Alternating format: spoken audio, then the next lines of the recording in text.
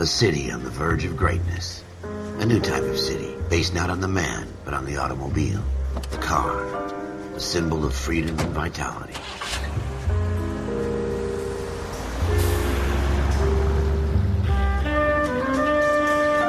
Where every man can own his own home, and have room to breathe, and not be overlooked by his neighbors. A city where a man's home is his castle. A quarter acre of the dream made possible by victory.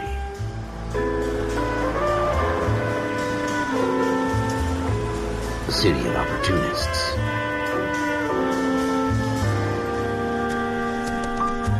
A city of dreams, where Hollywood will shape the thoughts and desires of the entire planet.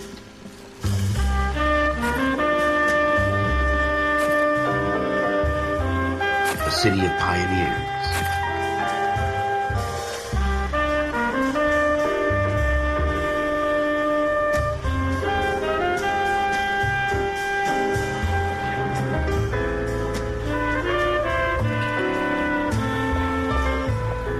A city of dreamers.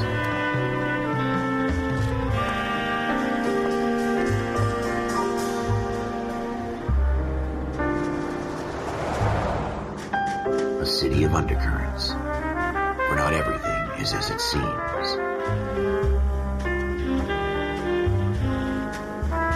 A 20th century city that will become a model for the world.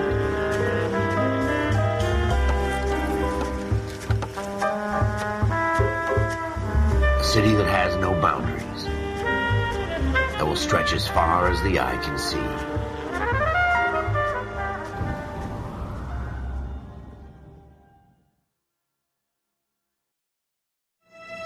In the Marine Corps, you deal with the chain of command. Mistakes get made, but you deal with them. You know what you're fighting for, and that you're on the same team. But dealing with corruption is like chasing shadows. You never know whether the guy you're talking to is on the pad, or whether it's your partner, or maybe even the watch commander. So who do you trust, Cole? I made up my mind a long time ago. KGBL calling caller 14 Adam. 14 Adam, come in. Go ahead, KGPL. 14 Adam, see the detective at ambulance shooting at 6th and Industrial Street. Unit 16 William requests uniform assistance for an evidence search. 14 Adam, code 2. Roger, 14 Adam en route. Here we go again. They don't request uniforms for an evidence search unless there's some kind of catch. Ever the optimist. From the beam of sunshine himself.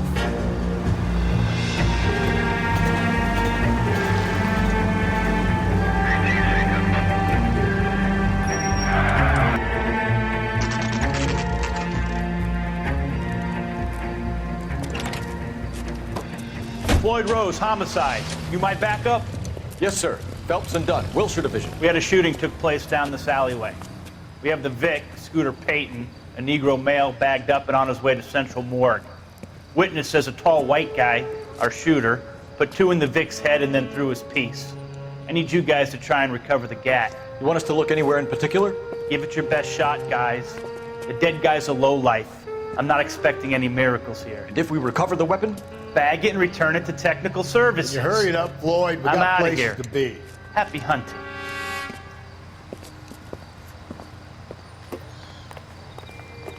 This is a fist hump. Just going through the motions. You're probably right. Let's just get it over and done. All right, have it your way. We'll search right up to the back wall.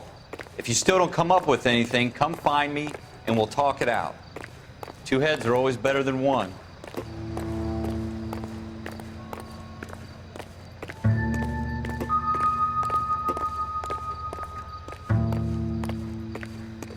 Look at this junk.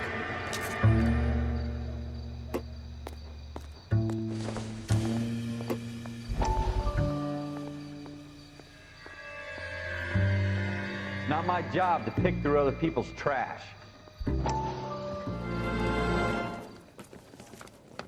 Dr. Fontaine, could I have a word? Of course, young man. I really enjoyed your lecture, Doctor. Psychiatry seems to have a tremendous amount to offer. Why, thank you. I'm always happy to receive acknowledgement for my work. The mind is the last great mystery in medicine. Are you thinking of specializing, Mr. Sheldon, or Courtney Sheldon. I'm only in second year, Doctor. They fast-tracked me a year because of my experience during the war. Ah. That's what I wanted to talk to you about. Battle fatigue and collapse under duress. Can it be helped? I would say yes, given the right set of circumstances. Trauma forces the mind to close down, retreat in on itself. We try to find ways to unlock the mind again through a combination of therapy and drug treatment. Hypnosis and therapy are powerful tools in the right hands, Sheldon. I've been to visit some of the guys at the VA hospital. A good friend of mine, he's so far away. It's like he's wandering You around. went through a lot together. Yes, Doctor. Give me his details and I'll make a prognosis. I have a number of clinics in Los Angeles, Courtney Sheldon, and your penance, for your friend's help, is to come and work at one of them in your spare time, with what little spare time a medical student has. Is that a deal? Is it ever? I can't thank you enough. I'm not promising a cure, Courtney. I want you to remember that. Every physician has patients that he cannot hope to cure, for whom he can only smooth the path to death.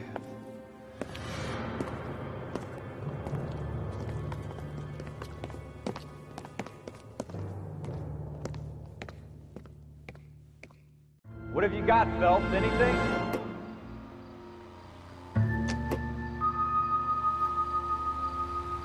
Jesus.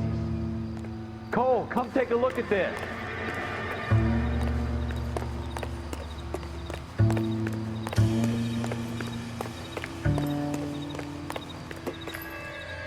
I tell you, I'm jinxed. I always get landed with this crap. Shooter put him up against the wall and blew his brains out. Hell of a way to go. Doesn't really matter how you go once you're gone. Don't get all deep on me, Phelps.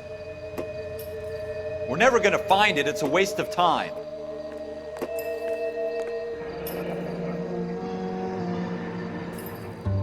Ralph, there's something on the rooftop. How the hell did you see that? Reflection in the window. Looks like it might be our weapon. I'm gonna see if I can find a way up there. All right, don't hurt yourself.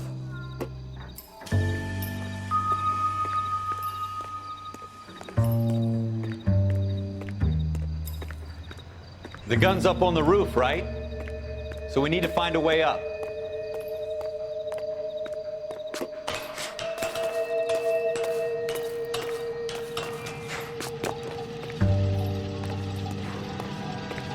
What kind of chumps do these homicide guys think we are?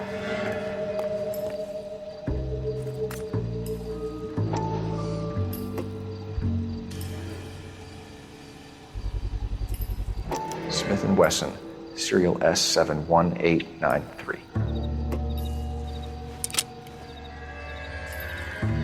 Two rounds fired, and instead of dropping it down a drain, our shooter hoists it up here. Interesting guy.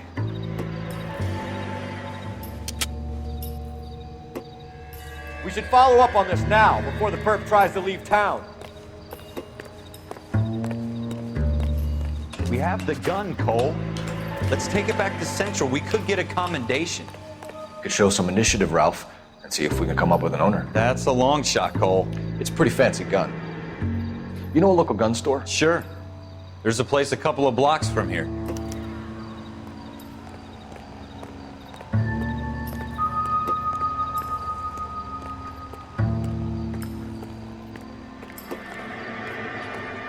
Are you sure about this? It's not really our gig. No harm in doing some digging. The suits didn't seem to give much of a damn. Such a little Boy Scout, Cole. You can't wait to get out of that uniform, can you? You'd rather round up drunks and help old ladies across the road? I'd rather get through the day without the captain's foot up my ass. It'll be fine, Ralph. You worry too much.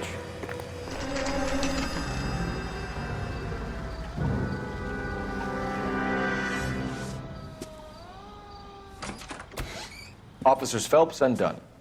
Can you tell us anything about this gun? Smith & Wesson, Model 27, registered Magnum. Chambered for .357, nickel-plated with pearl grips. Same gun used by General Patton.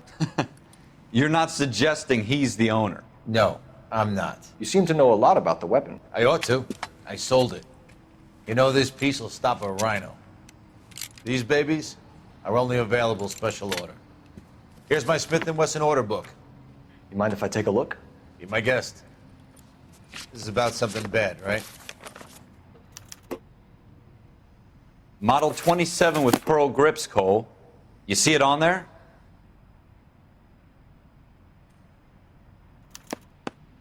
We're in luck. Errol Schroeder, 203 South Glass Street. Ordered the gun in February 46. Thanks, you've been a big help. Anytime. Always happy to help out the LAPD.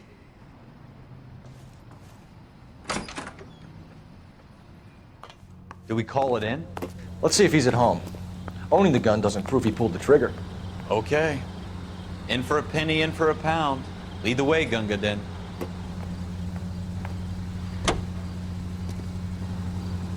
Now that wasn't so hard, was it? Just because we're in uniform doesn't mean we can't use our initiative. I guess so. Seems a little too good to be true. One-of-a-kind murder weapon bought locally using a real name? If Schroeder's our shooter, he's no criminal mastermind. Most of them aren't. That's why they get caught. 2 out of every 3 crimes are done on impulse. Another fact from the Phelps Encyclopedia of Thin Air. You really are full of it.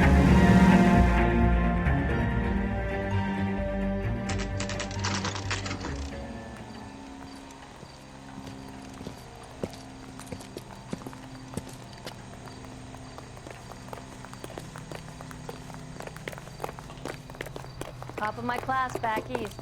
Now I'm waiting tables.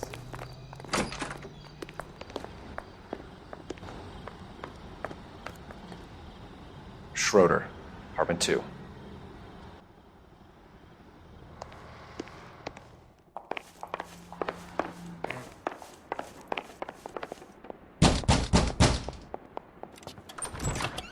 What do you guys want? I'm Officer Cole Phelps. This is Officer Dunn, Wilshire Division. You're the owner of a Smith & Wesson Model 27, nickel-plated with pearl grips? I might be.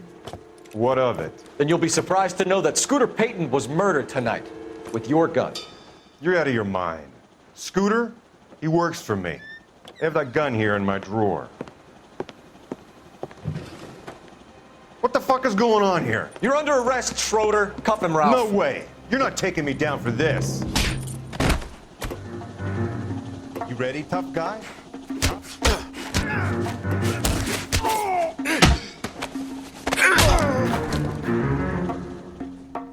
Ralph, you all right? I'm fine. I hardly felt it. He's lucky he caught me off guard. Keep an eye on him, Ralph. I'm gonna take a look around.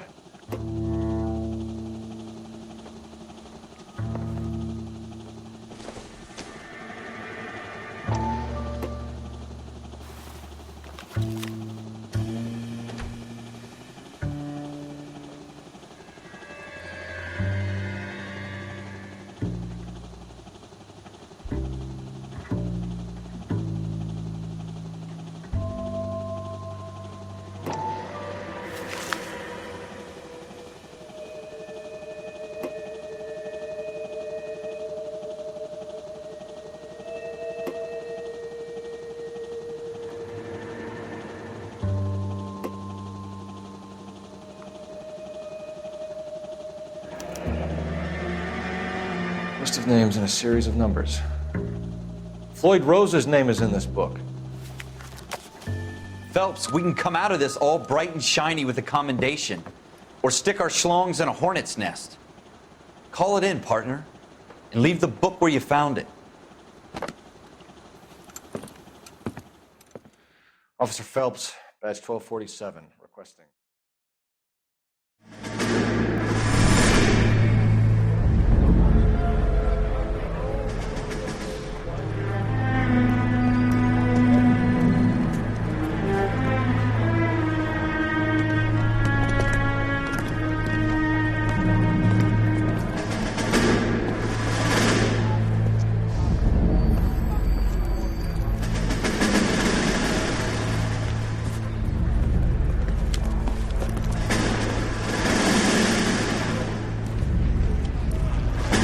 You dumb fuck! fucking sons of bitches! Get in this line now before I lose my temper! Excuse me, Sergeant, but... Excuse me? Fuck you! You say another word and I'll break your fucking head and have you in the brig! Some of us are here for... I know why you're here, asswipe! I'm having a bad day, Private. Some people don't seem to want to get on this bus. I didn't ask for your help. He didn't ask for your help. Can you believe this guy? Who are you two? Abbott and Costello? We're here for OCS, Sergeant. So it's the three fucking stooges and you're here for OCS. God help this fucking country and the USMC. The Japanese will do the world a favor and kill you quickly. All three of you are on report. What are your fucking names? Phelps. Kelso. Merrill. Any other gentlemen for OCS? OCS is at Elliott. You take the Camp Elliott bus over there. This bus is for MCRD. This bus is for men who want to fight.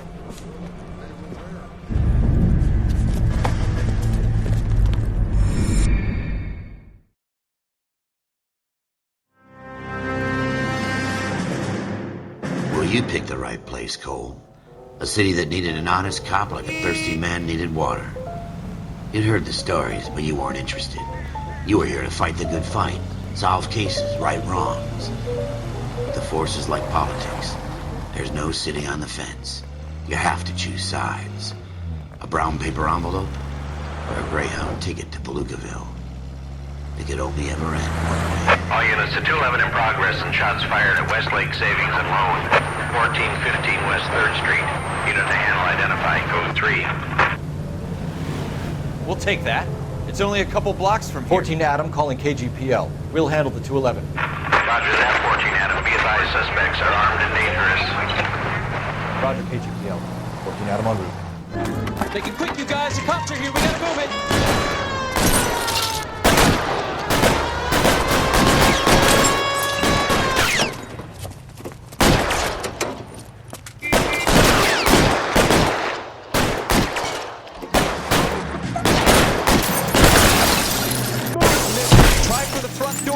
Goddamn head down. Use the cover, Phelps. We don't know how many are in there. Take it slow. Backup will be here soon. LAPD, put down your weapons. The bank is surrounded. I'm offering you a chance to... chance, copper.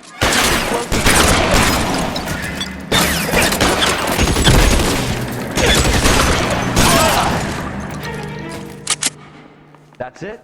We got them all? I think we got him, Cole. Should be all clear. Lieutenant Hopkins says anytime you reach for the shotguns, you're either going to end up dead or wearing a citation. So I guess... It's okay, Ralph. You did well in there. I'm glad you had my back. Man couldn't ask for a better partner.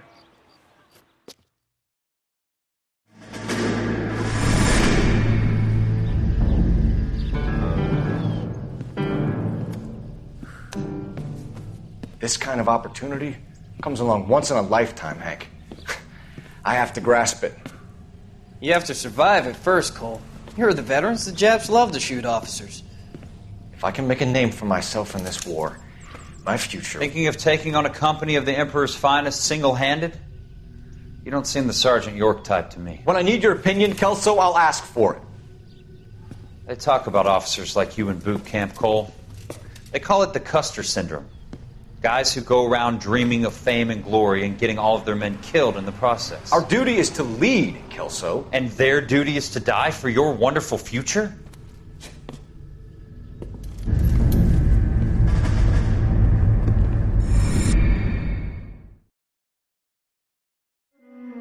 Cole Phelps and Jack Kelso. With some people, it's as simple as chemistry. Two guys who should have been friends, but their personalities got in the way. Phelps, a good guy, wound way too tight. And Kelso, a quiet man who could never walk away from a fight. Well, it's a shame you don't like to talk about it, Cole. Ralph, friends who want to stay friends don't discuss religion or politics. In my case, you can add the war to that. I know that bum. Wendell Bowers. I put him away before he jumped parole. Get after him, Phelps. I'll head him off in the car.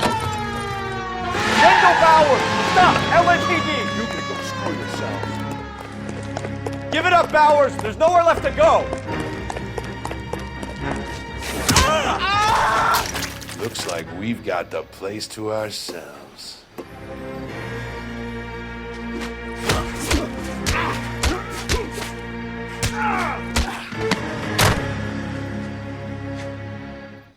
How you doing, Wendell?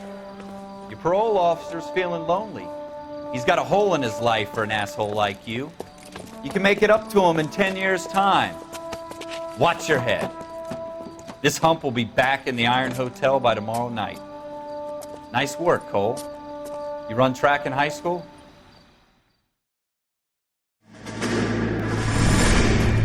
Part of the tradition of the Marine Corps and being an officer in the Marine Corps is the ability to make tough decisions. The right decision is not always the popular one. The right decision will get the men you care about killed.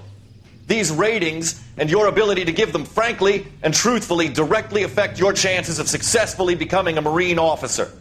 Candidate Phelps, you have the floor.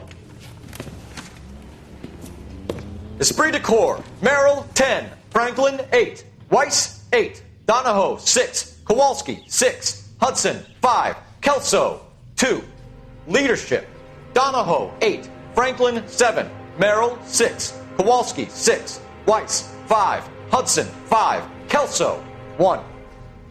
Candidate Kelso! I'm sorry, Captain, but I joined the Marine Corps to fight the enemy, not get involved in this schoolboy chicken shit. Kelso, in my office, now!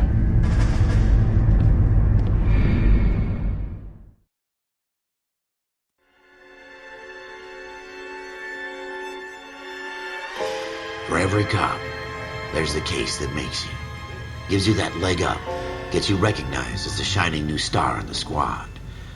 The case that you solve that shows that you have the gumption, the gung-ho, that get up and go to make you stand out from your average rank-and-file patrolman. This could be the one, Cole.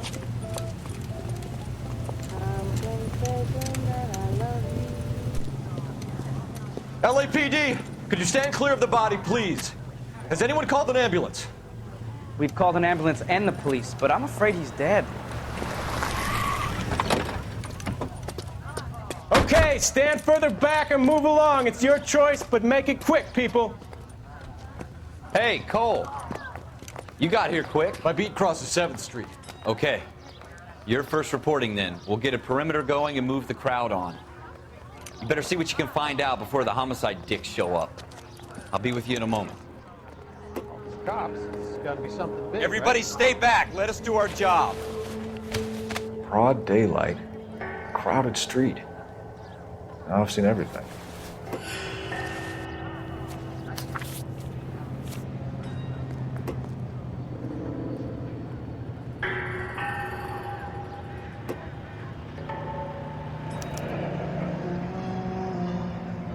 C. Galetta. Layaway receipt. Pearl earrings. Made out to Bank of Arcadia.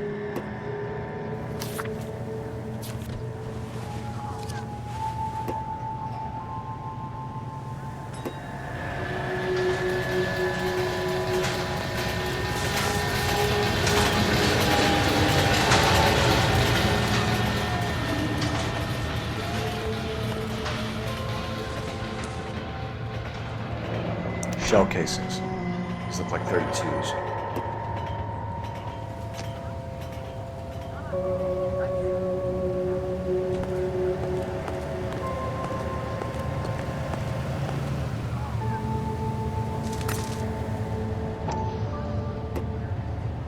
You all seem to be standing around. FN Browning. Working? Serial number 01138. Might need to run it by a gun store. Eagleson's gun store's a couple blocks from here. All right. Yes, it's a dead person. This guy in the crowd thinks he saw something, Cole. You better take a statement. Why is the word abbreviation so long? Sir, I'm Officer Phelps. What exactly did you see? I heard the shots. I thought it was a car backfiring. I saw a girl run at the shoe store.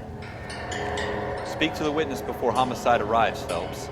If you think she's lying, don't be afraid to get forceful. Verbally, of course. And don't accuse her of anything without proof. Lawyers love that shit. And if you're sure she's straight up, try the general approach. See what you can coax out of her.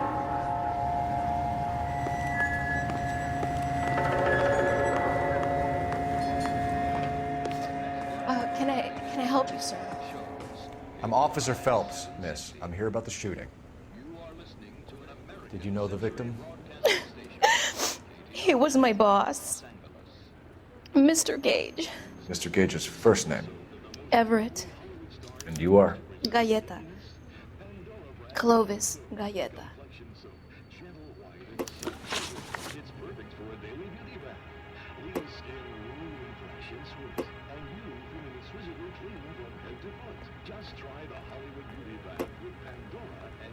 You think you could tell me exactly what happened, miss?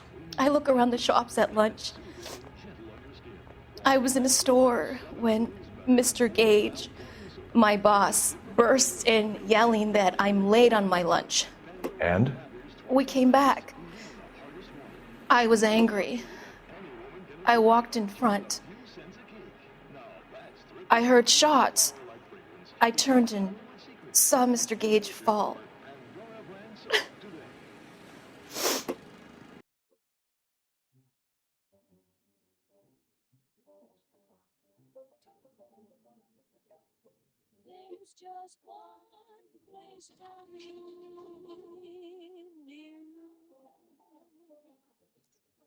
You're lying, Miss Galleta. You know what happened and why. You're going to tell me. There's nothing to tell. I've done nothing wrong. How can you prove different?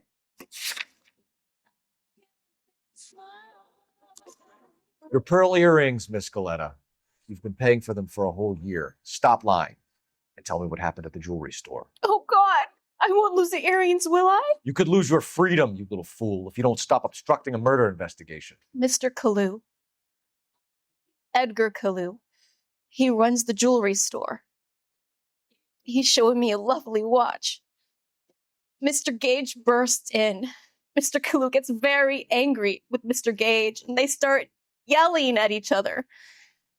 Mr. Gage tells me that all of the things in the store are junk, nickel-plated, made in Japan, and yells at me to get back to work.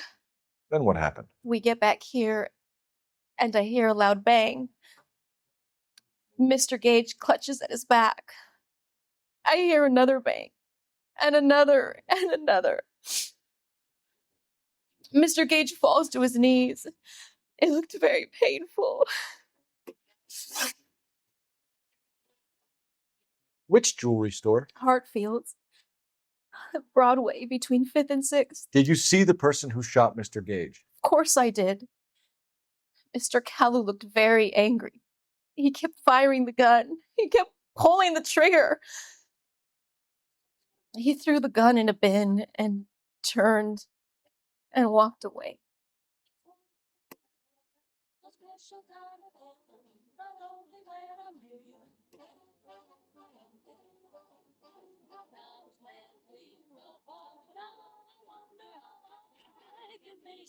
You're making me angry, Miss Galleta.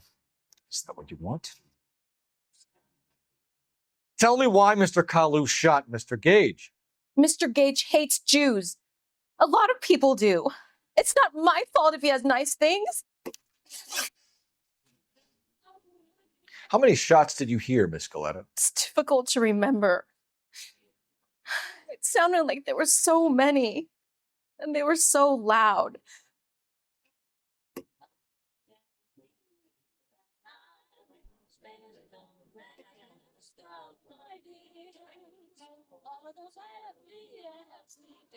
I need you to concentrate, Miss Galleta.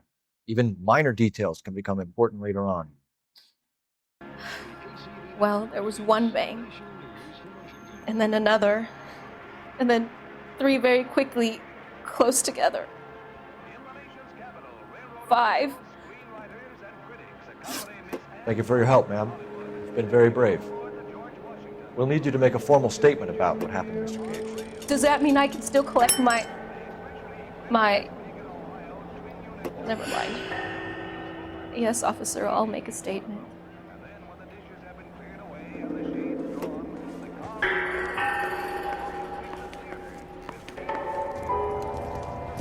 We have the murder weapon.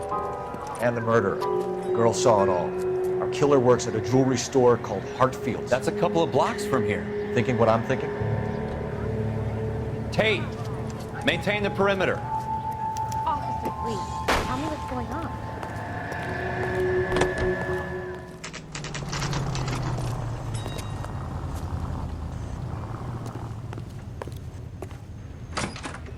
Officers, what can I do you for? Officers Phelps and Dunn, sir, Wilshire Division. We need you to trace a serial number. Sure. What's the make and model? FN Browning, model 1922. The serial number is 01138. You don't say. Well, I didn't sell it.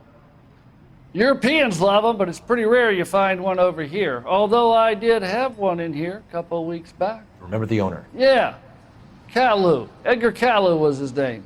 Thing looks like it'd never been fired, but he brought it in here for cleaning anyway. Then he bought a box of cartridges and he left. You know where we can find Mr. Kalu? Told me he was on his lunch break. Said he worked at Hartfield's jewelry store just up on Broadway. Thanks for your help.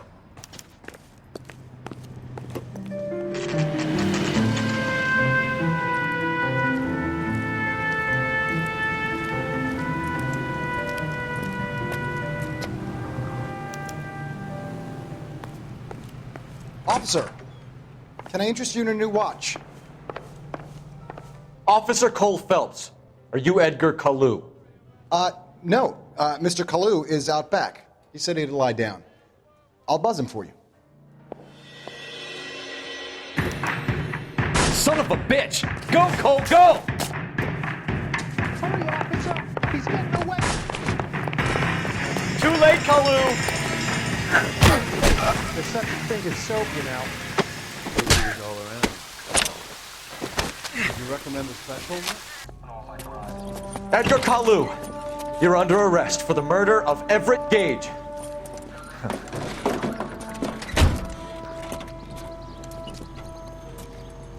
The case that makes you and the case that breaks you. The one you never solve. The one that keeps you awake at night. The case that gnaws at your guts and ruins your marriage. The case that keeps you propping up a bar as you relive the what-ifs, the might-have-beens, the half-leads, and the half-truths. The case that other cops murmur about whenever you walk past. The case you never, ever discuss. God's mill may grind slowly, but it grinds finely, son. I hear it's you who nabbed our malefactor from the shooting yesterday. Yes, sir. Then tell me, boyo, I hear you're quite the climber, a man of initiative. How would you like a chance at smiting this man with the sword of justice? You're asking me to conduct the interview, sir? I am, young Phelps. You've only been with us a short time and you've assembled yourself a stellar arrest record. Not to mention the fine work you did in the war, sending heathens back to the hell they came from. But I'm curious as to whether you can turn your hand to interrogation. Takes a certain animal cunning, lad. Do you think you might be ready for that? Yes, sir. I think I am. Good man. You need many things for a conviction, young Phelps. A motive, opportunity, hard evidence, and best of all, a confession. If you fail in the former, you can always use a modicum of violence to obtain the latter. How are you feeling, lad? Fine, sir. Very good. The evidence is overwhelming. May the cat eat him and the cat be eaten by the devil. Bring me a confession, young Phelps. This is your chance. Don't fail me.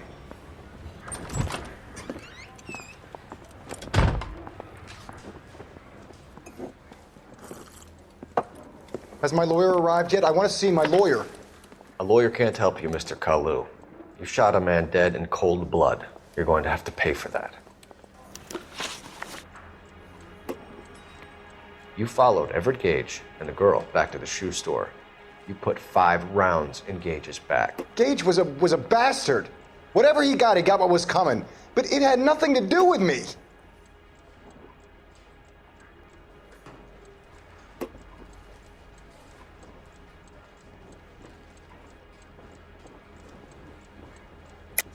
You shot Gage, and we know why. We can put you at the scene. You can't prove anything.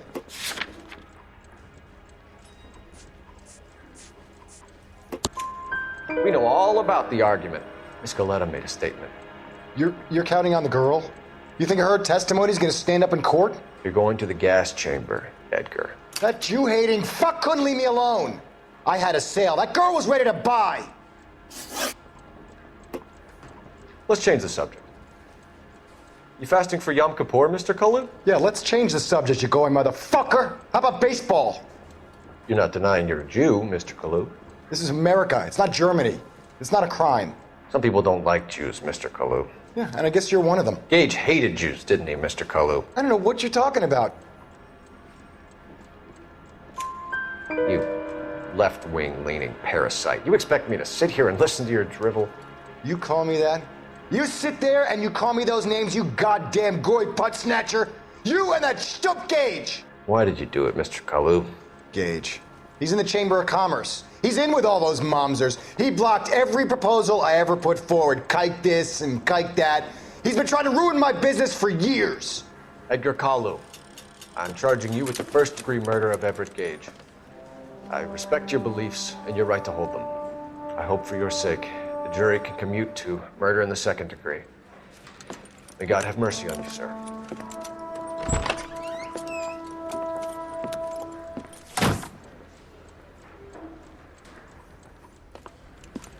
Masterfully done, Officer Phelps. It is just, Officer Phelps. Isn't it, lad? Yes, sir. Then let me have a word with the Chief of Police, young Phelps. The department needs heroes. A shining, honest face the public can admire. I applaud a man with your talent for unwavering justice.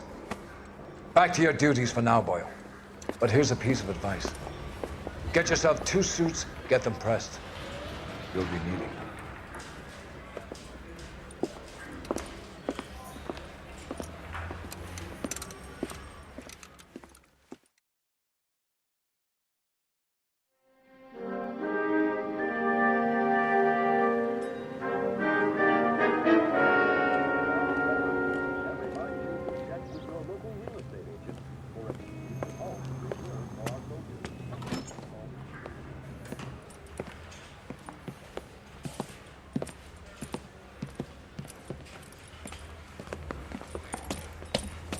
Here's your new desk, kid. You're on traffic. The hot sheet is posted here, next to the map. What's his problem? That's Biggs. He's an institution. So this is what all the fuss is about. Why couldn't they build a freeway that goes past my place? They haven't even approved the money yet, kid. The bond issue won't be till December. It'll be years before any of this will happen. Here's your new partner, Stefan Burkowski. I've heard all about you, Phelps. You go easy on me and let me earn the odd citation, and maybe we'll get along fine. I'm here to learn, Detective. He's an intense one, isn't he, Mel? He's intense. The newly minted detective here, Cole Phelps. Hi, Phelps. I'll be keeping an eye on you. I could spend a little time basking in reflected glory. Make a change from busting hookers and dope fiends. Who was that, Commander? Roy Earl, chief detective and advice. Do they all dress like movie stars? Well, Roy is a movie star. And the whole of the seedy side of L.A. is his audience. What is that supposed to mean? Stick with me, kid. You'll find out.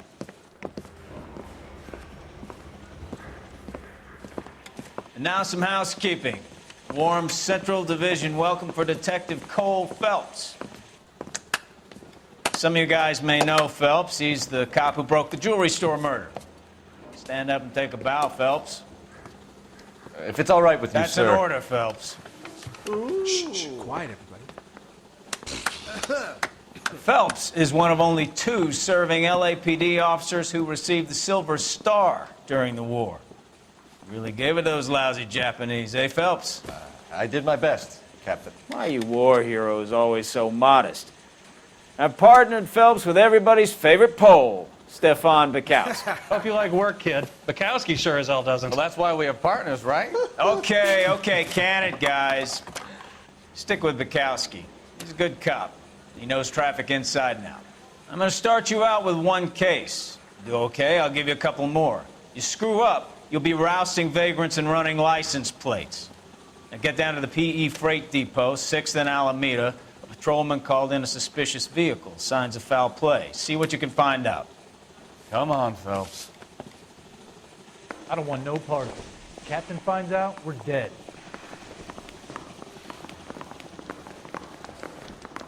I didn't come to California to be a secretary. They really pushed you through quick, didn't they? 6 years on patrol before I got this desk. You were here in 5 minutes. What do you want me to say? I didn't ask for any favors. He ran the light on Olympic, and we finally collared him on Temple. Canary says he'll sing. Are you drunk, mister, or you just cracked? That's that cop. You know this place? Seems like Sure. a decent guy. Near the old gasworks and Signo Depot in the warehouse district. I'll direct. So, tell me a little about yourself, Phelps. Are we friends now, Bukowski? We have to work together. Don't be so touchy. Grew up in San Francisco. My father was in shipping. Went to college at Stanford. Did 2 years ROTC before Reno CS at Camp Elliott. Shipped out in early '45 as a first lieutenant. Fought the Okinawa campaign. Was wounded. Shipped back home. Did a year on the beat. So you won the Silver Star. I don't want to talk about it. Now let me get this straight. You single-handedly killed 40 on this hill in Okinawa. No, you were up there all night, draped in the flag, knife between your teeth, gun at the ready. Finished? The Emperor Hirohito himself leading the charge against you. I did my part, Bukowski. What did you do? I kept the streets of L.A. safe for the people. Yeah. Now I get it. Unfit for service. Fuck you, Phelps. I earned a bravery citation during the Zuda riots. Sounds like you had it rough. I did my job. No one is saying you didn't. I did 6 years as a patrolman. That's the third time you've told me.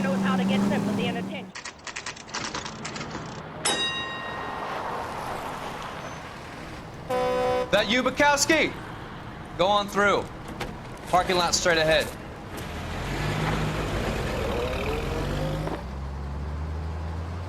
I need to get back to work, officer. The detectives are here now. You repeat to them what you told me. I did the right thing by calling this in. I'm just a working stick. Just give them your story and you'll be all right.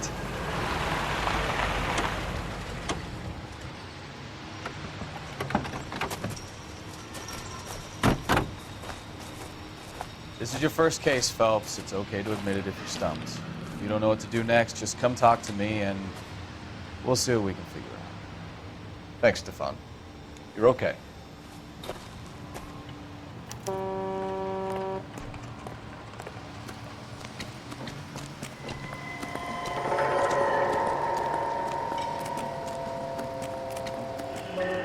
I'm Officer Hart. Phelps, traffic. What have you got? Abandoned car, probably stolen. The solid citizen is Nate Wilkie. He called it in. What gives with the corner? There's blood all over the interior. Someone's copped a full Broderick, but no stiff as yet. We have an owner for the car? The car is registered to an Adrian Black, just north of Bunker Hill. All right, we'll take a look around. I'll keep Mr. Wilkie talking, but don't make him wait too long. He's the restless type. Nice day for it. How long you gonna keep me here, sir? Detective Phelps. I better get back. What have we got? A lot of blood for a blunt force injury. The victim must be in a very bad way. Any sign of the guy? Not unless he's in the trunk of the car. How's the world looking? Always the same two of you, fine. How about you? Victim looks to have lost a lot of blood. Practical jokers say it's contaminated soil. My guess, big lump of shit. How's the world looking? Always the same two of you, fine. How about you? I've got a mystery sample waiting at the lab.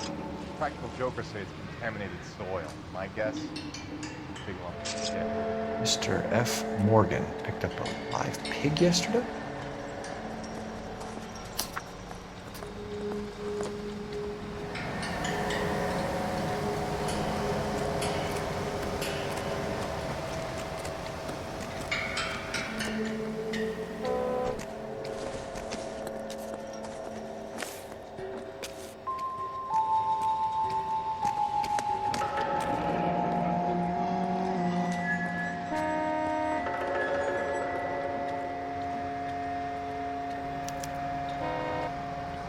"32 years old, married. Sounds like an average guy. What was he doing out here?"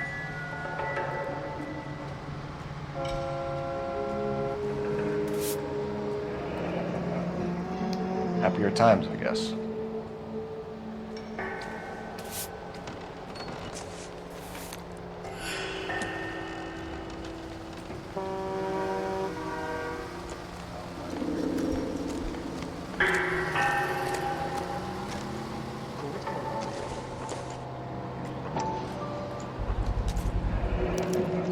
Brand name might give us something to go on.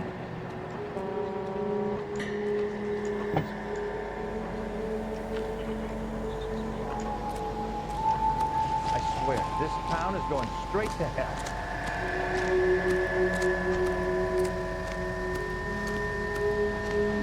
Sir, I'm Detective Phelps. Name's Nate Wilkie. You found the vehicle? Sure. Saw it just sitting there. Strange place to be parking your car. Figured I'd better take a look. And then I saw all the blood. So I called the police. Mind if I ask what you were doing out here? Well, I work for the railway. I was on my way out to the switch and reckoned I'd take a shortcut. Did you see anybody else in the yard? Maybe somebody hanging around the car? Nope. I hadn't seen a soul all day till you boys turned up.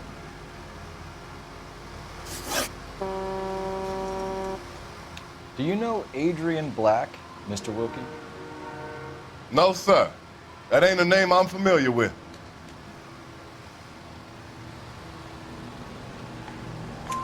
You ever seen the car before? Funny enough, I did. A couple of nights ago, it was over there in the parking lot. I know most of the cars are parked here regular, so it kind of stood out.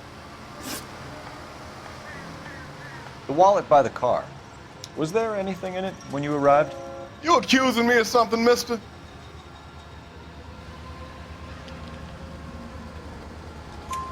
Do you want the patrolman to hold you down while we turn out your pockets, Mr. Wilkie? Maybe I checked inside that wallet. Not that I was gonna steal anything. Maybe I took a look. But there weren't no money in there. Not even change.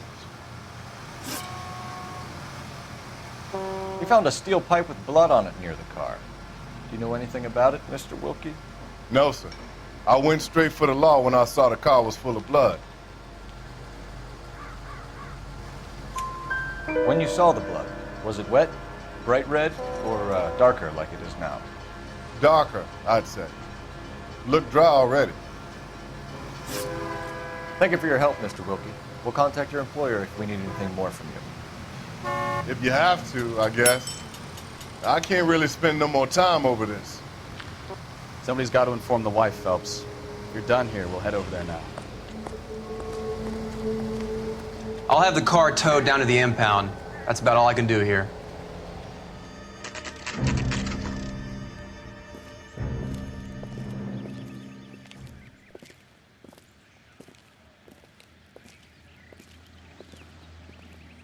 Let's go introduce ourselves. You talk to her, Phelps. I'm no good at this shoulder to cry on stuff. Just a minute.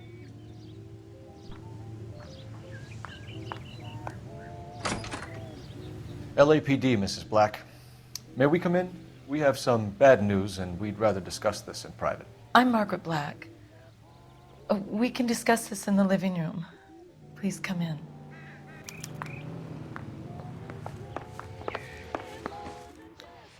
Your husband drives a blue Lincoln, Mrs. Black? That's correct. The car has been found abandoned, and I'm afraid there are signs of foul play. I knew something was wrong when he didn't come home. We believe your husband may be injured. We found a pipe on the scene with blood on it. Oh, no! My poor Adrian! Does the name Insta-Heat mean anything to you, ma'am? Yes, it does. We've just had a new water heater installed. Whereabouts, Mrs. Black? Just outside the kitchen window, at the side of the house. I'd like you to try and stay calm and remember everything that you can about last night. My partner and I are going to take a look around. When you're ready, we're going to have some more questions for you. Is that okay? Of course, officer. Anything to help secure my husband's safety. Well, let's check the place out. Come on.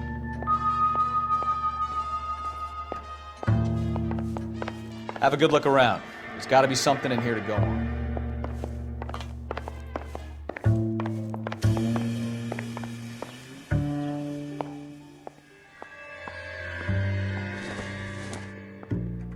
This must be Adrian's. Stencil, so the glasses are a match.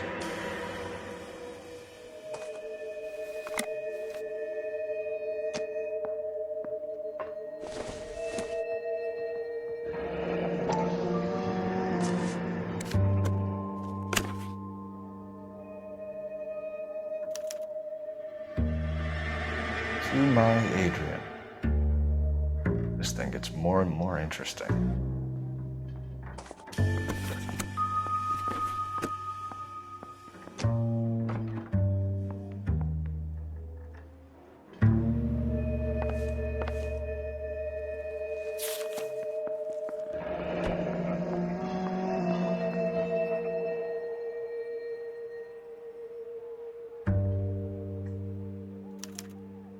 A used ticket to Seattle and a suitcase gone missing.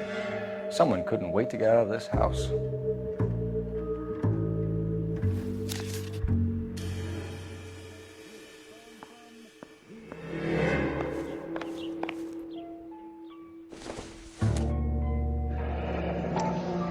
Kavanaugh's. So who brought this home?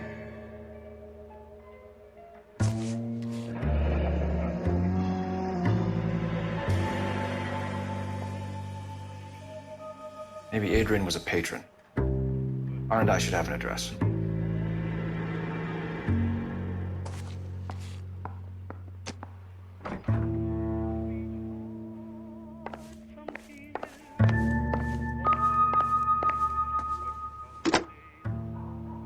Operator, message for KGPL.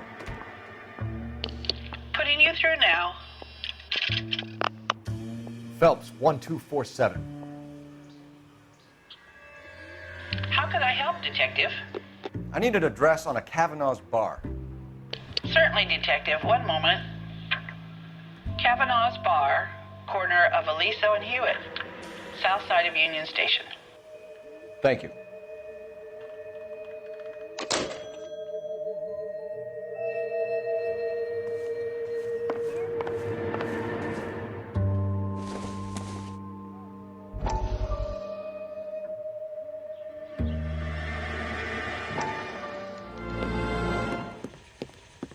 Lie down, make yourself comfortable. So, you're a friend of Courtney's? Yes, Doctor. He seems very concerned about you. I have these visions. These blinding visions. I can't get them out of my head.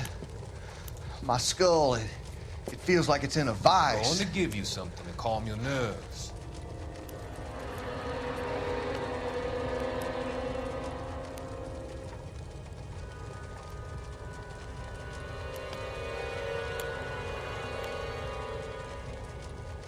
I want to take you on a journey back. I want you to remember the good things about your past, occasions that made you laugh, times that made you smile.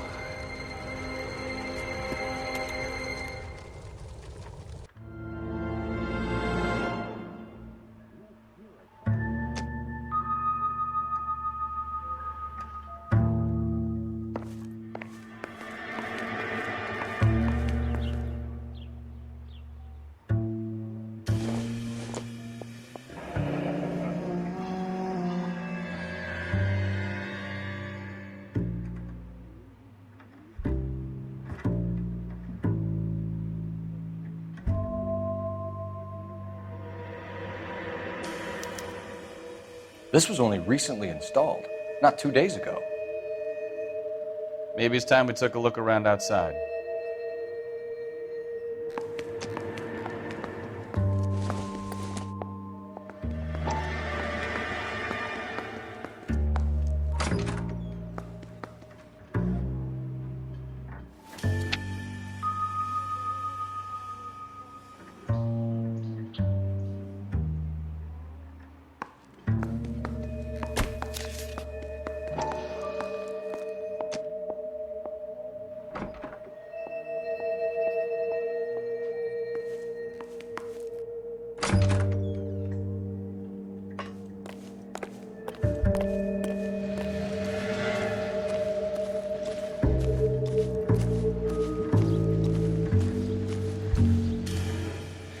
No use leaving the thing half finished.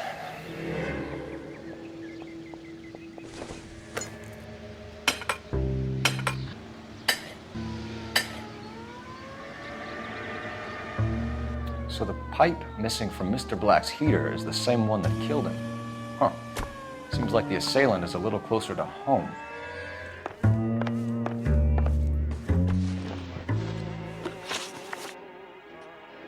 We found a receipt in the trunk of your husband's car for a live pig.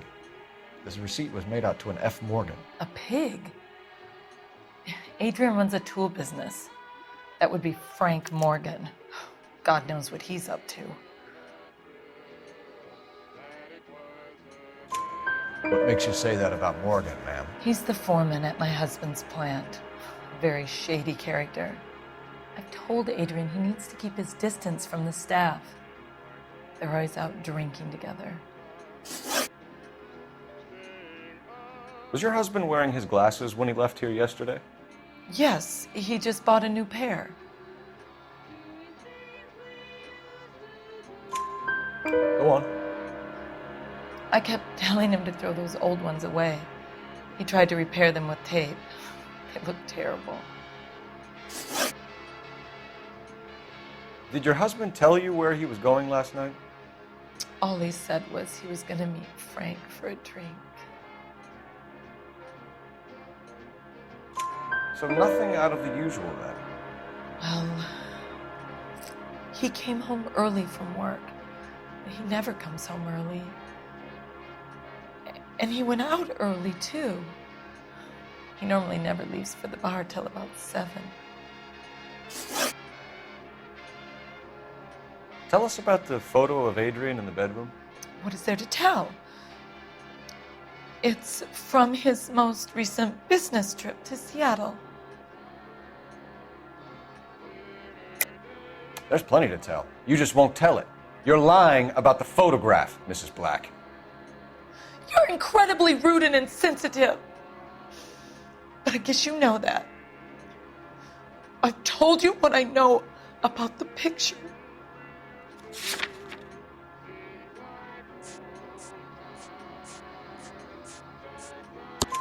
What about Nicole, Mrs. Black?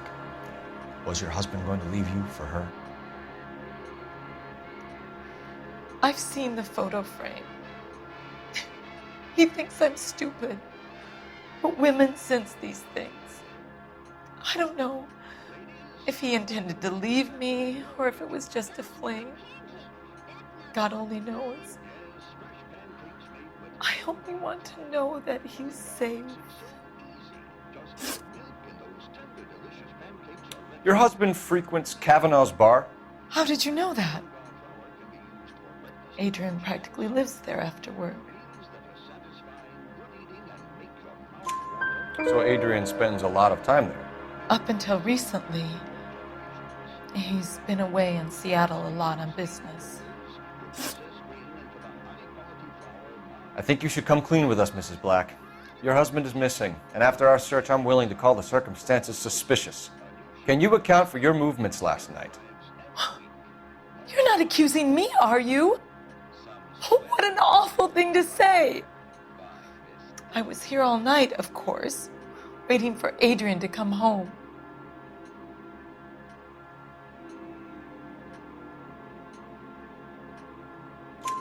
Is there anyone who can vouch for that? Well, no. I was here alone. I cooked Adrian's dinner and waited, but he never came home. We'll keep you informed, Mrs. Black. Please do, Detective. You know the way. You can drive. The American century. Jesus, I'm glad to be out of there. Mr. and Mrs. Black don't seem to have the happiest home life. He's too scared to divorce her, and she's too much of a shrinking violet to throw him out. If this hadn't happened, they could have stayed miserable together forever. You think she could have killed him? She sure as hell doesn't seem the type. But stranger things have happened.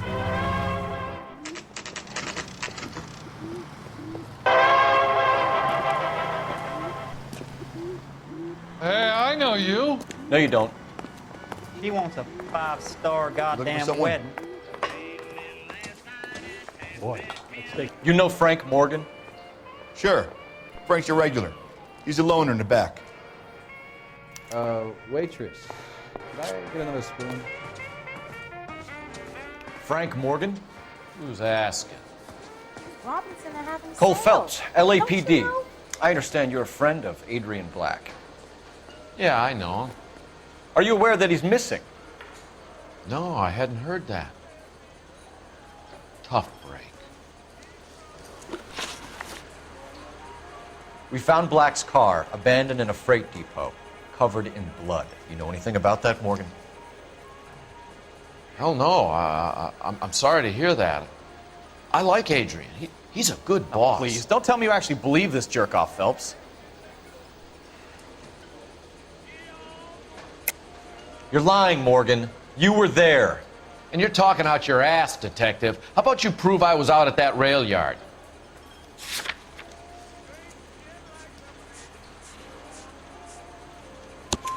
You were there, Morgan. We found a receipt in the trunk of the car. It has your name on it. We can call the slaughter yard and nail you on it. All right already. That fool Adrian's fallen for some dame in Seattle. He wanted me to make it look like he'd been attacked.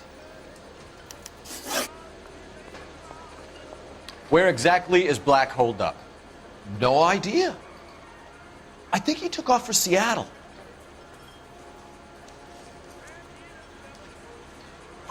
I'm tired of your shtick, Morgan. Spill it! Or we take you out in the alley and we knock it out of you. He's holed up at my place. He's waiting for some money to come through before he blows town. An address? It's an apartment house at the corner of Temple and Figueroa. Apartment number 2. I think that's all. Thanks for your help, Morgan. We appreciate it. Hey, I'm just glad I could help. I love cops. Cuff him, let him go. It's up to you, Phelps. There's no way I'm writing this idiot up.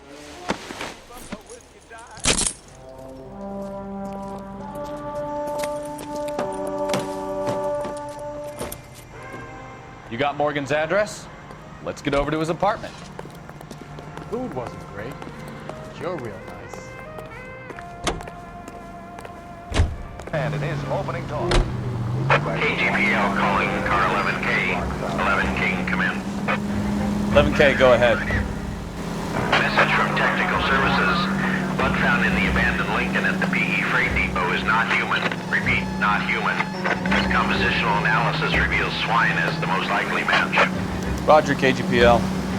Time to reel this guy in, Phelps.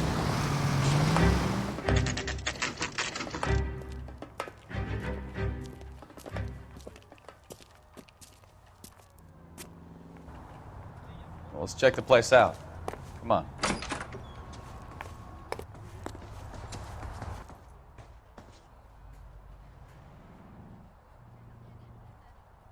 Apartment 2.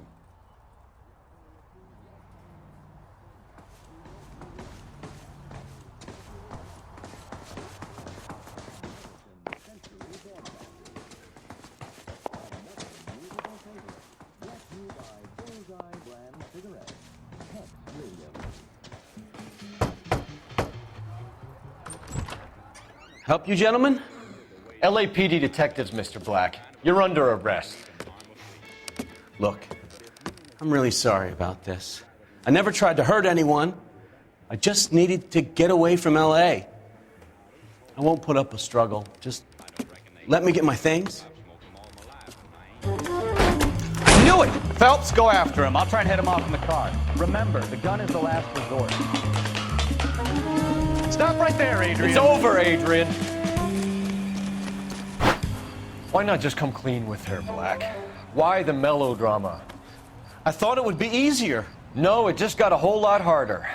Adrian Black, you're under arrest for conspiracy and fraud. We'll see what the DA has to say about wasting police resources on a wild goose chase like this. You're gonna lose your wife, lose your job, and probably end up in the big house. I hope she was worth it, Adrian.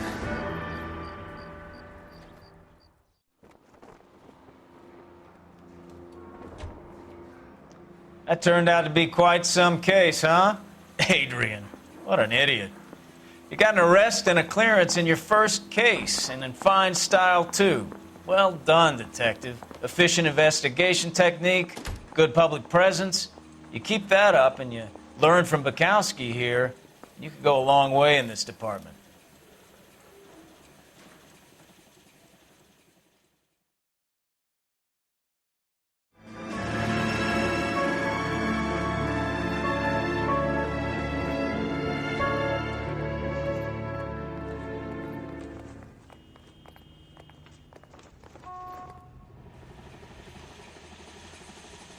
Okay, we're gonna keep this short. I'm already late for the DA. First up, Phelps, Bukowski. We got a report of a brand new Packard abandoned in an empty lot off 2nd Street between Olive and Grand. PR is one Oswald Jacobs says the vehicle was dumped in his backyard. There's a patrolman on site. Get down there and see what you can turn up. Any questions? Good, get going. Gonna bump up a swipe at me. Put him down like that. Better go earn our pathetic wages. Rimsky, O'Halloran. Intelligence has information on a stolen car racket. An abandoned vehicle. We catch all the good ones, huh, Phelps? Sounds like there's more to it than that. Nobody dumps a shiny new Packard unless they borrowed it without asking. You don't say. You're on fire today, Einstein. Very funny. Come on, my intense protege. Let's go save the world.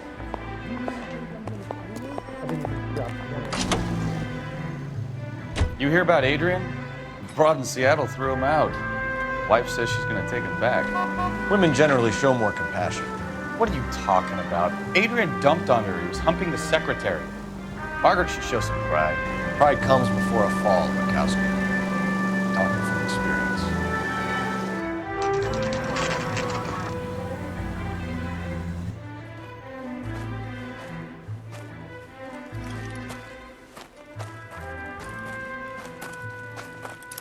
Phelps, traffic. I'm Officer Houlihan. Car's down the alleyway, detectives.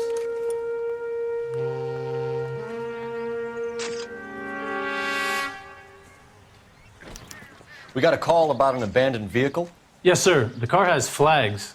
Might be some kind of diplomatic vehicle. Has anyone touched this vehicle since you arrived? No. And that Jacobs bird over there was on station before I got here. We'll talk with him in a moment. Give us some time to look the place over. Sure, take your time. He's a sore-headed old son of a bitch anyway.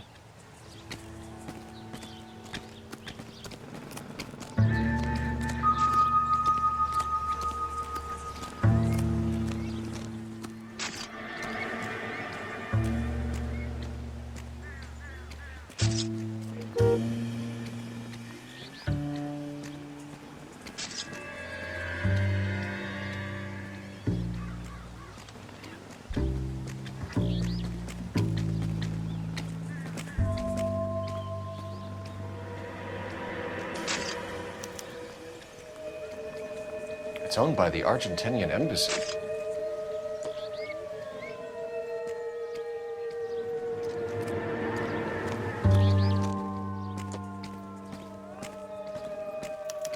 They must have taken the flag as a souvenir. It can't have any street value.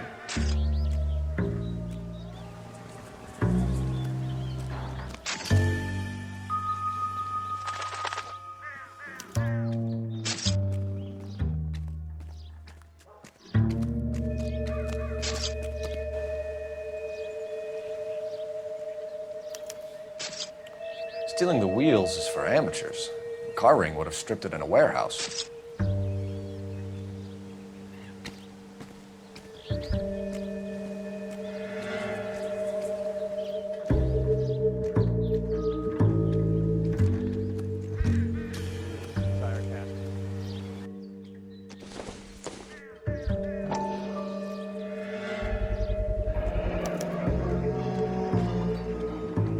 Combination wrench. Must have used it to remove the wheel lugs.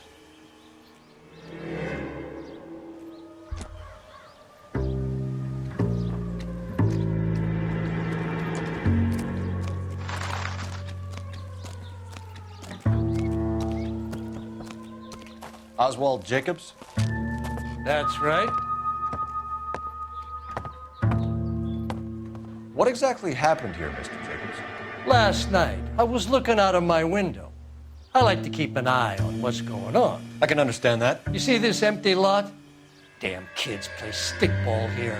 Always breaking my windows. Always asking for their ball back. Can we get back to the car, Mr. Jacobs? Don't be impatient, Sonny. Anyways, last night I see this brand spanking new Packard up on bricks. Did you see who stole the Packard? Hell yes, I did. I saw 3 goddamn Mexicans going to work on it. Can you tell us what they were doing? Using the headlights of an old Ford so they could strip the thing. I yelled out to them, "I'll call the cops." So they loaded up their car and drove off, tooting and hollering and yelling obscenities at me in Mexican. You speak Spanish, sir? No, I do not.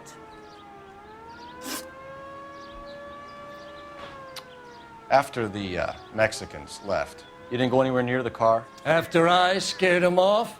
No, I didn't go anywhere near that car.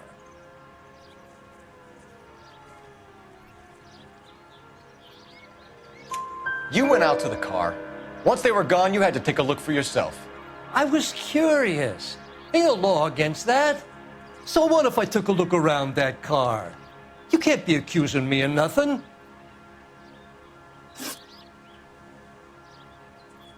Tell me about the car they were driving. It was an old Ford. I didn't catch the license number.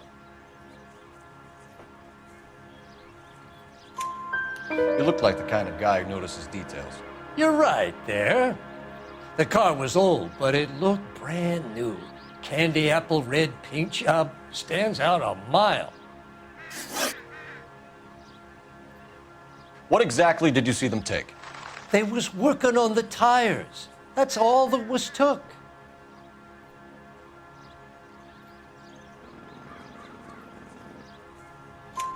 Right. So what did you take, Jacobs? Do you want my partner to pat you down? I found a notebook in the glove compartment. I was going to show you.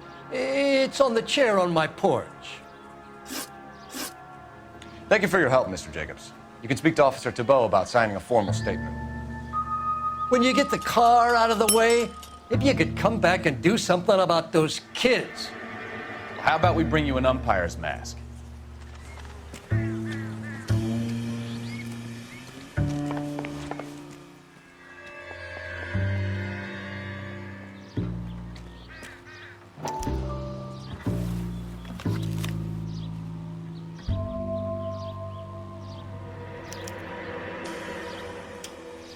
Okay, so we have the owner of the vehicle, a degenerate. I'll run John Madsen by R&I.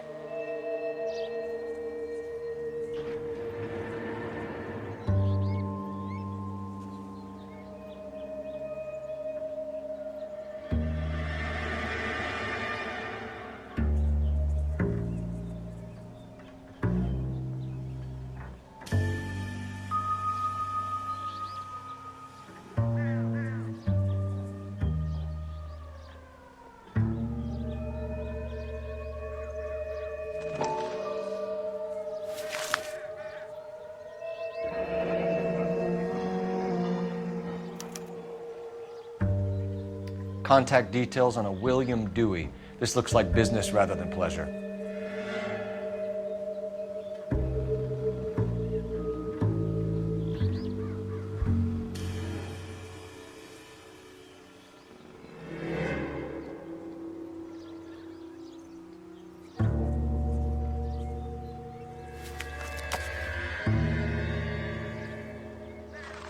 I think we've wrung this place dry.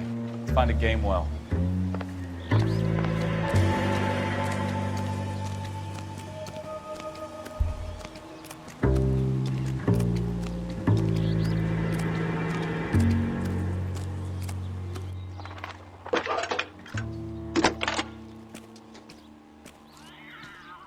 Phelps, badge 1247. How can I help, Detective? Could you run the name Dewey Brothers? Possibly a dealership or car mechanics workshop. One moment. Dewey Brothers Packard Dealership, 629 Figueroa Street. Got it. Can you put me through to Michigan 2458, please? Connecting you now. Hello, can I help you? LAPD, ma'am. Can I speak to John Madsen, please? officer. What's this about? Is he in trouble? How old is your boy, ma'am? Just turned 16. Wrong person, Mrs. Madsen. Sorry to disturb you. Messages for me, please. There's just one message for you, Detective. A four-door Packard, diplomatic license number Paul Robert 706, was reported missing this morning by Juan Francisco Valdez. Could you have him brought in? He's already here at Central, Detective. He's demanding an audience, as he calls it. Thanks. Can you get a message to Captain Leary? Tell him we'll be in as soon as we can. Thanks.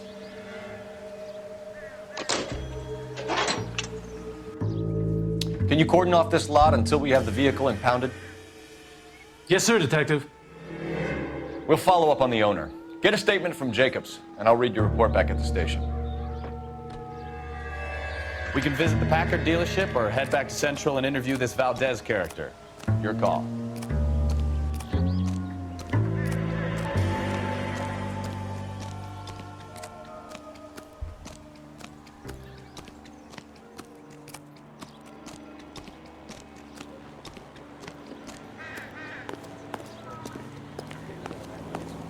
Hey, I think I see a bomb. This has got to be the 50th abandoned vehicle call we have caught this year. One more, and I'm going to go crazy. Not your favorite cases? You kidding me? This is barely even police work. Of all the bad guys in this city, we get lumped with the ones who can't even be bothered to keep what they steal.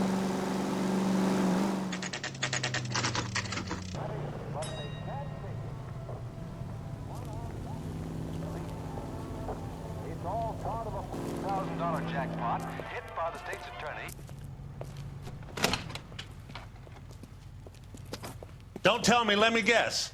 You were making your way past the lot, caught sight of the new model four-door, and couldn't help yourself. You could see yourself in that car and just had to take a closer look. Well, I can't say as I blame you. LAPD, Mac. We'd like to speak with the owner. That's me, William Dewey, proprietor, at your service. We're investigating the theft of a Packard belonging to the Argentine embassy. Are you missing a combination wrench? I don't know, Detective, but I know how we can find out. Follow me.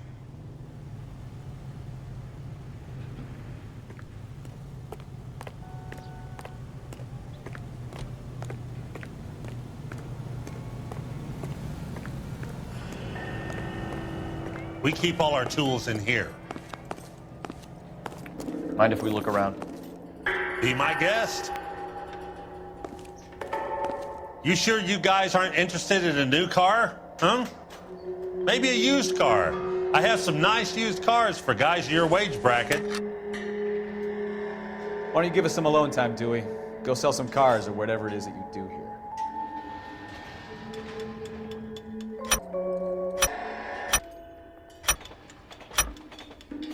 Gabriel Delgado is missing a 3/4.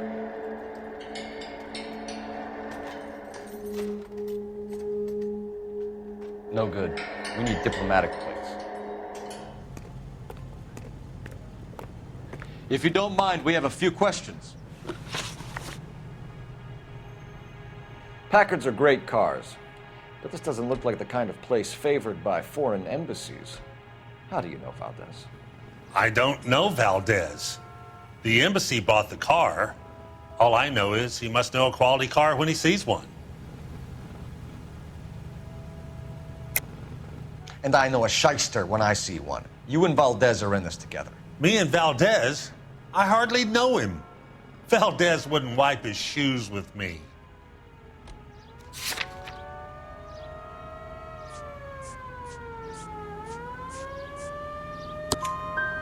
We found your contact details in Valdez's notebook. He had to be calling you for something, Dewey. Okay. So I met Valdez in a bar. We cut a deal. He bought the car through the embassy. I cut him some change on the side. It happens all the time.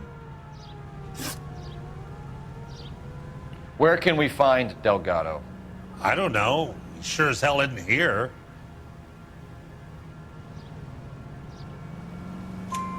Address, Dewey, or my partner shoves your head in a car door. Okay, all right. Apartment 3, 103 Hill Street. And tell him from me, if he ever shows his face around here again, I'm gonna kick his butt from here to Kingdom Come. A wrench from this dealership was used to strip the wheels from a Packard last night, Mr. Dewey. A couple of Hispanics were seen taking parts. We've had a spate of thefts ourselves. Comes with the location. Thieving bastards will steal anything the minute your back is turned.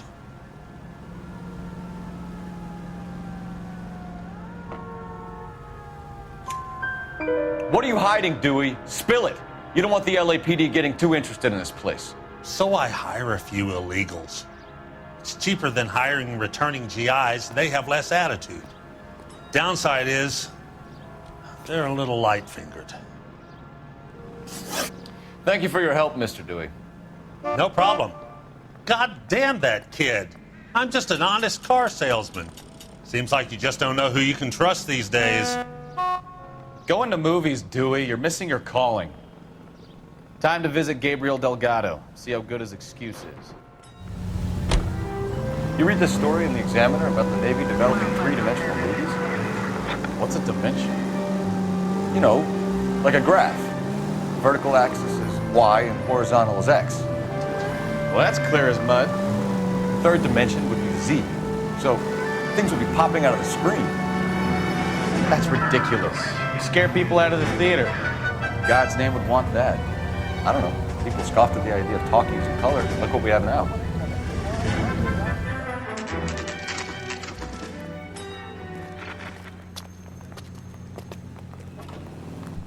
Do we have a Juan Francisco Valdez in for questioning? Sure do, Phelps. Your bird's an interview, too. And get this, he's wearing gloves and doing his best not to touch anything. Can you beat that? Sounds like we don't want to keep this guy waiting. It's this way.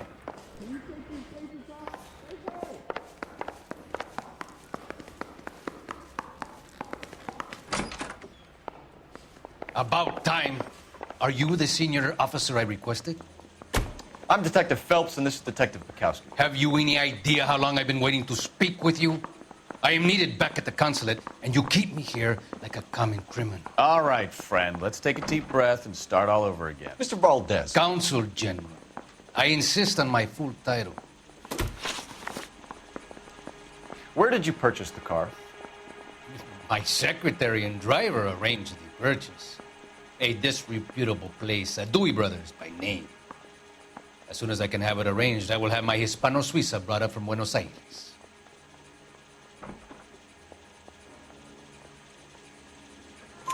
Bought a Packard, Valdez? A snob like you doesn't drive an American car. I want answers or I'll smack you around the teeth.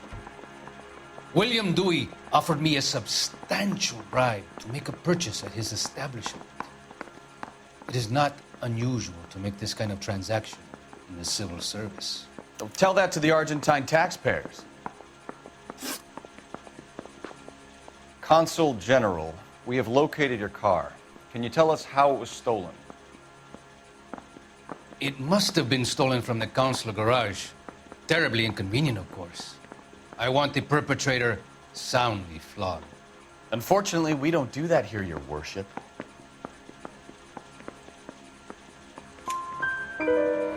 You have a pretty good idea who stole the car, don't you, Consul General?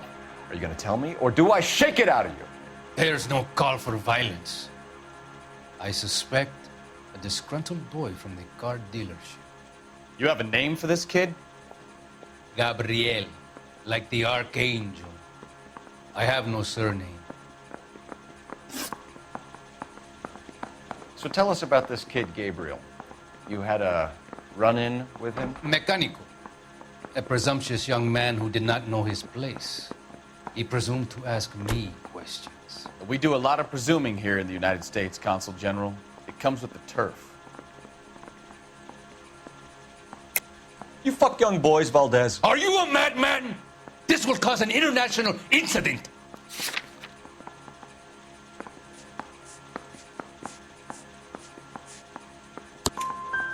Danny, Ben, Miguel, Tristan, and Teddy.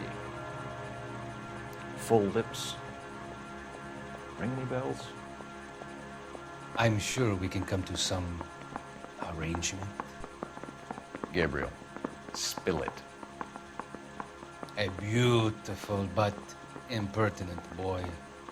I mentioned rendezvous and the young man went quite insane. I thought he was going to kill me. I was prepared to pay.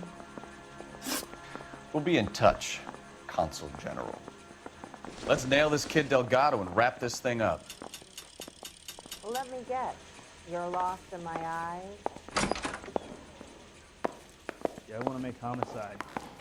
You know you've got it made if you can get to that place. Finished with Valdez. Thank God. I'll get rid of him in a couple of hours. Bust in there and find the goddamn man. My wife is so...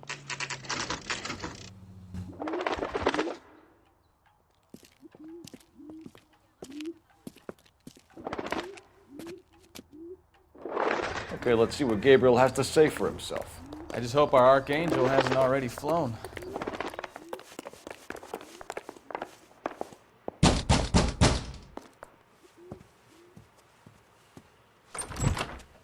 Yet. LAPD, ma'am. We're looking for Gabriel Delgado. Gabriel? We're from the police. Policia, you understand? Yes, I understand. Could you come inside? What is your name? Ana Rodriguez. Is Gabriel Delgado here, Ms. Rodriguez? No. What do you want with Gabriel? Is he in trouble? Stay where you are, Ms. Rodriguez. We need to take a look around. But he is not here. I have told you. Check out the surrounds. I'll stay with the broad. So how far along are you, Anna? Nearly 20 weeks. Right. So how's it gonna be when you go into labor and he's not around? Souvenirs are a dumb move. You are wrong about Gabriel. He will be a good father. Already he works hard to provide for us. Unless you help us here, Anna, your little one won't be seeing Papa for a very long time.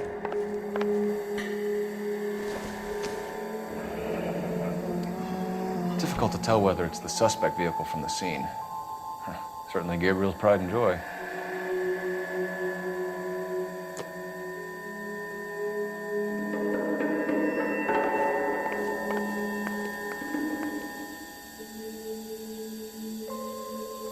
Serving breakfast for two, Anna? You should have cleared up.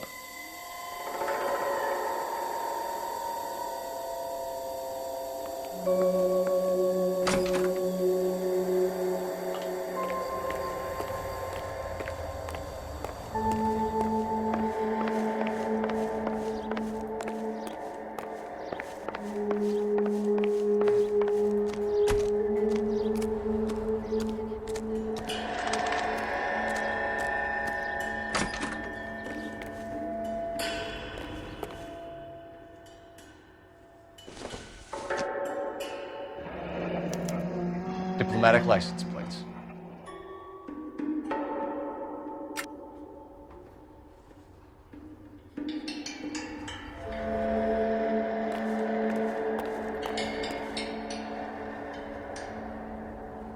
It looks like Valdez gets his wheel back. You're in serious trouble, Miss Rodriguez. But Gabriel is not here. I have done nothing wrong. Why did he steal the car, Anna? The customer insulted him. He has his honor, no? His honor, Anna? He said Dewey's friend tried to make a woman out of him. He no longer respects this man, Dewey. He took the car to show this maricon that he is a man. Tell us the truth, Anna. Has Gabriel been here? I haven't seen him for at least 3 nights.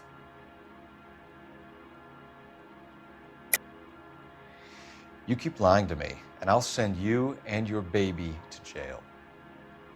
He lives here, but he hasn't come home. I swear it.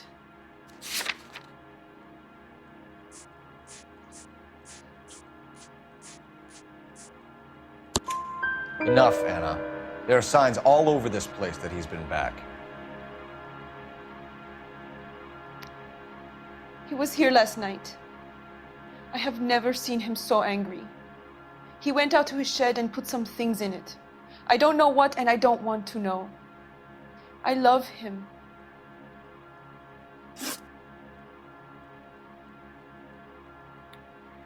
We found a license plate matching our stolen vehicle in the shed.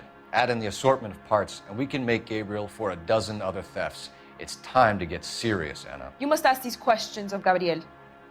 I know nothing of these car parts. Then tell us where he is! If your baby is born in prison, Anna, the corrections officers will take it from you. You will see your son or daughter through a metal grate for half an hour a week. The start line is on 1st and Santa Fe. There is a spillway under the bridge that leads to the river. Many policia have wrecked trying to follow him. We will put in a good word for you, Anna. As far as we're concerned, this sits with Gabriel. Start line? That sounds like a street race to me. It's gotten out of hand this last year. No wonder Delgado has such an eye for fine automobiles. We know where the kid is. Let's go stop these clowns and get him off the streets. What kind of man leaves his pregnant girlfriend at home while he goes off to play cars? Pregnant girlfriends aren't always a barrel of laughs. Everyone needs to let off a little steam.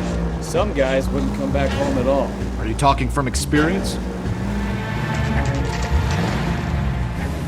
There's the red Ford. That's Delgado right there.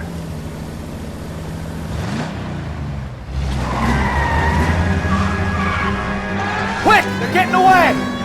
Phelps, 1247. Requesting assistance at 1st and Santa Fe. Reports of an illegal street race.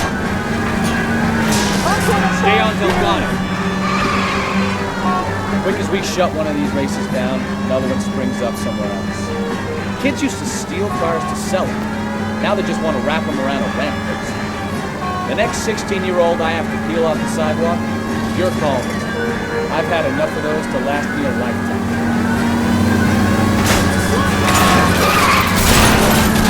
Delgado was our boy. Forget the others.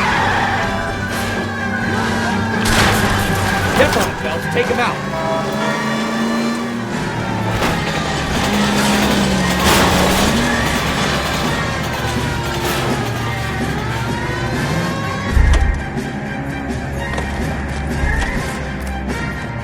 Gabriel Delgado, you're under arrest for grand theft auto.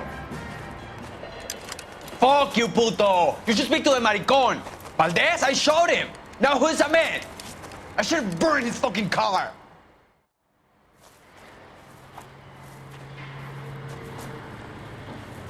You got a foreign dignitary outed as a fruit and a kitty raper, a car dealer we're gonna let slide for the kickbacks, and a street punk car thief who sure as hell won't be taking liberties with other people's autos again anytime soon.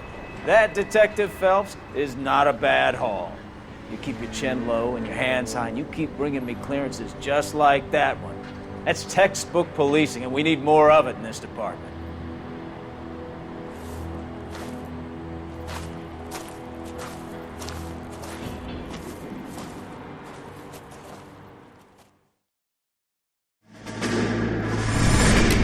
You have any plans for Weekend Liberty, Jack? My sisters have been working in Los Angeles in a bomber factory. They're coming down to visit.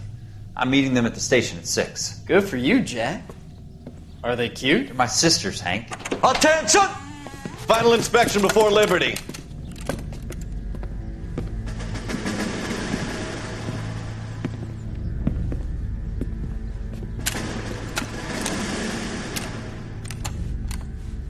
Good job, Kelso.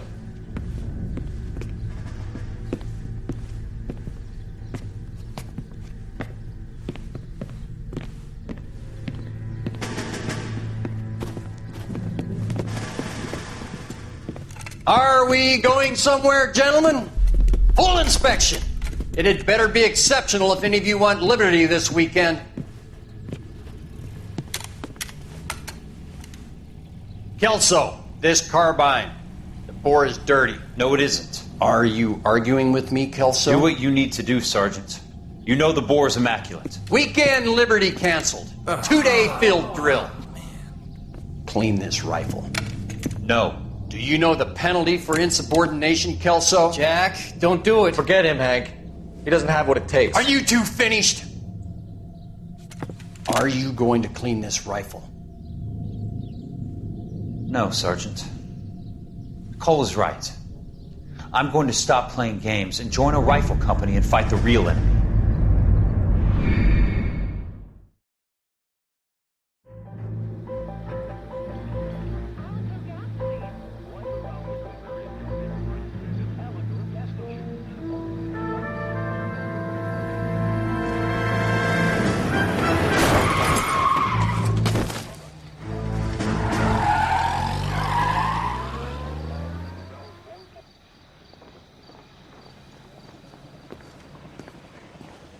All right, gentlemen, I just got this handed to me. A hit-and-run felony at Ray's Cafe, 208 North Los Angeles. Got a patrolman on site. The coroner's on his way. Get down there, see if you can find any witnesses who can put a make on the car. Looks like the DA is going to press charges. Anna Rodriguez might do time. I'll speak to the DA. She suffered enough. I don't know, Cole. She's an easy make, and the DA likes convictions. I'll convince him to let it go. How do you do that? I'll give him something better.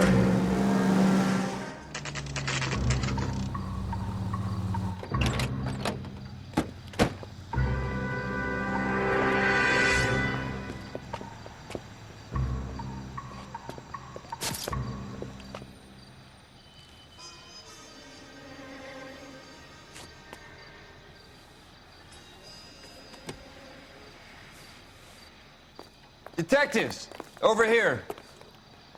Cole Phelps, traffic. What have we got? Thick as a white male, named Lester Patterson. Walked out of the bar and into the street. Car hit over there, and he ended up here. Dead on impact by the look of it. Have you canvassed the area? The only one with anything useful to contribute is the young lady over there. She lives above the bar. Name is Shannon Perry. No, it's not a stage name. 24 years old, she left Kansas to follow the yellow brick road. Is that so? We'll take a formal statement later. Right now, we're going to take a look around.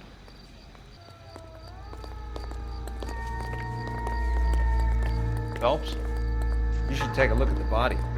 Poor guy didn't stand a chance. Landed on his face and ended up here. Car must have struck him from behind.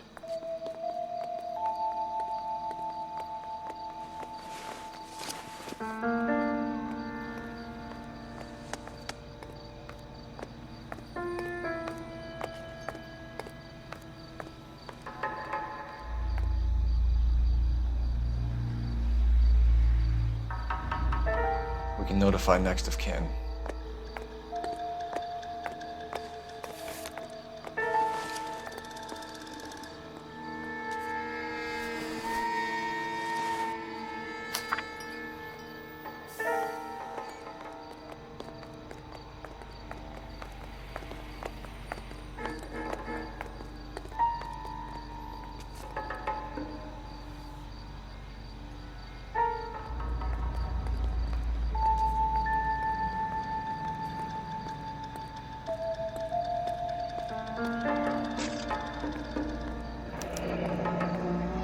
Patterson has life insurance.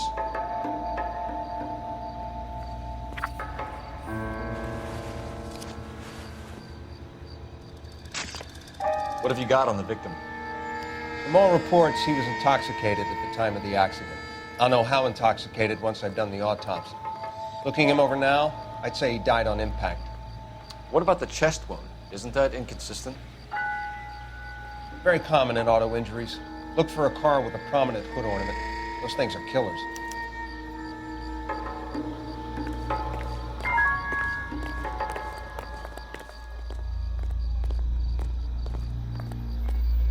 Body traveled a good 20 feet.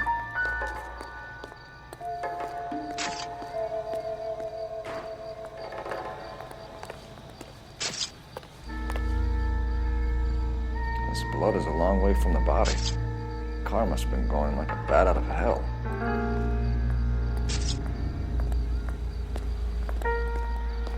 Never the same, are they? So the driver managed to brake before the impact.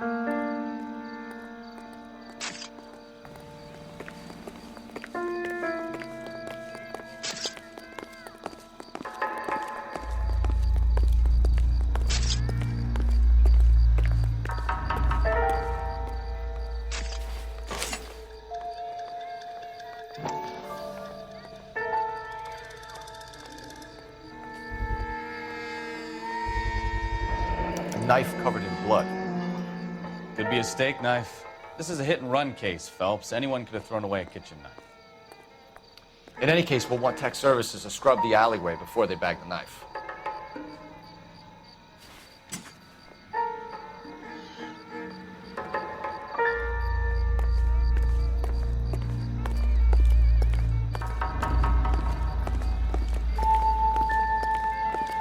It's all yours, Detective. Miss Perry? Yes? I'm Detective Phelps. This is my partner, Detective Bukowski. Can you tell us what happened? Well, I came to the window because I heard people arguing downstairs.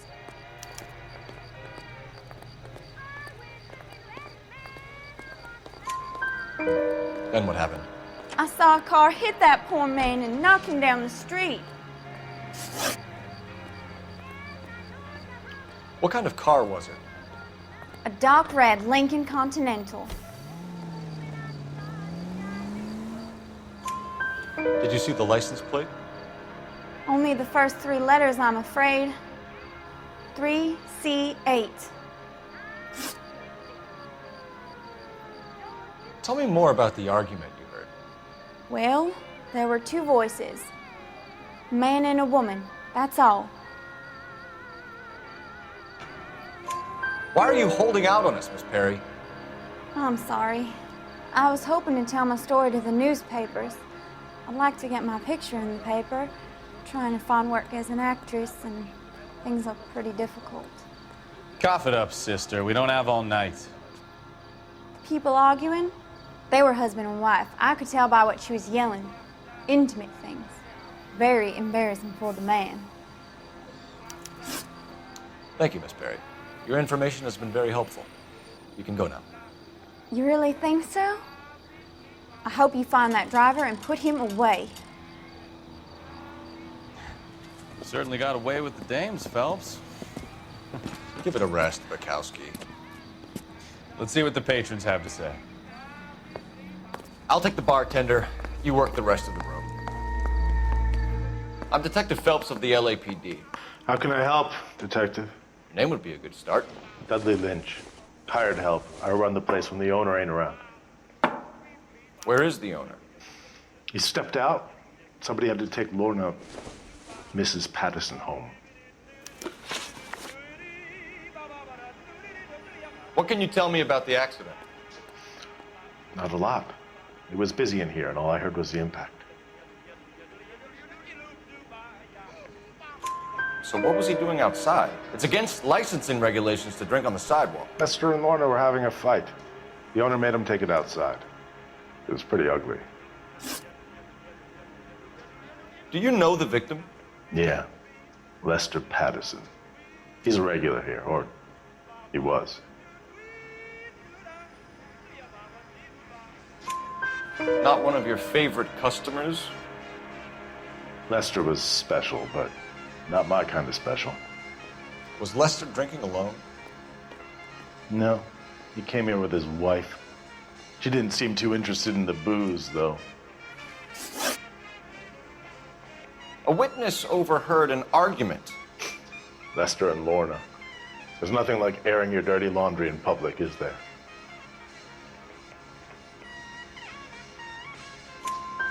Why was Lorna Patterson in such a hurry to leave? What is going on here? Lorna was pretty upset, so Leroy took her home. Lorna and Leroy are close. They've been talking about opening a new bar. Leroy? Leroy Sabo, the owner. How long have Lorna and Leroy been talking about this new bar? Who knows? I just served the drinks. Bartenders hear all sorts of things. Are you going to tell me, or do we have to start playing rough? When Lester was drinking, he treated Lorna like dirt. He gambled away all their money. Lorna pitched Leroy about the bar. I don't know how interested he is. Is Leroy doing well? Hell no. The only thing keeping this place afloat are the poker games. Thanks for your help, Lynch.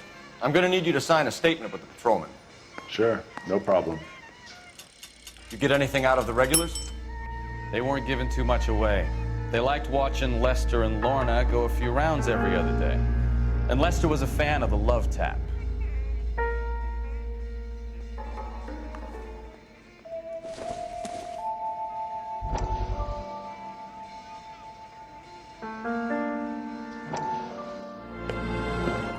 Courtney, come in. Have a seat. Thanks, Doctor. How are you finding working at the clinic? It's, fine. Are you sure? Can I be honest with you, Doctor? I would hope so, Courtney. I was hoping that the therapy would be more beneficial.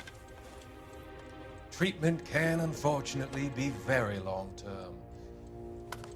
So many of the patients here are addicts, Doctor. Many of them have been for years, Courtney. In the past, these people were condemned to sanatoriums. If we can reveal the root of the problem, then we have a chance to help them. And until then, they stay sedated? Do I detect a hint of reproach, Courtney? I was expecting more, Doctor. I'm sorry. I don't mean to criticize. Part of being a physician, Courtney, is learning to be patient. How is it possible to keep so many of them on their medications, Doctor? Many of their addictions are illegal. Oh, many things in life are gray, Courtney. What may on the surface appear to be illegal is actually of benefit to society at large.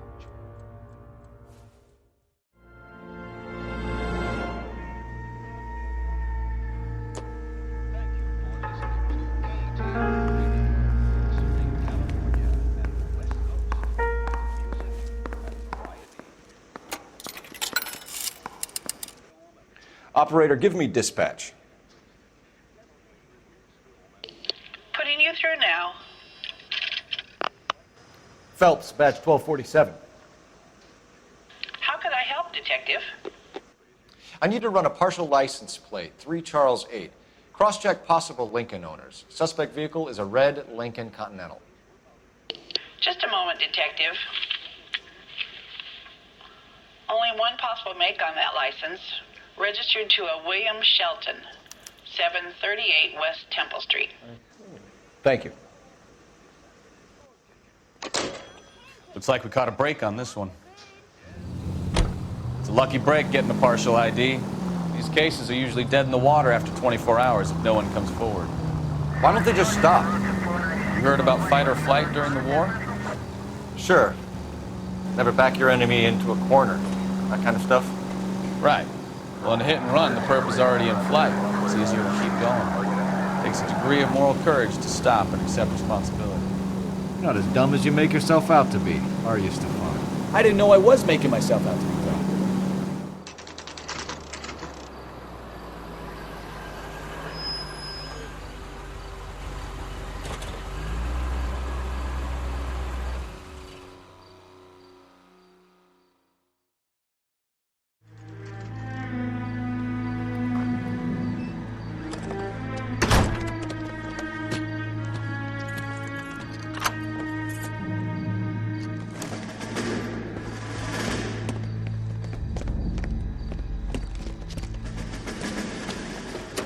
That's the son of a bitch right there.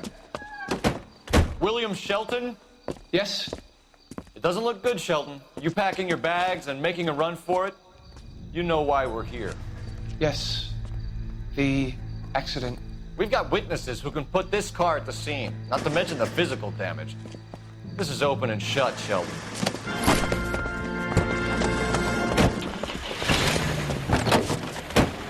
That coward thinks he can run from everything.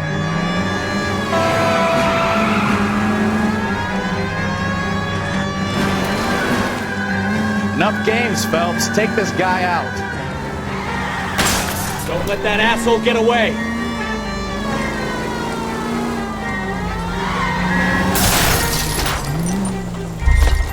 All right, I give up. That's it. Cuff Show him me and your we're done. hands. We have the knife. How does a vehicular manslaughter rap sound, Shelton? I hit him. I admit it. I just panicked, but it wasn't my fault. What do you mean? The guy jumped right out in front of me. He came out of nowhere. There's nothing I could do about it. Why didn't you stop? I've had accidents before. That's it. We're done here. The DA is gonna love you. They weren't all my fault. I'm a surveyor. I need my license for my job. There were people around. A woman and a man were standing right next to him. I thought they could get him to a hospital. I'm telling you, it's not my fault. The guy is dead, Shelton. You can't be serious. William Shelton, you're coming downtown. We need to talk about a manslaughter charge.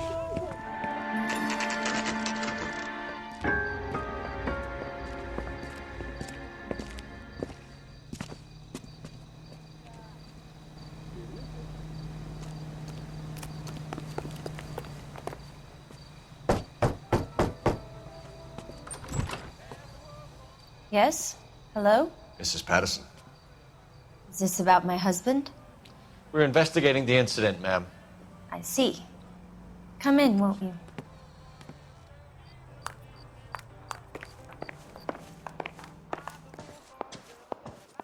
Can you tell me what happened?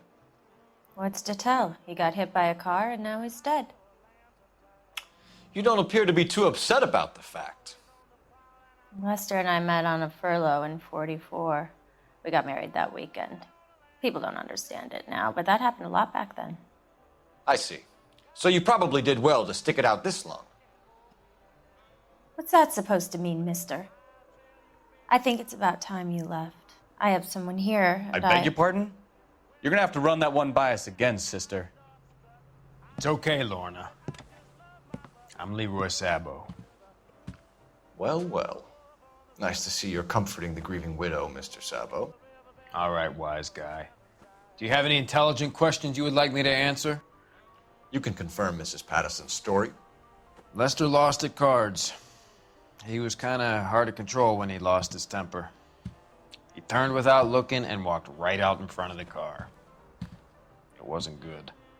What's your relationship with Mrs. Patterson, Mr. Sabo? We're friends. Good friends. You expect me to believe that? Look, I was filing for divorce. Mental cruelty. Lester could be a mean son of a bitch. And Lester knew about that? No, I hadn't told him. Well, hasn't this worked out well for the two of you? I feel almost bad for busting in on this little rendezvous. How did the car come to hit Lester? He walked straight into the path of an oncoming car.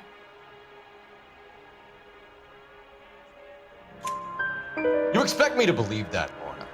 It's all very convenient. Gambling for Lester was like the needle for a hophead. He was yelling at me. He was yelling at the whole world. I kind of felt sorry for the driver. Poor guy had no chance. You were arguing in the bar and on the sidewalk? We were always arguing. So what? Admit it, you were baiting him, pushing his buttons. We can easily get the full story from the regulars in the bar. All right. Lester was playing cards out back. He lost, of course, and wanted back in. He suggested I earn the money on my back to get a mistake. That was the proposition he was putting to his so-called buddies. So maybe I was a little angrier than usual. Let's just say I took exception to his idea. The bartender said that you and Leroy were planning to go into business together. Can you explain how you'll get the money to do that? I have a little money saved away. You're being economical with the truth, Lorna. You want to back that up, little man?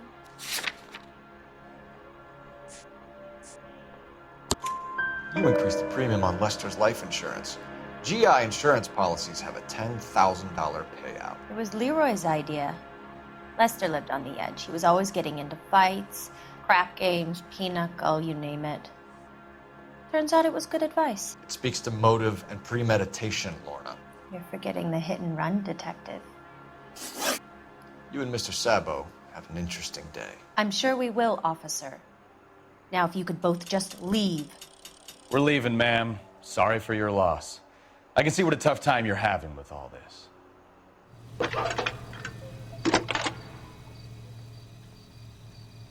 Cole Phelps, badge 1247.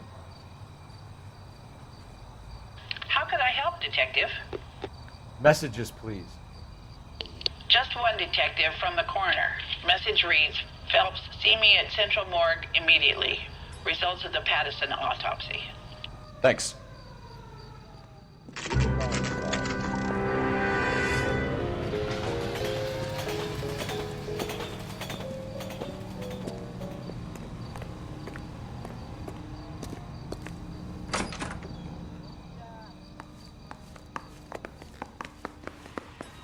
We can put the driver in front of a judge in less than a week. You'd be making a big mistake. Run that by me again? The victim was dead before the car hit him. 2 puncture wounds to the right side of the thorax. Second puncture reached his heart. You're kidding me. Been doing this job 23 years, son. No one's ever laughed at one of my jokes. He was stabbed to death? Long, sharp knife. Length of a bayonet. We found a knife in the alleyway. Where is it now? Was it bagged? By Patrolman Kaplan. Perfect. I'll get you a definite match. Jesus, we got him. Murder 1. We were right there and they tried to stare us down. Now they'll both get the gas chamber. We have the knife, we have the coroner's report, and I bet we could roll Sabo as a witness. Let's bring her in.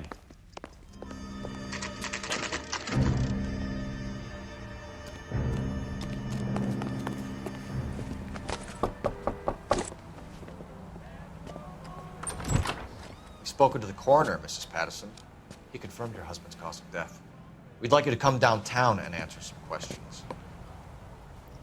It wasn't me. It was Leroy's idea. Leroy stabbed him. I had nothing to do with it. Where is Leroy now? He's in the bedroom. You're very good, Lorna. Put the gun down, Leroy.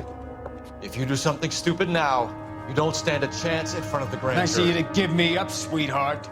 All that whispering in my ear telling me how we had to get rid of him, how good it could be, all the money we could claim, all that planning, how to get him into the street, how to make it look like an accident. For God's sake, you had Leroy, all shut the up! bases covered, baby. I had nothing to do with it. You think I'm gonna fry for you, He's Lorna? crazy, man. Shoot him. Shoot him, for God's sake! It's too late, Sabo.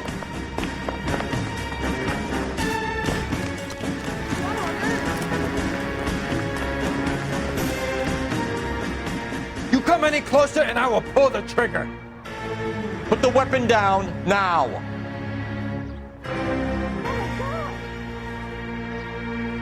Put your weapon down. Help me!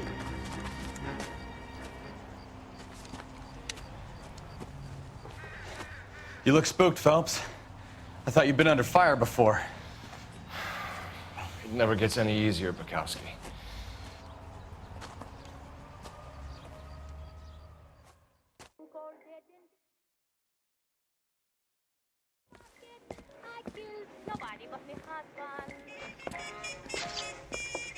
So, I give you a hit and run, you bring me back fraud, conspiracy, and first-degree murder. This is how a good detective operates, Phelps. You take nothing at face value. You keep digging and asking questions until you get to the truth. You got some sharp elbows on you, detective. I like that. Keep up the good work.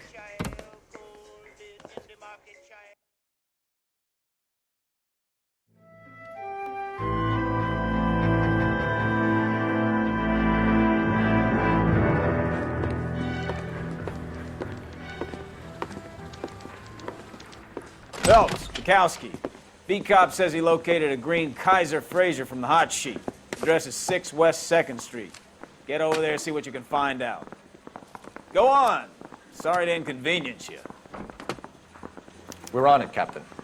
The early bird gets the worm. Now, it's easy. I swear the more bent cars we bring in, the longer the hot sheet gets.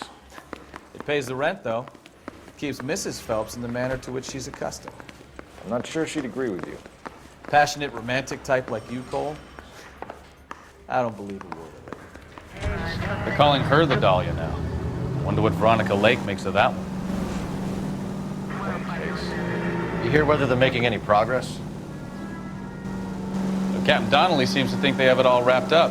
Brown and Green are sweating this Manley character. I heard it'll be in front of a grand jury by next week. Poor thing.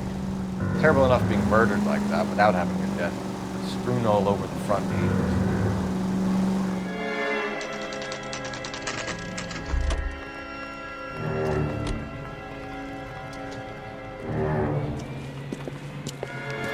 That's the car, Cole. Just pulling out of the drive. Get him. Remember, we need him healthy enough to answer questions. 1247, Detective Phelps, requesting immediate backup in pursuit of a stolen green Kaiser Frazer from 6 West 2nd Street. Get yourself up! Now! All right. Maybe I was a couple miles over the speed limit. Get bracelets. Give it up! LAPD! Car 11 Katie. Why did you run from us? I saw a big car in my rearview mirror with 2 tough guys bearing down on me. What would you do? What's your name? Cliff Harrison. You're under arrest. For what? What are you talking about? Nice try. I'm talking about the car being stolen. You're out of your mind. I bought the car, and I've got the paperwork to prove it.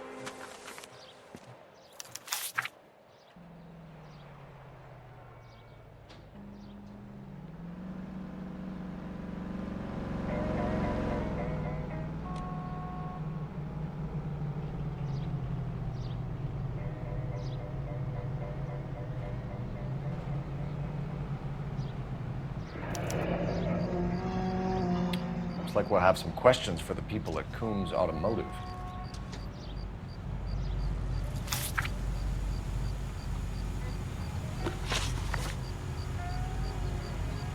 You purchased this car from Coombs Automotive Company? Yeah, that's right.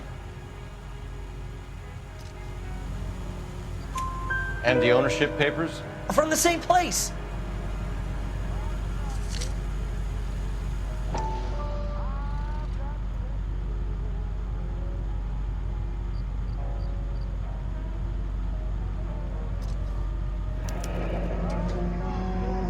If this is a forgery, it's top-notch. This will need to be traced.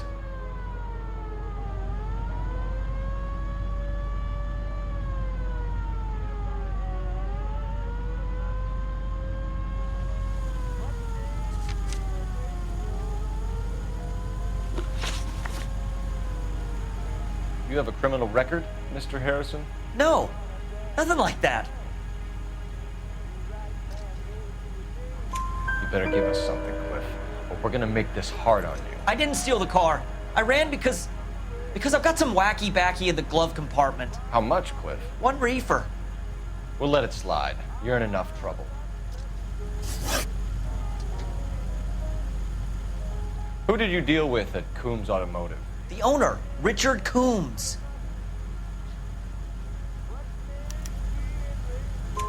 And he made out the bill of sale personally? Of course he did. He kept a facsimile for his records. Check with him. We're going to get to the bottom of this, Harrison. Until we do, you're going downtown. You gotta be kidding me. I'm getting arrested for buying a goddamn car? If everything is legit, Harrison, you'll be out soon. Until then, if I were you, I'd keep my mouth shut. Bag his possessions as evidence, and have him arraigned for grand theft auto. Right, Detective. You know who my father is? We need to get to Coombs Auto and check out Harrison's story.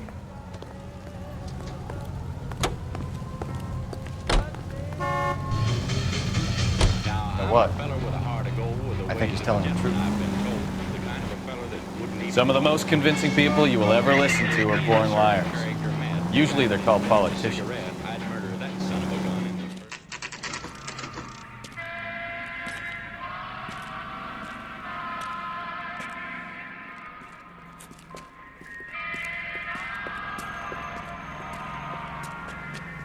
Not another step.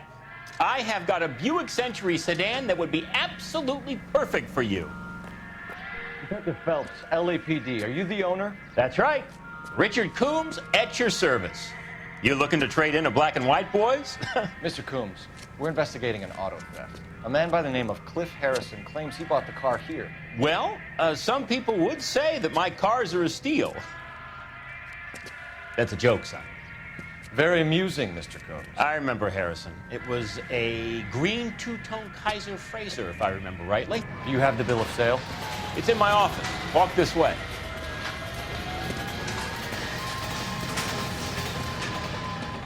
That's a joke too, son. Phelps, you mind if I shoot this guy? He's getting on my nerves.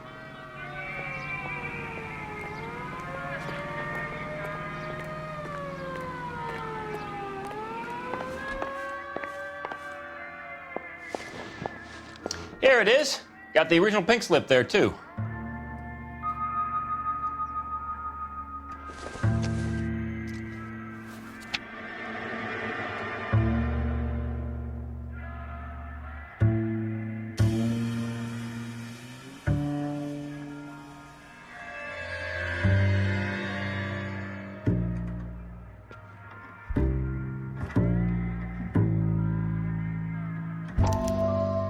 Gene Archer, 146 North Fremont Avenue.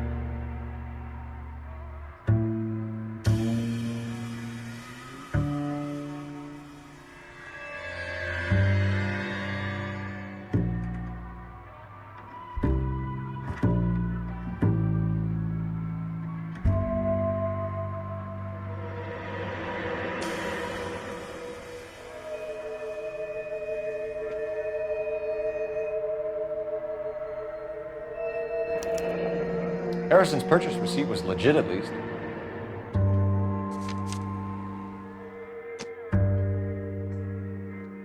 We have a couple of questions. All right, fellas. Shoot. Can you tell us how you came to buy the car?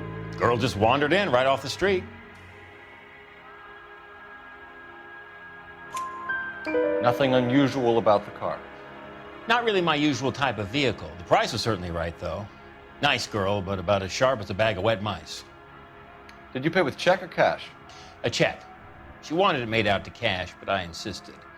Man has to watch his cash flow. What name? I made it out to Gene Archer on the Bank of Arcadia. Can you describe this Gene Archer? Brunette, maybe 25, 26. A little on the plump side, but not bone ugly.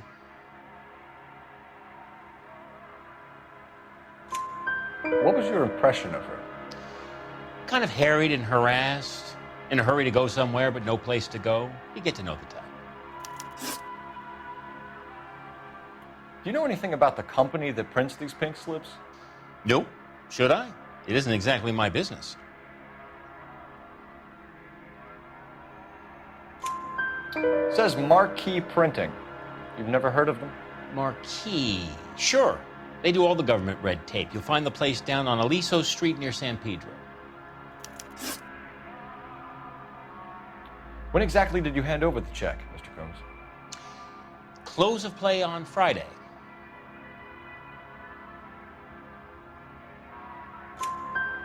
Why didn't you pay her cash? You knew the car was dirty. I had an inkling. When people are in a hurry for money, always pay by check, son. Gives you a couple days to back out. This was all above board. Yes, of course it was. Did this look legitimate to you, Coombs? I'm in used cars, son, not bearer bonds. In my business, you don't look a gift horse in the mouth. Now don't come on all high and mighty with me if you want my help. Thanks for your help, Mr. Coombs. We need to continue the investigation. Hope you sort out your problem with Mr. Harrison. Go easy on him, son. Boy's about as sharp as a bowling ball. He's built too low. The fastballs fly over his head. Let me shoot this guy, please. You have a pleasant day, Mr. Combs.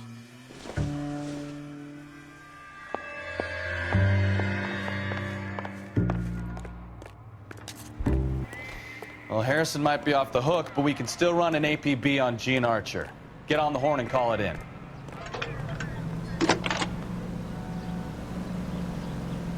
Cole Phelps, badge 1247. How could I help, Detective? Requesting an APB on Gene Archer, age approximately 25, on suspicion of Grand Theft Auto. I'll relay the information. Any messages? A James Velasco is being held at Central Station on suspicion of GTA. Possible link to the Harrison case. They're waiting on you to conduct the interview. Thanks for your help. Here's a chicken and egg question for you. Do you think you have to be an asshole to sell cars? Or that selling cars turns you into an asshole? You've got it in for everyone, haven't you? I've always got it in for conversation. Doesn't matter what day it is. And why do they always think they're comedians when they're about as funny as a heart attack? Maybe the more annoying they are, the quicker you sign on the dotted line, just to get the hell out of there.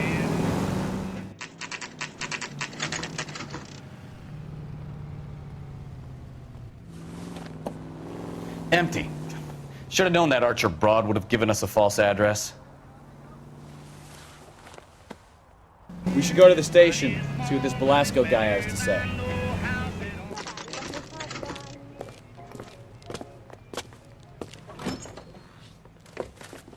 Detectives, Velasco is prepped and ready in 2.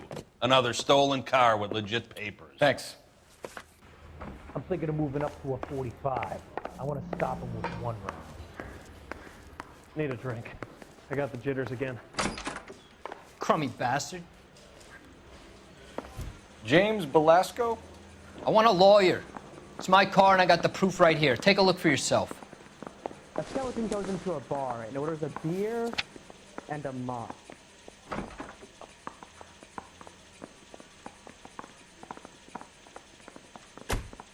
This guy must have The paper is real enough, Velasco, but the car isn't yours. This pink slip is a forgery.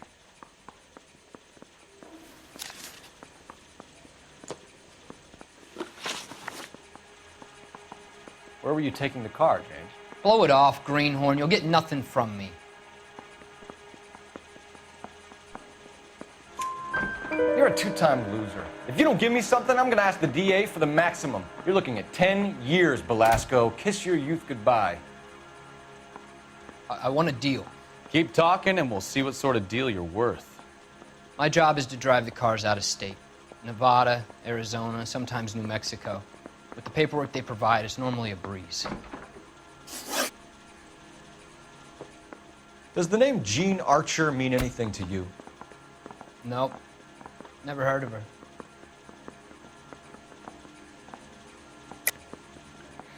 You're a liar, James. Say that again. I'm telling the truth. I don't know the broad.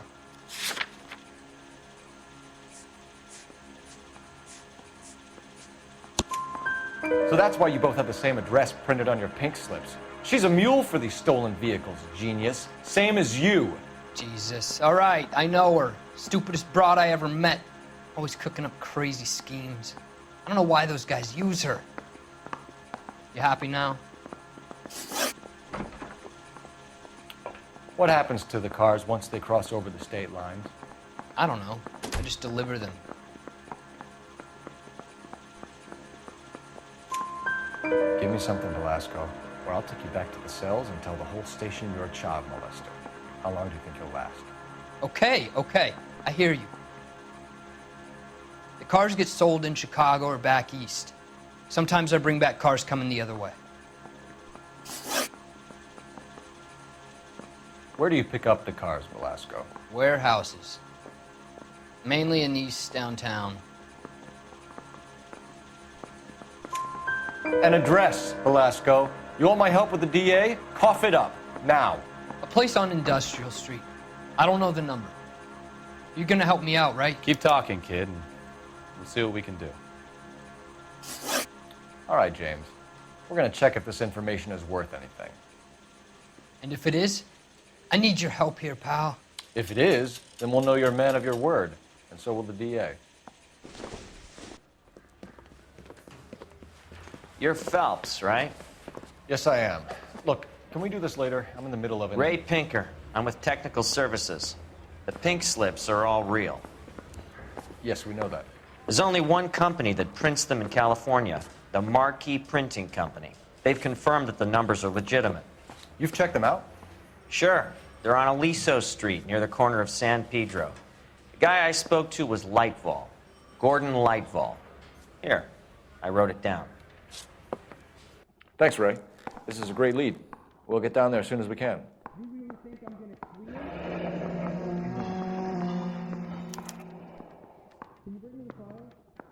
Coroner says it's going to be at least a week to get an ID.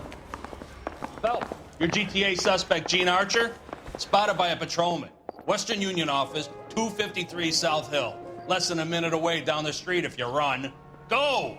She won't hang around.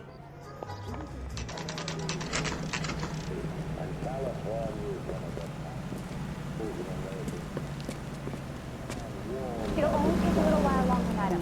Everybody in the county is not. LAPD. We'll take it from here. God damn it. Everyone's against me. Look, just let me get my money and get out of here, okay? You look sweet. How about giving a girl a break? I could be very nice. I'm afraid I can't do that, Miss Archer.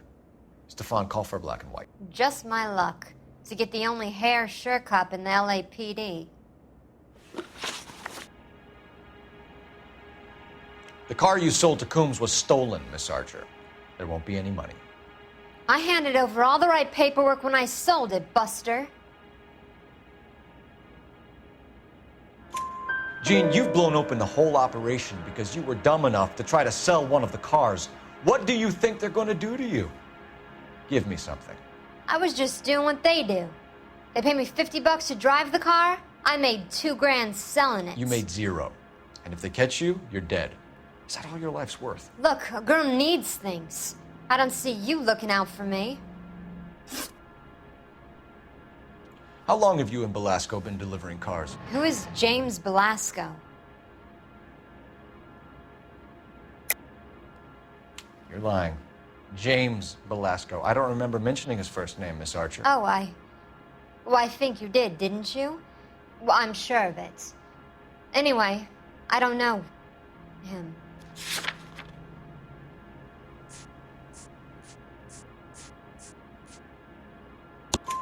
You aren't sharp enough to lie to me, Gene. You and James Belasco share the same address on your pink slips. We have him in a cell. Okay, so I know the creep. The pink slips are real. The home addresses are always vacant lots. Bigelow is always boasting that the paperwork is legit and that if we stick to our stories... And don't try and sell the car? Yeah, that too. Tell me where you picked up the car, Miss Archer. Look, I can't remember. Let me go, will you? Please. What have I got to do? Trying my patience here, Gene. I'll have the reporters down here and have your picture in all the papers. You'll have nowhere to run. All right already. I get the message. I pick up the cars from a guy named Bigelow.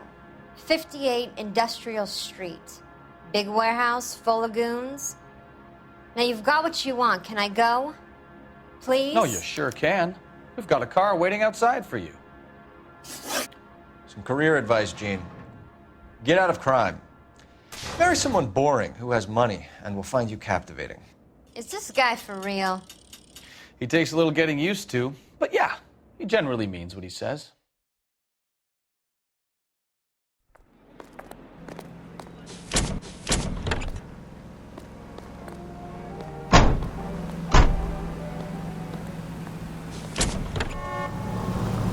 Friendly girl. Used to getting her own way.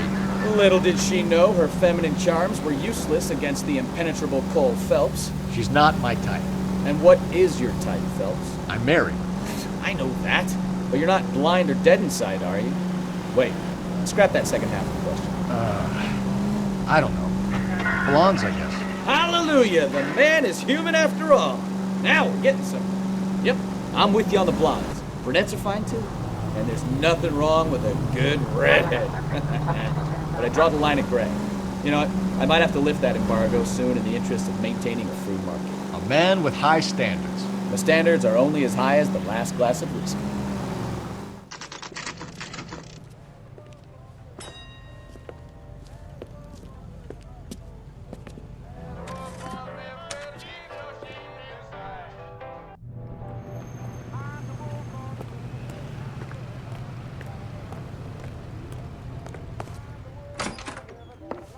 And what can I do for you, gentlemen?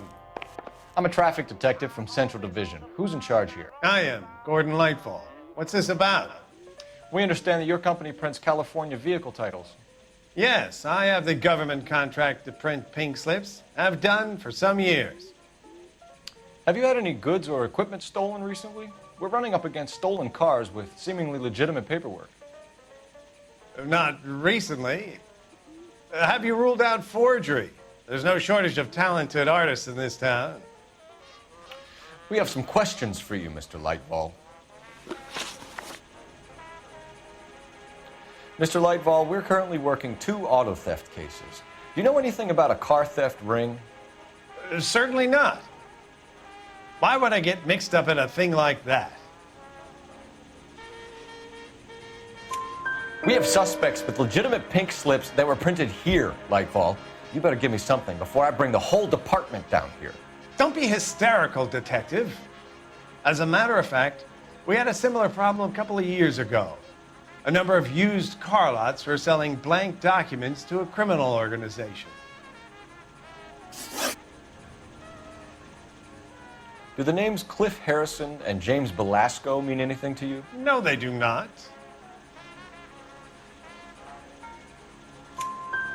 Harrison bought his car from Coombs.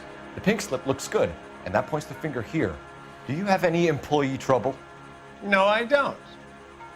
They've all been carefully screened. Look, now that I think about it, the name Coombs sounds familiar. I think they may have been involved in stolen documents in the past. Do you have a delivery ledger, Mr. Lightfall? We would like to cross-check against the Coombs Automotive Emporium. It's a little out of the ordinary, Detective. I'm not sure I can share those sorts of records. Hand it over, Lightball. You don't want us having bad thoughts about you, do you? Very well, but this really is irregular. Over here.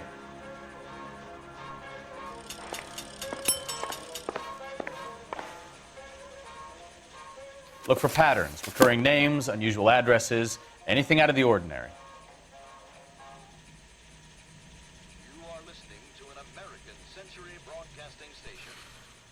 You certainly encourage repeat business, Lightball. This Mr. Bigelow is a good customer. Sorry to bother you, sir. We'll let you know if there are any developments.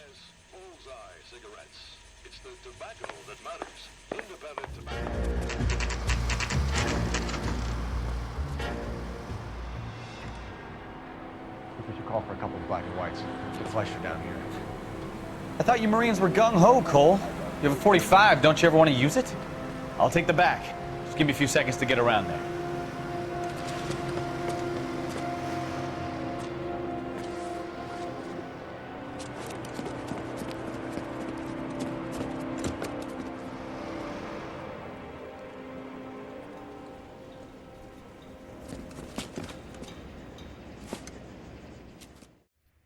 Cole Phelps, LAPD. All of you are coming downtown with me. I think so.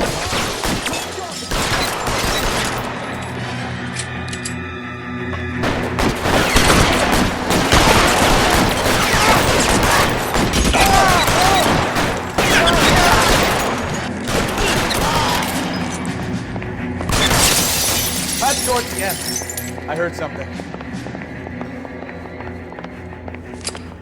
All right, don't shoot! Keep your hands up.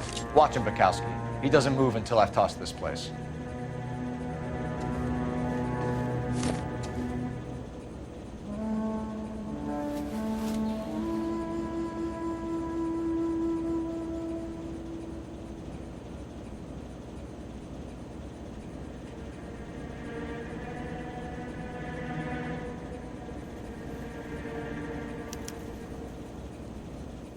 Marquee Printing Company.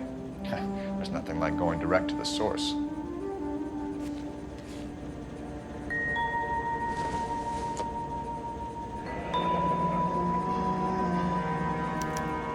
Betting slip. Looks like Mr. Lightfall has been on a losing streak.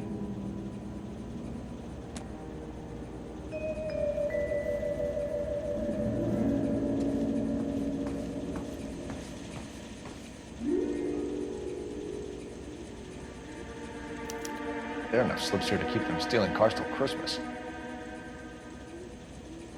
We've got a trail of pink slips and stolen cars that leads right to your door, Bigelow. You're in this up to your neck, but I don't think you're the man in charge. Make it easier on yourself. Give him up. I do work on cars for customers. You charge in here shooting up the place like it's the Ballad of Bulge. I can't give you anything. We know about marquee printing. You can make this easier on yourself by giving us your man on the inside. I sometimes repair cars and put them back on the road. I need a pink slip to resell them. There's no problem there. There are at least 4 dead men in this warehouse. A couple more. Punks won't make for that much extra paperwork. We'd be doing the legal system a favor. Okay, tough guy, I get the message. Lightfall, the guy who runs Marquee. He's the big shot. He likes to spend big at the track. He owes people. Lightfall, the guy with no luck at the track. Tell me about him. It's one of the guys lying over there. You're right. He has no luck. That's the best lie you can come up with, Bigelow? Hey, would I lie to you, detective? I'm not exactly in a good position here now, am I?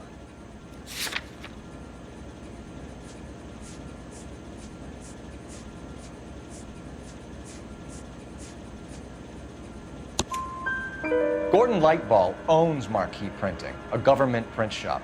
He's losing big at the track. He has these big government contracts. He's in hock over 20 grand. If the feds find out, contracts will be all over. Lightball plays ball. All right, Bigelow. The heat is off you. Play your cards right and you'll be able to count your time in Quentin on one hand.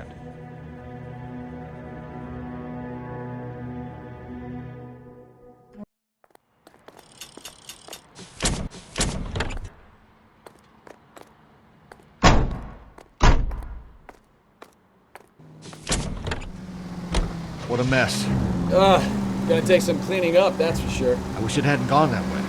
Well, they shouldn't bring guns to work with them. We didn't have a lot of choice. You have to admire the barefaced cheek of someone who tries to blow your brains out one minute and pleads innocence the next.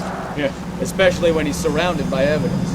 But guys like Bigelow spend so much time convincing themselves that they're not doing anything wrong that they actually start to believe their own bullshit. They get sloppy. Bigelow, Lightball, all of them. If they hadn't, who knows how long they could have kept this racket going. Complacency or greed. It's always one of the two that brings them down.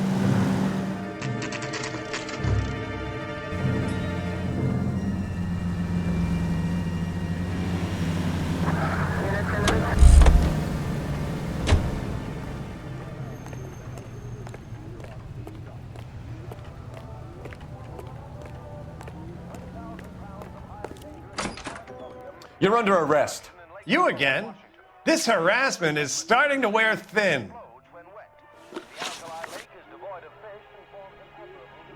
We found a box of pink slips in a warehouse full of hot cars. You signed for them, Lightball. I signed for all the orders and deliveries. You'll need something better than that, cowboy.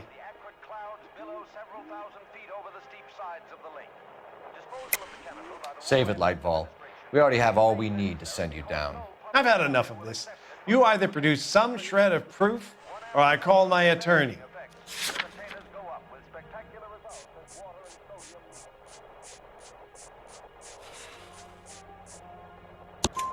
You're in the hole with the organization. We know about the debts, Lightball. I agree. I have a small problem. I'm prepared to help you in any way I can, Detective. I'll name names. I need you to keep this out of the paper. You need to shut up now, Lightball. Gordon Lightball, I'm charging you with conspiracy and fraud. Hands behind your back. The LAPD Central Traffic Division has today smashed a nationwide auto theft ring, writes crime correspondent, blah, blah, blah. Oh, here it is. Traffic squad detectives confronted a large group of armed thugs. After an exchange of gunfire, more than a dozen dead criminals were removed from the scene. The LAPD sustained no casualties. Damn fine work, Phelps. Now get out there and nail some more bad guys, will you? I want to finish reading this.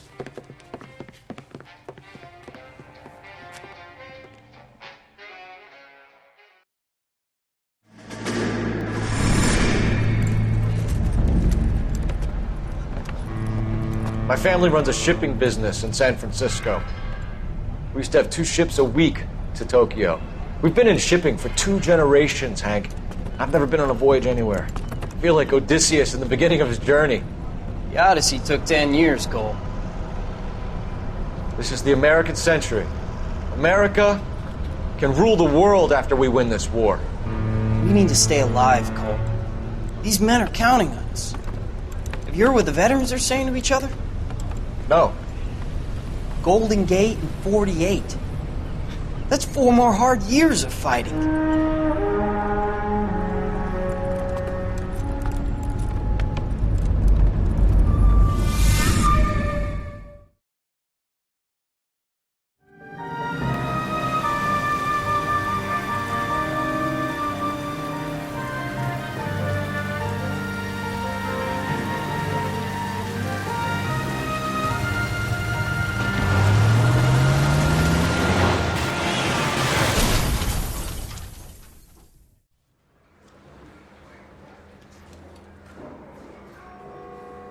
Phelps, Bukowski, you have a new case. 2 women, possible drink drive. How was that a case?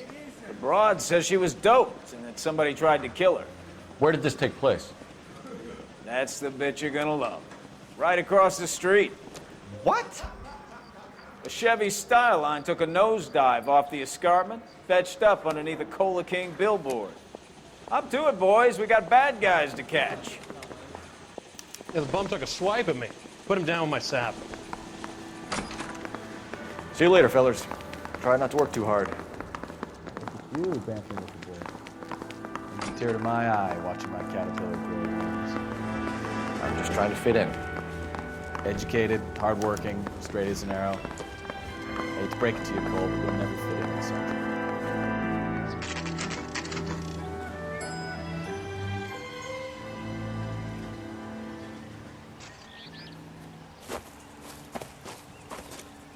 Her face looks familiar.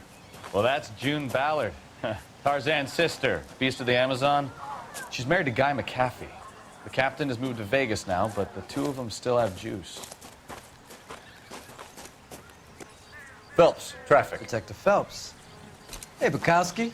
Long time no see. You could have called this in by megaphone, Enrique. Phelps, this is Enrique Gonzalez. Enrique was a pretty decent middleweight. What do we have, Gonzalez? Broad drives right through the empty lot and off the side of the escarpment.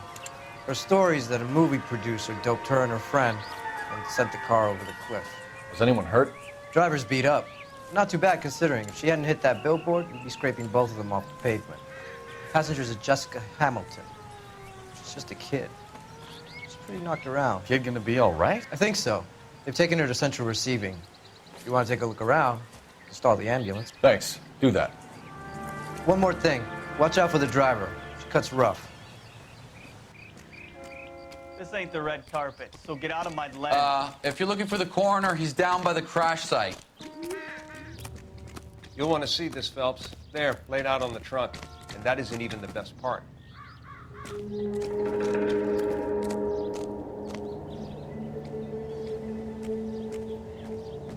Looks like they're lucky they weren't more badly injured.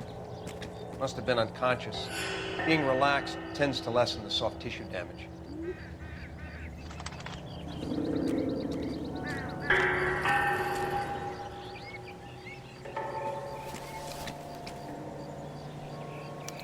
They've been torn off. Where did you find them? They were stuffed in the young lady's handbag. I'll run a trace for semen when I get back to the lab.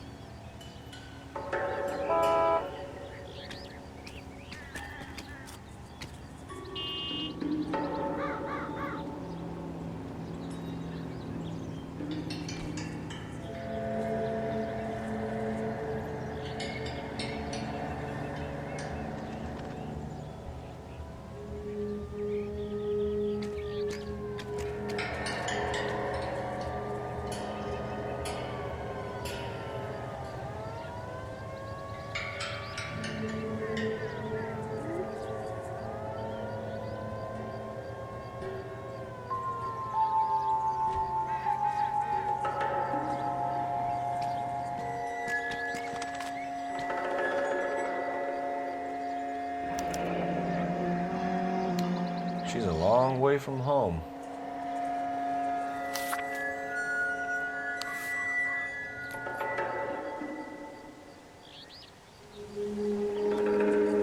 Drunk driver? Maybe not. How so? Well, the head I found without a body piqued my interest. See what you think. Alas, poor Yorick. I knew him, Horatio. Is it real? No. I think it's supposed to be a replica of an Indian truck and head. It's some kind of curio or movie prop. See the casting marks? What's it made from? Plaster of Paris would be my first guess, then painted. So we can rule out the murder angle? No, you can rule that in. That thing was wedging the accelerator to the floor. Whoever did it wanted these women dead. How does someone manage to tip their ride straight off a cliff? If the driver's in a fit state, we should ask. Mrs. McAfee, we would like to ask you a few questions, if that's okay. I prefer to use my maiden name, June Ballard. You might be familiar with some of my work. Can you tell us what happened here? You're kind of cute for a cop. Maybe a bit on the serious side. What about me, June? I'm a big fan of Beast of... I don't like. Keep out of this. We understand that you're still suffering from the effects of the accident, Mrs. McAfee. The officer says that you claimed that you were drugged. Who did this to you? That rat slipped us a Mickey Finn. It's no wonder I feel so dopey. I can't remember. It's a serious offense to withhold information from the police during a criminal investigation, madam. I told you to call me June. You're making me feel like an old lady. And don't bother your handsome head about this. My husband will settle the score with Mark Bishop. What can you tell us about the passenger in your car? Jessica Hamilton. Poor Jessica. It's been a rough day for her. She's desperate to break into movies. What more can I say? I think you're lying, Mrs. McAfee. I think something happened to Jessica yesterday before the crash. I'm offended, Sunshine. Do you have any proof?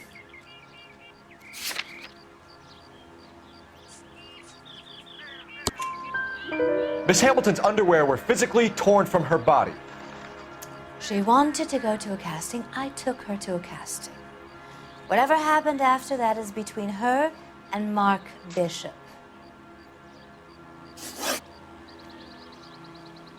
We found a shrunken head. It was used to tamper with your car.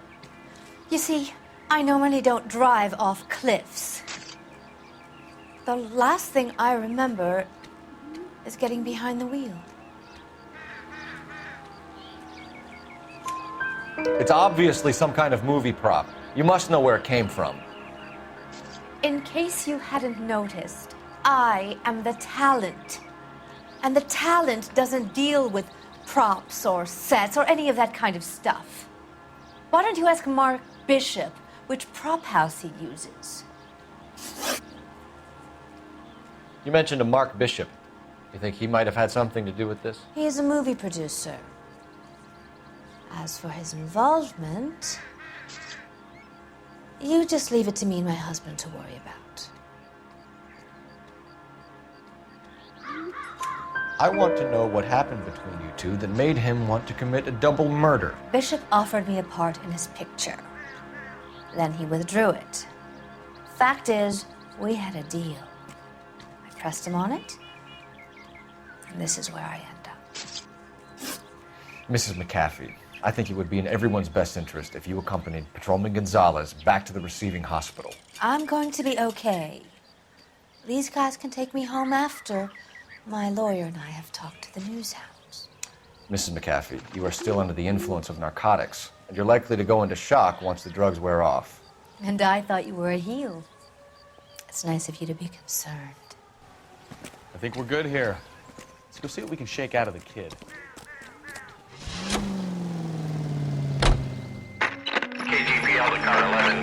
11 King. The car crash victim has regained consciousness at Central Receiving Hospital.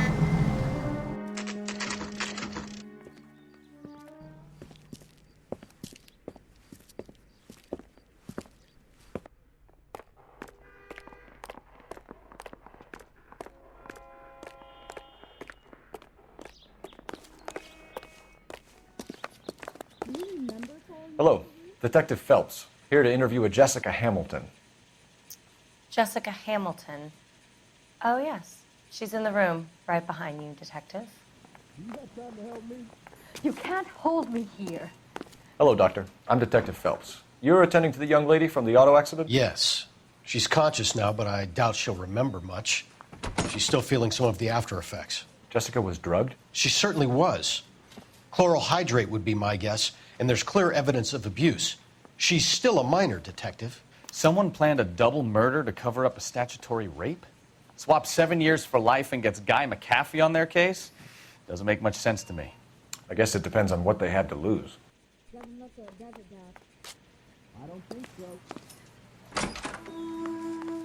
Feeling better since this morning, Jessica? A little. My head still feels swimmy.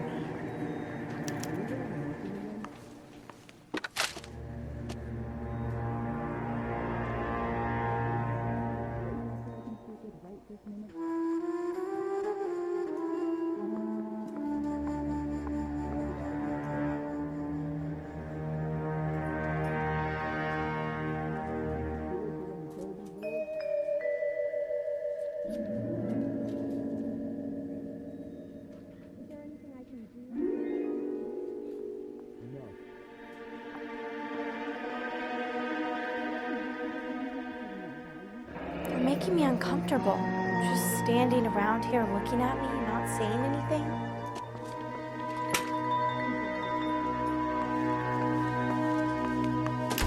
Hello, Jessica. My name is Cole Phelps. I'm a policeman. I'd like to talk to you about your accident, if that's okay. Okay.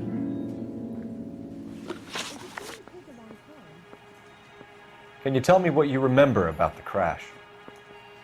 It's all kind of fuzzy. I remember waking up here. Nothing happened yesterday.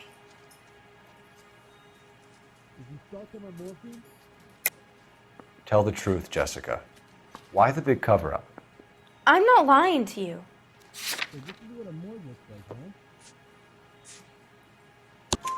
We found your underwear in your handbag, Jessica. You need to tell us what happened. The doctor told me what happened. I didn't want that. I just wanted to be a star, to be in movies. I told Junie what happened, and she told me to toughen up. That was the price of stardom. Did she now, cold-hearted bitch? It's not Junie's fault.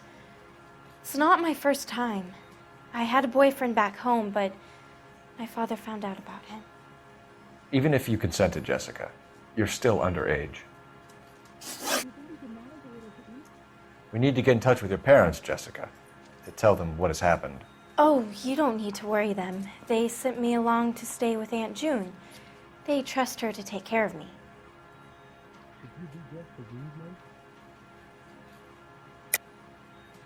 You're lying, Jessica. How are we going to make this right if you lie to us? Please, Detective, why would I lie to you?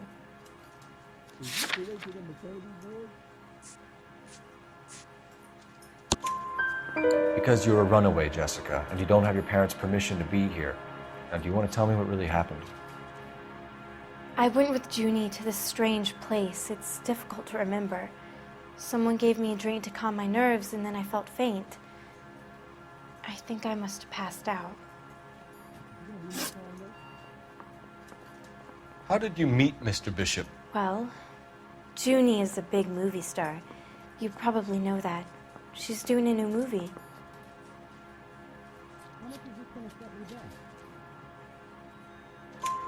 What's the story with Bishop and Mrs. McAfee? Why does he want the two of you dead? That can't be true.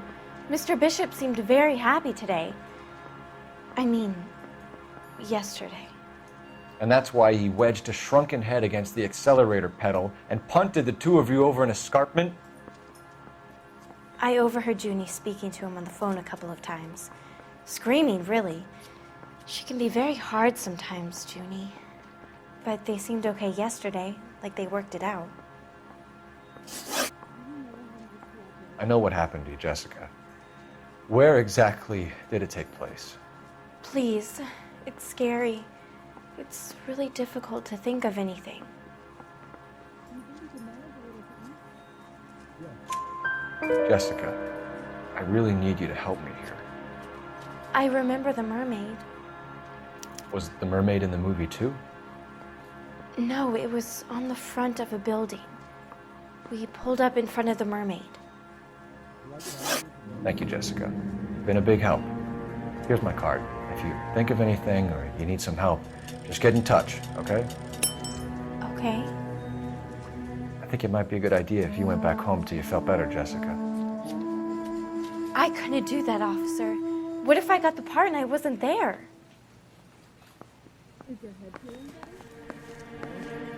It's the tale of this town, Cole. Lambs that go willingly to slaughter. Who the hell is that? Must be her lawyer. He certainly expedited her release. I don't like it, Cole. Why is she in such a hurry? We should follow her.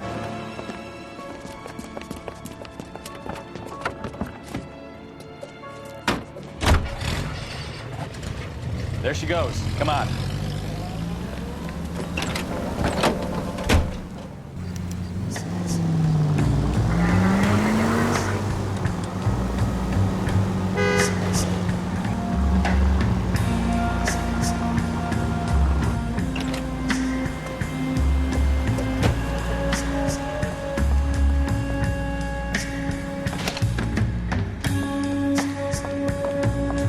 Get in there and see what she's up to.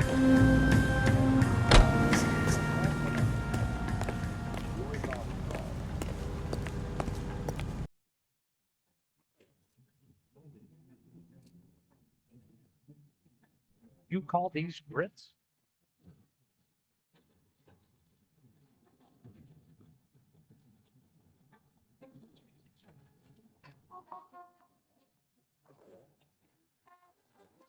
Baby?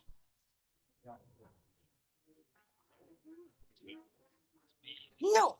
I don't want him taught a lesson. You know what I want. Well, then make someone else do it! You still know people out here, don't you? Then make some calls!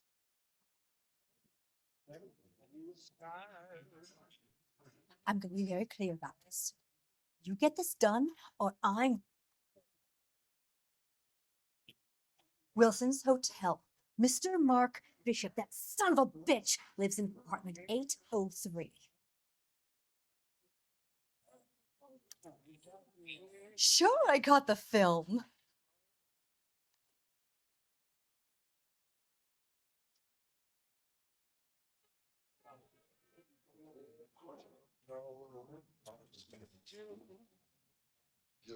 To you, at least as I recall, and you will be so up to yourself. So what's the story? I'm guessing she didn't stop for light refreshments. She made a call. Sounds like Mark Bishop has a heap of trouble headed his way. I've got an address. Wilson's Hotel, apartment 803. Oh, shit. You better step on it. If he's got any sense, he'll be as far away from home as possible. If he had any sense, he wouldn't have tried bumping off Guy McCaffrey's wife in the first place. Or he'd done the job properly. McCaffrey will break a fella's legs just for looking at his body. What did you make of the kid? You believe her story? I think she was doped out of her tiny mind and given the casting couch. That fucking bitch Ballard sold her out. So if Ballard was doing someone a favor, why did they try to kill her? All units in the vicinity in car 11K, 11 King, a 415 in progress at apartment 803, Wilson's Apartment Hotel, 1220 West 7th Street, Westlake Park. 11K code 3, all other units code 2. KGPL clear. Roger, KGPL. 11K en route. All units in the vicinity in car 11K, 11 King, a 415 in progress at apartment 803, Wilson's Apartment Hotel, 1220 West 7th Street, Westlake Park. 11K code 3, all other units code 2. KGPL clear.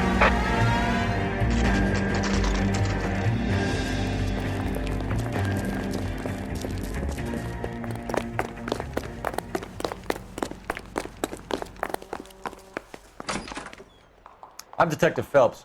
We received a call about a domestic disturbance in apartment 803. Oh, the detectives. Listen, Mrs. Bishop's pretty upset. Take the elevator and then left down the corridor. It's the last door on the right.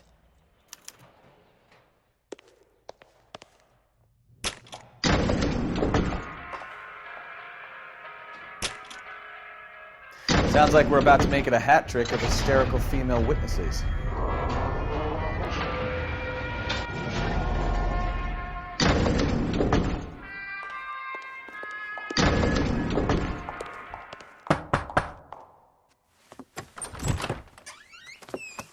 LAPD, ma'am.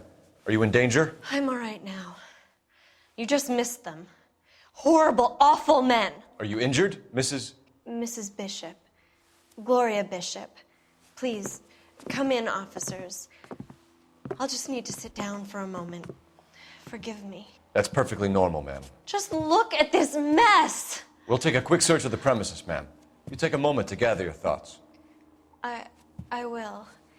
Thank you, officer.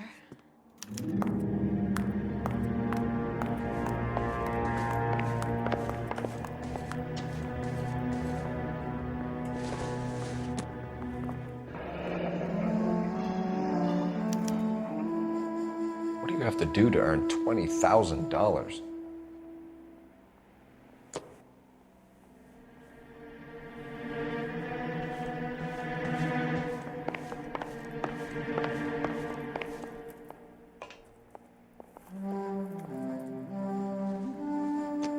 Presented to Mark.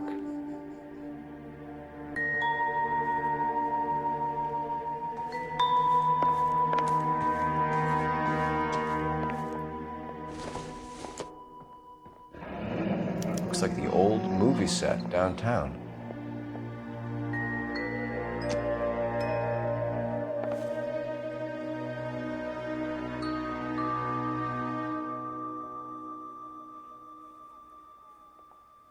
Great Wall of Babylon, a replica of a replica.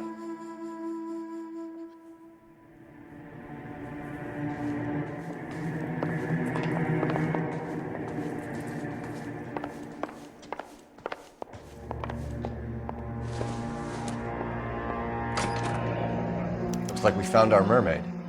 Who are these men in the picture? My husband, Mark, and Marlon Hopgood. They work together on occasion. That's Hopgood's shop.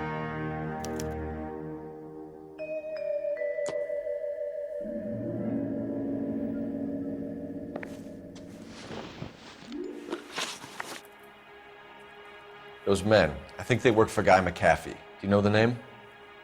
No. Why should I? June Ballard is married to Guy McAfee. Have you heard of her? That slut.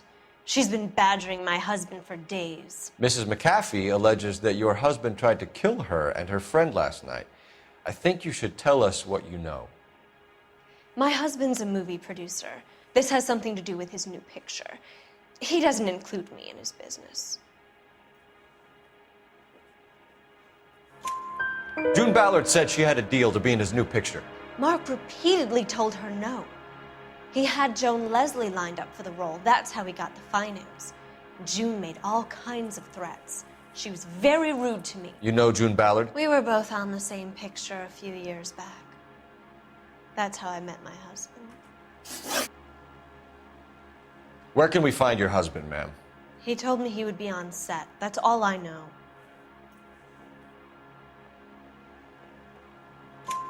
Either we find him or McAfee's people do, Mrs. Bishop. If you care for him, you should make sure that we find him first.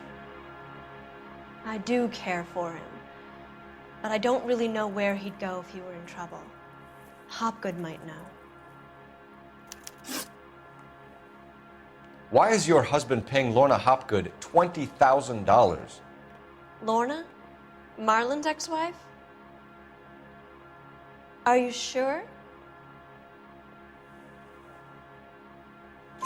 Your husband looks like he's being blackmailed. They obviously have something on him if he's prepared to kill to cover it up. Why is the payment going to Hopgood and not McAfee? Lorna works at a check-cashing place in Hollywood. You need to ask Hopgood why he needs that much money in cash. Your husband was at a casting yesterday with a young girl? Not that I know of. He told me he was looking at locations. The picture's been cast. Jessica remembered a mermaid. The mermaid on the front of the prop store. You better come clean with me. This is a sick town, Detective. Are you sure you really want to know? The truth is, my husband likes them young. And you think that's okay? I was 16 when I first met him. I thought he was a genius, a magician with film. I was 20 before I realized he was just a B-movie hack. But he's nothing compared to some of the monsters at these big studios. My guess is Ballard sacrificed her little friend.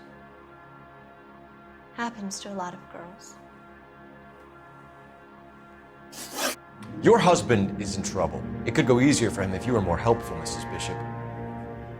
He's a big boy, Detective, and so are you. This is Hollywood. There's always a deal to be done.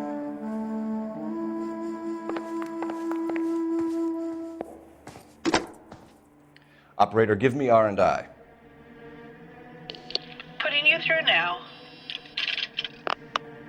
Phelps, badge 1247. How can I help, Detective? I need a location on a silver screen prop store.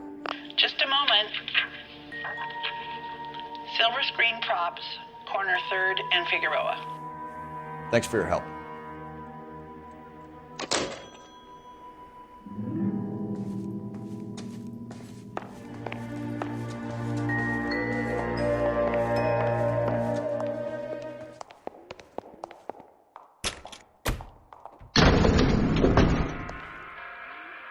An aging movie star, a wannabe starlet, a movie producer's wife. We're finally rubbing shoulders with the almost rich and famous. And from the stories they've given us, clearly none of them can act. Mrs. Bishop knows more than she's letting on. She doesn't seem to realize how much trouble her husband is in. The LAPD are the least of their worries right now. You'd think she'd have gotten the hint after those hatchet men redecorated her apartment. Maybe she's just loyal.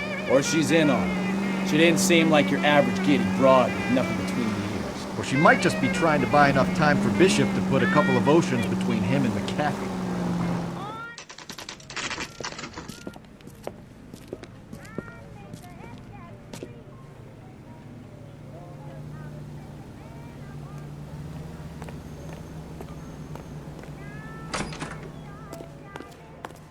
Phelps and Bukowski, LAPD.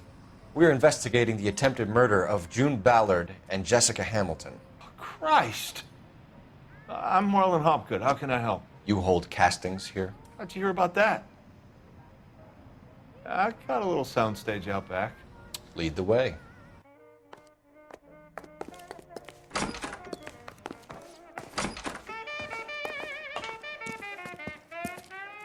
Keep him here, Stefan.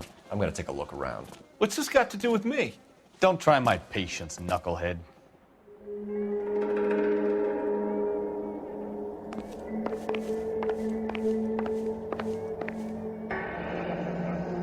Turn off the lights, Hopgood. Why would I want to do that? Humor him. One-way mirrors. There's a room on the other side. Huh. Well, well. Find a way into that peep den, Phelps. I'll stay here and keep our pervert company.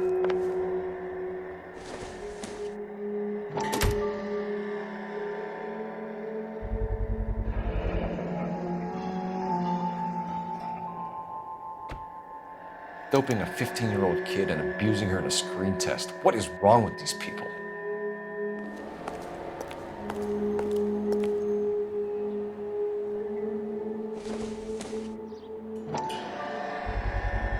So this is where you sprang from.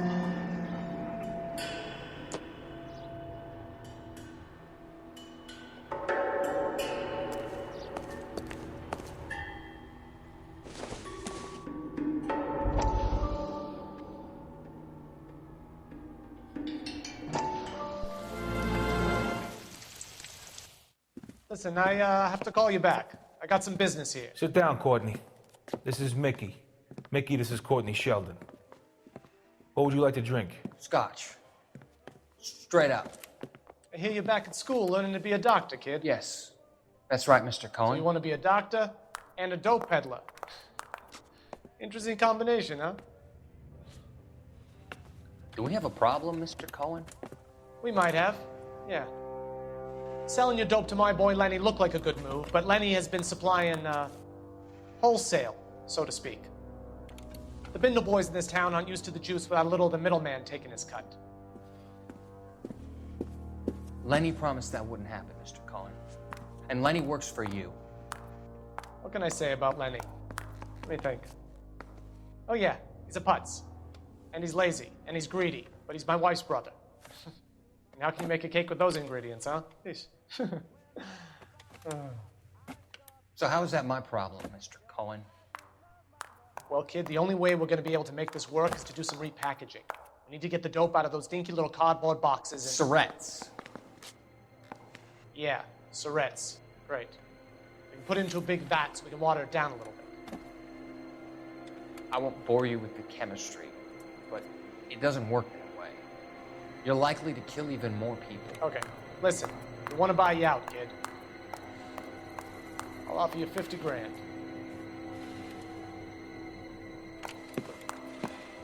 Hey, hey!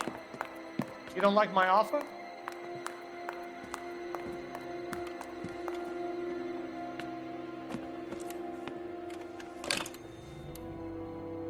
The Sheldon kid?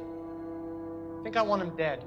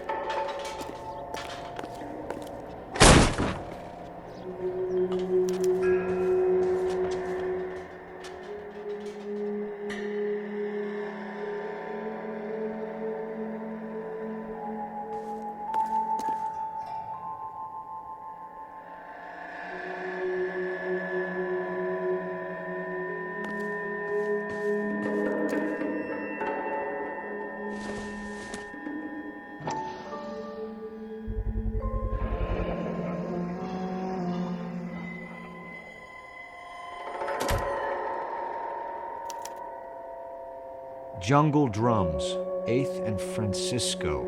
Attention, Mark Bishop.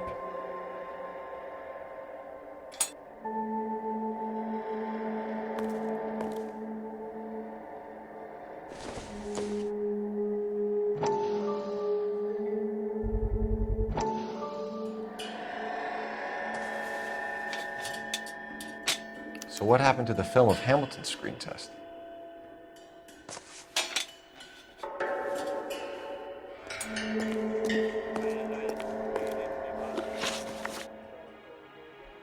You ever do any work for Mark Bishop?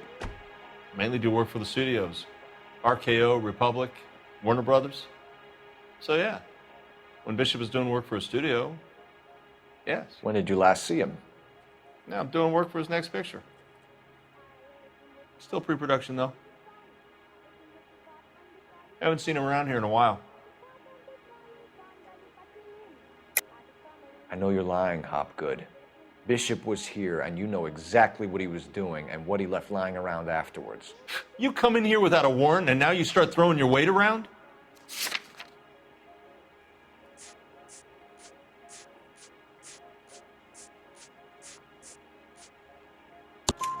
A 15-year-old girl told me how she was drugged and molested at a casting house.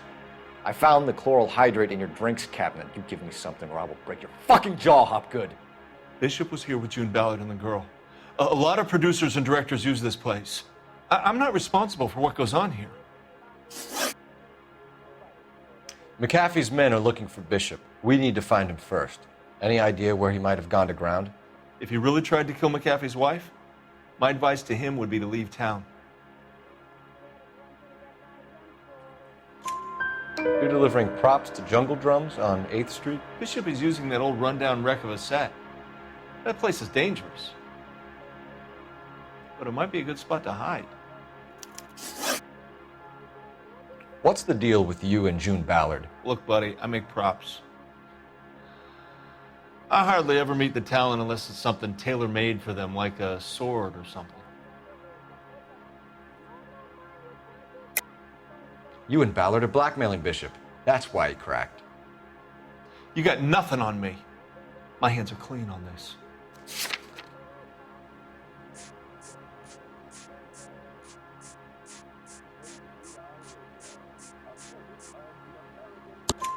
Enough. I've been in your peep room, Hopgood. I've seen your smut pictures and the camera setup. You made a movie of Jessica. I found the canister. The deal is I get to sell the movies to burlesque houses and private collectors. These movie guys love seeing their cocks on screen, but part of the arrangement is I never film their faces. June had me film Bishop, and then she kept the movie for insurance. He went apeshit when he realized his face was front and center. Who has the film now? Who else? McAfee. Ballard had what she wanted. Where does the money come into it? What money? Enough of the lies. I told you I get my cut selling dirty movies.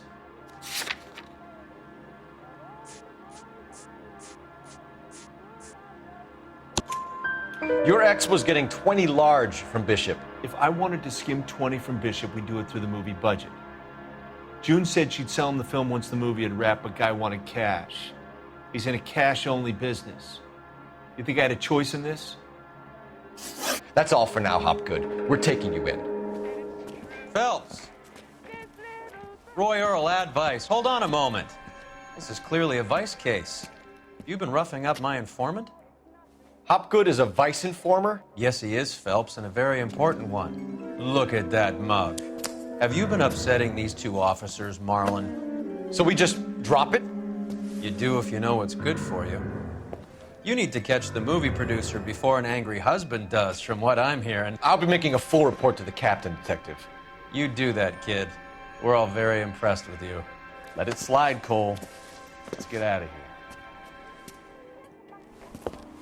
Detectives. Johnny Goldberg. You work for Mickey C. That's right, detectives. You wouldn't happen to know the guys who roughed up Mrs. Bishop earlier today by any chance? No, not us. We don't do that kind of thing. It's the husband we'd like to talk to. This is a police matter. You don't want to be taken in for obstruction of justice, do you, boys? You could try the obstruction rap, but it won't stick. We could beat that. You've had your 10 cents worth, gentlemen. Bishop knows how the world works. Mrs. McAfee hits him up for a movie part, happens every day. But Bishop takes it a step too far and tries to rub out Mrs. McAfee. Naturally, Guy is going to get upset. What made you think Bishop would be here? We figure he might be planning a little accident for Hopgood, too. Those two guys have got some unfinished business. You let us know if you find Bishop. Guy McAfee can be a very generous man. I'm only going to warn you once, gentlemen. Stay out of this. This is a police matter. We will be bringing Mark Bishop into custody. At least he's polite.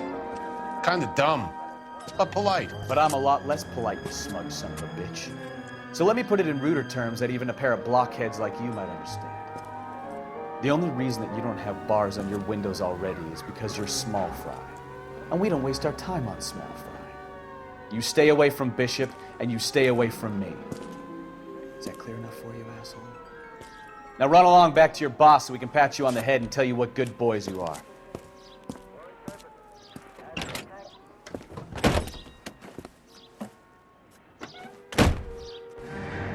I don't think you'd like to attempt to hurt us.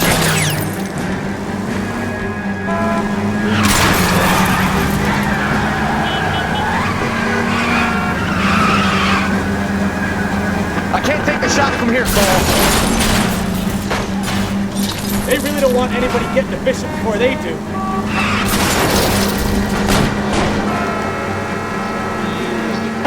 Let's see him chase us now. Onto the movie set, Phelps. Let's roll. Oh, Christ. And they say working traffic is like watching paint dry. You know how to piss people off.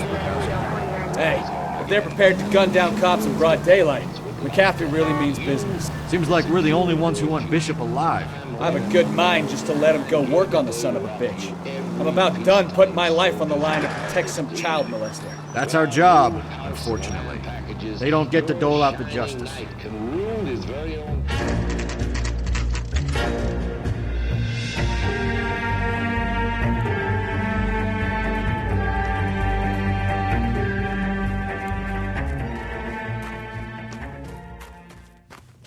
There's the slippery bastard now. No. God damn it! Mark Bishop, stop! LAPD! Get him, Phelps. I'll cover the exit. 11K calling KBPL, requesting assistance at 8th in Francisco, the abandoned movie set. The partner is pursuing suspect on foot. Code 3. We're trying to help you, Bishop. Hands in the air, Bishop. Move another inch and you're dead. Mark Bishop, you're under arrest for the attempted murder of June Ballard and the rape and attempted murder of Jessica Hamilton. All right, I'll come quietly. Just don't kill me. If you found me, then McAfee's goons will too. Oh, we need to get out of here. All right, but you stay close. Any tricks, and I'll save McAfee's boys the trouble. Follow me. I know another way out of this place.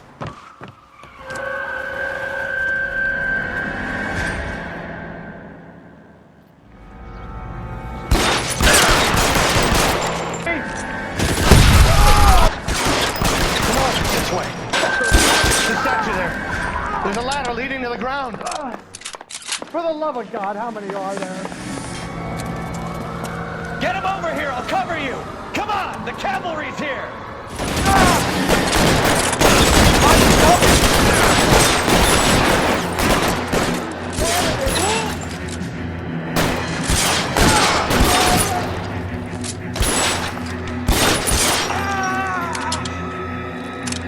For the love of God, how many are there?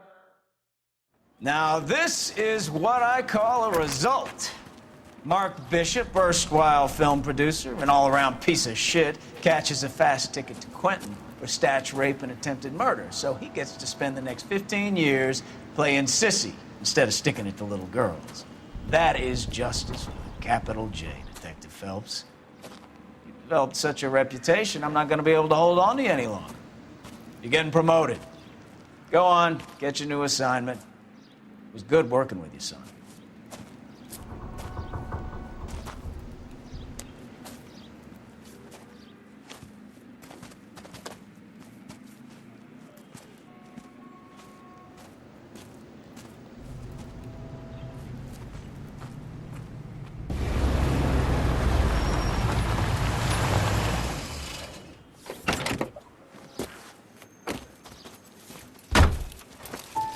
Phelps, Bukowski, this your work? Can I help you, Detective? Sorry, Cap. Didn't see you there. Yeah, I'll bet you didn't. This is a traffic case. You need something? I'm here to buy a drink for the 2 LAPD traffic cops who broke the back of Guy McAfee's private army. You don't have a problem with that, do you, Captain? Go right ahead. Get in. I'm buying.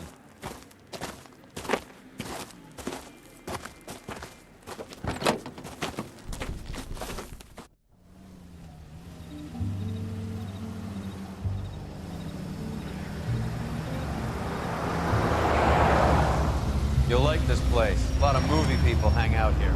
You like jazz, Cole? The hopheads love it. Sure, I guess. Big bands and swing I can understand, but this bebop palaver? How are you supposed to dance to that?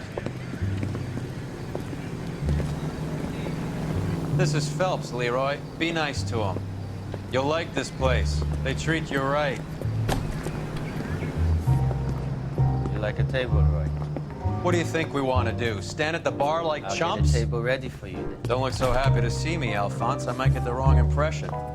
Cole, this is Alphonse. He's a French Negro from Africa. Can you beat that? The Congo. A pleasure to meet you, Alphonse. Is Elsa singing tonight? Yes, she is. She has the next set. Come on, Cole. You can meet Elsa while they're fixing us a table. You'll like her. She's something else. Maybe another night, Roy. She's pretty beat up about it. Get your hands off me. Don't ever tell me what to do or what not to do, Alphonse. You got a nice club here. Don't spoil it. If you will follow me, detectives. Just through the door. He was my only real friend, Harlan. We went through it all. Do you realize what he meant to me? Of course I do. You have no idea. You said it was construction work. It was an industrial accident, Elsa. How can I be held responsible? Elsa, are you going on? Louis, for God's sake, he was my best friend. The only man who ever loved me without putting his hands on me. Hi, Elsa. Here's someone I'd like you to meet. Cole Phelps, war hero and crime fighter extraordinaire. And why would I want to meet another fascist from the LAPD? Sorry about this, Cole. What an evening I'm having. First a Negro puts his hands on me, and then this. Who do you think you're talking to, you German junkie whore? Don't you ever forget your place with me again. Do you hear me? Evening, Doc. How's business? Sanguine. Louis, help me here. I'm gonna have to give her something before her performance. Blow it off, Cole. These artsy-fartsy types always get a little flighty. Meet Dr. Harlan Fontaine, doctor to the stars. Mr. Fix-It to the mental wreckage of Hollywood. So what about that drink, boys?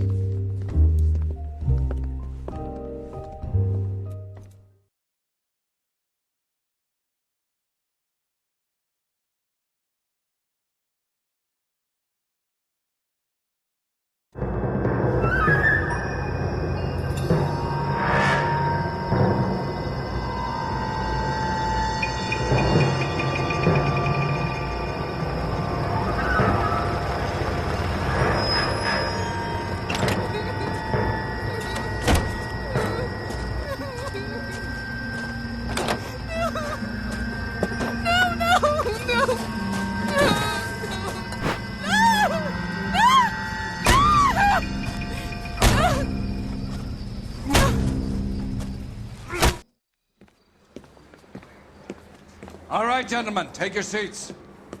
Let's get this over before lunch. Clyde Rose of the Homicide Squad has decided to take early retirement. We will all miss Floyd and the steely edge he brought to his police work.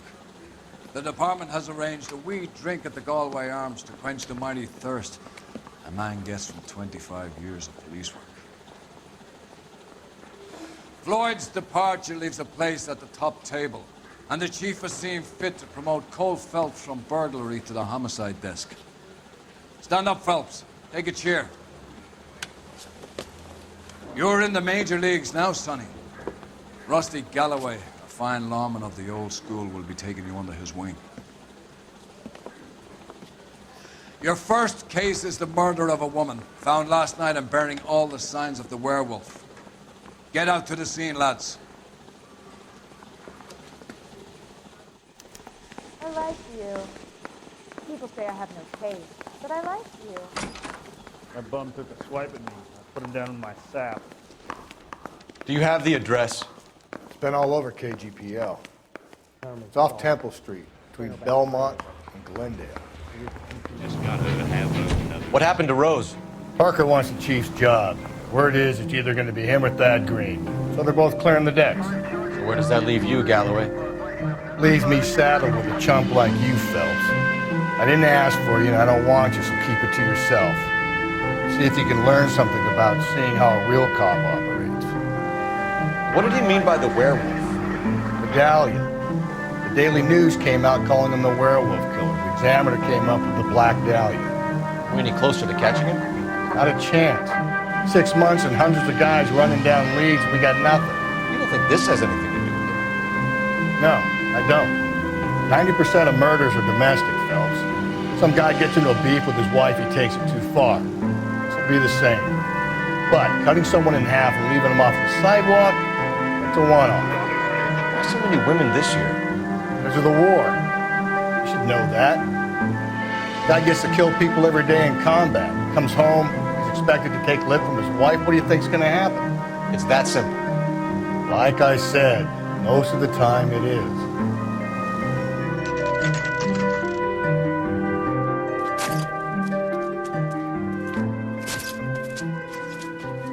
How about a scoop for the Examiner, Galloway? You could use some good press. Another tramp, another message. Is the werewolf back in business, boys? Do you have a mother, asshole? A sister? How about showing some respect for this poor woman? Let us do our job, and Detective Galloway will give you a statement later. He's good, Rusty. He even sounds genuine. That's Phelps, guys. The war hero. Defending the honor of murdered humps. You're used to it, Phelps. Moving along, guys. You got your pictures, you got your headlines. Now scram.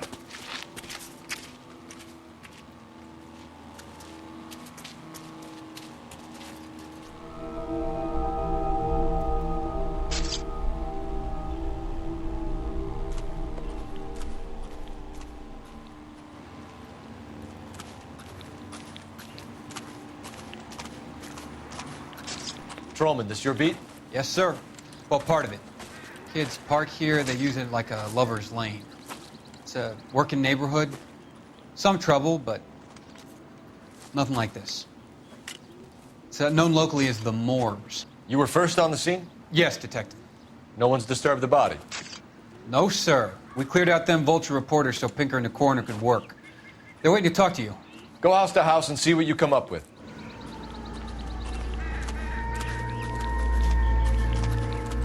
Carruthers. Phelps.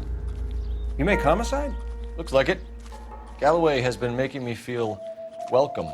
I bet he has. Has the scene been secured? Patrolman Houlihan saw to it. The victim's personal effects are still where they fell. Cause of death? It could be the head injuries. She has been badly stomped. The cuts look superficial. What caused the blunt force injury to the face? Could be anything from a baseball bat to a lug wrench. I'll have more details after the autopsy.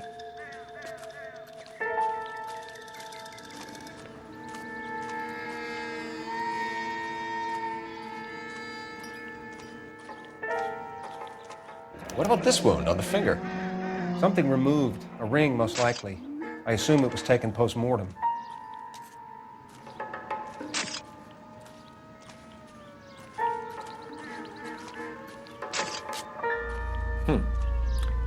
Interesting. What does the writing on the victim mean? BD. Like Dahlia? Tex? Your guess is as good as mine. Could be something to it, or it could be the killer's trying to throw you off the scent. Either way, I'll run tests from the lipstick. Any idea of the time of death? From the temperature, I'd say after midnight. I'll confirm with you later.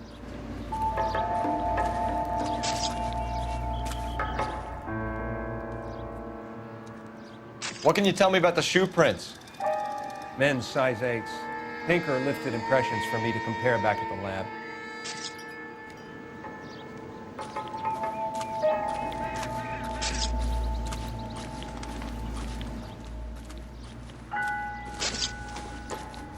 The victim's bag?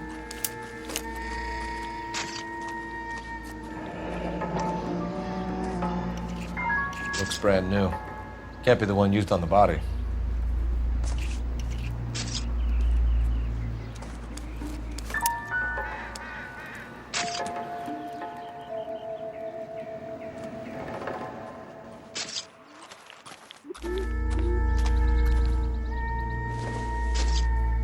Looks like some kind of puzzle or parlor game.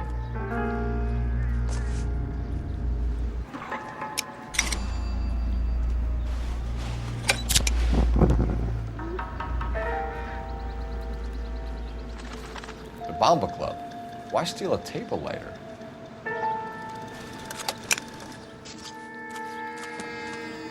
When we get to the Bomba, a man could die of thirst on a case like this. The werewolf? For my money, copycat. We can't rule it out. We need to work the evidence. You'd love that, wouldn't you? A big head to hang on your wall. Caller of the decade. I've been working evidence for a BE case for 6 months and got nicked. There's a difference, Rusty. Oh, yeah? I just started working it today. Okay, Oddshot. What's more likely? The werewolf comes back around, leaving us a note in the court? He clearly has a thing for power. Power over women. Why not power over the police department as well? You finished, Phelps. a guy opens his mouth again after 6 months of stewing, or some opportunist who's been reading about the BD figures, he'll rip off the MO and get himself a freebie. That's not totally fantastical. You know, the Examiner and the Daily News might be good at coming up with monikers, but they're terrible for police work. There's a reason we didn't get the son of a bitch after the short murder was them, locusts. Where do you think the werewolf killer is now? Dead by his own hand, stationed somewhere else with the armed forces. San Quentin, another town, another country, who knows? So, Phillips, I understand you want to turn this into a big case, but it doesn't work like that, all right? A case will come and find you. You can't make it something it ain't, understand? So you don't think the werewolf has continued to operate in the Los Angeles area? No chance. We'll found him. As the 80th Congress convenes during one of the most crucial periods of the nation's history. Hey, honey, what time did you get off work? Gentlemen, what can I get you? Phelps and Galloway, LAPD. Were you working here last night? Yes. How can I help, officer? You can start with your name. Garrett Mason. You're the regular bartender on nights? I'm a temporary barman. I work for an agency. I fill in at bars across town. Do you remember a woman who came in here last night? 5'7", about 110 pounds, blonde hair, about 40 years of age. You mean Celine Henry? Yes. Do you know anything about her? I don't. But the owner, Mr. McCall, serves her most nights. Would you like to speak to him? I would. He sits at the back of the club. Wears a hibiscus. You can't miss him. Is there anything else? Fire away, Phelps. I'll stay here. I'm a little parched. Pour me 3 fingers of rye. A waitress. I have another spoon? Detective Phelps, LAPD. We're investigating the murder of Celine Henry. Do you know her? Celine? Sure, I know her. She and I and Jacob, her husband, we go way back. She was here last night? Officer. Sure, she's a regular. Celine is... Pour me another. Was a lovely woman. Was Mrs. Henry here with anyone last night? Not at first. Celine already had quite a head start. But she attracted attention? Certainly. A few gentlemen became very enamored with her and her stories. One guy in particular. You know him? No. He's been in a couple of times. Did they leave together? Yes. At around 11. If it helps, I made the guy's license plate.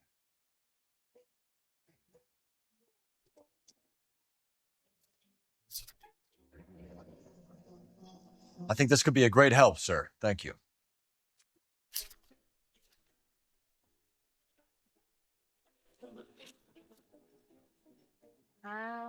Mrs. Henry appeared to be missing a ring, torn from her finger, but not her wedding finger. Celine always wore a red garnet ring on the large side. Larger than life, like Celine herself. Did she have it a long time? Sure. Since way back in her flying days. Did her husband buy it for her? No, it was before Jacob.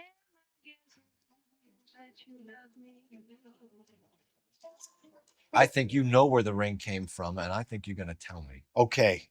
I bought it years ago. I carried a torch for Celine in those days. Guess I always have. But old man never knew about it.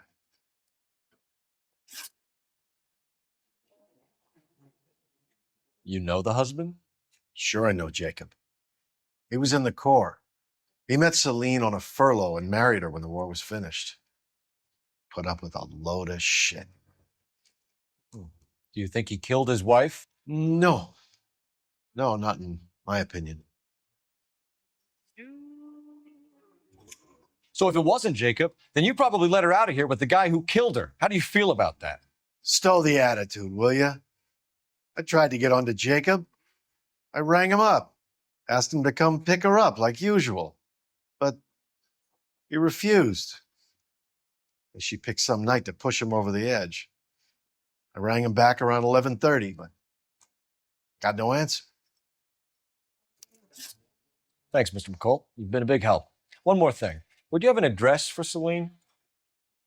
142 North Union Avenue. God knows I had to send her home in enough cabs to remember that. So, how'd you turn to fix that one? A waitress. Can I have another spoon? Hey, honey. Let's get out of here. Off wooden table. Hey, what's the hurry? My stool was just starting to warm up nicely. Where's that goddamn waitress? Operator, message for KGPL. Putting you through now. Phelps, 1247. How can I help, Detective? I need a registered owner on a license plate, 2boy8899. Yes, Detective.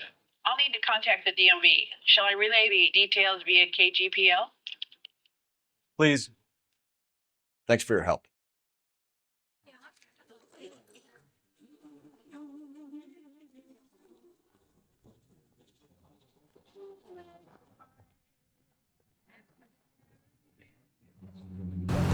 Dents in the glass. You find the booze helps you get through a working day? Sharpens my investigatory instincts. A smart lawyer might use that to throw out anything you collect today.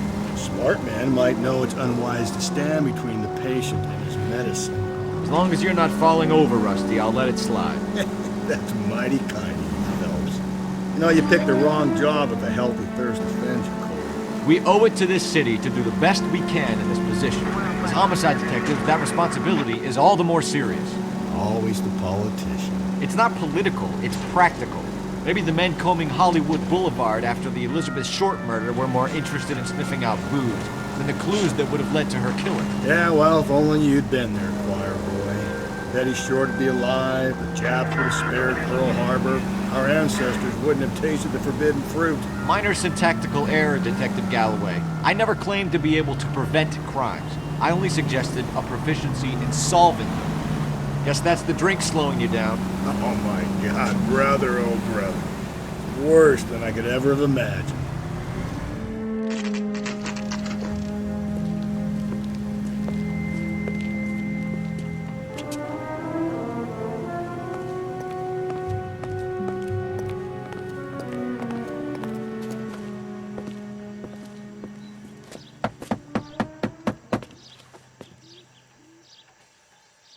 I'll try the back door. Wait here a second.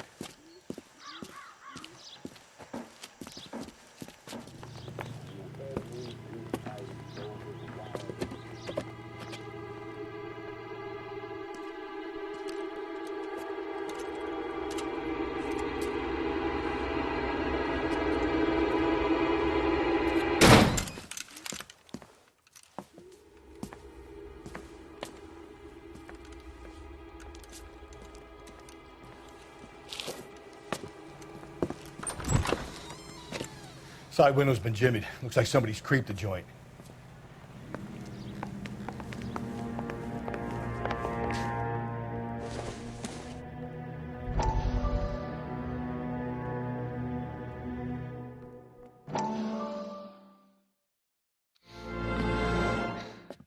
You said I had to go back, Doctor.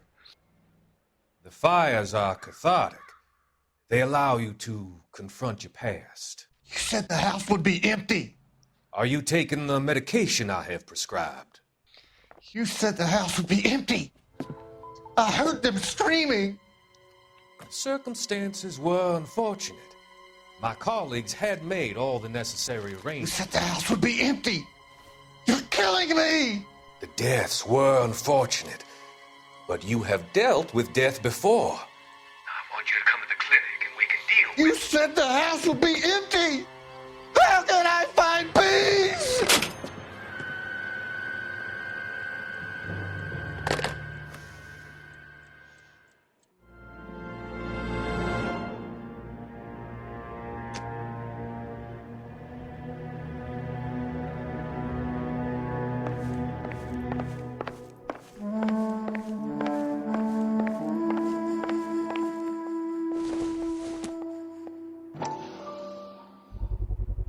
Size 9s, above average for a lady.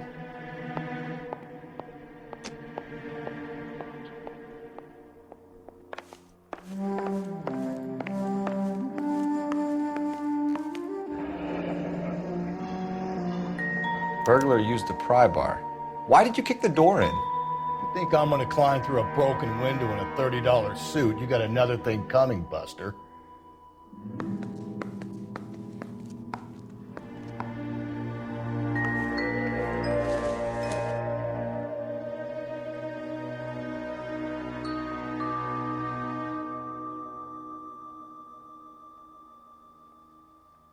Celine and Jacob are obviously having problems. It speaks to motive.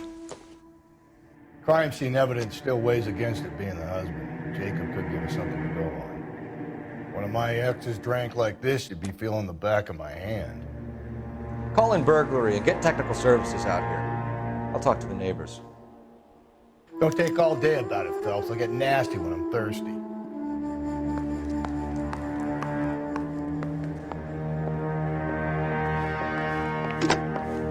Galloway, homicide, badge number 564. Requesting technical services for a suspected 459 at 142 North Union.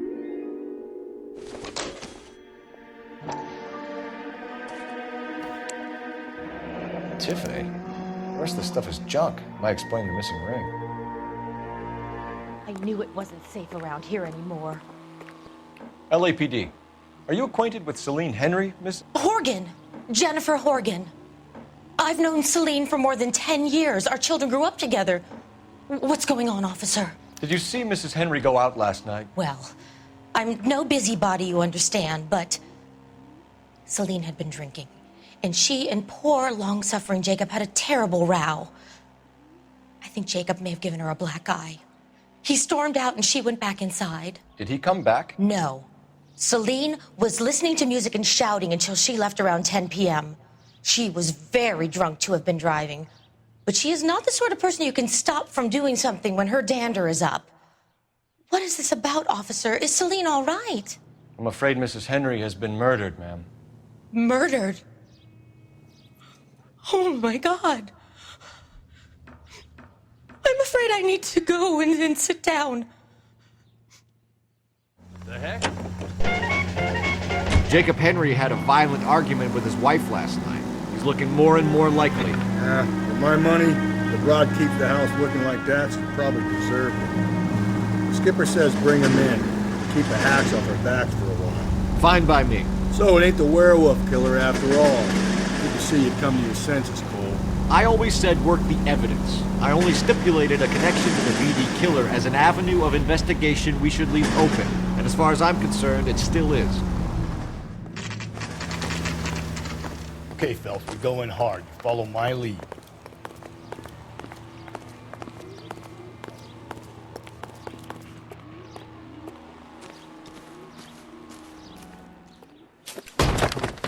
You Jacob Henry? Yeah.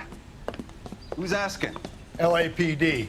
You're under arrest for the murder of your wife, Celine Henry. Murder? Celine?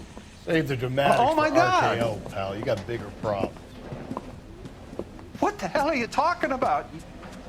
You come in here, you tell me that Celine is... Take a seat, Mr. Henry. she's- We're gonna have a look around, then we'll talk. Jesus, I'm sorry.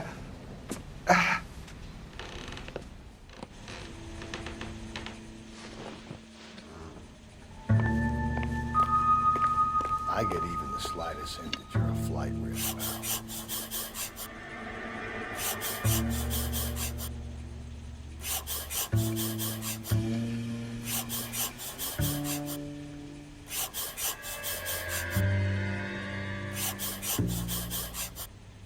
You think the atmosphere's thick in here? Wait till you try the gas. The oldest problem there is, what to do about the old lady.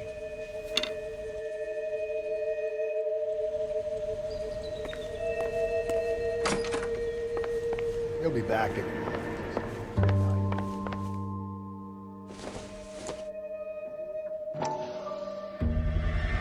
Size 11s.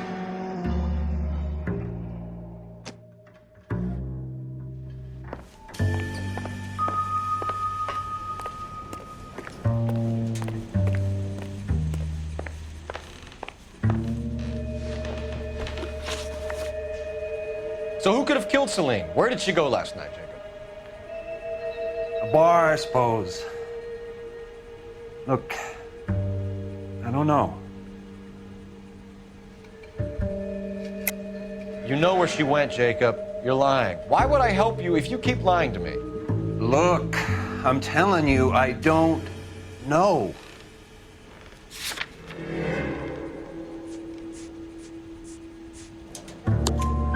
We know she went to the Bomber Club. The bartender there, he calls me if things are getting out of hand, and I go and I bring her home. He called me last night. I said no. Phone rang a couple more times after that. I ignored it. I'm gonna have to live with that. When did you last see your wife, Mr. Henry? Last night. I went to see her. We talked. Things got a little out of hand.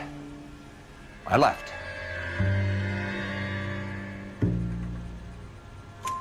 You don't remember what time you last saw your wife alive? Look, I'm sorry.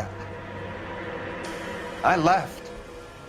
Maybe 9 p.m. Might have been a little later, but right around 9. Why did you kill her, Jacob? Things will go better if you come clean about it. That's a lousy thing to say. I never gave up on my wife. I don't believe you, Jacob. I think you didn't have the guts to do it yourself, so you had someone else do it.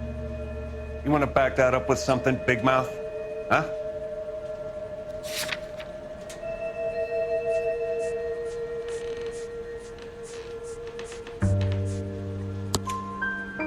The note by the phone suggests you meant her harm. You want the truth? Truth is, I was sick to death of her. I was trying to have her committed. We're still going to need you to come downtown, Mr. Henry. We can get this all down on paper, Jacob. How you got fed up with your wife and how you figured killing her would bury all your troubles. Kill my own wife? She was a lush and a tramp, and you just couldn't stand it anymore. Shut your goddamn mouth. So now you're gonna tell me you loved her? Ah, the DA goes all gooey over remorse, Jacob. You're not being rational.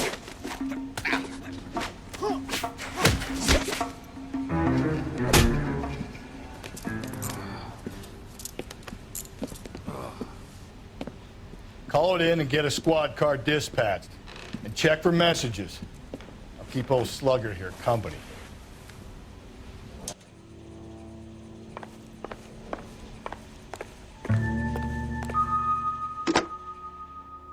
Operator, give me dispatch.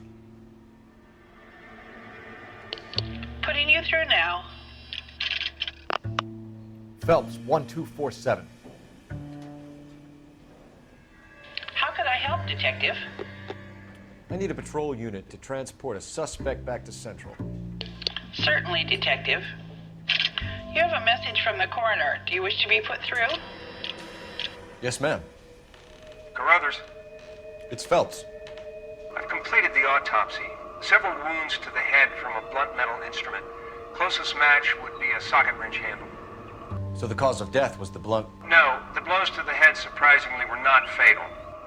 Death was from hemorrhage and shock from the fractured ribs and multiple injuries caused by the stomping. Anything else? He's some kind of sex fiend. The tissues of the anus were bruised about 1/8 of an inch, but no trace of semen in the anus, vagina, or stomach. Thanks, Doc. Operator, give me R&I. Any word on an owner for that vehicle? License was 2boy8899. Yes, Detective. The plate belongs to a brown 1936 Pontiac. Registered owner is one Alonzo Mendez of 402 South Fremont Street, apartment 16. Thanks. Any other messages? One, Detective. From Captain Donnelly. He wants any and all suspects returned to Central. Interviews to be set up immediately. Got it. We're coming in.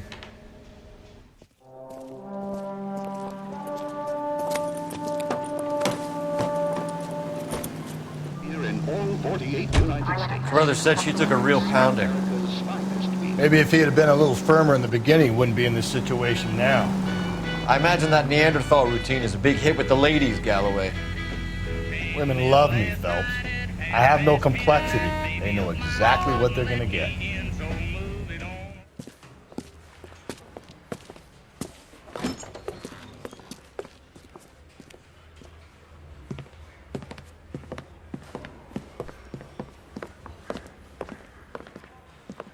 We have a firm lead, Captain.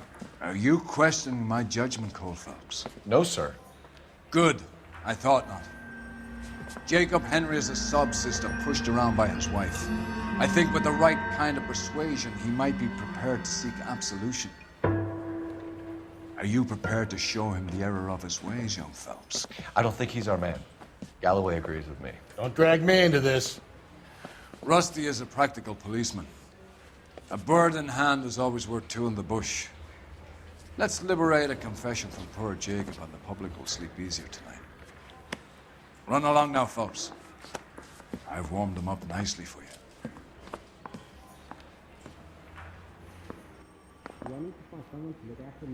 Canary says he'll sing. If I guarantee he'll walk. Doesn't look good, Jacob. You're in a big jam here. You lie to me, and I can't help you out. Do you understand me? Yes.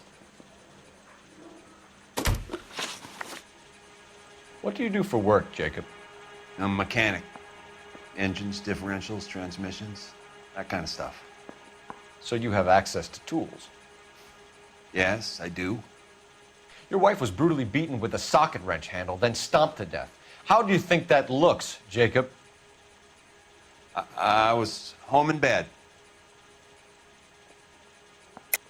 You're full of shit, Jacob. The truth is you hated that bitch. You followed her and dragged her into the car and then took her out to the moors. She woke up and you smashed her face in with a socket wrench. No. And then you stomped her. You stomped her because she's a drunken whore and she treated you like shit. You stomped her for all the years you had to take it. You stomped her because you are such a weak fucking sister, Jacob, and you wanted to erase all memory of it. Go on. Try to deny it. I was at home. I should have gone to her at the bar, but I didn't. You can't prove I wasn't home.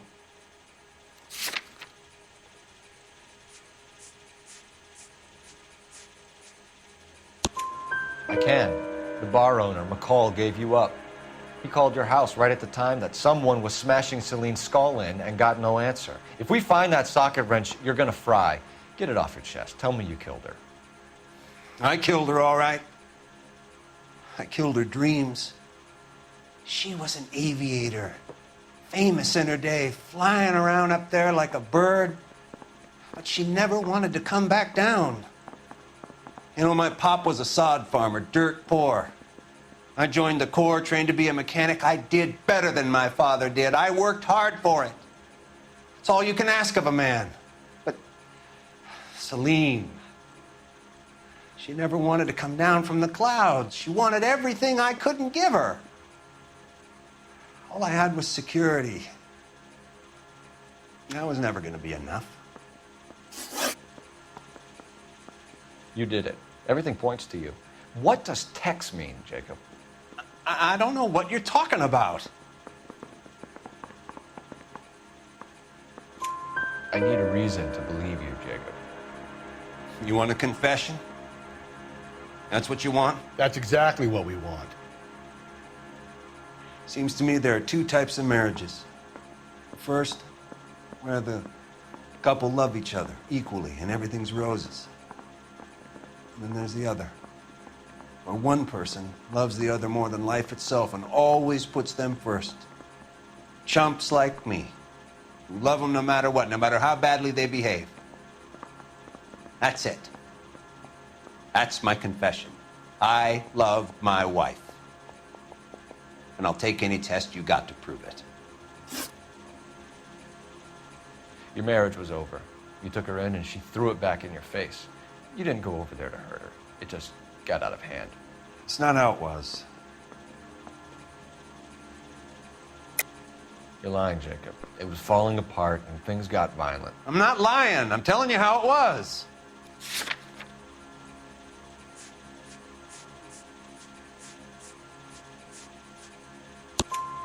Jenny Horgan says you blackened her eye. It's all right, Jacob. The DA will understand. In your shoes, I would have done exactly the same thing. I hit her, all right? I'm not proud of it, but she was coming at me with a frying pan. What would you do? It took it for years, but sometimes a man can only take so much. Why did you break into your wife's house, Jacob?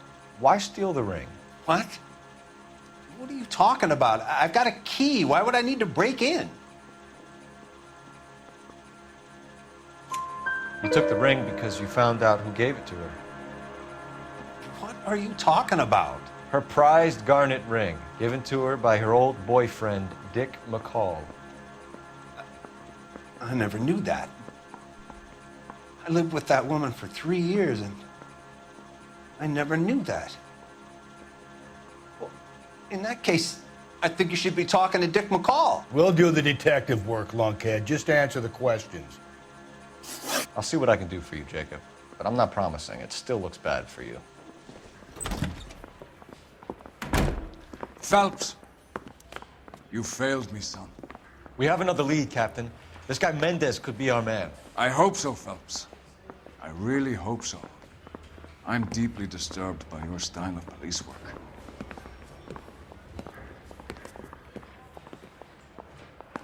I'm telling you, it'll never stick and you'll get roasted. We can still pull down a conviction for the skipper if we chase down this Mendez guy. I want to make homicide. Alonzo Mendez. Sound like a man who moonlights as the werewolf? Don't sound like a man I'd let my daughter anywhere near. You've got a daughter. Spend enough time drinking, Cole, you'll find yourself with any number of things you don't want when you're sober. So that's why you never sober up. Exactly. Check over complications for times of your favorite programming, including the Los Angeles Mirror and the Los Angeles Inquisitor. KBI Radio presents National News from Washington. Mendez, apartment 16. Don't bother knocking, just kick the door in. Take a look around and see what you can find.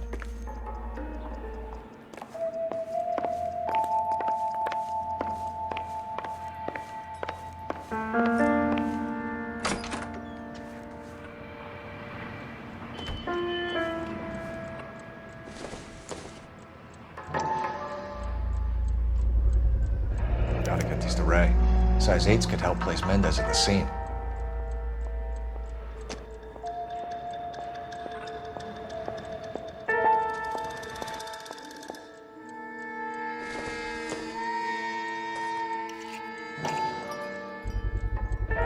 Brothers could match the color and brand of the body.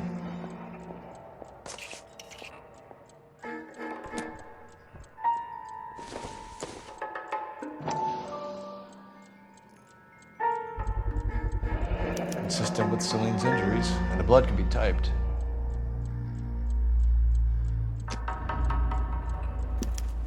We have the murder weapon. We better get Pinker down here. Why keep it? Why not throw it away? Think these clowns are geniuses? Thank your stars you caught a break. Captain Donald will begin to like you. Hey! What gives? LAPD, you're under arrest. Do not lose that son of a bitch. I'll go get our wheels. Mendez, stop right there!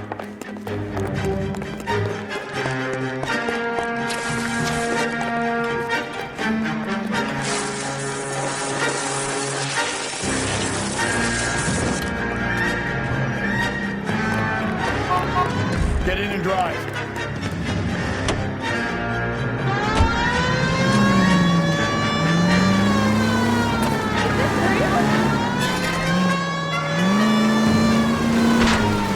I got an idea. Get him next to my window, Cole. Keep me alongside his vehicle, and I'll stop the son of a bitch. Hit it. Clean this asshole off the road. Keep it steady, and I'll try to bust his tires.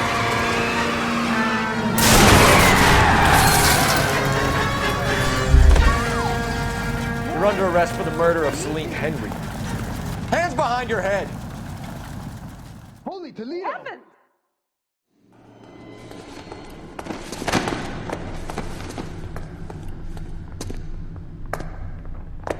I ain't saying a goddamn thing.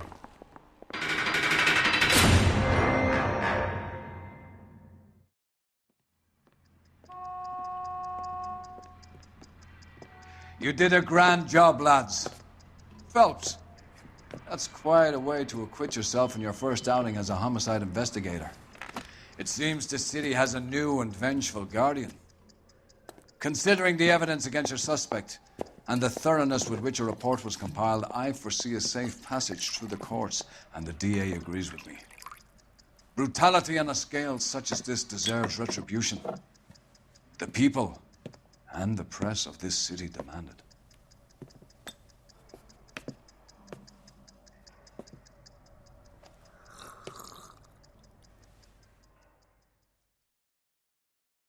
I need something to soothe this pain, to cool the lava you pump through my veins, 'cause I'm burning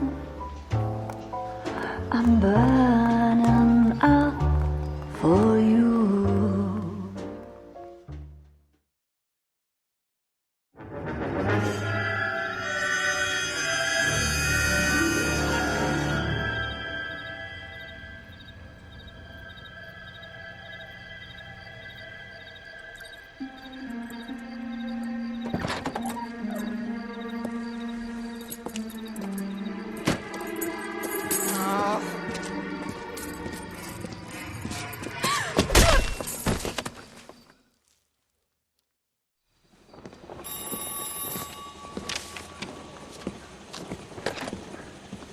Galloway. Got it, Skipper. Yeah, I'll bring him. He's my partner, after all. What have we got? New case. White female dumped in plain sight in the grass at the end of Hill Street. Hacks are all over it. Captain's trying to fend him off. That sounds awfully similar. The first rule of police work is make no assumptions until you've seen the evidence. Skipper wants you to have your newspaper face on, college boy. I think I know the place where they found the lady. It overlooks Sunset Boulevard. Let's go. He says You did a decent job on the Henry case, Phelps. Not bad for your first time at bat. Thanks, Rusty. But don't go getting ahead of yourself. That's one clearance under your belt. Now it's a new day with a new dead lady that needs our attention. No assumptions until we see the evidence, right? Right.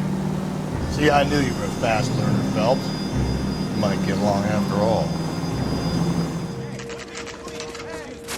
Now, boys, you know as much as I do. I'll be holding a press conference once the autopsy's been completed. I have two of my finest investigators on the case, fresh from bringing down the sword of justice on the crazed sex... Captain, aren't there Mendez. similarities between this murder and the murder of Celine Henry?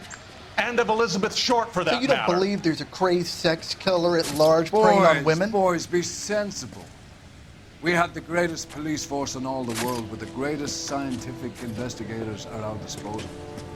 How can any killer continue to be that? Be advised. We keep the gas chamber at San Quentin primed for the sons of Cain who continue to believe they can take a life in the city of angels. Yeah, right. Any new leads in the Dahlia case? Run along, boys, and let these officers get to work. We have God's work to do here, and it can't be delayed. What do we have, Captain? Another woman sacrificed. Speak to Carruthers. I want daily reports, gentlemen. Y'all seem to be standing around. Shouldn't you be working? Detective, I was first on scene. So hey, what's You going find her, on? Gonzalez? Not me. A family out for a stroll. I was first reporting. Can you show me the body? It's under the pepper tree, this way. Here she is. Similar MO. To what? The Dahlia? I don't think so. Celine Henry. That's a closed case. This is probably another sad sack who lost his temper with a broad who wouldn't put out. Are you a suspect, Rusty? Watch your mouth, Phelps. All I'm saying is we got enough to do without reopening closed cases. Talk me through it, Mal. Severely battered, on display. Footprints would indicate that she has been stomped. Size of the footprints would seem to indicate a smallish men's shoe. What size shoe did Mendez wear? You finished? No, I'm not. At a glance, I would say strangulation was the cause of death. I'll need to do further tests for semen. Angry boyfriend. If they were married, they'd be at home, not humping out here in Lover's Lane. You mind if I examine the body? Be my guest.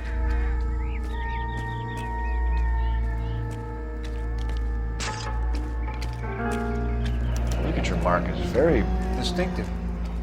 I'll do some comparisons back at the lab and get back to you.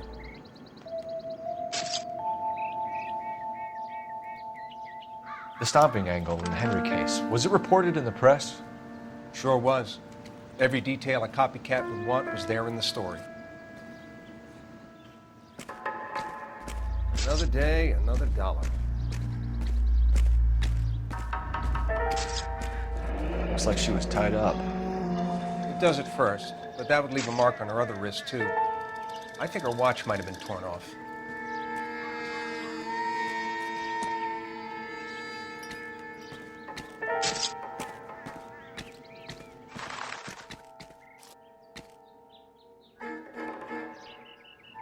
What's this mark? Cut on the finger. Fourth finger, left hand. A wedding or engagement ring. Violently removed.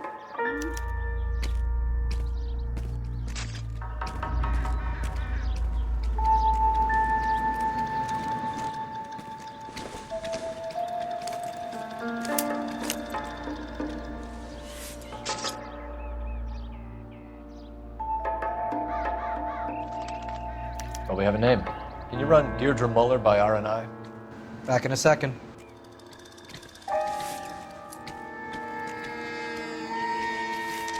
If the motive was robbery, why not take the money? I think I've seen it all.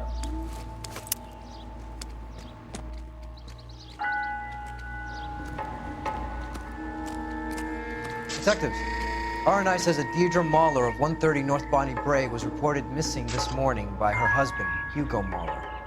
What'd I tell you? Let's grab the husband, take him downtown, and work him over. We could have this wrapped up by lunchtime. What about not making assumptions and going on the evidence?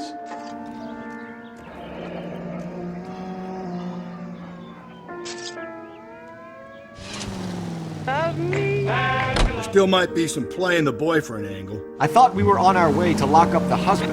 If he doesn't work out, that is. Deirdre Muller has suffered enough. More than enough. You shouldn't make disparaging comments about her without even the slightest inkling of what she was like. She was a woman, wasn't she?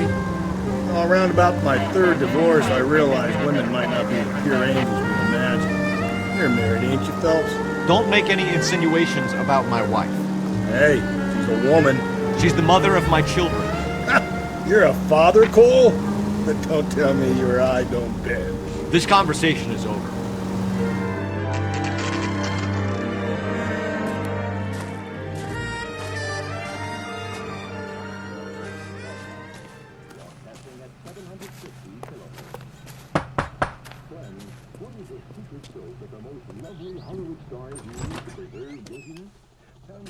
Phelps and Galloway, LAPD.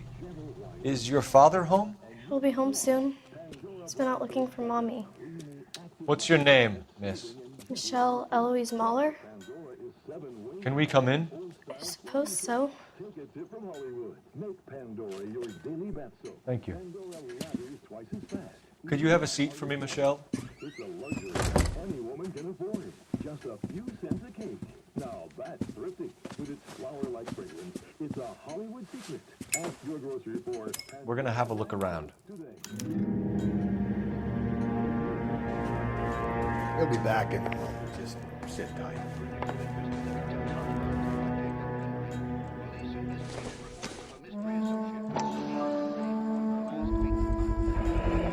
Brookwoods. Size 8s.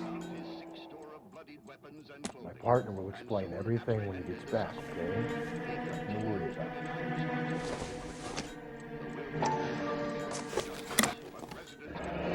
Elgin wristwatch. Probably the same one snatched from her body.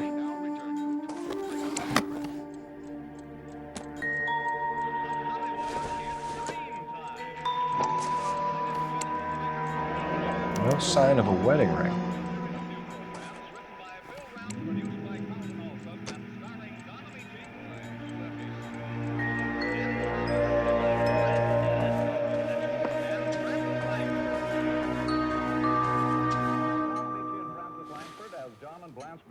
Is this about Mommy? Daddy is trying to find her. Please tell me she's okay. I'm sorry to have to tell you this, Michelle, but your mother is dead.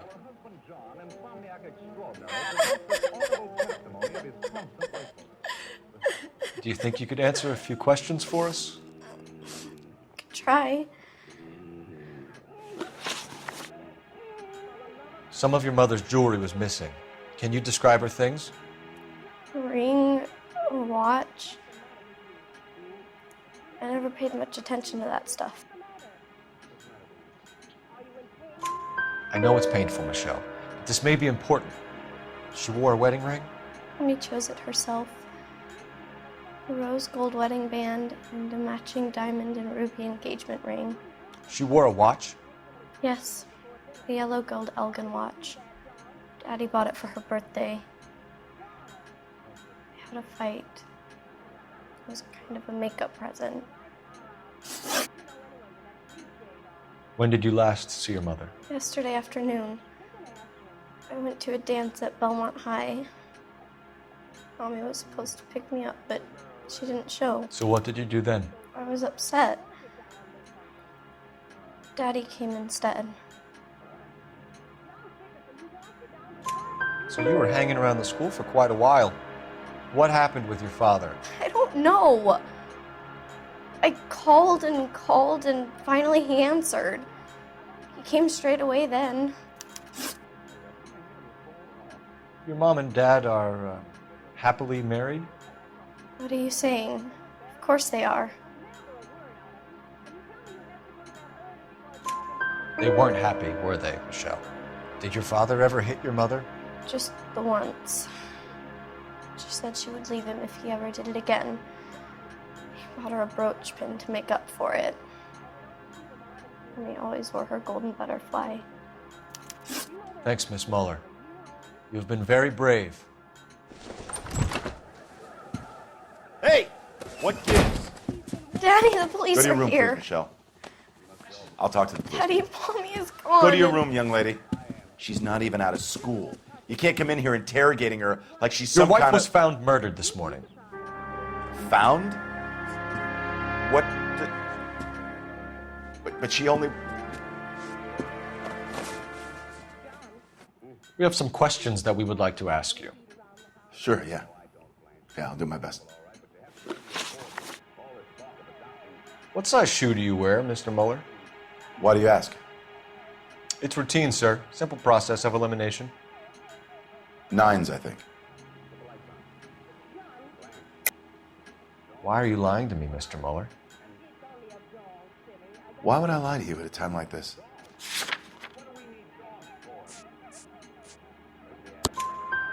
That's funny.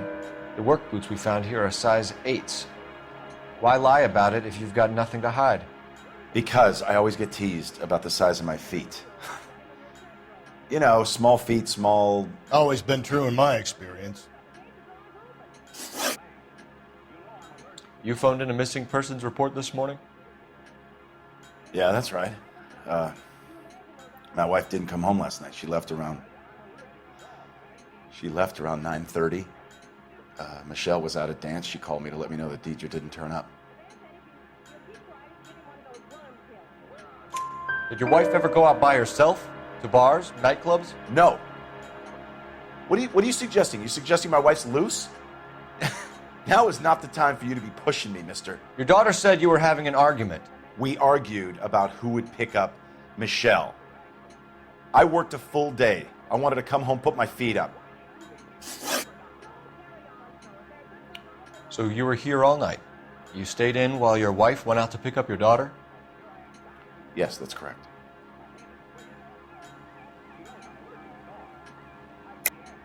You should come clean if you're having an affair or if there's something going on. I told you I was here. Were you saying I wasn't?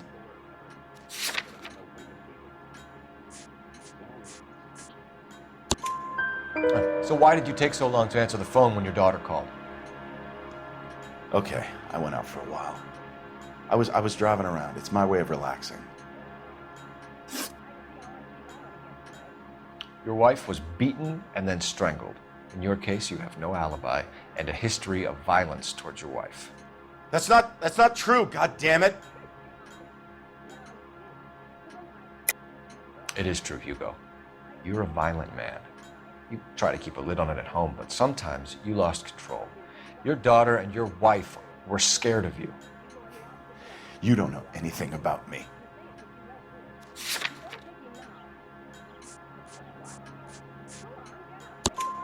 I know about the golden butterfly, Hugo, and how you bought your wife off the last time you heard her. She liked to spend money, all right? Dresses, jewelry, her hair. It drove me goddamn crazy. Do I look like a Rockefeller? Nobody likes a cheapskate, Hugo. Getting hostile with us is a very bad idea, Hugo. I'm no murderer. Make some arrangements for your daughter, and then present yourself to Central Station for questioning. You gotta be kidding me, Phelps. Put the cuffs on him. This is an outrage. I didn't kill my wife. Your daughter is in the next room, Mueller, so I'm giving you a break. Don't make me change my mind, and don't make me come looking for you.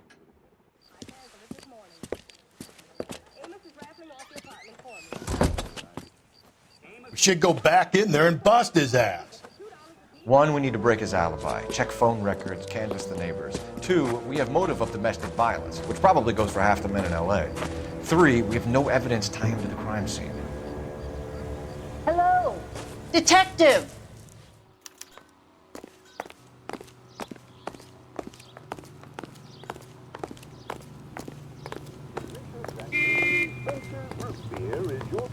Yes, ma'am. I heard the terrible news over the radio. And you can help us with our inquiries? Yes, sir. They had a row last night.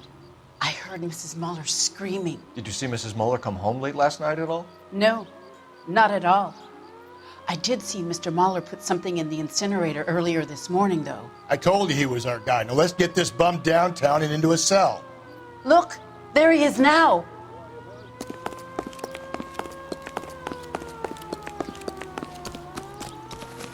Step away from the incinerator. Don't let him get away. Okay, but no shooting. We need this guy to make the case.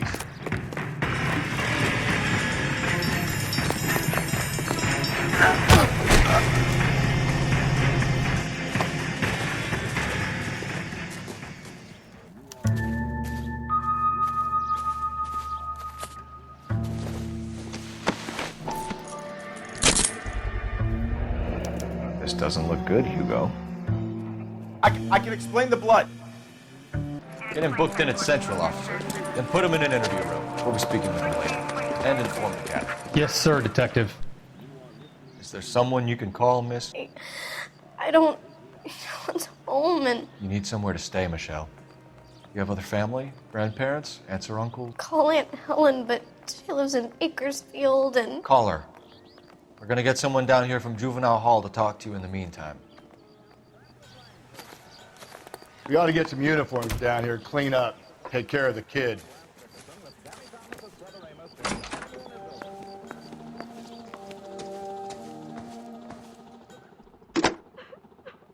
Operator, give me dispatch. Putting you through now. Cole Phelps, badge 1247. How can I help, Detective? I need an address on a Belmont High School. Checking for you, Detective. Belmont High, 1575 West 2nd Street. Thanks, ma'am. Galloway, Homicide Division, badge number 564. Go ahead, Detective Unit. Can we get Ray Pinker and a technical services team to a house at 130 North Bonnie Bray Street? And send someone down from Juvenile Hall to look after a young lady. Roger, 11K. Inform Detective Phelps that the coroner has a report waiting at the police morgue downtown when he's available. Got it, KGPL. You're behind the wheel. We go now. I'm surprised, you know. I didn't make the husband for it. Always make the husband, fellas. 9 times out of 10, it's the closest person to the Vic who does the deed. God knows I've wanted to kill some wives in my day. Lex parsimoniae. What? The law of parsimony. Occam's razor. The simplest explanation is most likely the correct one. You know, you could have said that without getting all liturgical on me. I'll try to dumb things down from now on. Appreciate it. Try this one on besides. Rusty's razor. How's that go? You blame the guy that's banging her. Ah, of course. Famous Lex ignoramus. Closes cases, Cole. Puts a lot of people away that way. But Saturday's the spring unveiling, Emmy. It's the first season since fabric rationing's over. We have to go. I told you I can't Saturday. I'm busy. Busy where? You're going on another drive with Davy Gardner, aren't you? So what if I am? Go, Phelps. I'll take the car and see if I can cut him off.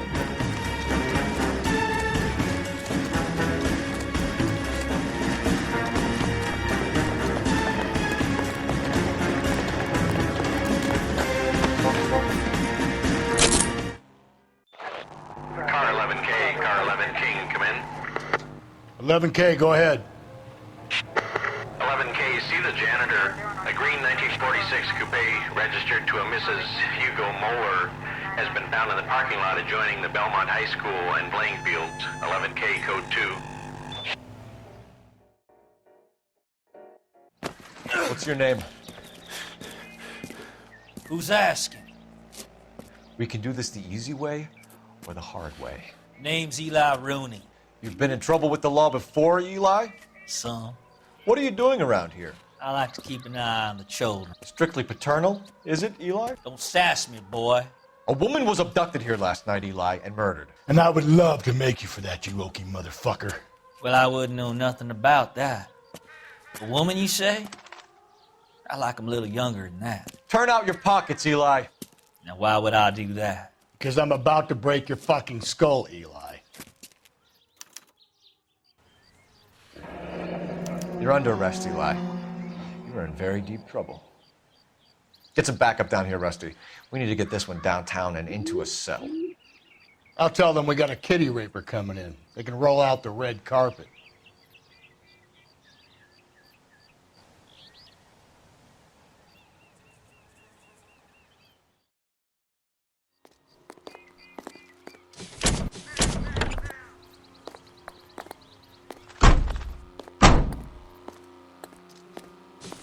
What time did you see the person park the car? Late last night, after school social, maybe 1 a.m. I've been keeping a good eye out lately. We've had problems with the child molester. Eli Rooney. We've met him. Filthy son of a bitch. He was here yesterday before the dance. Was it him you saw park the car? I don't know, sir. I'd like to say yes, but the truth is it was pretty dark. Would you say Rooney is violent? Yes, sir. I would say so, yes. Thanks for your help.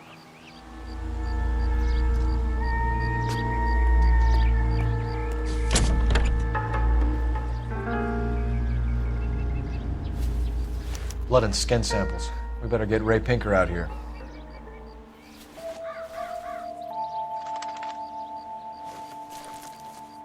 The overalls are stenciled HM. Mueller is a mechanic. I wonder what Eli does for a living.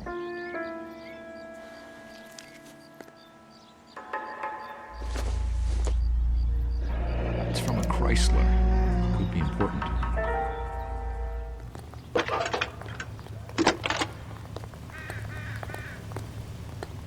Phelps, badge 1247. How could I help, Detective? I need interrogation set up at Central for both suspects being held in the Mueller homicide case. Certainly, Detective. I'll get in touch with the watch commander. Thanks.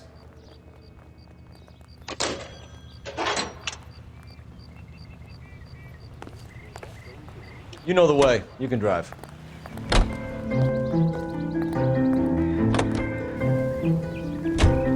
I say we make Rooney for this. I think we should lay it on him. He was near the car, he had her jewelry, the DA will love him for it. Even if he didn't do it? Who cares whether he did it? You have kids, Phelps? He needs to be taken permanently out of harm's way. And we let Mueller slide? For a while. He gets a free pass for now.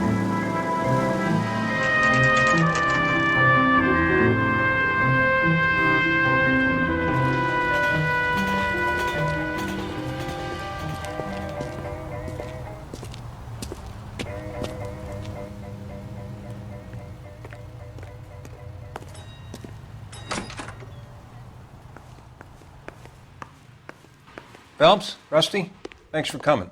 Can you blood type the shoes that we bagged and see if they're a match? Sure. It'll all be in the report, but I'm assuming you want the details now? Please. Cause of death is strangulation? Correct. Take a look at the samples on the bench.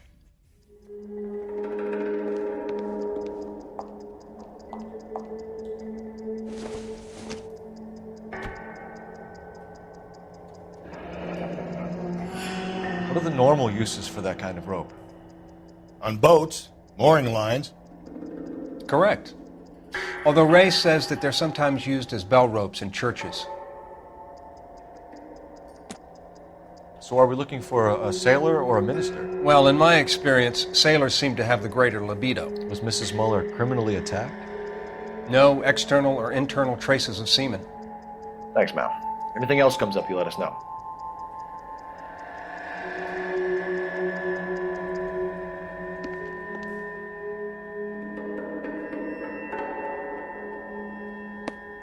The shoe prints? Size 8s. Very similar to the impressions from the Henry case. Now, who do we remember got caught in bloody size 8s? I think we have our bird.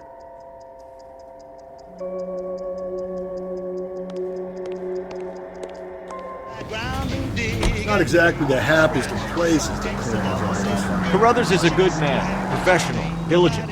If you're working with a pro, it's easy to overlook the grim realities of a place like that. Funny job, that. Corners. How so? No, you don't want them enjoying their work too much. The wrong kind of man can get awfully lonely rattling around a joint full of corpses. Rusty, that's like something out of the pulps. Been reading the same ones as me? I thought you were usually too drunk to get through a magazine. You know, if I close one eye and squint, you can just about make out the print.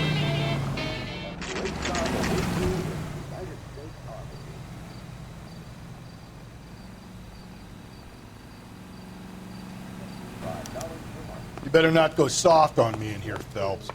We'll work the evidence, Rusty. Let him do the rest. I say we bust in there and find the goddamn evidence. Straight through the red light. Bet you never saw it. Here's where we stand, Hugo. Your next-door neighbor heard screaming coming from your house. You were burning your blood-stained shoes. You have no one who can confirm your whereabouts last night. Your daughter says you're a violent man. We have everything we need to send you to death row, and all you have to say for yourself is, I didn't do it.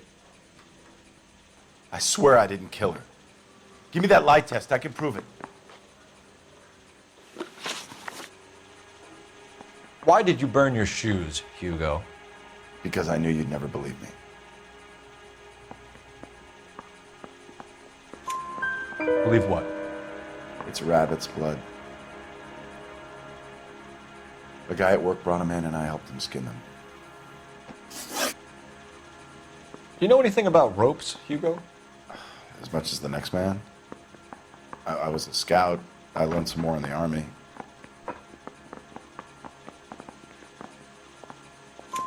You learned to strangle with the rope in the Army? With rope, with my bare hands, but mainly with wire.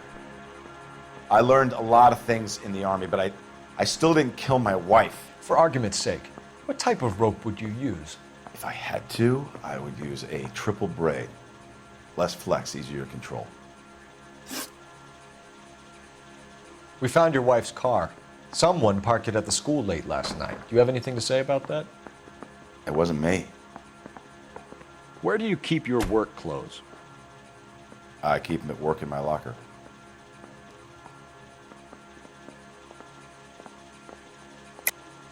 Enough lies, Hugo. Your overalls put you at the scene of the crime last night. My overalls are in the laundry of my house.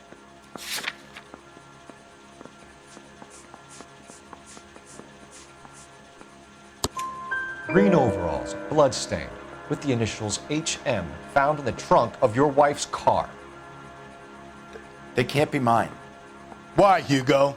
Because if they were yours, they'd be in the incinerator too?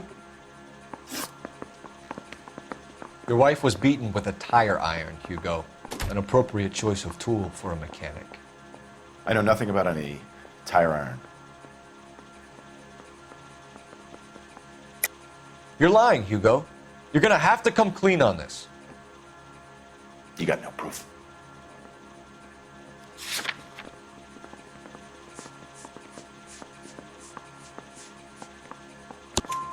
Your wife drove a Chevrolet, Hugo.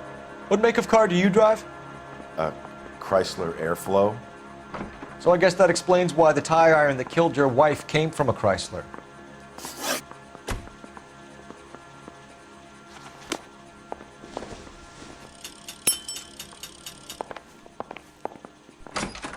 If you were twice as smart, you'd still... Guy was willing to write his own mother after I sweated him. He's the cop who arrested that movie producer. It's about time some of those movies people went to jail. Captain, we were on our way to interview Eli Rooney. Yes, Phelps, I know. This particular fiend is an old acquaintance. I have tried to reaffirm his belief in a wrathful and terrible God. Whichever way it goes, I'll be dealing personally with him.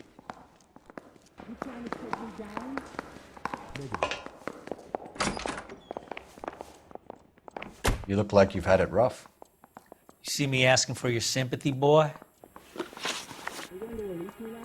You down on your luck, Eli? I had worse. My family ate roadkill during the Dust Bowl. But you have a job.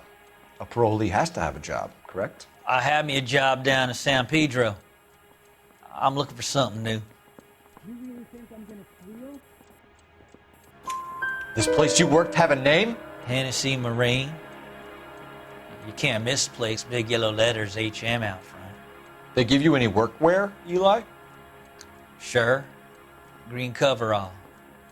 Dang thing was hot. Felt like I was back in the pen wearing it. You ever tie up any of your victims, Eli? It's not a nice thing to go calling them. What would you call them? I can't say. I learned a long time ago not to go talking about the things I like. Talking about it just seems to get people's dander up. Answer the goddamn question, Rooney, before I brain you. See what I mean? Short answer is yes. You have any preference regarding rope, Eli? I know a good rope from a bad rope, if that's what you mean. That's not what you mean, is it? Any old rope will do me fine. A farm boy like you, Eli, must prefer Magay for roping. Am I right? I prefer braid. Tie a hitch in the braid. It stays tied. You killed Mrs. Muller and stole her jewelry. That ain't so. I ain't done nothing like that. You have no job and nowhere to live by the smell of things. And you need money. You've been in trouble before, Eli. Who do you think a jury will believe? I've been in trouble for other things, but I ain't never killed no one. I saw that car coming to the parking lot late last night. Man got changed there and then put his coveralls in the trunk. I saw him drop the butterfly in the lamplight and he strolled out, cool as you like. And I went over and I picked it up. What size boot do you wear, Eli? Kind of like anything I can get my hands on. I'm wearing 11s. You're maybe 5'5", 5'6", tops. And you wear size 11s? I don't think so, Eli. That might be on the large side. Maybe 10s. Maybe 8s. Now that I come to think of it. Why punish children with your iniquity, Eli? Do you think I was never punished? You must know what you're doing is evil. Well, son, nobody's perfect. Eli Rooney, I'm charging you with the first-degree murder of Deirdre Muller. You want to put me back in the stir that badly, boy? You go ahead and try. I'll beat that rap. I ain't a killer.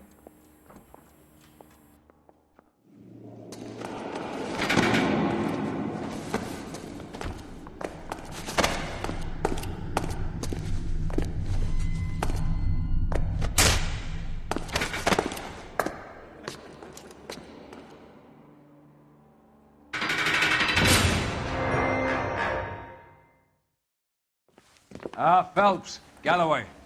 Congratulations are at hand. Drink, boys? I think you'll receive a commendation for this one, gentlemen. In the meantime, I'll speak to the DA about expediting the passage of the case. We need swift and merciless justice for poor Deirdre.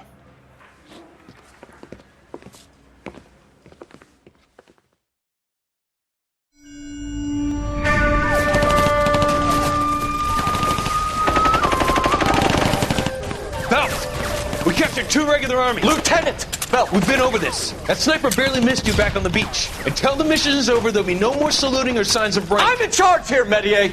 Do you wish to interrogate the prisoners? No, they're beat.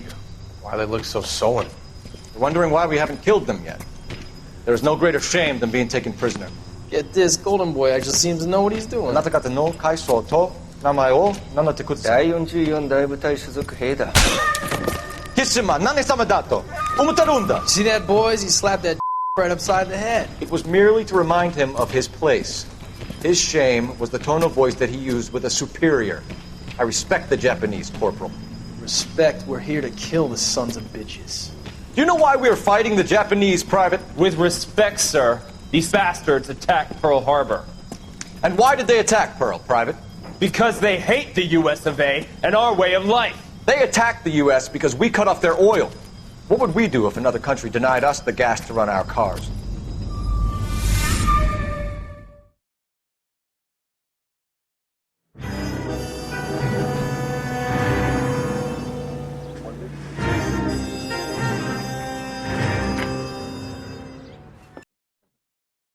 Phelps. I was just discussing with Finbar here how well you were doing. Have a seat. Yeah, my real name. And you can just forget all about it. You boys have a new case. A poor Hispanic woman murdered near City Hall and left lying naked in an alleyway. Another naked woman, sir? Yes. We seem to have had quite a run of them since the Dahlia fiend first struck. Phelps is politely trying to hint that he thinks the Mendez case is hopeless. Well, young Phelps, you win some and you lose some in police work. You're happy with the Mueller case, sir? Over the moon, boys! The DA couldn't be more pleased with the evidence, the witness, and the lack of an alibi. Now, get out there and catch me another snack. Making me blue. Oh, I'm afraid someday you leave me. One heck of a Sunday. He wants a Can you drive to this one? Goddamn wedding.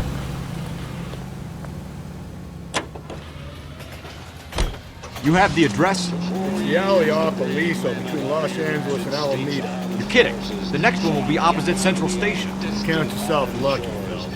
Most guys would kill to land a case so close to their desk. Yeah, it means they can pop in to hit the office supply of hooch whenever they need it. You know, that ain't a bad idea.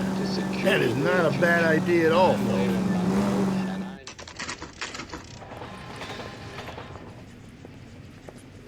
Detectives, they're ready to start the show. I'll take you through.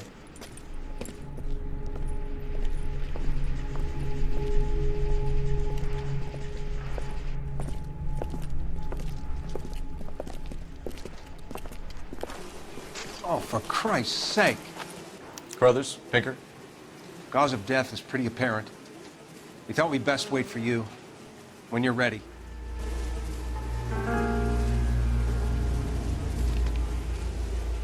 Lacerations on the neck would indicate a great deal of force.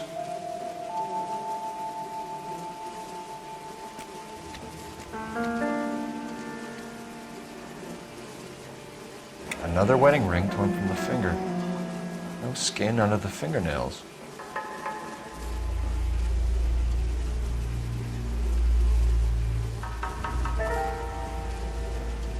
Kiss the blood, BD.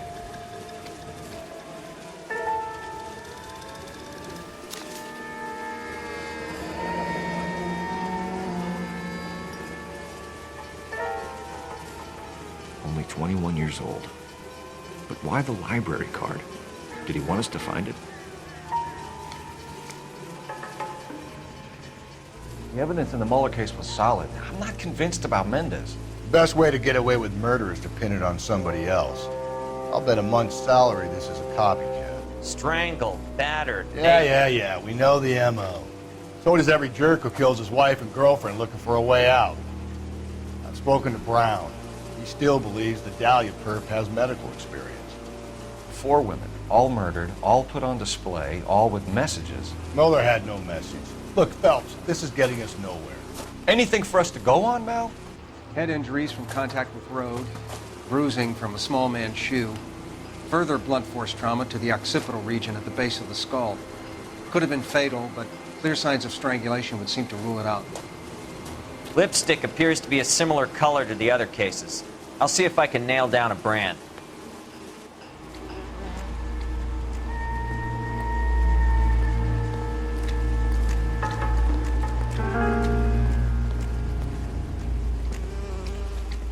If she took a blow to the head like the others, she was probably unconscious when strangled.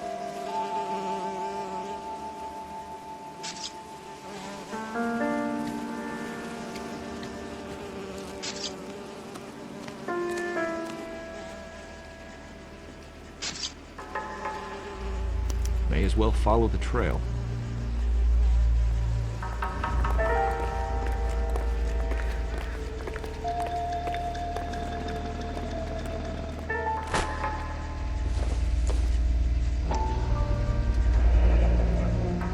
Antonia. Huh, same as the library card.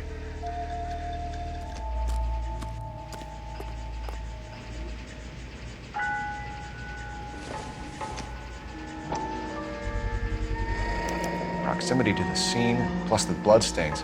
No way is this coincidence.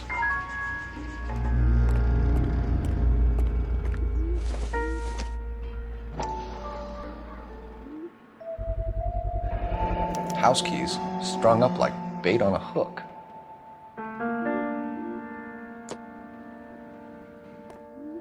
You think he's trying to lead us somewhere? Probably all the way to City Hall, that brazen son of a bitch.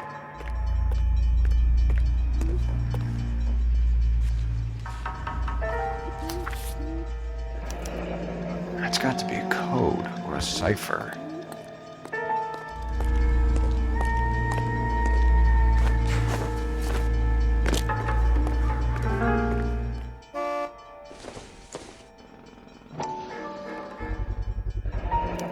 Looks as though the killer was decorating with this.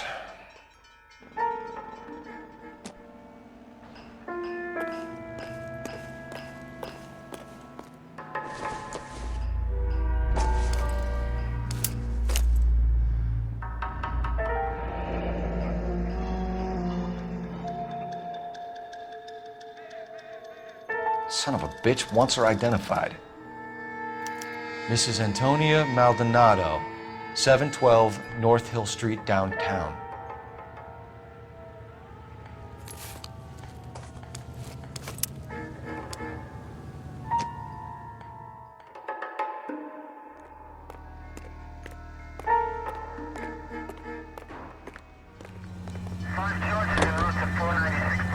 It was Mrs. Maldonado, right? That's affirmative. All right, so then there's a husband we should be looking for. Get him, we've closed the case.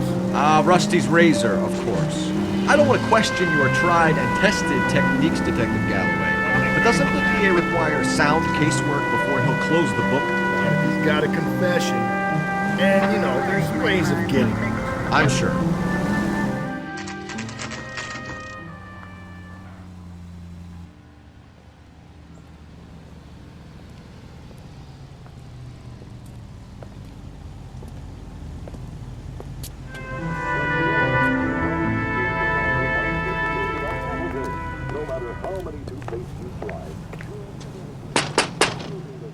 Wait just a moment!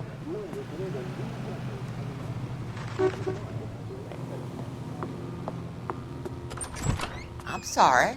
Can I help you? LAPD, ma'am. Detective Phelps and Galloway. Does Mrs. Maldonado live here? Yes, she does. I'm Mrs. Barbara LaPenta, the owner of this boarding house. Is there a problem? I'm afraid so, ma'am. You mind if we come in? Is there somewhere we can discuss this? Of course. Follow me through to the parlor.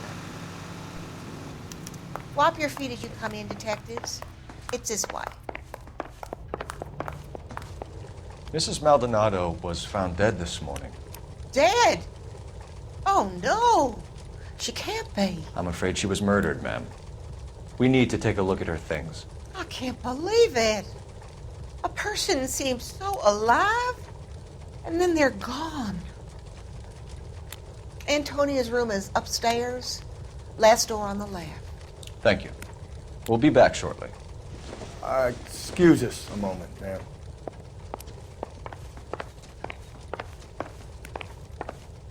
What are we waiting for?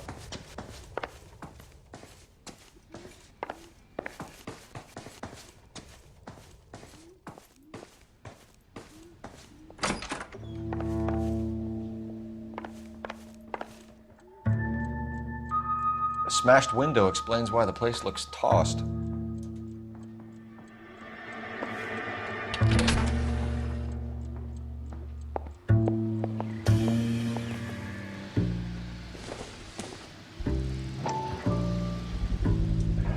So someone broke in using this thing instead of a crowbar. Wonder where it was taken from.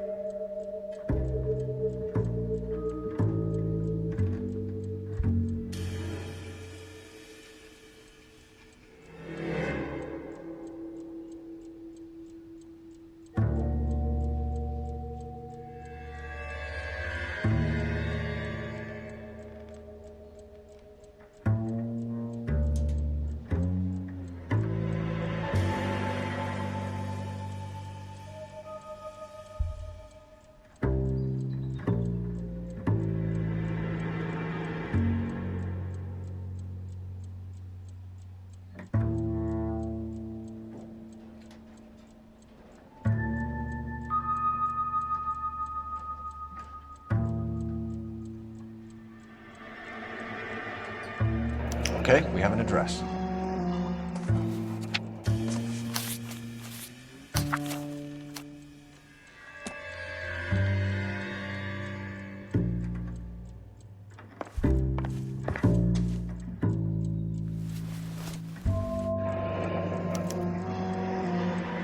Charm bracelet wasn't among the crime scene evidence.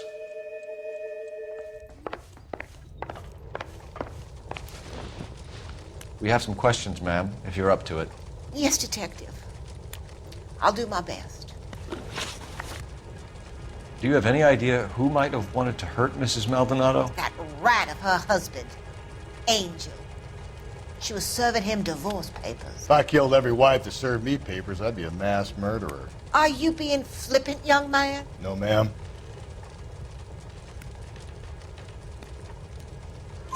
What can you tell us about Angel Maldonado? She married him when she was 17. He was cruel to her, very cruel. She was a good girl, little on the religious side, but a good girl. What time did Antonia go out yesterday? She left around 9. Do you know where she went? No, I have no idea. She was a good girl, but she didn't confide in me. A nosy old hag like you knows everything about the people who live under her roof. Where did she go? I think she went to a bar. She's been drinking quite a lot lately. This bar have a name? El Dorado Bar. It's a Latino place on North Los Angeles Street. That's only a couple of blocks from where we found the body.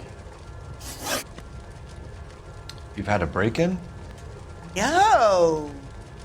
That can't be true.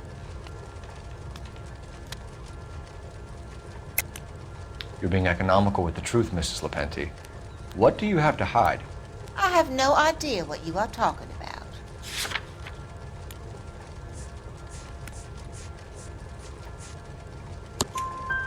So Antonia lost her keys and used an iron bar to jimmy the back window? I heard a noise in the early hours of the morning. I thought it might be a raccoon at the milk bottles. It'd be very bad for business if this news got out. I have a reputation to protect.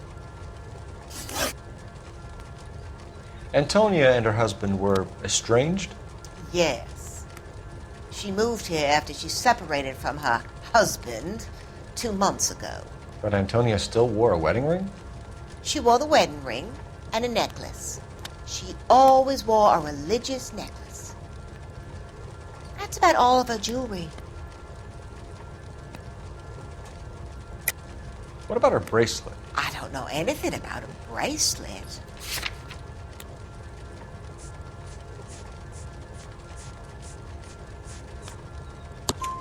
In her wedding photo, she's displaying a charm bracelet. That thing? She never wore it. He gave it to her. She always kept it in that wooden jewelry box. Thanks, ma'am. You've been very helpful. Pay a call to that husband of hers. Lock him up and throw away the key. We can either front Angel, seeing as the finger's pointing right at him, or we could check out the Eldorado one.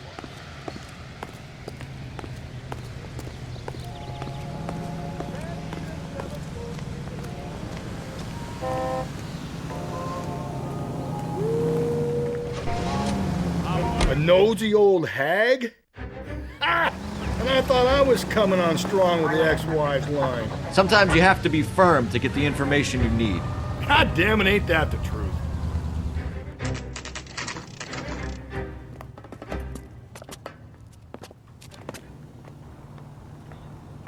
Sam has taken me to Palm Springs for the weekend. Maldonado is in apartment 304. Phelps, this could turn ugly. Forget about knocking. Let's take our boy by surprise. Hey, what the fuck? LAPD, motherfucker, you're under arrest.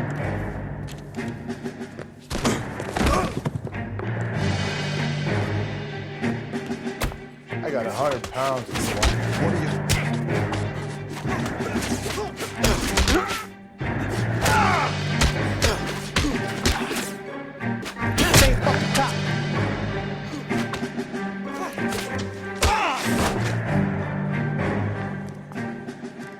Damn, they got some decent shots in there. Cuff these sons of bitches, Phelps. LAPD, you two are under arrest. Call for some backup, Finbar.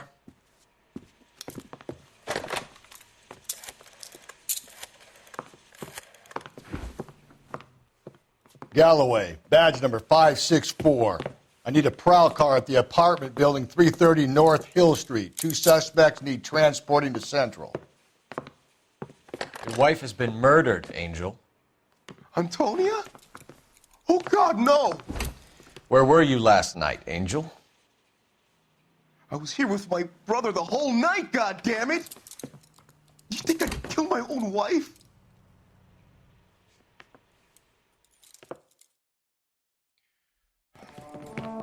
We should get the whole place going over, then talk to the neighbors.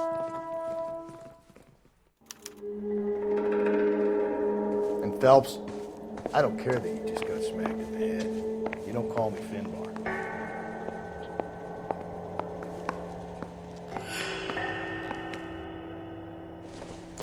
Just picked fruit market.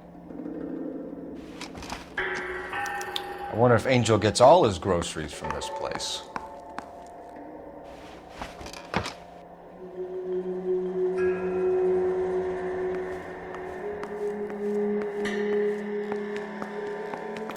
This will take some explaining.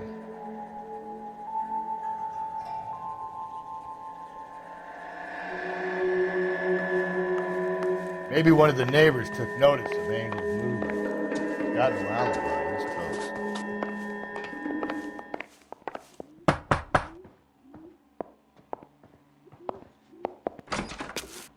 What do you want? LAPD. We're making some inquiries. Make it quick. I work nights. So you weren't home last night? No, I was at work. You know nothing about Mrs. Maldonado fighting with her husband? Those two? They're always screaming the place down. Thanks.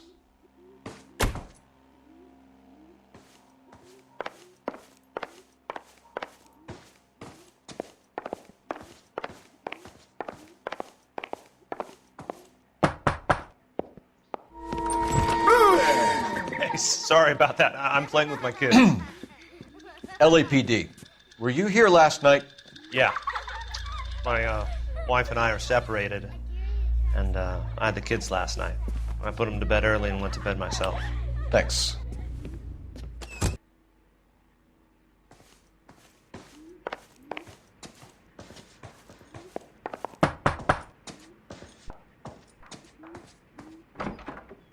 Hello? LAPD, ma'am. Did you hear a disturbance last night? Yes. Yes, I did. Mrs. Maldonado lit out of here, and her husband ran out after her. You saw this, Miss? Aranda. I had the door open a crack. Did you see Mr. Maldonado come back inside after he ran out? No. I didn't. Thanks. We'll be in touch. I kept thinking you were going to call that one a nosy old hag too, Phelps. Well-executed restraint. I'm executing restraint right now, Finbar.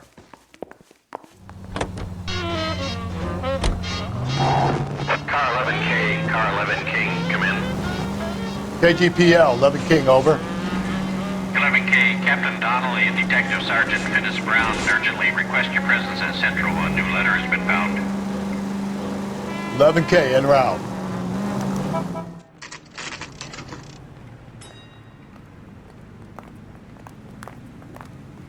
The captain is waiting for you downstairs with Pinker. Boys, come on in. Phelps, have you met Finis Brown? Pleased to meet you, sir. His information is confidential and doesn't leave this room. The new letter was left in the back seat of a cab. The driver thinks it was put through the window and not left by a customer. We're checking all his fares back 24 hours regardless. Good. Like the previous letters, it's been assembled from headlines and typed from the Times and Examiner, then glued to an envelope. What is the other note? This one? That's also new. A poem, hand-typed. Do you mind if I take a look?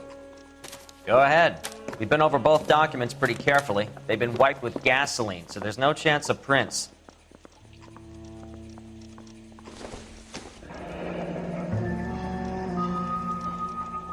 That's the message from the Celine Henry case.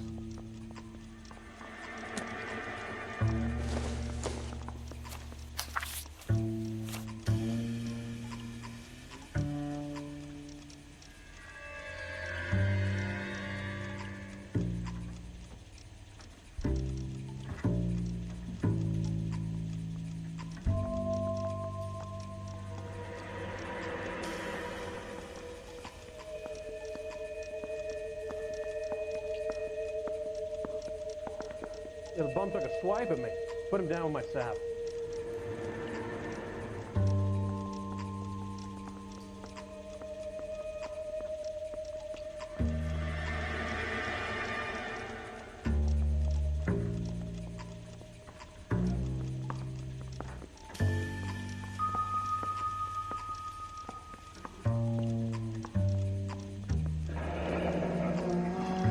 Heap upon thy soul by virtue of this curse.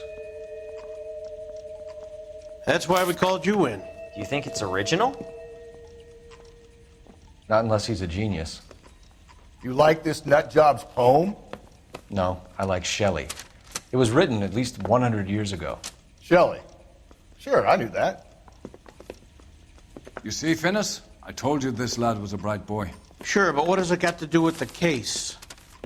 Prometheus Unbound. Prometheus was a titan, a superhuman character who defied the gods to bring fire to humanity. The Dahlia guy believes he's Superman. Your guess is as good as mine. One thing for sure is that he's educated. What about the link to the Henry case? He could have got the wording from the papers. As you said, he is fiendishly clever and takes pleasure in taunting us. What's happening with the Maldonado case? We have the husband in custody. We haven't interviewed him yet. Well, upstairs then, lads, and see if we can break him. Guy gave his wife a cat. I said, all's fair in love and... Improved your attitude, Angel? What do you want me to say? I was with Antonia the night she died, but she left the apartment, and that was the last time I saw her. So your wife paid you a visit last night. What time was that? Late, around midnight, maybe? She didn't stay long. You're lying, Angel. You went after her. I think you killed her. You're out of your mind. My brother will tell you I was at home.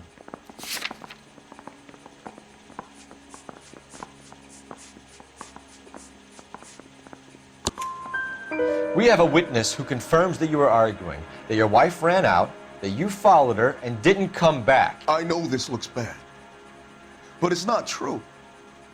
We argued, all right, but she went out and I went out after her and she jumped in a car on the corner. There was a car waiting for her? Can you describe the driver? Not the driver. It was too dark. But the car, it was a brown Ford Coupe. You and your wife weren't getting along. She was divorcing you. Is that why you killed her? We fought, yeah, but we weren't getting a divorce. I don't believe you, Angel. She'd been granted a decree nisi. She pushed you too far and you lashed out. I told you. I wouldn't accept a divorce.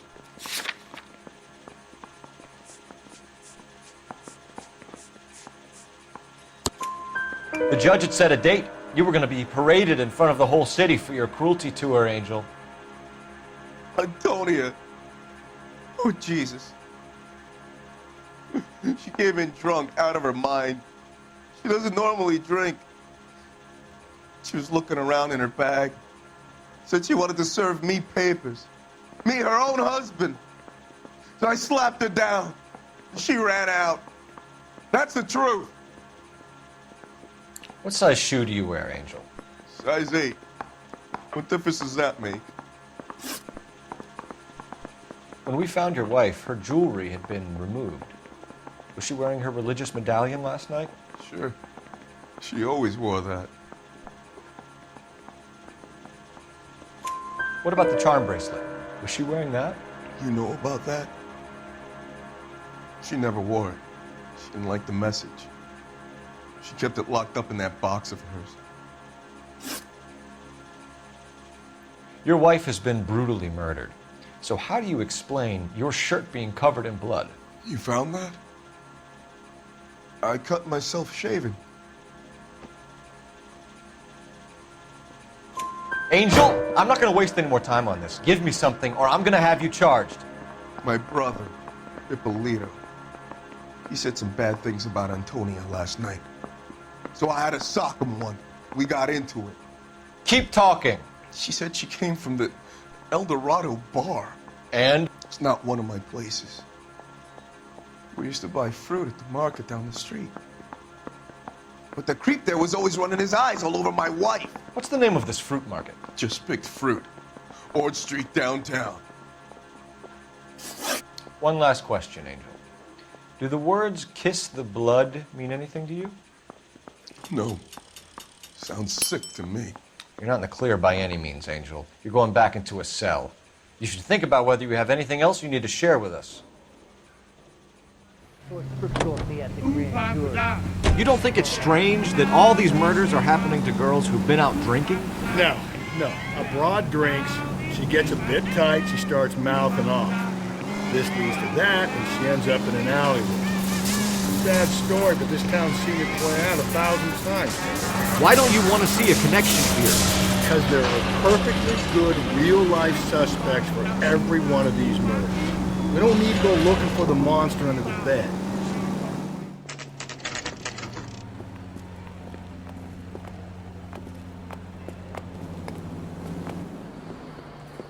What can I get you? LAPD. Detectives Phelps and Galloway. Diego Aguilar. How can I help? You worked the bar last night? Yeah. Me and a temp guy from the agency. Did you have a woman in here last night? 21 years old, Hispanic, drinking heavily? We have a lot of ladies like that in here. But yeah, I know who you mean. Antonia Maldonado. Oh, what did she do? She was murdered last night. Oh, shit. Do you know her well? Was she a regular? Hell no. She was good and tight last night, complaining about her old man. It's a story you get used to working in a bar. She was so hammered last night, she left a letter on the bar. I'll show you.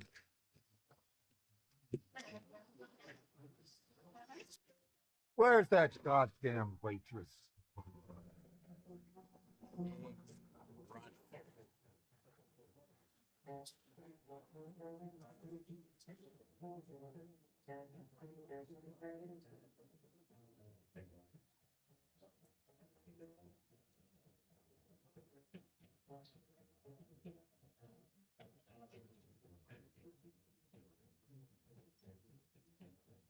Sam has taken me to Palm Springs for the weekend.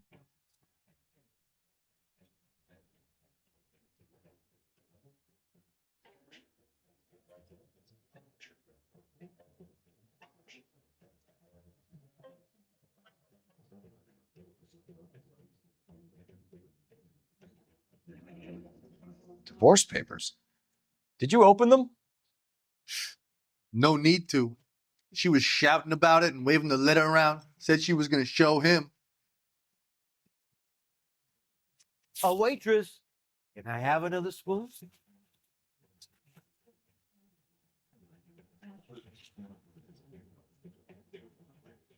Can you remember what jewelry she was wearing? She had a necklace.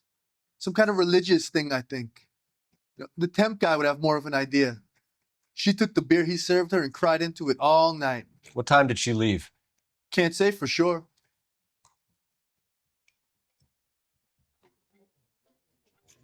Where did she go? Give me something or the LAPD will start getting interested in this place. Take it easy. She wanted a cab, okay? And my phone was out of order. The closest one I knew was at the fruit market across the street, so I suggested she try there. She seemed reluctant. Did Antonia say where she was going when she left? She said she was going to serve the papers on the husband. Said that would take the smile off his face. If you ask me, she was scared. And the drink was for Dutch courage. She attract any interest? An extremely drunk young woman? What do you think? She managed to scare them off, though.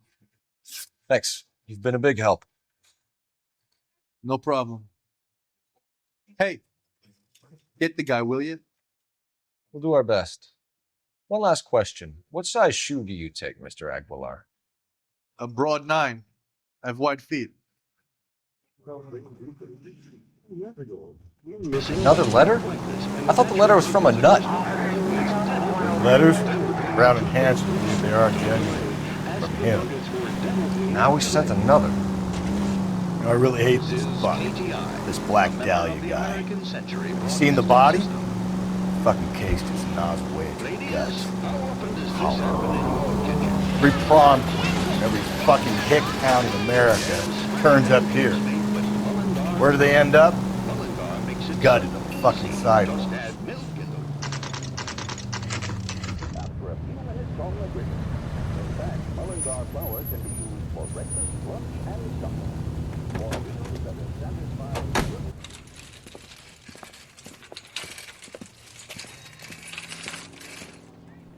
The handbag was left just up there, overlooking the market.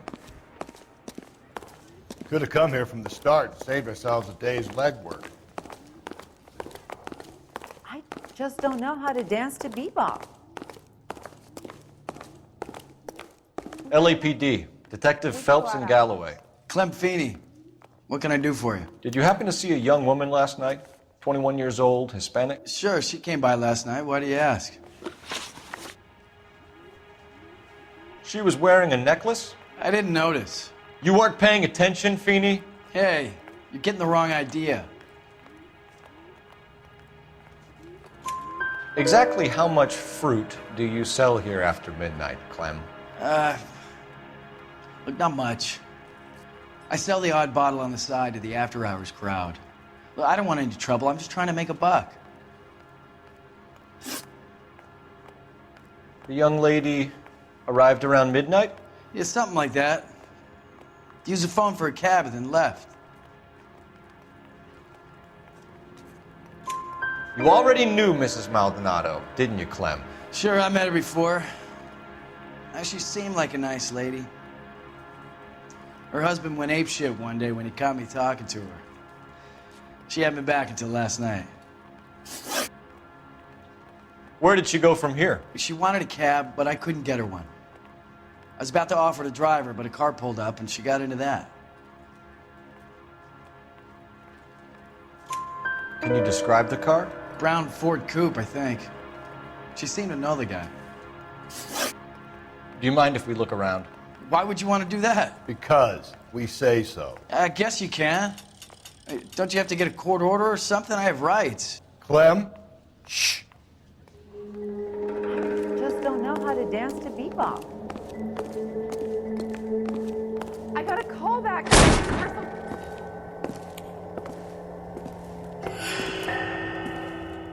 No wonder he stays open late at night. People have to get their vitamins. Check through this stuff before we get back out there.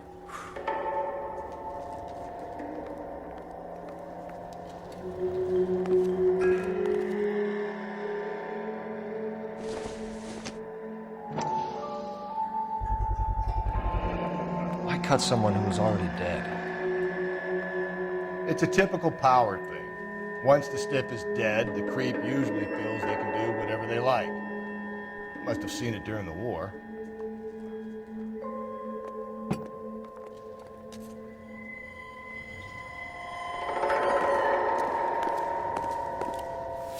So what are we hiding in here? This thing needs a combination.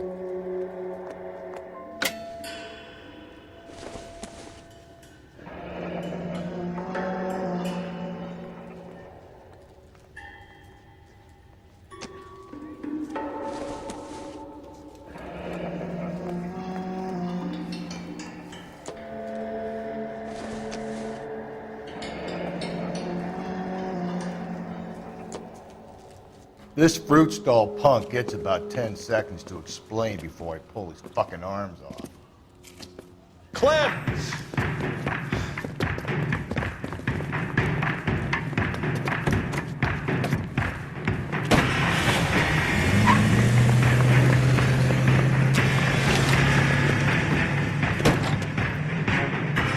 God damn it, get after him, Cole!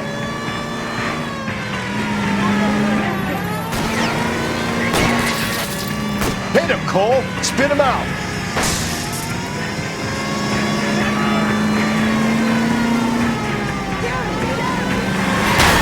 Get yourself up! Now!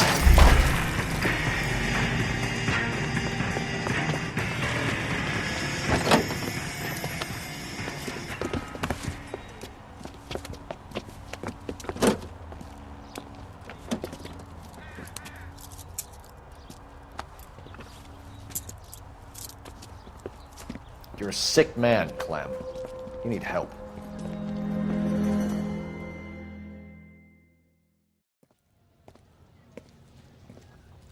Outstanding job on this case, gentlemen.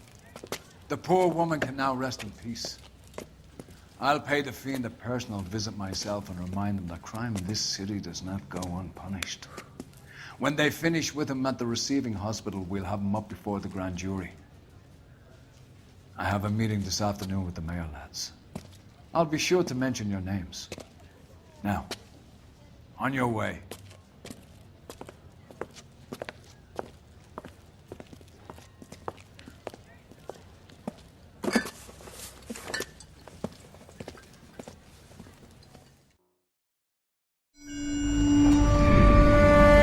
Sarge, why are the guys giving it to the doggies? They're riding in trucks, numbskull, while you're marching. They look pretty badly beat up. Yeah, they do it then. Scuttlebutt says it's pretty hard going down south. Well, we'll find out soon enough. Recon always leads. How can we fail, Skip, with the Shadow leading the show? Who the fuck is the Shadow? Lieutenant Phelps, the Shadow of Death. What the fuck are you talking about? He's a quiet fucker, Sarge. Never hear the bastard coming. You're sitting there, field stripping a cigarette, and suddenly he's there looking down on you. Why do you think we keep saluting that Jap-loving son of a bitch? He's bad juju. That's enough out of you three. Bad juju? Where were you dragged up? A swamp?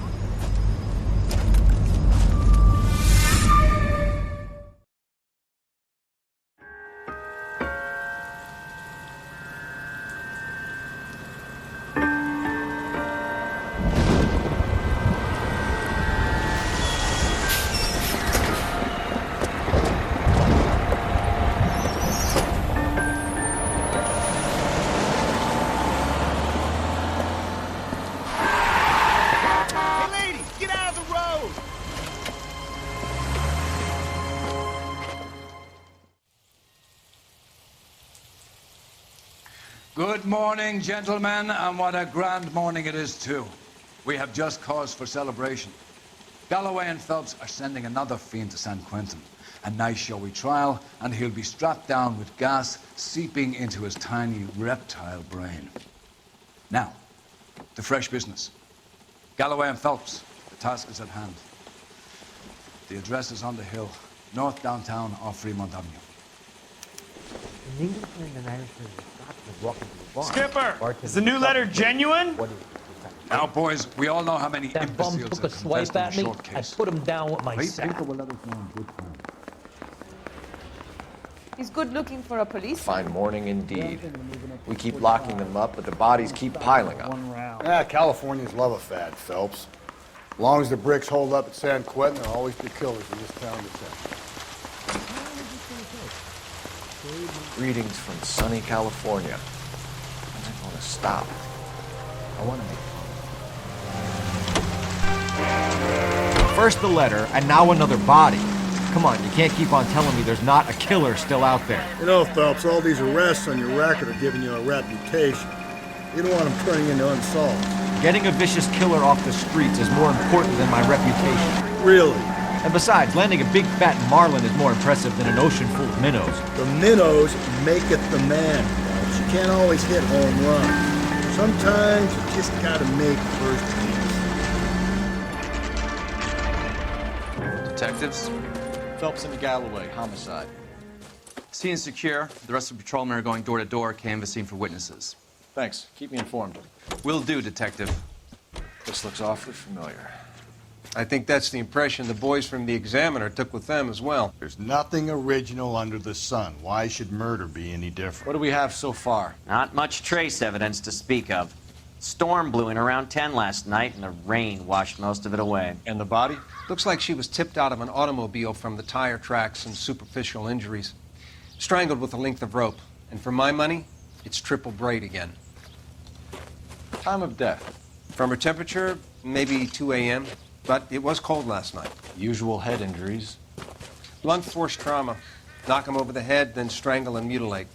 No message with this one. At least she was left clothed. I doubt very much he was concerned with her dignity. The green silk dress is very distinctive. Any sign of her other shoe? No. And no handbag or other personal effects.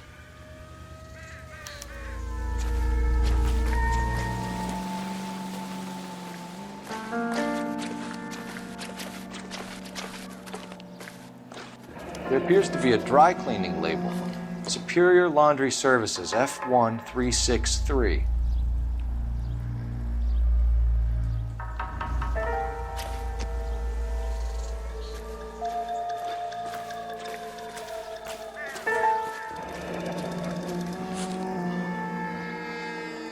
No drag marks. The killer was moving around, surveying the scene.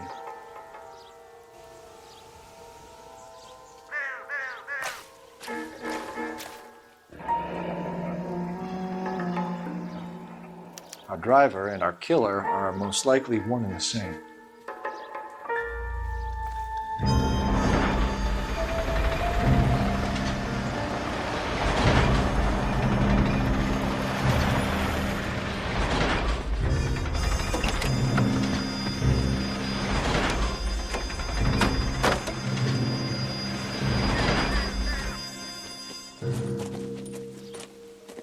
Detectives, I've been working the houses across the street and up the block. This lady thinks she has something for us. Detective Phelps, LAPD. I'm Mrs. Barton, Catherine Barton. I live just across the way. Did you see anyone around here last night? Not last night, but yesterday, early evening, I saw that awful hobo.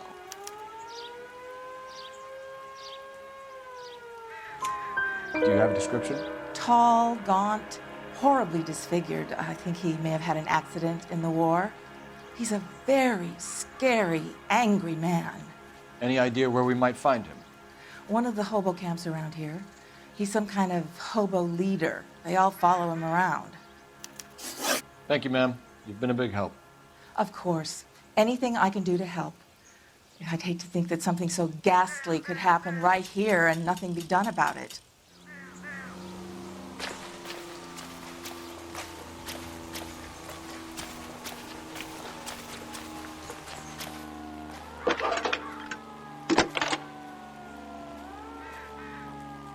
Phelps, badge 1247. How can I help, Detective? I need an address on Superior Laundry Services. Just a moment. Superior Laundry Services, 1260 West 1st Street. Can you track down reports of hobo camps in the vicinity of Signal Hill? Just a moment, Detective. There's a large camp under the bridge on Grand between Temple and Sunset. Thank you.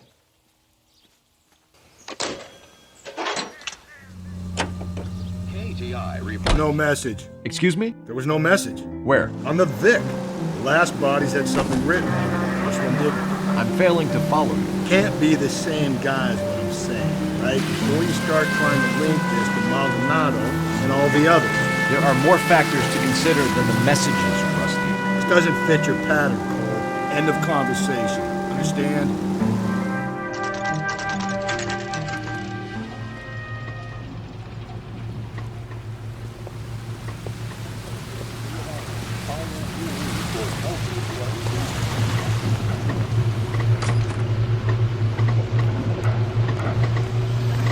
At least the rain stopped. Change back into those white buckets. Phelps and Galloway, LAPD. We're investigating a case, and one of your laundry labels came up. F1363. If you give me a minute, I'll go find a register and you can take a look.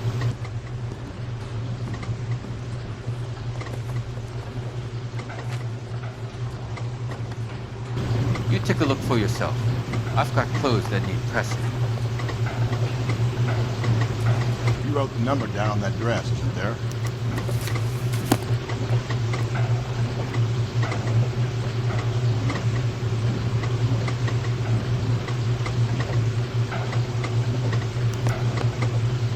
Mrs. T. Terrellson, 43 Emerald Street, Westlake. I've got a feeling we're about to meet another wife killer. You've always got that feeling, Rusty. Yeah, and it's usually correct. Please, for once, can you not let your assumptions color your detective work? Just you wait. Nordic types show a particular disposition for this stuff.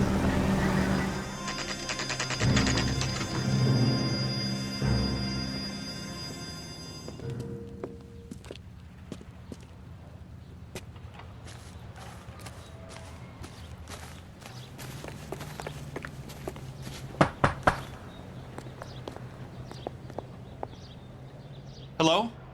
Yes? Detectives Phelps and Galloway. Is your wife home, sir? My wife went out last night and she hasn't come home. Can you describe your wife and what she was wearing? We were out at a friend's place, Bobby Ross's, for a party. She was kind of dolled up. She had her green silk dress, open-toed white shoes. Those are her favorite shoes. Can we come in, Mr. Terrellson? I'm afraid we have some rather bad news. Do you have someone who can look after your children, Mr. Terrellson? I've been trying to arrange a sitter. Look, tell me what's happened. I'm afraid your wife was murdered last night. Her body was found this morning. We're very sorry for your loss. I know this is a difficult time, Mr. Terrellson, but we are going to need you to answer some questions. First, we're going to take a look around. What for? You don't think it's procedure.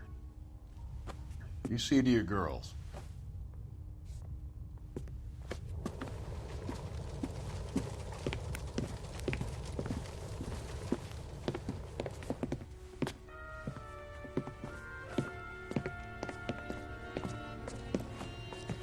Stay here till Daddy's finished talking to these men. Where's Mommy? Everything's gonna be all right, sweetheart. We would like Mommy to come home now, Daddy. What's the problem, Terrelson? Let him search. You got nothing to hide. You want to hear something funny, Terrelson? Some bums think filling out a missing persons report actually rules them out as a suspect.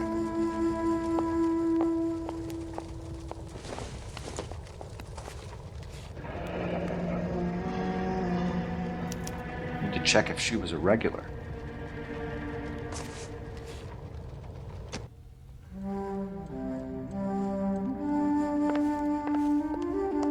If you'd excuse me, ladies. Lars was out in the rain last night.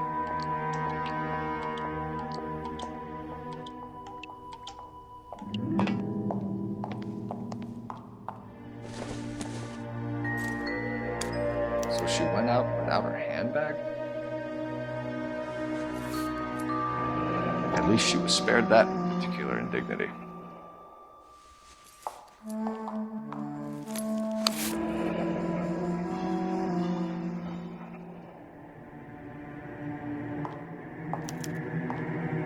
She'd have to be in quite a state to leave this behind.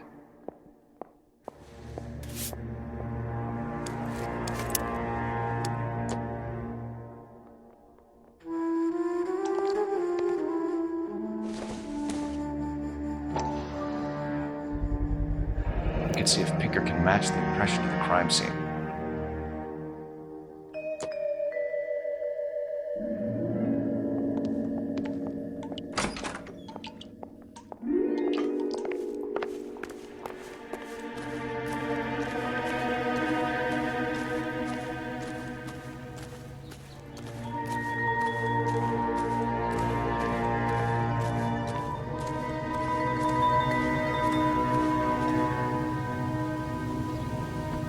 Match with the ligature marks.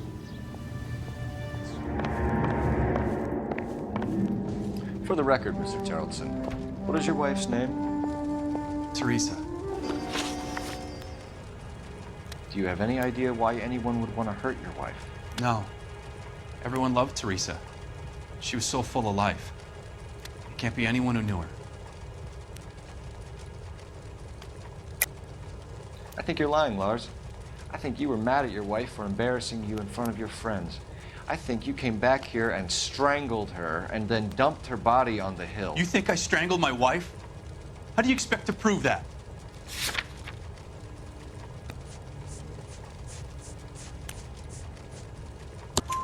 Your wife was strangled with triple braid rope. The bow line from your boat is a perfect match.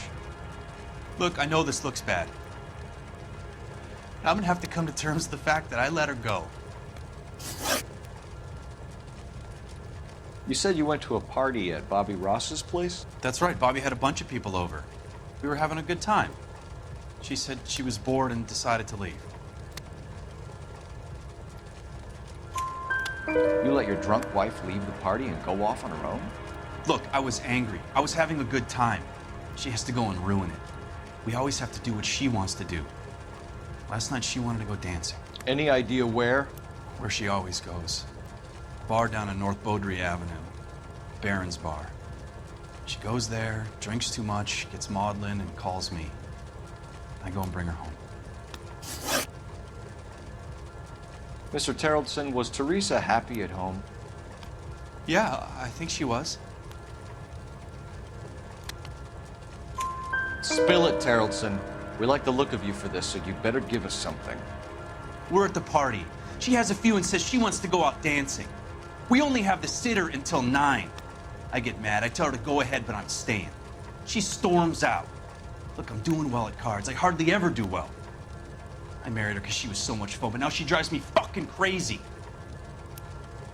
What time did she leave the party? About 8:30, maybe a little earlier. When was the last time you saw your wife? Around 8:30. The card game at Bobby's was wrapping up. Played out my hand and drove home here. Paid the sitter and went to bed. You're lying, Lars. You didn't come straight home, did you? And how do you figure that?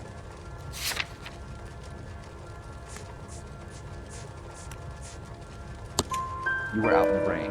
You got soaked, Lars. We found your wet weather gear. Okay, I stayed a little later than I said. This cute little brunette was hitting on me. Teresa noticed. I was half cut. I walked her home from Bobby's, but nothing happened. I walked back and got the car this morning. Thanks for answering our questions, Mr. Tarleton. You'll need to go downtown to identify your wife's body. I should have taken her dancing. In my experience, Mac, if you give in to broads, you'll be giving in to them your entire life. We could break the husband's story right now. Call in, get some uniforms dispatched to check out his alibi. So bad. Hey, there's such a thing as soap, you know? Phelps, 1247. How could I help, Detective? Can you run an address for a Bobby Ross? Then send some uniforms over. Would you like him picked up? No. Suspect says he was with Ross last night. We need to confirm the alibi. I'll get a prowl car dispatched. Thanks for your help.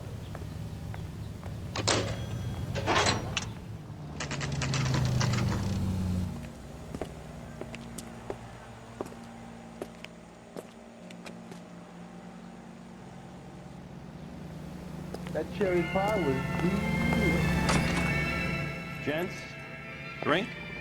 Phelps and Galloway, LAPD. I'm Benny Clough. This about Teresa Tarleton? Yes, it is. I heard about it on the radio. They're saying it was that Black Dahlia freak again? God damn it. Yeah, I rang that husband of hers. The babysitter said he was out. If you don't mind, we have a few questions. What time did Teresa leave? Around 10:30, I think.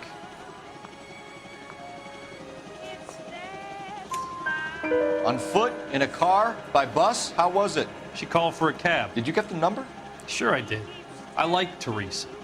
The only time she has a drink is when things aren't going so good at home. I was worried about her.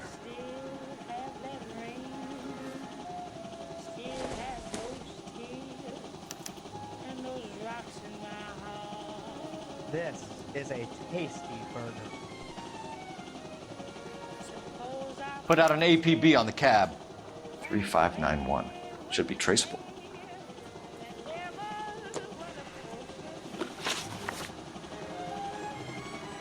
Who was she with? We've had reports about a tall, gaunt-looking hobo. He wasn't here last night? I get plenty of bums in here, but nothing to fit that description. The likelihood is that whoever she left here with killed her. Give it up, Benny. All right, two creeps were all over her, promising to take her dancing. You get a good look at these guys? Sure. I got a good look. One of them was a sailor in uniform. His cap said, USS Indiana. And the other man? The other guy is Richard Bates. He's sitting in the back right now. Red polo shirt. Any idea where she was headed? Nope. I didn't get that. The husband said she wanted to go dancing. Yeah, she always wants to dance when she's been drinking. She was trying to talk some guys into taking her to one of the dance halls. Thank you for your help, Mr. Clough. We'll take it from here. Hey, no problem. This is Bates. That's him. LAPD, don't make me chase you, shitbird. Can't let the son of a bitch get away. All these crates. Go, Phelps, get after it. Come on, got a ride. Get in and drive.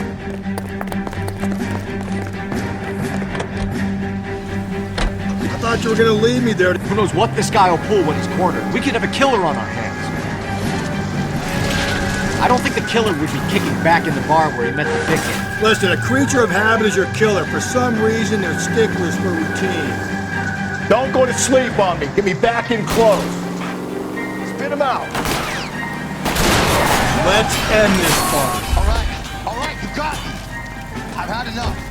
Hands behind your head. Okay, Bates. You're gonna answer some questions. I have a choice in this. Last night, you went drinking with a lady in the bar. Now she's dead, and your face is all messed up. I'm in the clear on that. She preferred a sailor. You could lay it off on him. Are we finished? Do you want my partner to sap you? Tell us what we want to know. She was okay. Drunk. Pissed off at her old man, wanting to go dancing. I thought I'd ply her with a few drinks and get my end away. Looks like your Salty had the same idea. So what happened when you left the bar? Sailor boy laid one on me. A cheap shot. After that, I don't know. You've done time, haven't you, Richard? Is that why you ran? I'm on parole. On what offense? Sexual assault. Look, I was lying there on the sidewalk. He flags a cab and jumps in with the broad. We're taking you in, Bates. How come? Just for a chat. Nice private chat. I'll explain my theory of once a degenerate, always a degenerate. Take him to Central. He's a material witness in a murder case. Find him a cozy cell. Richard here knows the drill.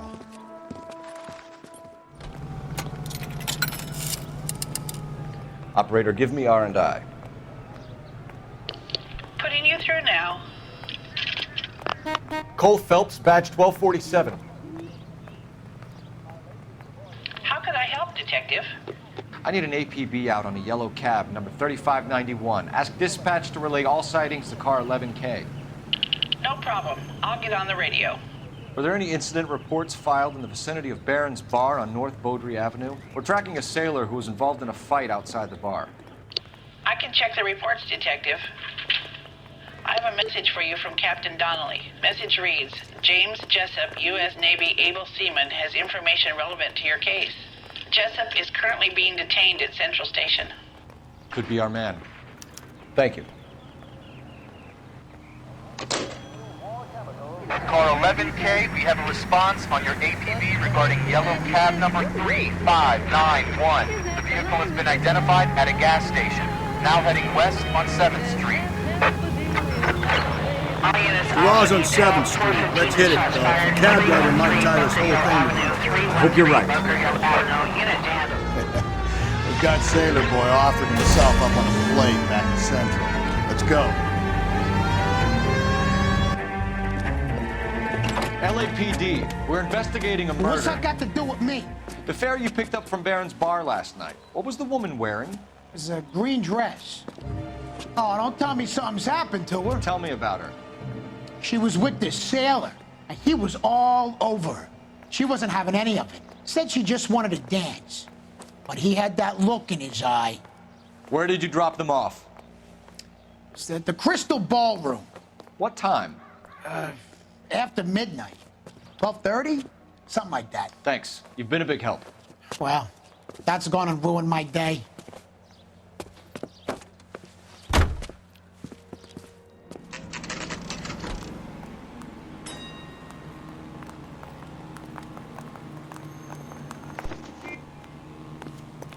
Need a drink. He's in an interview, too. Thanks. What do you make of him? Sailor on furlough who looks like he's in trouble and knows it. I say we bust in there and find the goddamn evidence. They weren't even as Detectives Phelps and Galloway. We know why you're here, Jessup, so it would be best if you answered our questions truthfully. I don't want any trouble. That's why I'm here. I heard on the radio about this lady getting killed. I got leave from my CO to come down straight away. So why did you kill her? I didn't kill anyone. Look, you need to believe me. Let's start at the beginning. You went to Barron's Bar. What time did you arrive? I got a 24-hour pass. I got there around 7. That's where you met Teresa Terrellson? Sure. We had a couple of drinks. So you tried to make a woman who was incredibly drunk? Look, I'm not proud of myself, but I never hurt her. You took her dancing? That's right. Caught a cab to the Crystal Ballroom. You had a fist fight with Richard Bates over Mrs. Terrelson. You met the guy? He's a creep. You should take a look at him for this. He's pointing the finger directly at you, Jessup. I only had one night before I was back in the tub. He had all the time in the world to look for some action. I belted him. I'd do it again. She was better off with me. Sure. You're a shining example of chivalry, Jessup. Where did you go after the Crystal Ballroom? I think the wind had gone out of her sails by then. She caught a cab and I caught a bus back to the base. We spoke to the cab driver. Tell us what really happened at the Crystal Ballroom. I'd had enough. She was all upset about her husband bawling about her kids. She looked old. Left around closing, maybe 1:30. Got on a bus and she fell asleep on my shoulder. Which bus? An All-American, 249. I went past her place. She jumped off and I stayed on it downtown. After that, I caught another bus to San Pedro. The Indiana's down there. She's being scrapped. And that was the last you saw of Teresa? Yeah, that's right. We didn't say much. I think she was kind of embarrassed. The cab driver said that you were getting pretty familiar with Teresa. It's not how I'd put it. So the last thing you wanted was her playing hard to get. Did that make you mad, sailor? Yeah, it did. She knew what a guy's looking for. All broads do. Dancing comes second. And what happened at the Crystal Ballroom? Nothing. Not even a little hand relief. She had another couple of drinks. There was no fun left in her. Just poured her guts out to some bartender. We're holding you till we can clear this with the driver. Yeah, my CO said as much. Can you put the guy in 2 in a cell and inform the commander? Sure, Detective. Got a message for you. Sighting of your disfigured hobo on Grand between Temple and Sunset. And it looks like the beau has a record, too. He's wanted in connection with 2 female assaults. Thanks. What now? Drive all the way to San Pedro and check his locker? Let's see if the bus story checks out. There's a depot at 1660 Beverly Boulevard.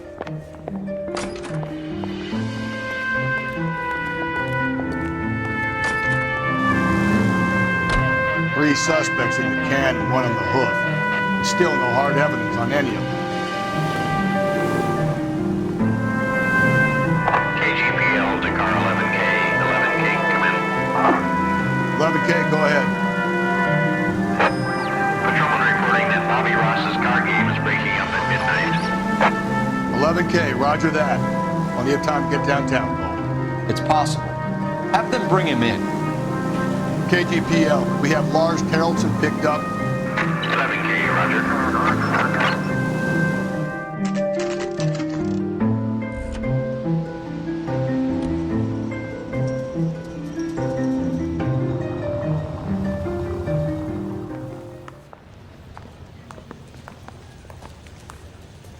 And thank you, ma'am. You have a safe trip now. Where are you boys headed today? LAPD. We're after the driver of All-American 249. Would have been around midnight onwards last night. Just a minute.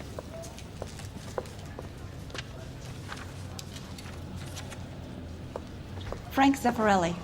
He's your man. Where can we find him? Frank is out on the 7-4.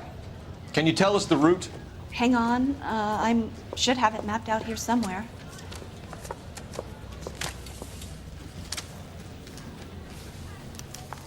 Isn't he the cop that won the medal and is solving all the cases? Are you drunk, mister? Or are you just cracked? You wait. 5 years from now, all our jobs will be done by robots. I survived the war for this. We're not going to drive the whole thing, are we?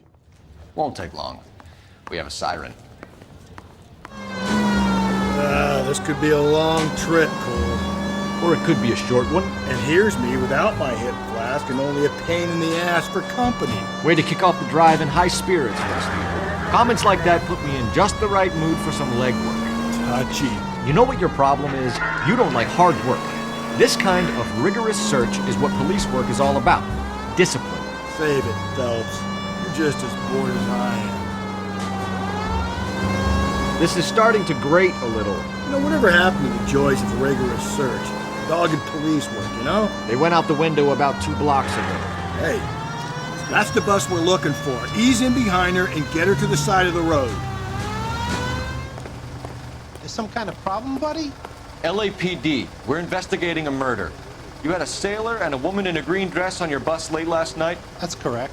And the woman got off first, around 2 a.m.? Yeah, that's right. And the sailor stayed on all the way to downtown. Can you tell us where you let the woman off? On California Street. To tell you the truth, she looked a little lost, like she got off on the wrong stop or something. I didn't like dropping her off near that hobo camp. You've been a big help, Mr. Zeffirelli. So Sailor Boy escaped by the seat of his bell-bottom trousers and left the broad alive. Left her by the hobo camp. Which means he's as good as killed her. We can't eliminate any of them, but the disfigured man should be our starting point. I'm gonna call for some backup. These beaus hate cops. We're looking for a tall, disfigured man at the camp. Could be difficult. Most bums look deformed to me. Come on, Rusty, this isn't gothic fiction. Hobos are just like you or me. They're just men who've fallen on hard times. You ain't much of a detective, Phelps, if you think a hobo's like me. Clue number 1, how do I smell? Of alcohol and stale sweat. You know, I may be onto something. Very funny, Phelps.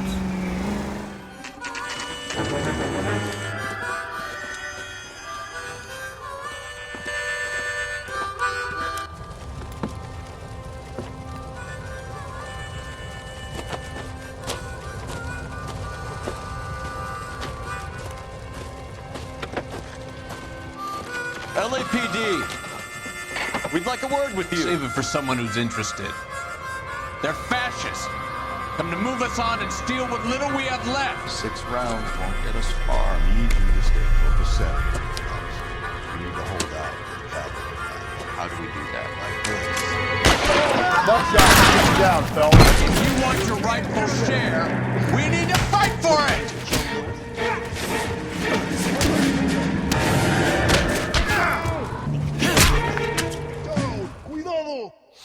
What's your name?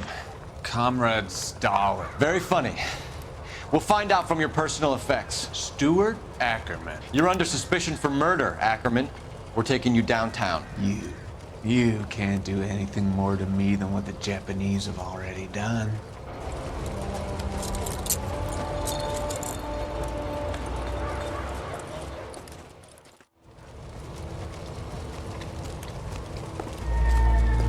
The Kremlin's over here, Phelps. Toss it, see what you find.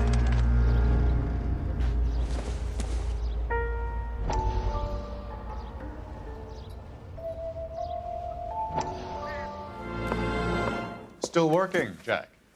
I'm off to the Lighthouse Club in Santa Monica. Hello, Jack. Mr. Benson, this is Courtney Sheldon. He's a buddy of mine from the war. Well, I'm sure you two will want to polish some old war stories. Good evening, Jack. Mr. Sheldon. Good night, sir. Take a seat, Courtney.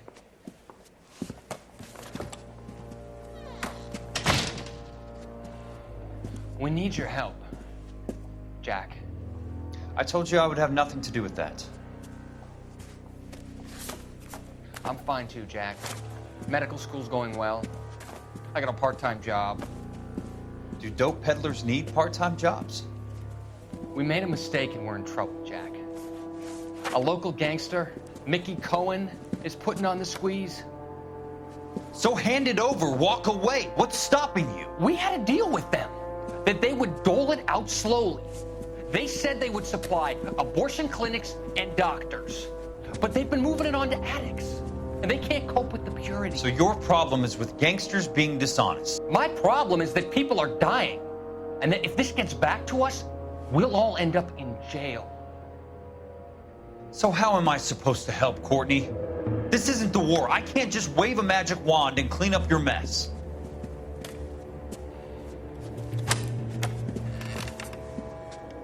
We want you to negotiate, Jack. The only thing these guys understand is force, Sheldon. They got to the top back east by proving to be more vicious than the English, the Irish, and the Dutch. They make their own laws. That's the nature of a secret society. God's sake, Courtney, you want to be a doctor. How can you fight with that? We are better trained, Jack. I didn't make it through the war to come back to this kind of shit, Sheldon.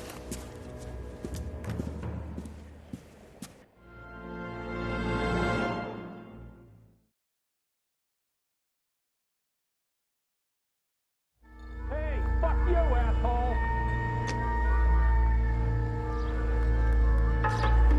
I survived the war for this?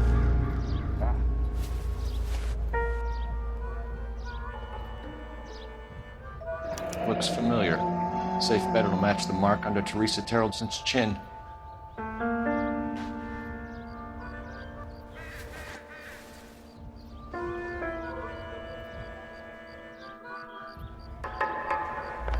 That's the guy from the paper. Solve that secret.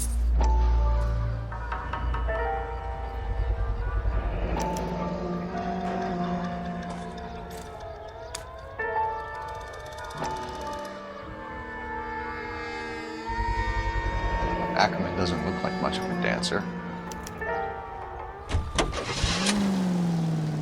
The husband has an alibi, but no real motive other than neglect. Jessup's alibi checks out. Bates is a recidivist. He'll be pulling the same stick until we put him away for good. Ackerman has history, opportunity, hard evidence. What motive?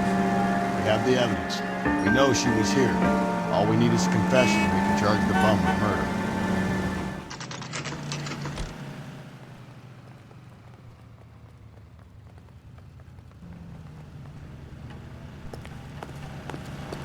We're going this way. I got the jitters again.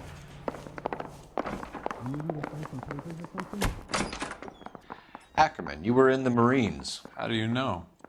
The Corps selected big guys for flamethrower duty. That's how you got the burns. Life expectancy was 5 minutes for a guy in flamethrower detail. What kind of a government puts weight like that on a man's shoulders? You'll get no argument from me. It was a heavy load. You feeling sorry for this smelly fuck? Why did you kill Mrs. Terreldson? I have no recollection of the people I have killed. Are you denying that you strangled Mrs. Terreldson with a length of rope? I'm not denying anything. You have to have proof, lackey.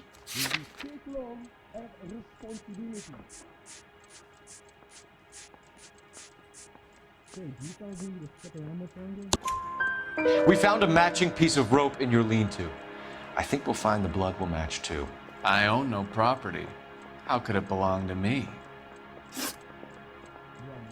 A bus driver dropped Mrs. Terreldson near your camp around 2 a.m. Why did you take her up to the hill? Which hill? I have many places. I go where I please. You are clearly insane, Ackerman. The state of California does not execute mental patients. I don't know the names of the women I've killed, but I've killed many of them.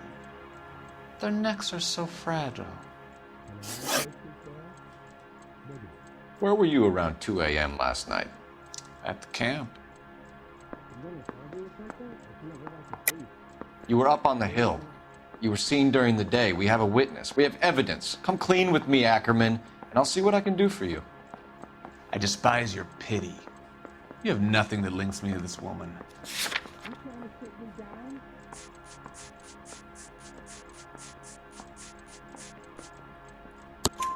We have you cold, Ackerman. Her purse and the ballroom ticket were in your lean-to. Tell us why you did it. I kill because people need killing. It's what I was trained to do. Stuart Ackerman, I am charging you with the murder of Teresa Terrellson.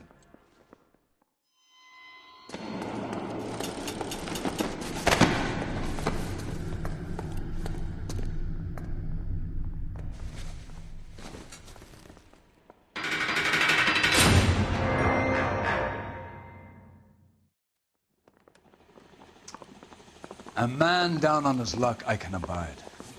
But a filthy red who chooses to live outside the rules of society, I cannot stomach. Maybe poor Teresa Terrellson will provide the catalyst we need. I've spoken to the chief and the mayor, and I think it's time we send some men in to remove the godless and send them on their way over the county line. A grand day that will be, gentlemen. And a grand result you have brought me. You two are fast becoming my finest crusaders. Better. Bullseye smokes better than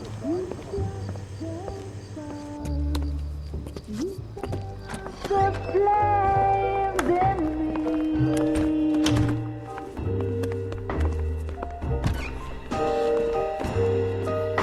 And now my heart's a blazing ruin.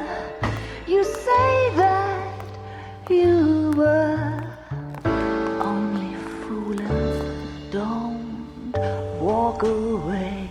Don't do me wrong. Don't leave me singing this torched song when I'm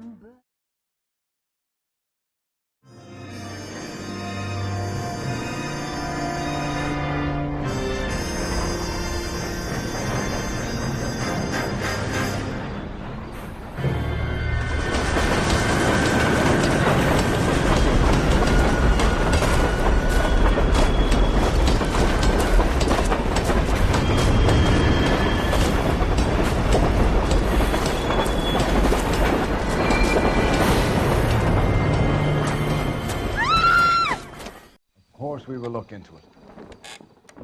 Yes, I'm aware that it's an election year. Keep a hold of your hat, Councillor. Now is not the time to lose your nerve. It would appear that someone has hocked a rose gold wedding ring and matching engagement ring. Sound familiar? Deirdre Muller. Press the pawnbroker and see what you can find out. The address is 348 South Main Street. The Muller case goes before the grand jury next week, and the DA does not want any egg on his face. Then get out to the railroad depot on Santa Fe Avenue. We have another poor unfortunate found this morning beside a railroad line. 40-year-old white woman. Right, Skipper. Okay, girls. Please fill my cigarette.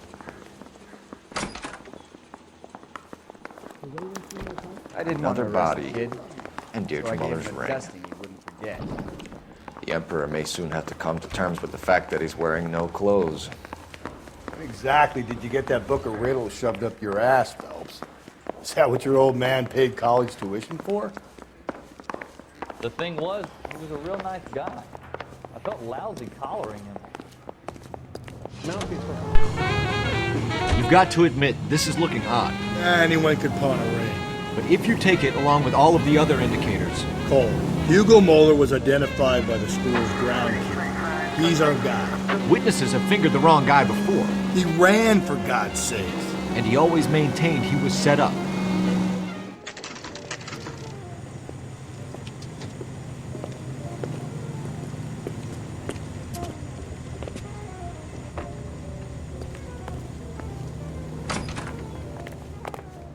How can I help you boys?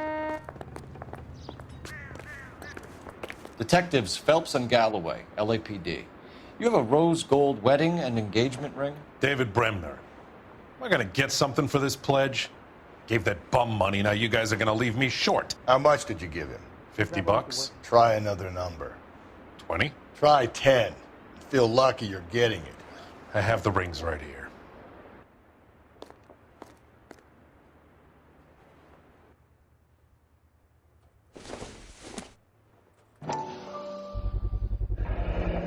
What's this mark here? Maker's mark. Usually traceable. That one came from Hartfield's Jewelry down on Broadway. Thanks for the tip.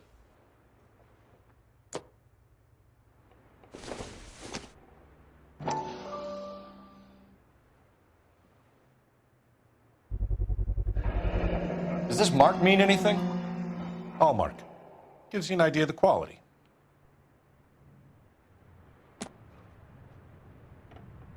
What have you got on the guy who brought these in? Goes by the name of Percy B. Shelley. Gave an address. 15 Poland Street, London, Tulare County. Can you give us a description of the man who pawned these rings? Not sure. Medium height, medium build. Dark hair, I think. Sorry. He just had one of those forgettable faces. We'll be in touch, Mr. Bremner.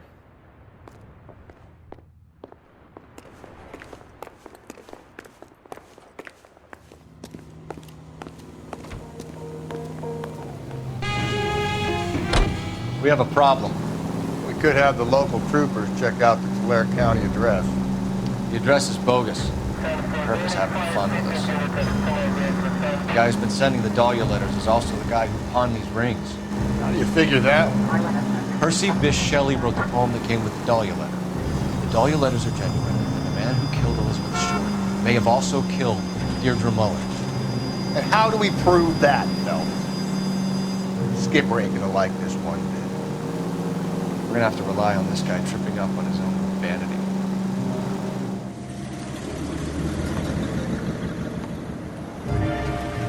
You boys ready?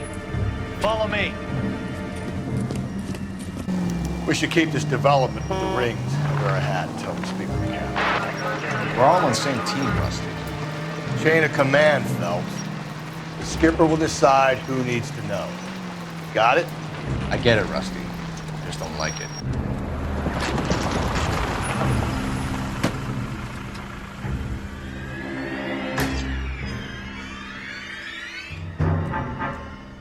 Hard, isn't it? Yeah. I look after all the rail depots. What have you got? The Negro, Nelson Gaines, called it in. I came down here to make sure him and the other guy, Jameson, stuck around. Jameson found the body?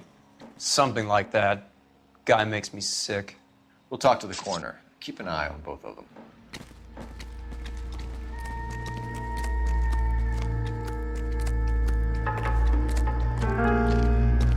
What have we got here?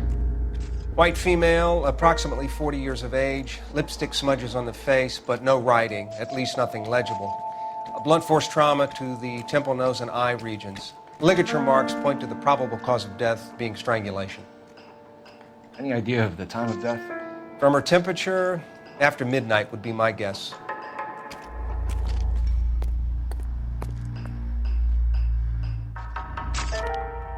The smell? Very good. There is the usual evacuation smell, but it appears she's been living rough for quite some time. Very strong smell of alcohol. Well, the autopsy will tell, but I would assume that she was inebriated.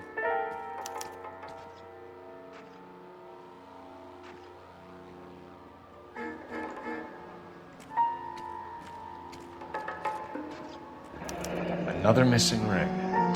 Certainly seems I've been swabbing a lot of bare fingers recently. Can you be more exact about the time of death? No later than 2 a.m. The state the body was in, a 1 or 2 hour window is the best I can do.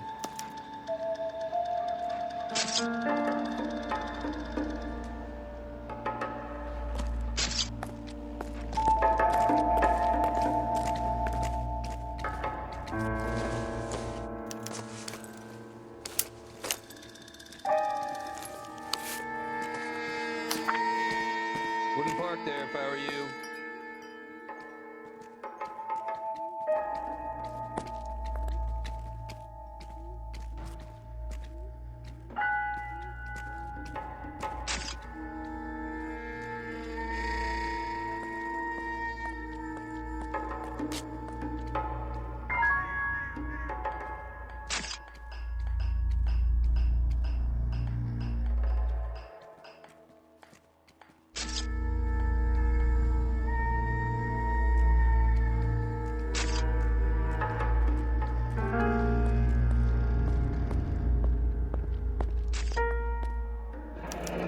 Someone was trying to get her to come home.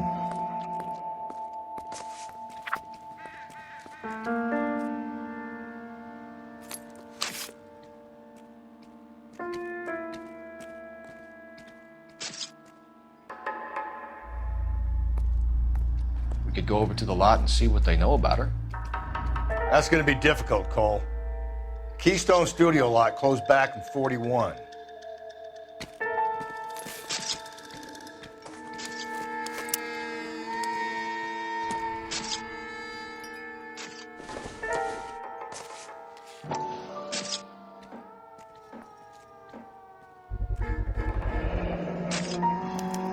Maybe someone at Mensch's will remember her.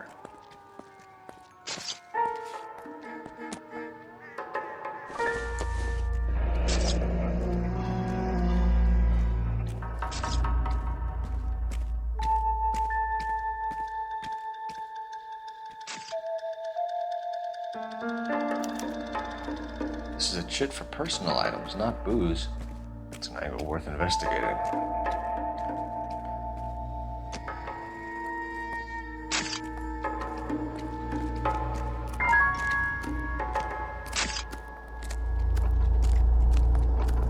Detective Phelps and Galloway, homicide. Can you tell me exactly what happened? We were shutting cars over to the main line when I saw this man here lying on top of this woman. The woman wasn't moving and seemed to be in a bad way. What time was this? About 7:30 this morning, sir. Thanks for your help. Have you given Patrolman Hart your details? I have, sir. Thank you. You can go now.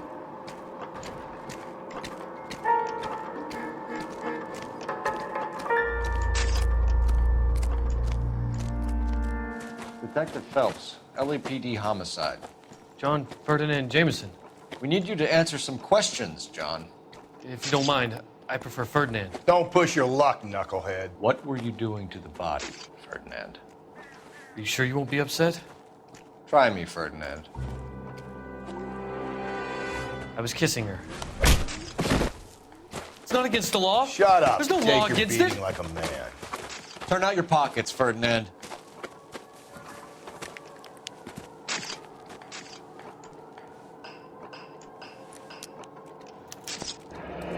Classic Carmine. Is this yours, Ferdinand? No. I found it near her purse. I thought she could use some lipstick. Rusty, stop! Don't hit him. You went through her purse? It wasn't like she needed it. I took a look. Did you take any money? Wasn't any to take. I found her lipstick and her matchbook over on the mat. Not much else. You found the body? Yes, I did. I work here. I was coming off shift and headed home. Why didn't you report the body, Jameson? Do you know how this is going to look to a jury? A jury? What gives? I could tell that she was dead. I came through here about midnight last night. She wasn't here then. Let me belt him again. You're under arrest, Jameson. We'll see how this plays out. Until then, you can think a little on how you'd like to be treated if you were found dead. I'm telling you, it's not illegal. Me and some friends of mine... Clyde, you get this sack of shit into a cell. I'll deal with him later. Sure, Rusty.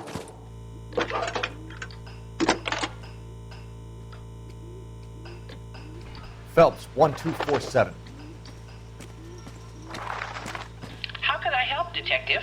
I need an address on Levine's Liquor. Closest store to the Santa Fe Avenue rail yard, if possible. Just a moment, Detective. Closest store would be the one at 939 South Hope Street. Thanks.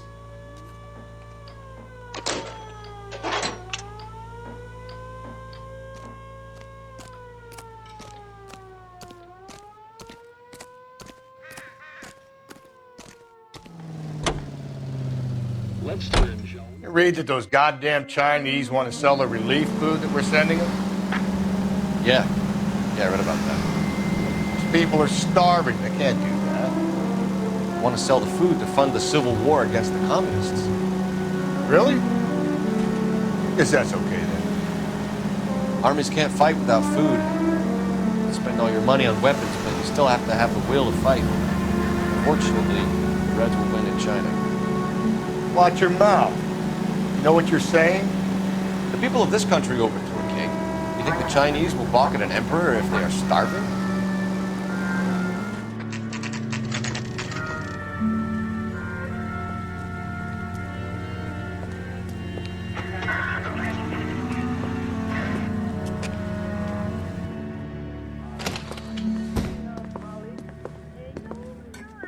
What can I do for you?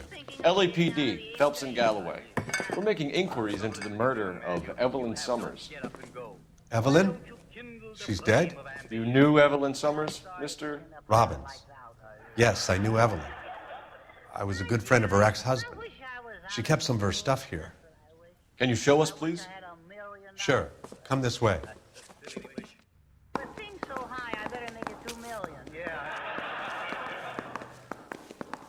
Hey, that's a pretty girl dressed in that nurse's aide uniform. You know who she looks like? You got some fine stock here, Mr. Robbins. You know, you let us take some for the road, this case might get solved a lot quicker. He's joking, Mr. Robbins. She kept a bed here, but I probably shouldn't have let her. An alcoholic in a liquor store, that was never going to work out, was it? We'll take a look around.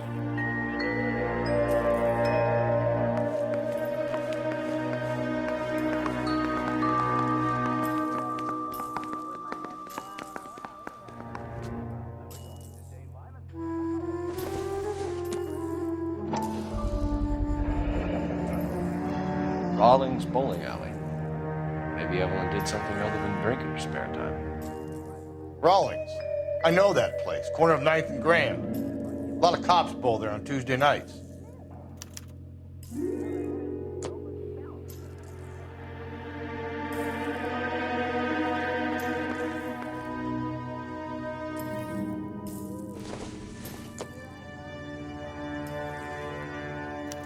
Evelyn was reading Aristotle? Evelyn wasn't stupid. The only stupid thing about her was her need to drink.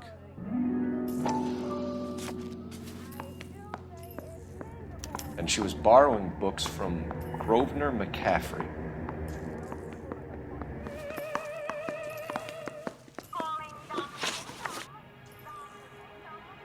We're trying to account for Evelyn's movements yesterday. She came by in the morning. A social visit to pick up some of her things? She had a couple of bucks and bought a quart of rye. Any idea where the money came from? She didn't mention it, but she did say the booze was a present for a boy. She said they had been fighting and she had to make it up to him. Were you and Evelyn close, Mr. Robbins? Not many people will be sad she's gone. I'll be one of the few.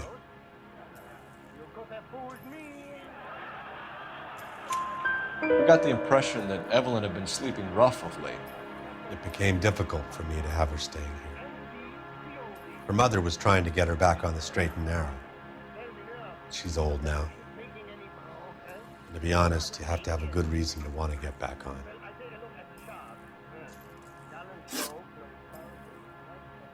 Do you know a friend of Evelyn's by the name of McCaffrey? Not personally. We're struggling for leads, Robbins. Did she know McCaffrey? She idolized him. From what I gather, the feeling was far from mutual. He seems to peddle a revolutionary stance, fixing the ills of society. You could see how it would appeal to down-and-outs like Evelyn. Thanks for your help, Mr. Robbins. No problem. Hey, I'd like to make arrangements for the funeral. You think I could get in touch with Evelyn's mother? Put in a call to the watch commander at Central Station, Mr. Robbins. He'll be trying to reach the next of kin. Thanks. Get the guy, huh? Evelyn never hurt anybody.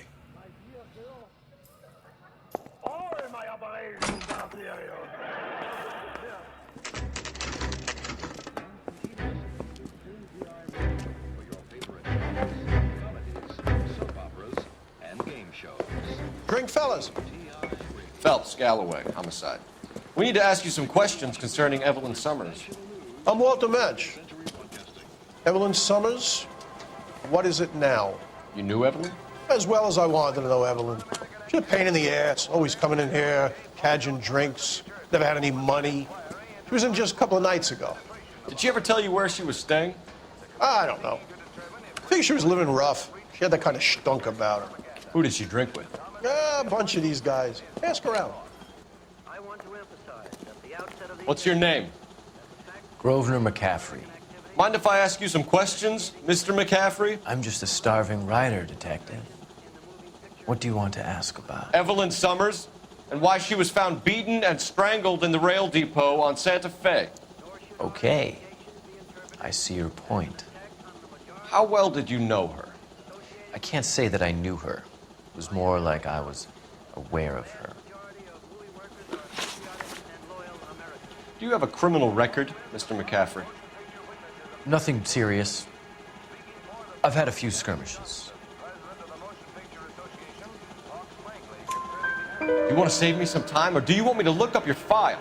Industrial disputes, strikes, workers' rights, that kind of thing. A regular fifth columnist. Nice to meet you, comrade. You say you barely knew Evelyn? Yes, that is correct. You're lying, McCaffrey. You looked down your nose at Evelyn, but you knew her, and you have some idea of what happened.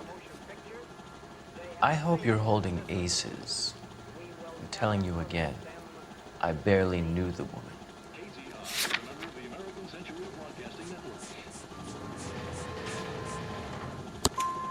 Why would you lend her your book on metaphysics if you only knew her in passing? It was more than that. A Renaissance man like yourself lending his books to his acolytes. She hounded me about that goddamn book, and then she lifts it from my apartment and lies to my face that she didn't take it, as if she could even comprehend any of it. I saw her go into a hotel with Tiernan last night. They had booze in a paper bag. He's your man. Thank you for the information, Mr. McCaffrey.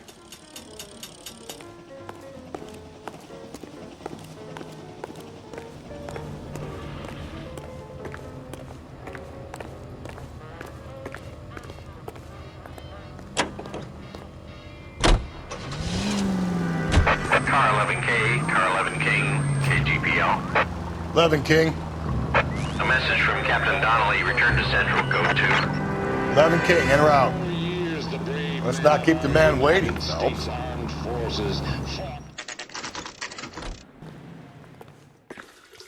What's this about, Captain? Ray and Mal have some concerns over the Henry and Muller cases, which I don't want aired outside of this room. The evidence is solid, Captain. I agree, Rusty. It's just that corpses keep piling up. Copycats. I've been banging the same drum. But the notes and the lipstick messages. Evelyn Summers, Cartel Classic Carmine. Each woman, same brand, same color. Teresa Terrelson didn't have a lipstick message. Technically, you're right, Rusty. She didn't have any lipstick. But she did have a message. We found it beneath her dress, scraped with a sharp stick. What did it say? You sure you want to know? Ray? As far as we can be sure, it said, "Cunt BD." That's one way of looking at it. Looking at what? Cunt is all about access, Phelps. You're married, so yours is mortgaged.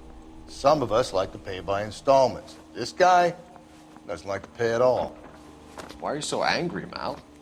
Because I just had to fire one of my assistants. He was a friend of Jameson's. God knows what he might have been up to. Captain, we have good leads in the Summers case, but it's up to you to decide how we proceed. Keep this under your hat for now. And to follow up on Evelyn Summers, I want daily reports.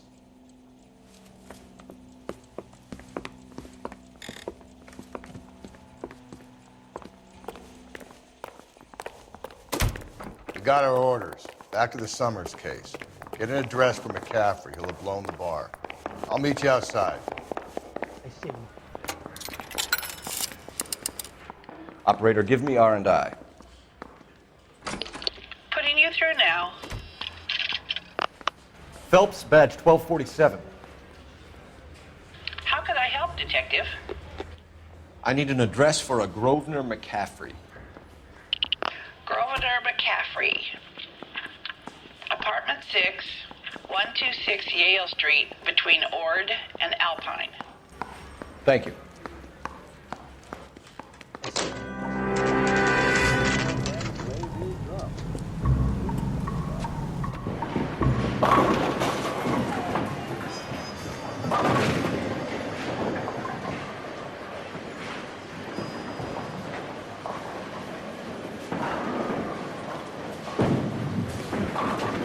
Hello, Rusty.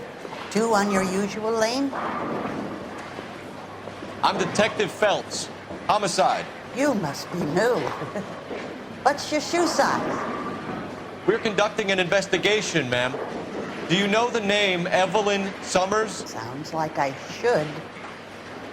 Oh, maybe it could be Jimmy's friend. Jimmy? James Tiernan. He's a pin setter. One day he introduced me to a lady after work. It stuck in my mind because she was much older, too old for him. Where can we find Jimmy, Florence? He'll be hopping around the lanes toward the back. Thanks, ma'am. Let's go get him.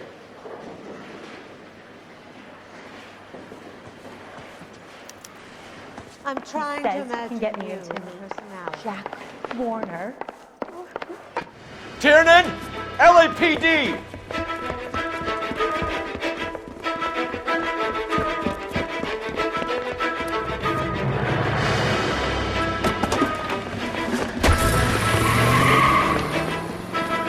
There!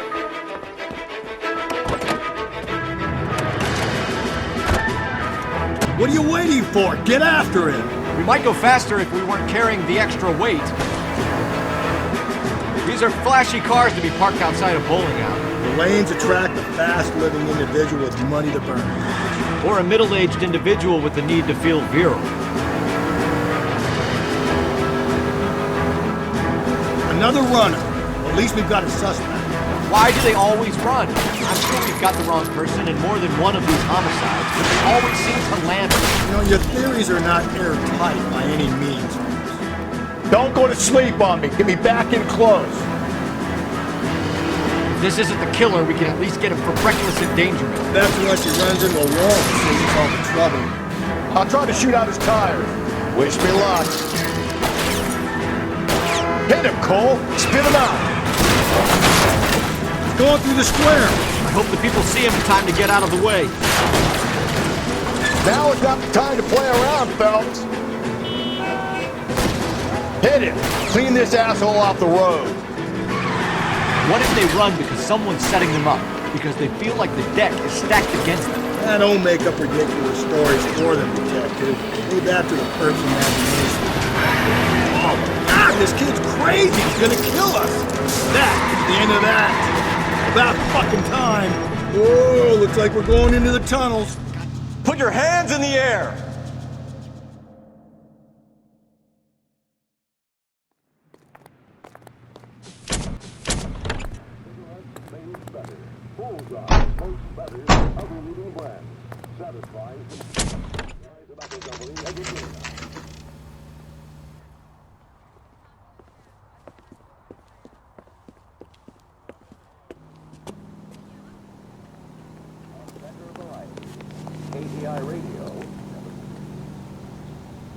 McCaffrey is in apartment 6.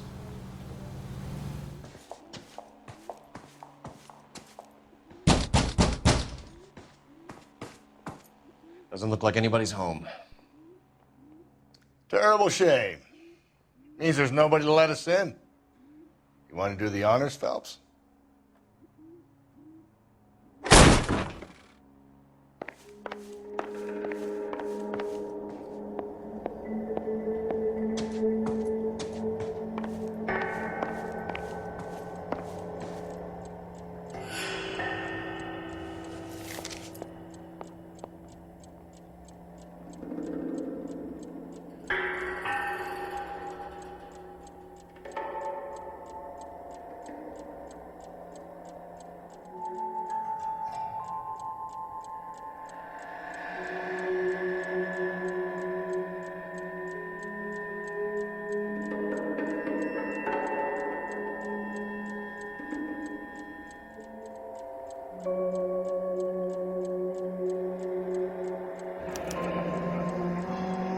From the letter we found beside the body. At the very least, I'd say it ties McCaffrey to the scene.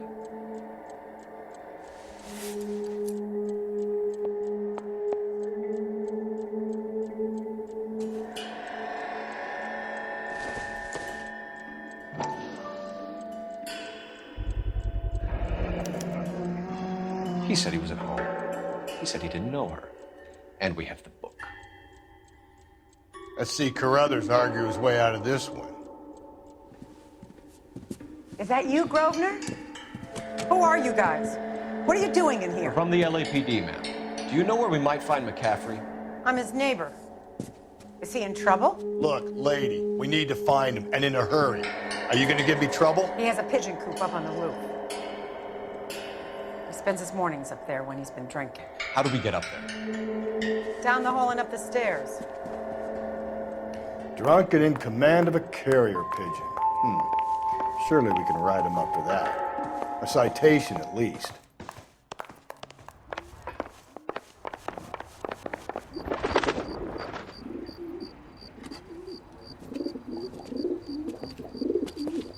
Grosvenor McCaffrey! Running on a hangover, McCaffrey? Sit down and we'll talk. Son of a bitch. I'll go get our wheels. Give it up, LAPD! McCaffrey, you're under arrest on suspicion of murdering Evelyn Summers.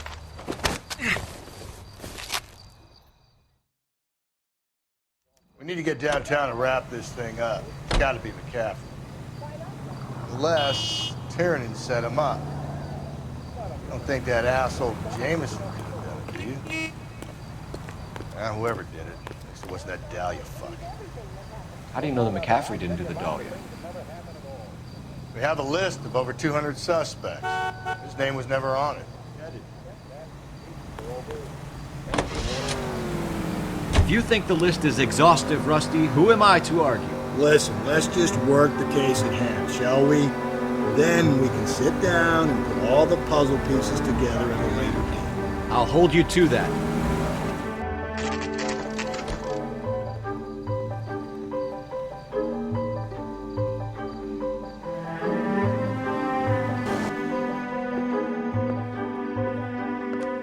You sure you can make it stick with one of these suspects, gentlemen? It's either McCaffrey or Tiernan, sir. I think Jameson is an aberration. All right. I'll deal with that degraded lunatic myself. He's got some fearful retribution coming. Tiernan isn't one, McCaffrey isn't two. I want a confession from one of them. Don't fail me, young fellas.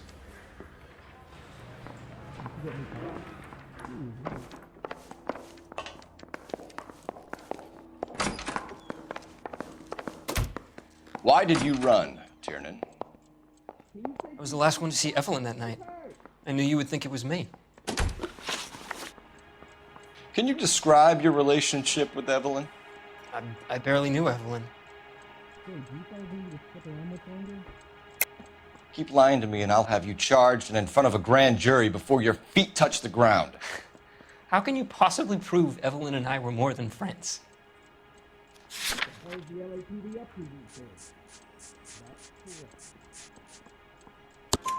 McCaffrey gave you up, Tiernan. He says he saw you go into your hotel with Evelyn. I met Evelyn at the public library. We would read for a while and then go for a drink. Last night, we went back to my hotel room and had some more to drink. I must have passed out. I woke up and she was gone. What time was this? Around midnight, maybe later. And there's no one who can confirm this? No, there isn't. I knew you wouldn't believe me. Aristotle's Metaphysics, the book that belonged to McCaffrey. McCaffrey saw her looking at it once and laughed in her face. And you're saying Evelyn stole it? She wanted something of his.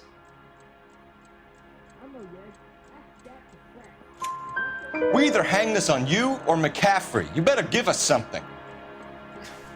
Well, McCaffrey's been in trouble with the law before. I mean, he always makes out it was some kind of labor dispute. But, you know, I'm not so sure. You and Evelyn were drinking together last night, and she had no other place to stay. I don't know what happened last night. I don't remember. You're lying, Tiernan. You've been fighting with her. You fought, and... I'm not lying! She got up and left! That was it!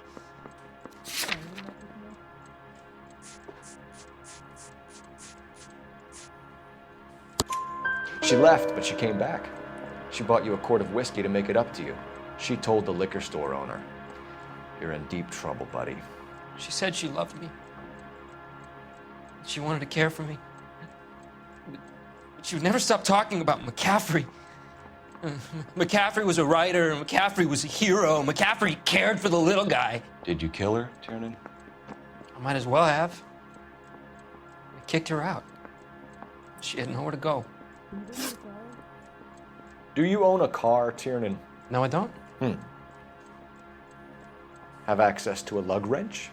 Well, we use a lot of them to clear jams in the pin setting machines. The coroner's report says that Evelyn was killed with a wrench. I think you did it and then planted the evidence at McCaffrey's apartment for us to find. We went to his apartment. McCaffrey was up on the roof. Evelyn stole the book. McCaffrey went crazy when he found out. He said he would put her out of her misery. He can be very cruel. Evelyn was missing a ring from her right hand. That's strange. She always wore it. Big black circular disc with a white E in the middle. It was made from an old typewriter key, a present from the prop department at her old movie studio. We're going to talk to McCaffrey. You need to think about what you've told us, Tiernan. You're not in the clear. Isn't there anything else you can do? This guy was willing to rat his own mother after I'd sweated him. You left at midnight, right? Mouthpiece first strips off me at the grand jury. You ready to answer some questions? Now the DA You think I have all the answers? People who run from the police usually have something to hide. Touché, detective. Let's see where this takes us. Evelyn died sometime around midnight. Remind me, where were you?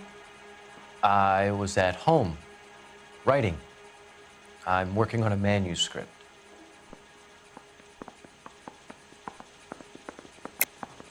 You're lying, McCaffrey. You were out at the rail yard. And what do you have that proves I was there?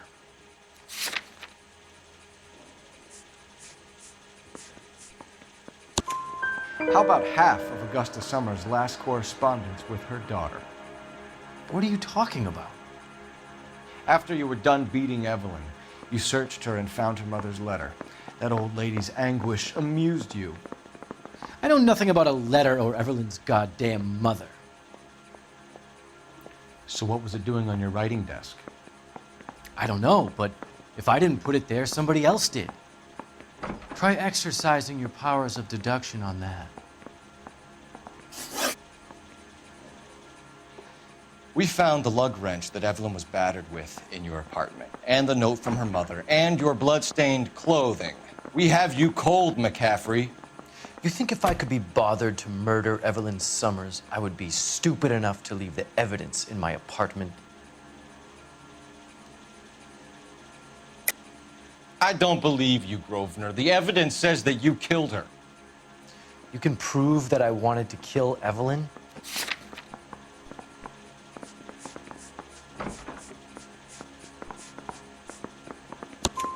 Tiernan is prepared to testify that you threatened Evelyn's life in his presence.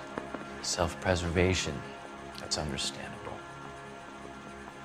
Okay, I'll level with you. Tiernan killed Evelyn. He came to me for help. I listened to him, and he explained why he did it. Tiernan went to you for help. You expect me to buy that? That's how it went down. I told him he made a terrible mistake, but he would be throwing his life away if he went to the cops. I took his things and told him I would dispose of them. But you didn't. Speak to Tiernan. He'll give it up.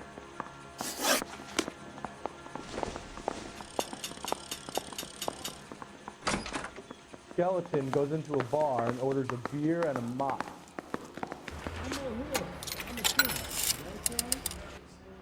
Operator, message for KGPL. Putting you through now. Phelps, badge 1247. How can I help, Detective? I need the jacket on a Grosvenor McCaffrey. Just a moment, Detective. McCaffrey was formerly under surveillance by the Red Squad. Convictions for petty theft. Dishonorable discharge from the Army during training at Syracuse. Assault on a local woman. Says he almost beat the woman to death. Thanks for your help. Were you there? Mouthpiece tore strips off me at the grand jury. Case was thrown out. Now the DA wants my head. You spoken to McCaffrey? I can go? It's all been cleared up? Not quite. We have one more question we need to ask, James. Then I think we will be done. Sure. Go ahead. So Evelyn passed out, and you walked out. What happened next? I woke up in the morning, very hungover. I thought Evelyn would have come back. Where's the phone? I know you're lying, James. You went out looking for her. Tell me what really happened. I don't know what you're talking about. How can you say I wasn't in that hotel room? You left at midnight, correct? No way. Nope. You trying to sit me down? You wound up at McCaffrey's. You were still incredibly drunk. You passed out on his floor. It's time to tell me what really happened. McCaffrey woke me up the next morning, and he showed me the lug wrench and the letter and the box, and he said I came in with him last night.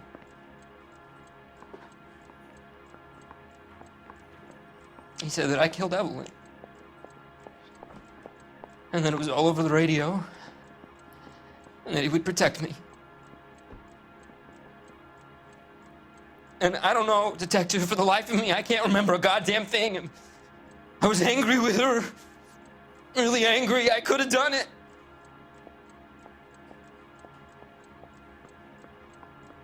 It wasn't me.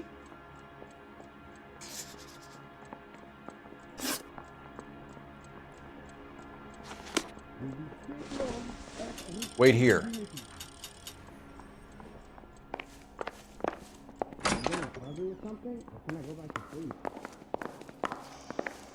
I need a drink. I got the jitters again.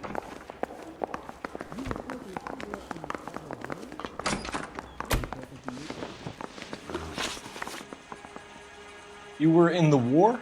Yes, I was. Seeing the things that I saw, it changes a man. I came back here determined to change things. All I wanted was a pen and an opportunity to speak out. You told us before that you had only minor run-ins with the police. You didn't mention petty theft. I've never been in trouble for violence. That's the salient point here, isn't it? You're lying, McCaffrey. You have a history of violence towards women. How do you turn a couple parking tickets and a petty theft misdemeanor into an assault charge?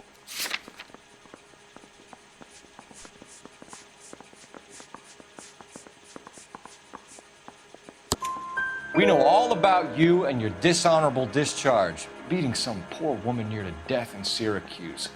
You've never been in combat, McCaffrey. Your whole life is a fraud. She was a goddamn peasant whore! She tried to steal from my wallet. I could have fought for this country. I could have... You beat her because she stole from you, because she tried to outsmart you. The ignorant audacity of the bitch. What is a man supposed to do? Sit there and take it? How is a man supposed to call himself a man? And Evelyn Summers, a poor, drunken nobody, stole your book. And she got what was coming to her. Grosvenor McCaffrey, I'm charging you with the murder of Evelyn Summers. She was a sad lady who never hurt anyone except herself. I hope God finds a way to forgive you. Congratulations, boys. You bagged the fine catch. Another red to boot. Grand. Now, I want you to put this business about a repeat offender out of your mind. This McCaffrey creature shows no remorse, and neither will the grand jury. You would have to walk a long mile to find a better candidate for an unmarked plot in the prison graveyard.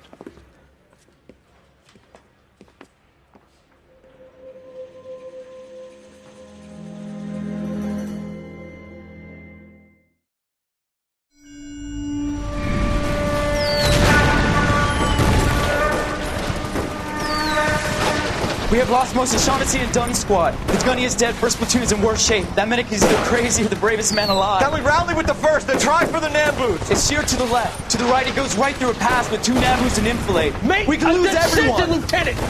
Get back off this fucking bridge! They'll start walking the mortars back to their own positions! We only have minutes! I'm in charge here, Sergeant! Get your men off the bridge, Lieutenant! What's your unit, Sergeant? We don't have time for this, Lieutenant! What's your unit, Sergeant? I accompanied 22nd Marines, Lieutenant, and we just saved your ass by fording the river. My orders are to reconnoiter the...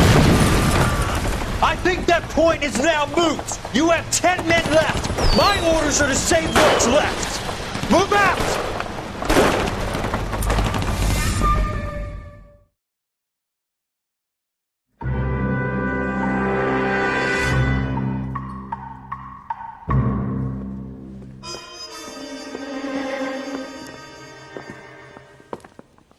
Well done, lads. You did well with the Summers case.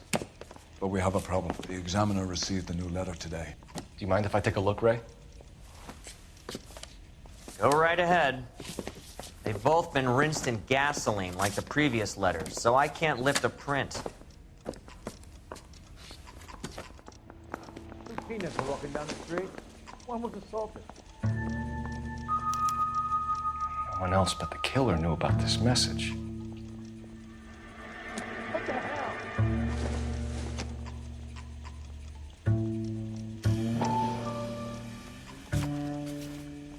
That broad has socks in it.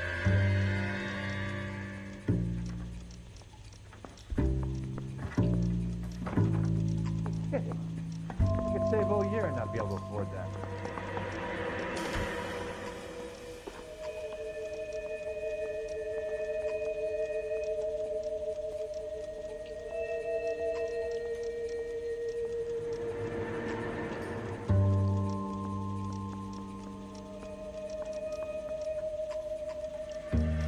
To suffer woes which hope thinks infinite, to forgive wrongs darker than death or night.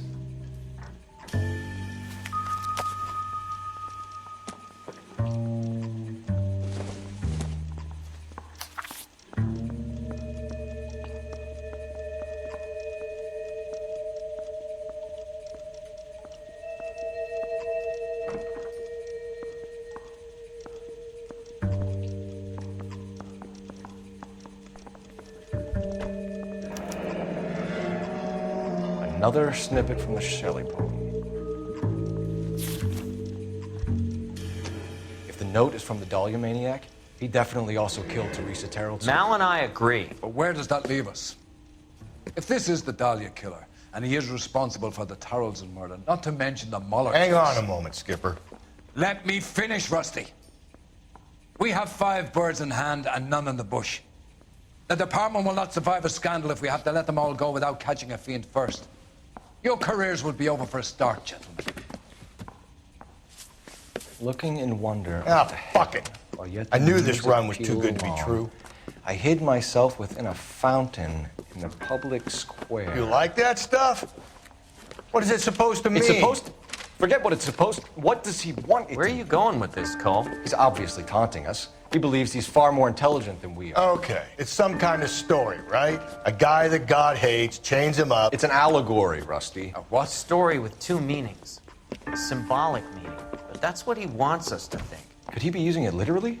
Within a fountain in a public square? Could it be that easy? Can somebody tell me what the fuck is going on? The fountain in Pershing Square. Come on, we have a clue. Captain, thanks, Ray.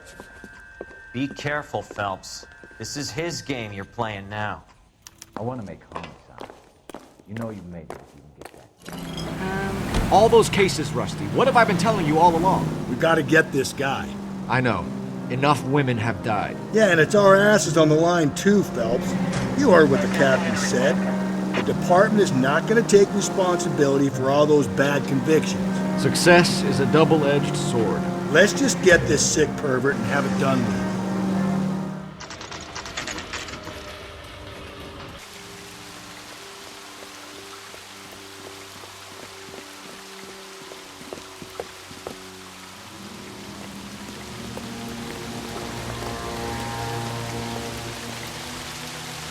Rather you than me, Phelps.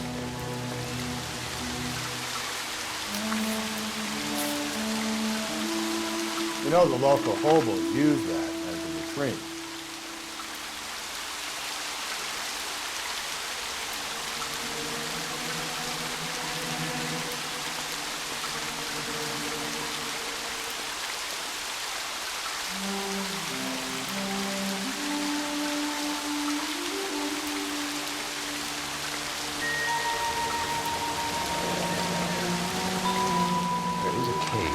All overgrown with trailing, odorous plants which curtain out the day.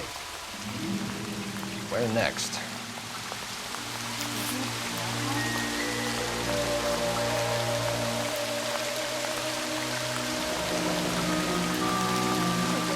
Elizabeth Short, Betty Short, Black Dahlia. Elizabeth Short's Social Security card. Jesus Christ. That's not all. There's another stanza from Shelley. Can you work it out? Got a city map? See if he can work out where he's taking us. I don't like this freak leading us around by the nose. Chemical ignites and explodes. Him. It's really him. Fuck who killed the Dahlia. Can you believe this? He's leading us. It's his game, Rusty. He may want someone to catch him, but he's extremely dangerous. I doubt if he will give up easily. Shoots me down to the fucking ground. We clip this fuck and we get citation. What a day to be a cop. Pencil pushing Parker won't be able to shove me aside after this.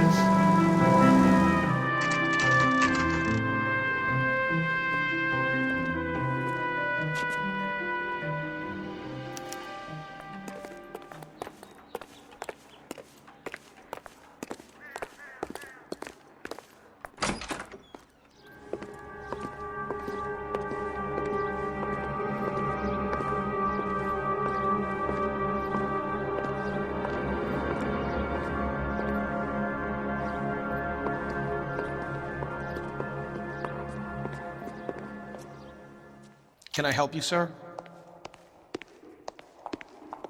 Detectives, LAPD. This is very important, sir. How do we get to the top of the chandelier? You what? Have a little faith, pal. We're in a real hurry. Head up to the top floor. There's an access panel and a ladder in the maintenance room.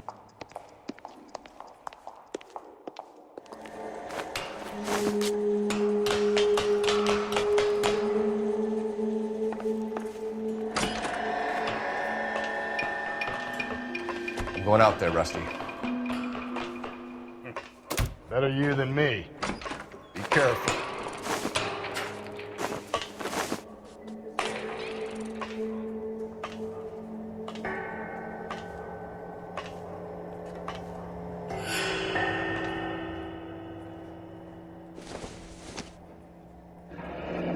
Deirdre Muller's missing watch.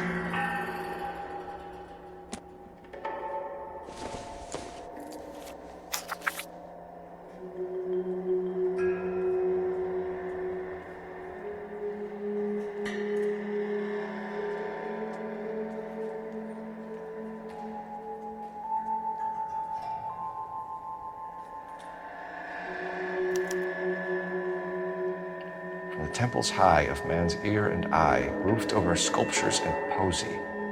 Where have I seen that?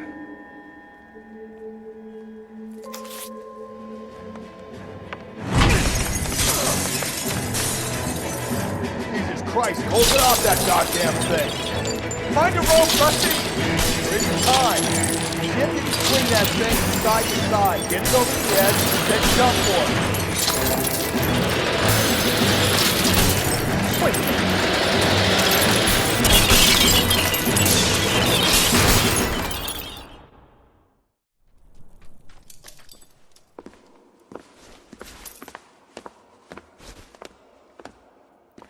That was too close. Yeah, well, the higher you climb, the further you fall. Let's get out of here. Another Dahlia clue? No. A yellow gold wristwatch. The Mulder dame. Yes. And a scrap of the poem. Another location. If I can work it out.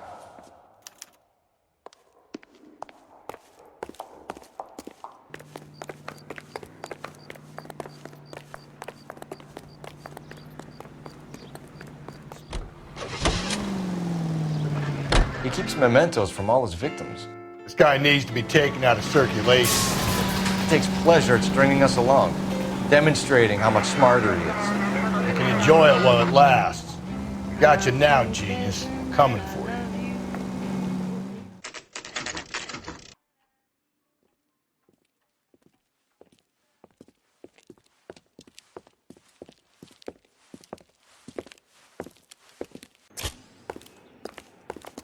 I'm pulling rank here, Cole. I'm not hauling myself up there. Go get him, Tiger. You'd slow me down anyway, old-timer.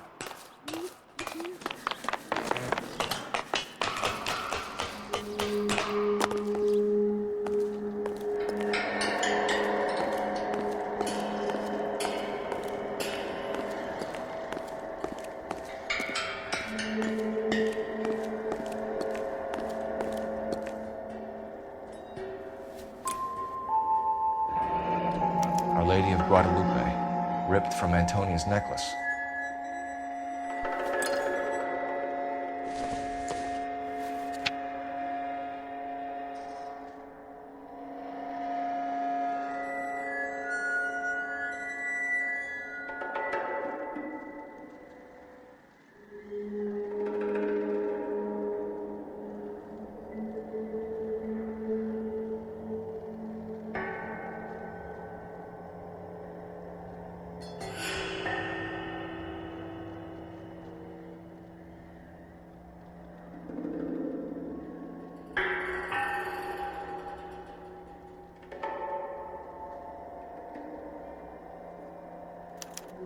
Round which death laughed, sepulchred emblems of dead destruction, ruin within ruin. So this is a treasure hunt.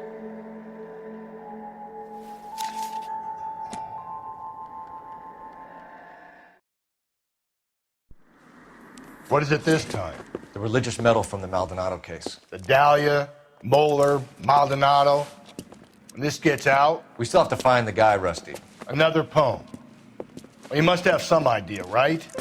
Come on, Phelps. We're on a roll here. Don't let me down. And now, news. We're gonna catch hell for this. Banging up innocent men. The newspapers will crucify the guy. They won't have time to wonder about our mistakes. We'll be okay, Rusty, as long as we catch the guy.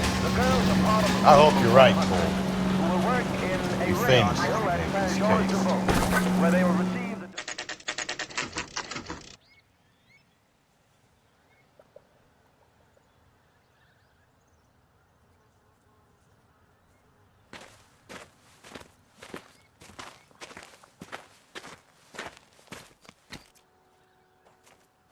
These are my best shoes, Phelps. I'll leave you to it.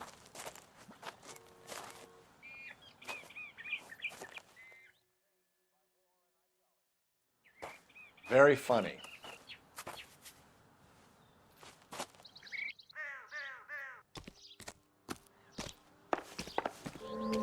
Whoa!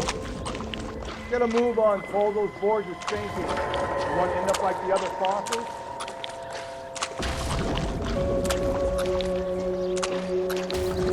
Gangway staked around, Phelps. Can you see it through the car?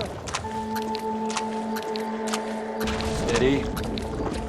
How you doing out there? I'd be doing better if you were the one trying to get across this thing. I don't want to fall in now, Phelps. That's at the forefront of my thinking. Steady.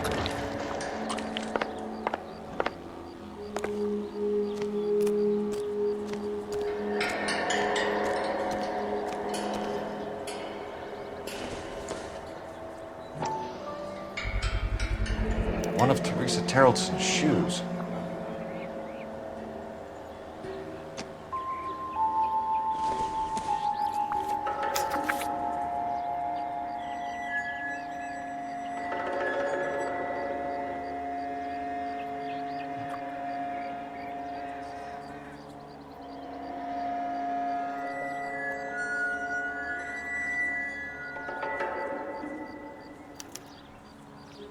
A sphere which is as many thousand spheres.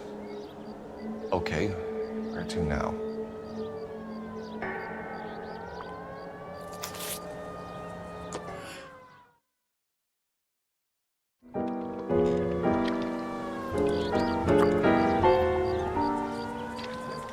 What is it? An open-toed white shoe, and another stanza from a poem. Oh, I really thought that hobo bum did the Terrelson broad. Confessions from the insane aren't the most credible evidence, Rusty. Is this thing over? It's all part of his power over us, making us run around all over the city for the crumbs he's leaving us. So if we keep this up, we can find the guy? So this guy looks out for women in bars who've had too much to drink. Who are emotionally disturbed. Need a shoulder to cry on, he plies them with booze. Probably offers them a lift home. Then beats their brains out and strangles them. Could be any schmo hanging out in the bar. No, not anyone. He displays the bodies, leaves us messages. For all the violence, it's very controlled behavior.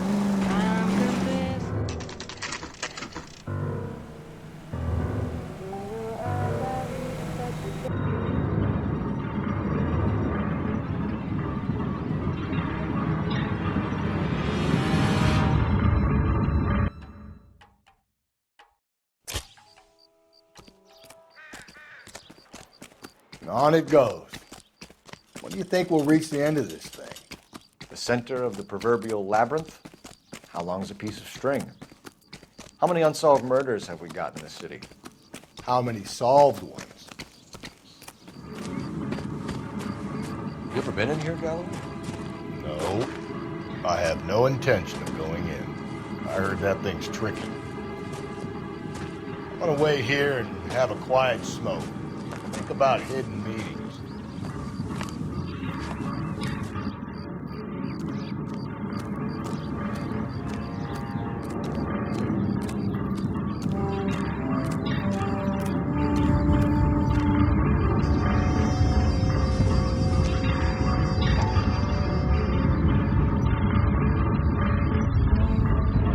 Once belonging to Celine Axford Henry.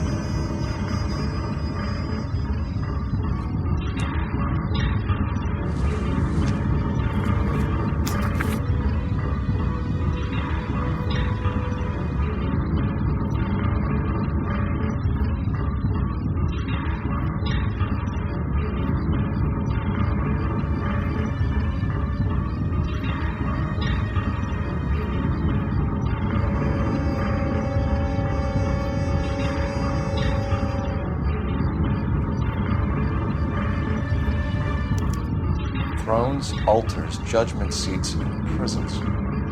No, it couldn't be.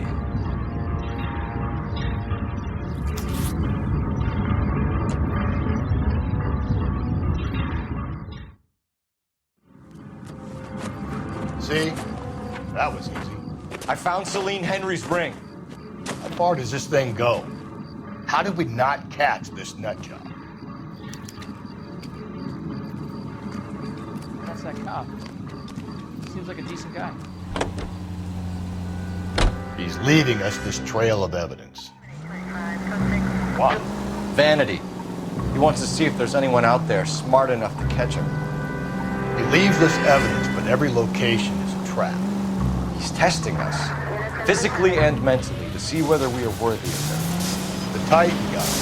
You have the stouts of God. Very good. Thinking about reading some Shelley? All that egghead stuff? I'm sticking to the funny papers and sleep better.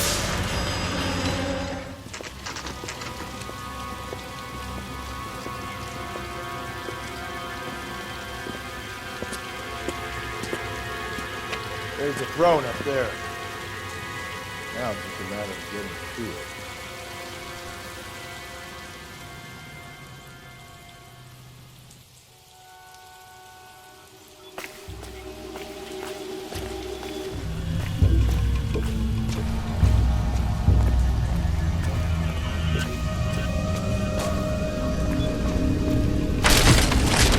Now look what you did. Hang on, Paul. I'll get you off of there.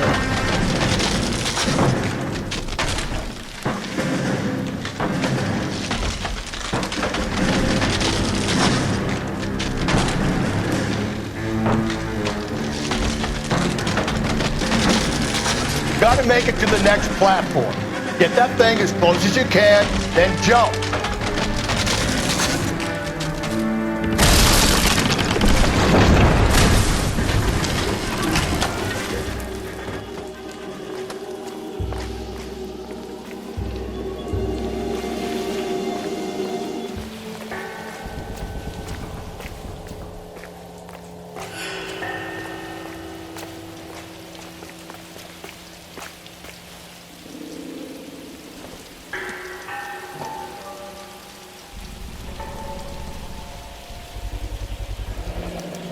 typewriter ring. Evelyn Summers.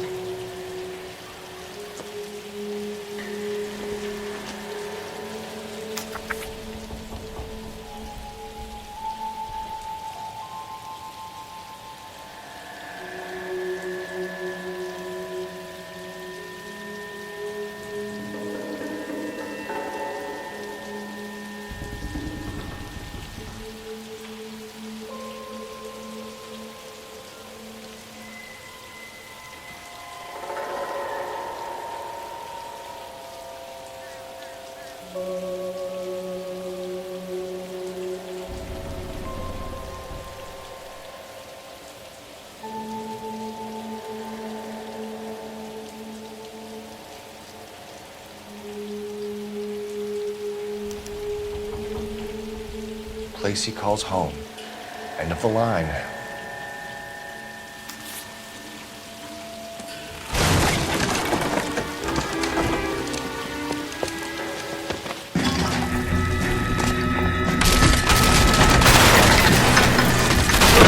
No! Come on! No!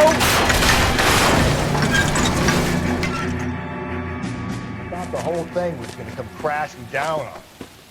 I thought so too. He murdered Evelyn Summers, Rusty. The last trophy was her ring. You find another piece of the poem? Yes. The last piece. You sure, Cole? Let's find out. Might see this as a cry for help. God's sake, Phelps. I'm not trying to justify this. Hear me out, Rusty. This guy has been successfully slaughtering women now for half a year. Maybe longer. He researches who he kills, and then plants evidence so that we always have someone to go after. If he hadn't sent the letters in the poem, he could have gone on forever. We would have been none the wiser. We would have 4 executed men on our conscience and have been happy about it. Why else is he doing this? There's a new face of the department, Phelps. The modern cop who tries to understand why the perp does what it does. Me? I just drop the hammer down on the low lives. Bunch of roach under your heel. You don't worry about what he's feeling. You just grind it into the pavement. All units, the citizen reports a 211 in progress at 9th and Grand. Unit to handle code 3. Identify.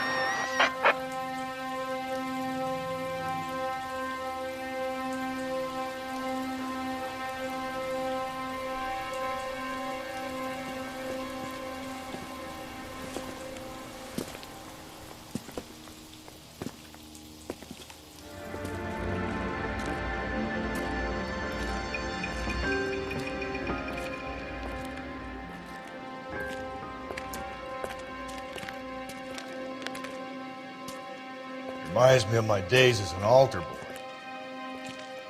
There's a light coming from the house. Nothing hasty, gentlemen. Keep your hands where I can see them, or I'll be forced to redecorate the stucco with your entrails. We're from the LAPD, sir. I'm gonna tell you only once to lower your weapon. The LAPD, you say?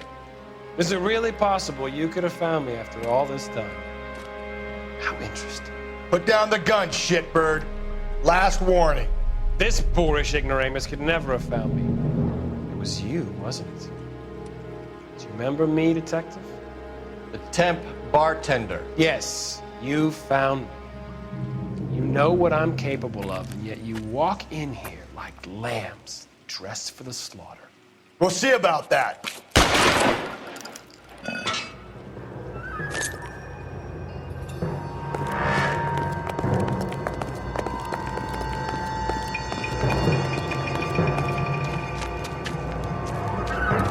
Where did he go? Down the tunnel? You can't let the son of a bitch get away. The house, Rusty. There must be another entrance into the house.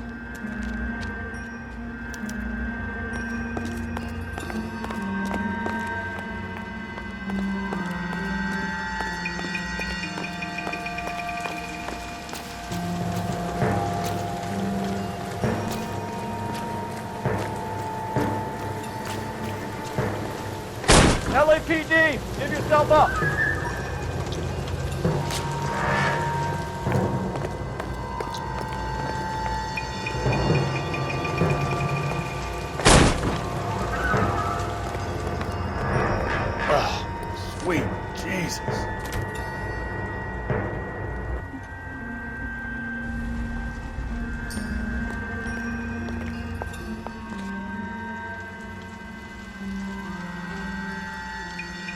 realize this must have been the place, Rusty.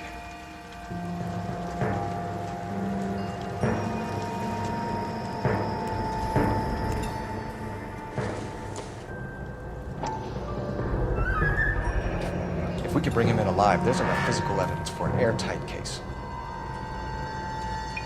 You heard him, Cole. He's fucking nuts. What are the chances of hauling him out of here alive?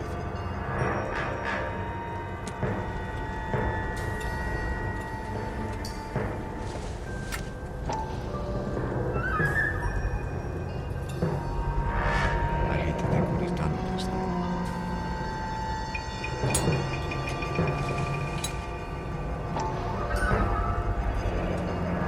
Medical experience, maybe. At least some working knowledge of biology. He's cruel and he's methodical. We're going down there. I'll go. Call for backup and keep an eye out above ground and see where this thing comes out. Don't let me down. You're an interesting man, Detective. Why the police force? You're obviously overwhelmed. Reinforcements are on the way. Cease and desist.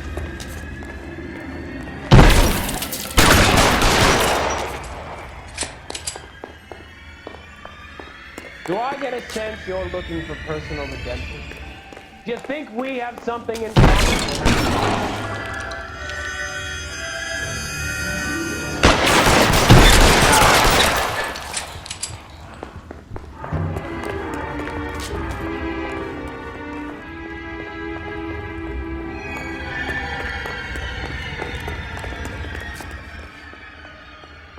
Are you acquainted with slaughter? Was it tracked? Have you felt it? Understood how? Surrender now or I will use deadly force. Are you comfortable out of the light, officer? Are you comfortable?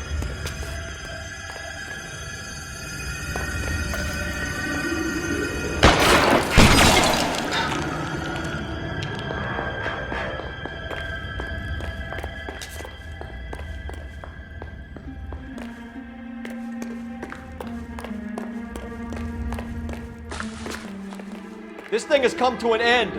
You know that.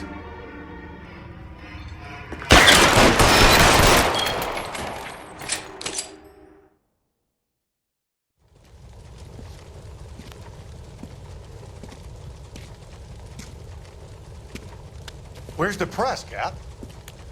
I think Phelps and I should get a medal for this. This has got to be the case of the year, right? The case of the century when you think about it. Are you finished? Yes, Skipper. Good. Because there won't be any press briefings or commendations. What are you talking about? We got the werewolf, the guy who killed the Dahlia, killed all the other broads. You got no one. Mason was a ghost. Can you at least tell us why, Captain?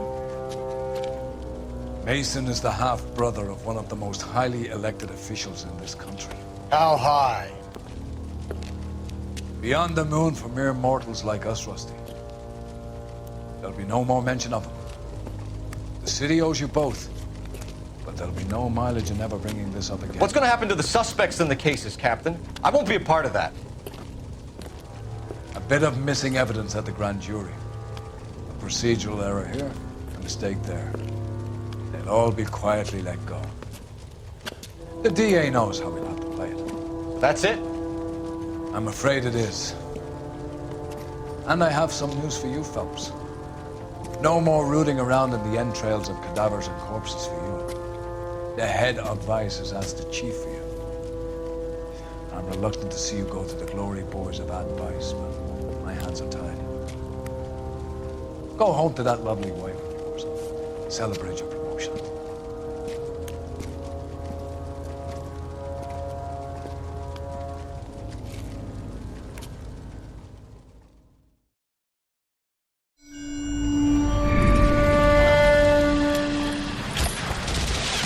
Breathe out, kid. You'll go purple. I'm scared, Sarge. Everybody's scared, kid. Anyone who says he isn't is a damn liar. How many times have you been in combat, Sarge? I was with Raider Battalion on Peleliu my first time. Was it bad? It's always bad.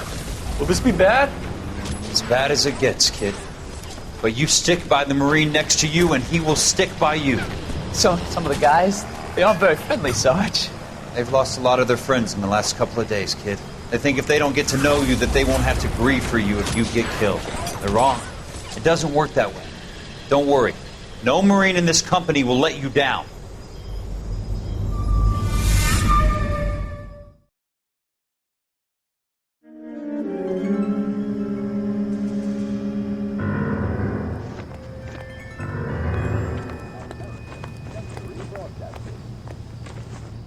Phelps, welcome to Vice. This is your new partner, Roy Earl. Take a seat. A special request was made to transfer you to Ad Vice. We need a man with your kind of starch on this desk, son. We have 2 dead Negroes found in an apartment this morning on Yucca Street. Number 6358, apartment 5. We got better things to be doing than wasting our time on 2 dead junkies. Did I ask your opinion, detective? 2 men dead on U.S. Army issue morphine. That makes it an Ad Vice case. Beat it! Yes, sir.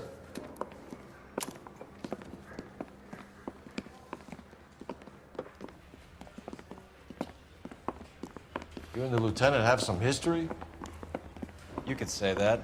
We used to be partners. So, you're working with the big boys now, Cole? I guess so, Roy. I thought homicide was the primo assignment. That may be the case.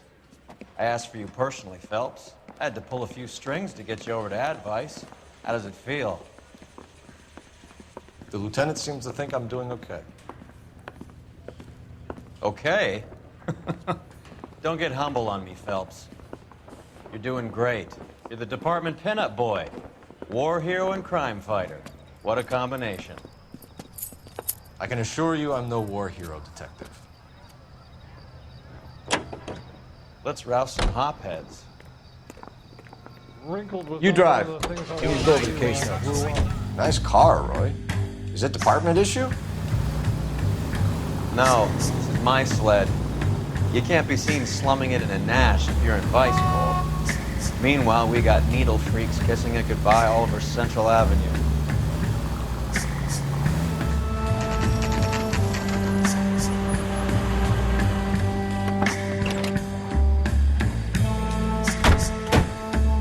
They really picked a prize shithole for our first date.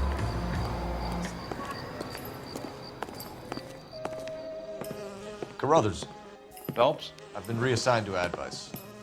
What have we got? 2 stiffs, overdosed, been dead a couple of days.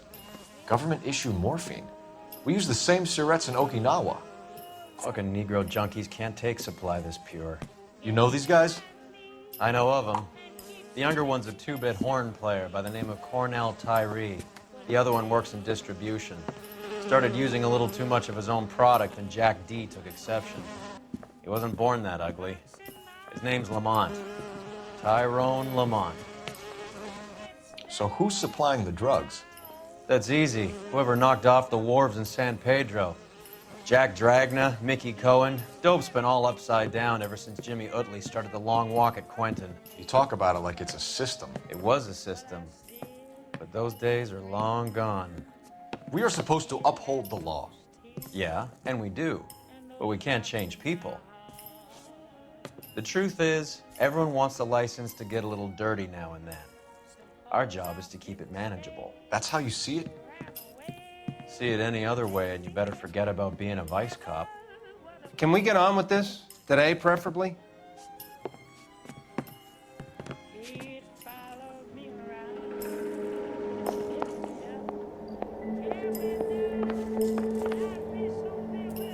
One Surette is enough to knock you out for combat trauma. 2 of them to stop your heart.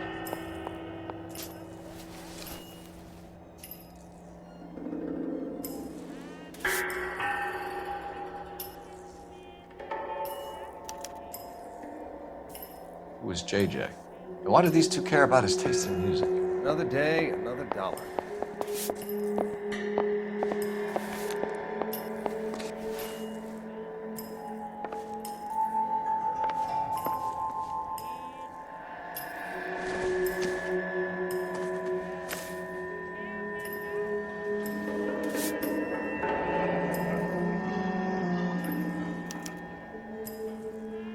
Small chance in life is probably better than no chance.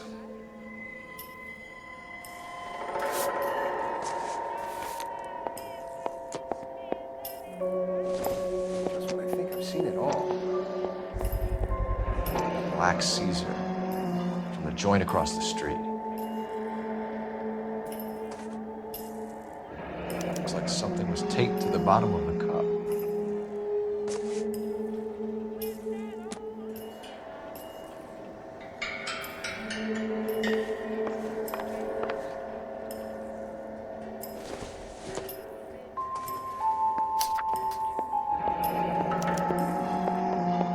Some kind of fruit, a bell, a wing.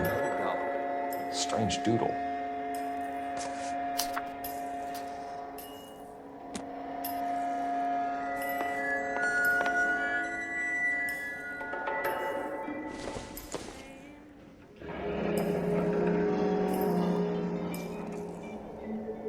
Street life have no idea how dangerous this stuff is.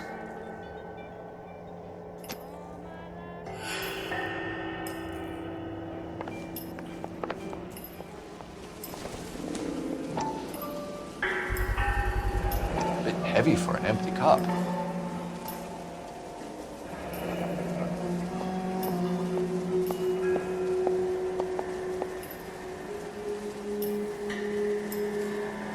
They've been getting their fix right over the counter in broad daylight.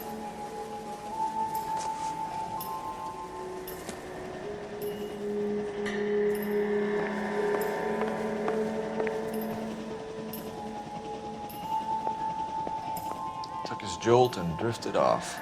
And I suppose his friend wasn't in any condition to notice that he had stopped breathing. The Emperor across the street appears to shift a lot of popcorn. Let's shake him down.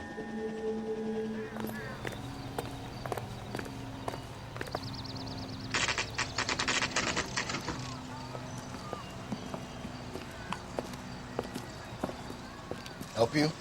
Detectives Phelps and Earl, LAPD. We're inquiring into the deaths. Hand over the popcorn, numbskull, before we kick the door in.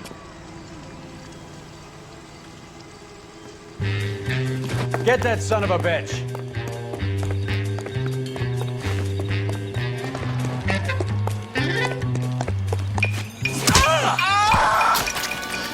Eddie, help me out, man. They're trying to kill me. You gotta help me out. What the hell going on here? Morgan! That you? You picked the wrong cop, you fucking animals.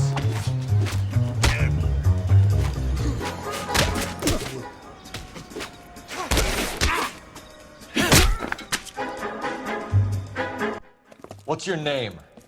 Morgan. Half an answer is no answer to me, asshole. Fleetwood Morgan. Keep an eye on him, Roy, while I take a look around.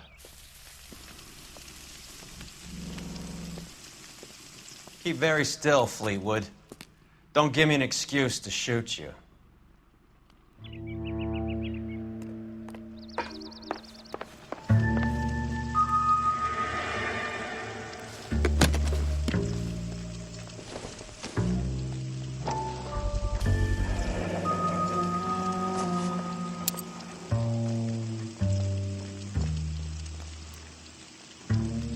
These number slips might affect your tone, Fleetwood.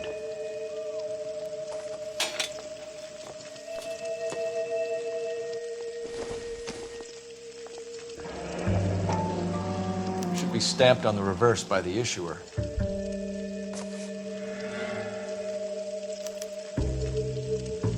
Maybe Morgan can give us something on this Jones character.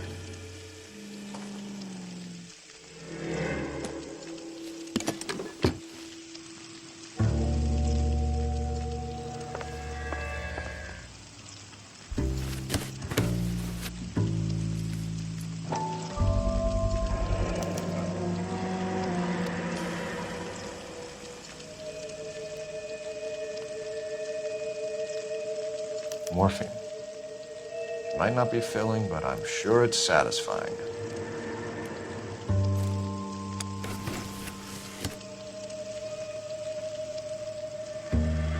About time we heard what Fleetwood here has to say, Cole.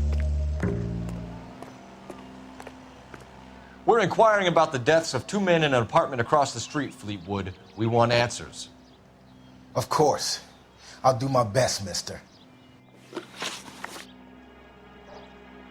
You sold the drugs to Cornell Tyree and Tyrone Lamont. Oh, I sell fried steaks and black-eyed peas.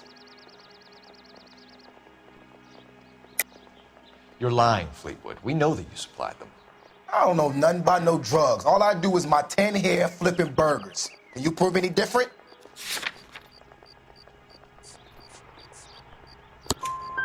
Flipping burgers and strapping jolts of morphine to the bottom of popcorn cups, Fleetwood. Now I want the truth. Who supplies the drugs? Cat by the name of Armstrong Edwards. He brings the stuff around about once a day. I know Armstrong. He's a two-bound, strictly small time.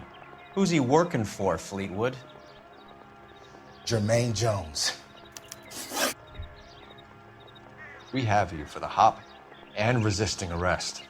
Tell us about the numbers if you want our help. Look, the numbers are the white man's tax on poor folk.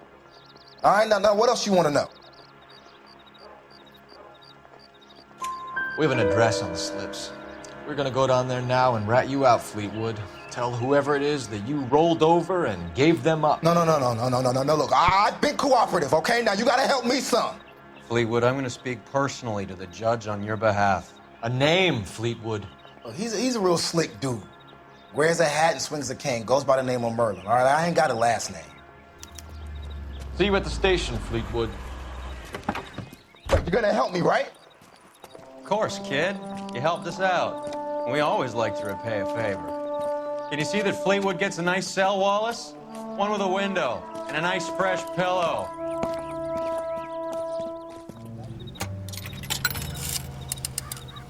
Operator, give me R&I. Putting you through now. Phelps, badge 1247. How could I help, Detective? I need an address on a Jermaine Jones musical booking agency. Just a moment, Detective. Jermaine Jones. The office is listed as 5528 Santa Monica Boulevard. Thanks, ma'am. Isn't he the cop they've been talking about on the radio? One another accommodation.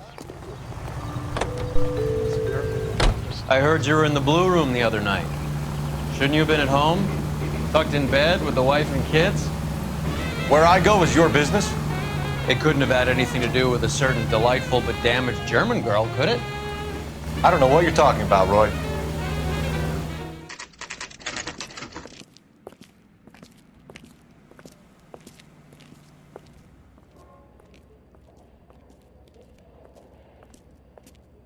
Look at this place. I'm guessing not much talent comes out of this talent agency.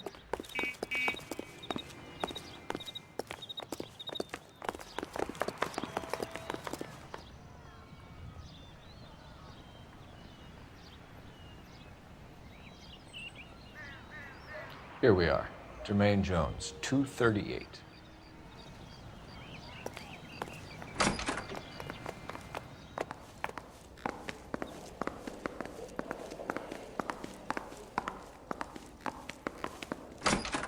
Hey, who let you in?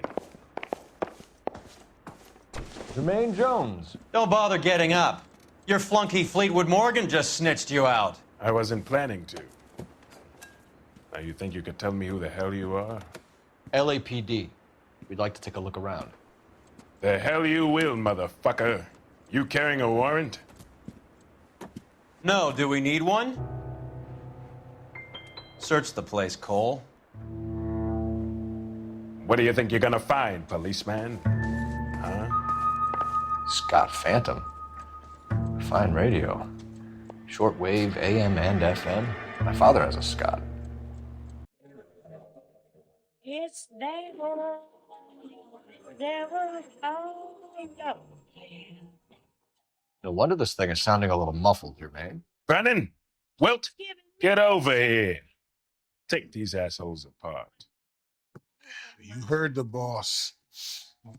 Tears in my dreams. Is this the best you got? These mugs are dope for the eyeballs. Put them up quick, boys. I ain't got time for this. Come on. Beat these bitches down. God. Oh, there you Friend. Try that again. You freaking nature. Sit tight, asshole. Pretend you're at the parlor getting your nails done. Cole, you better search through that stuff on the radio before you brace our friend here. Suppose I didn't stay, ran away with the play, that devil would have pushed me. This must be how those two bums standing guard take their wages. Fill me up, tear me down, till I'd be so bewildered, I wouldn't know what to do. Might as well give up the fight. Ramez Removals. They must have taken special care delivering this for you. It's right again. When it sings that siren song, I just got... Mont and Tyree are dead. At a stretch, the DA could have you on felony murder for supplying stolen government... Tyrone and Cornell are dead? They're on a slab downtown with the ME examining their last meal. Popcorn washed down with morphine. You offering me a deal? I have a pet judge who hates blacks. He'll give you 50 years for your two buddies. Another 30 for stealing from Uncle Sam. You'll be out by the time you're 110. Imagine the changes you'll see. I get the message. How much is this gonna cost me? I just gotta tag along. Who supplies the morphine? I don't know nothing about that.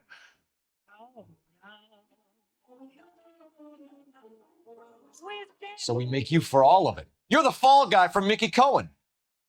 In case you haven't noticed, I'm a colored man. You see any Jew boys running around here? I collect my cut. Lenny the Fink controls the action. Lenny who? Lenny Finkelstein, Mickey's dipshit brother-in-law. What is the link between the morphine and the number slips? There is no link. You're wasting your time here. You're lying to me, Jones. Tell me about Merlin. Who? I don't know anyone named Merlin.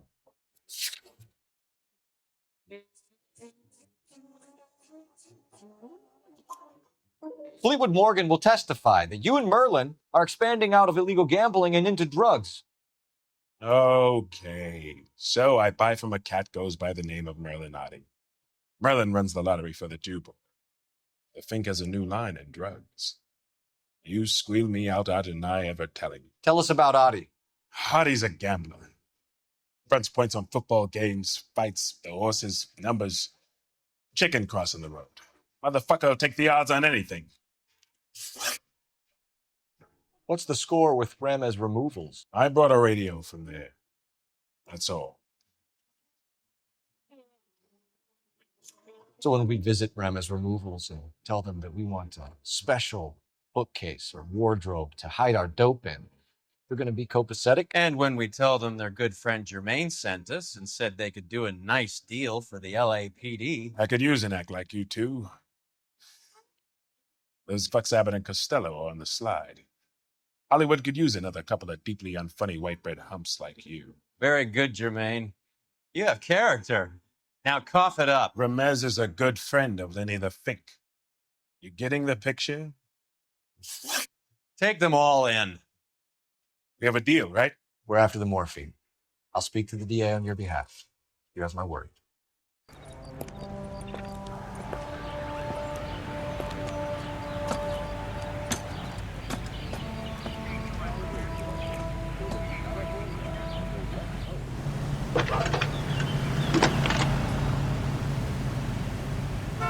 Cole Phelps, badge 1247. How can I help, Detective? I need an address for Ramez Removals. That's Ramez, R-A-M-E-Z. Just checking. Ramez Removals, corner Sunset and Wilton. Owned by a Jose Victor Ramez. Thanks. I think his name's Phelps. I read about him in the paper. You read about that. You're woman behind the stabbed wheel. Her husband, then pushed him in one of the car. How is Hopgood doing, Roy? Who? Marlon Hopgood, your informer. He was my corroborating witness in the Bishop case. Oh, right. Marlon. You're not still sore about that, are you? You made the case without him. He was an accessory to the abuse of the girl. As long as Hollywood exists, it's going to be chewing up starry-eyed little girls. Marlon was small time. He caught the big fish. And look how much good it did your career.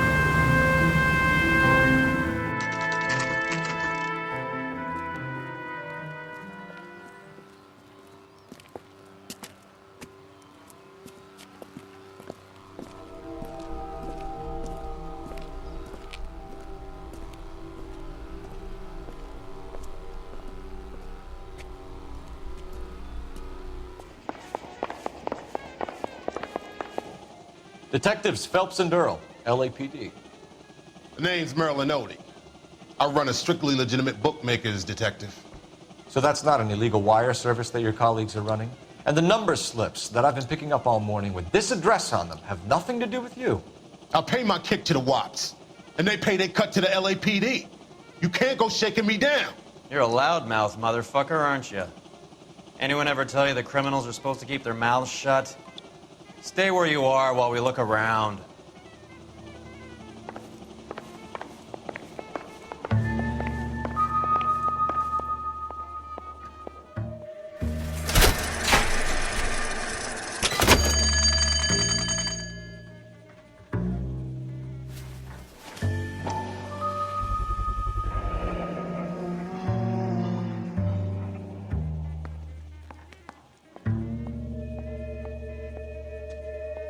With this quantity, we're looking at a high-level trafficking charge.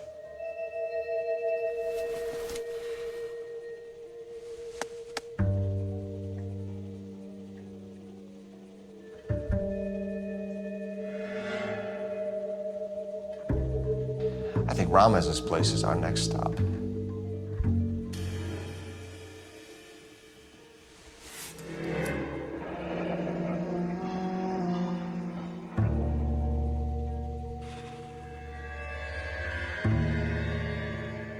Thanks for the paper trail, Merlin.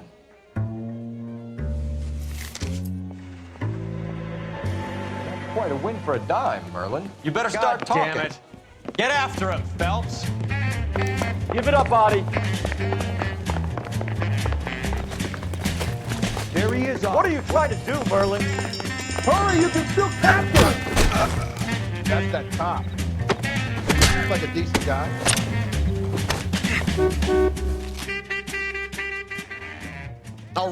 All right, relax, motherfucker, you got me. Nice wand, Merlin. Too bad you couldn't pull off your vanishing act. Make your joke, smart guy, but don't damage that. That there's a valuable antique. You don't say. Maybe you ought to have a look at this, Cole.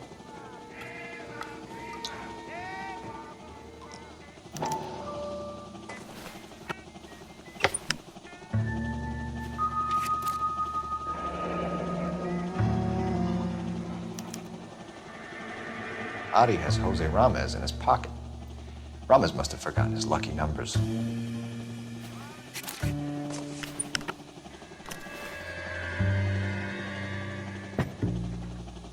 Would you like to calculate the odds on you going to prison for a very long time, Merlin? I'm not going nowhere. I've paid my contributions, and I'm not getting hustled by you. We're only interested in morphine. Army surplus morphine. What do you have to say about that? I heard about that. Big robbery on the ship. Ain't my line of work. I prefer something with a sporting outcome. You distribute for Lenny Finkelstein. You're a patsy for those gangsters. I don't know what you're talking about. I distribute for the LAPD, motherfucker.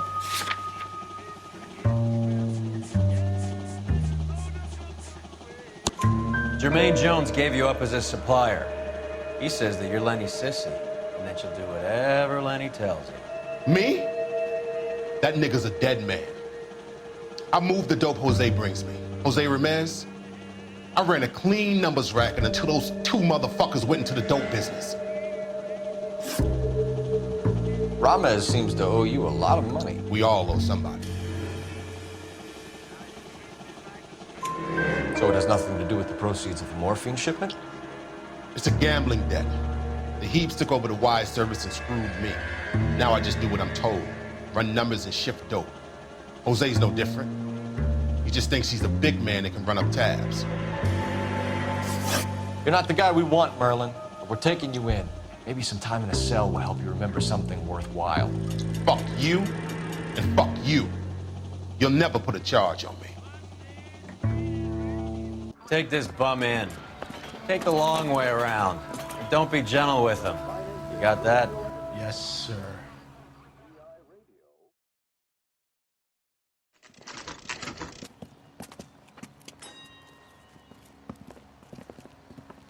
LAPD. We're here to see Jose Ramez. What's it about? Routine inquiries, sir. Can you tell us where we can find him? You missed him. He was in the delivery truck, just went out. God damn it. 11K calling KGPL. Go ahead, 11K. 11K requesting assistance in pursuit of narcotic suspects aboard a GM delivery truck. Commercial license David Charles 457. Roger, 11K. Getting close and steer him off the tar. That's it, Cole. You did it. His truck's history. Pull him out of there.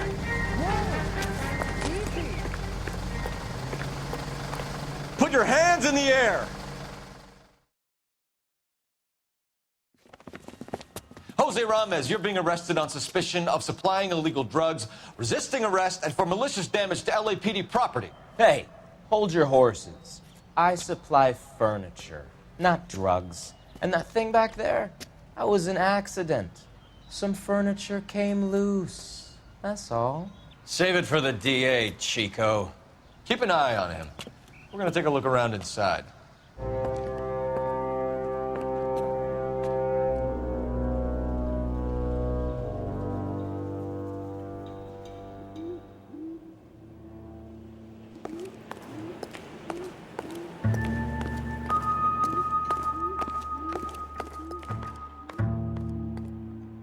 Where's he been delivering? And who's been delivering here?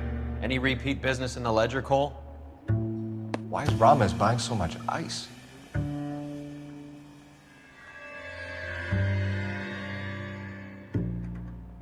Merlinati is buying a lot of furniture.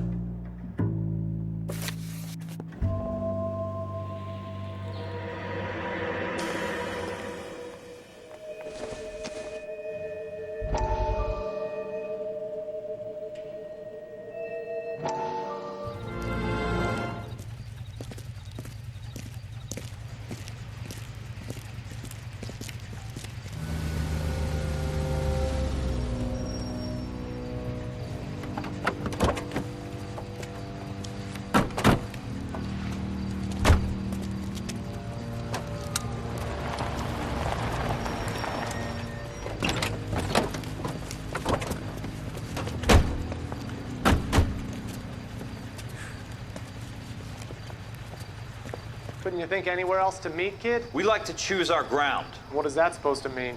Huh? It's something Wellington said at Waterloo. The guys who win normally choose where to fight. We're gonna fight, kid? The two of you versus my boys here? I love the fight game. I went a few rounds myself.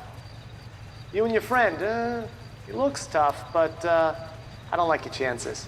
Nah. We don't have to fight, Mr. Cohen. We have you in enfilade. What the fuck is that? Some kind of stake? It means my men are in cover, but that they can still shoot you. If those were my orders, you would all be dead now. Are you kidding me? This is a $200 coat.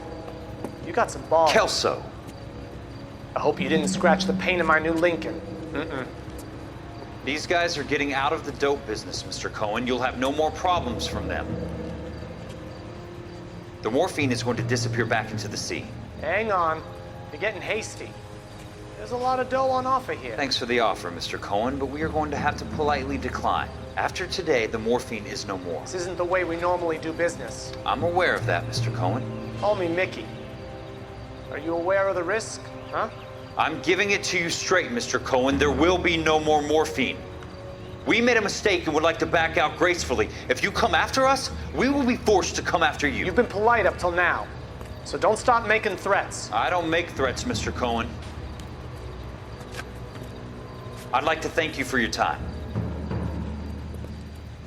Is that guy your idea, muscle kid? There's something you should know about Jack, Mr. Cohen. He killed 6 hand to hand with just a bayonet and a K-bar knife. His outfit, the 6 Marines, killed over 100,000 3 months in Okinawa, and he was in the thick of it. Those the little guys, right? Yes, Mr. Cohen. About your size.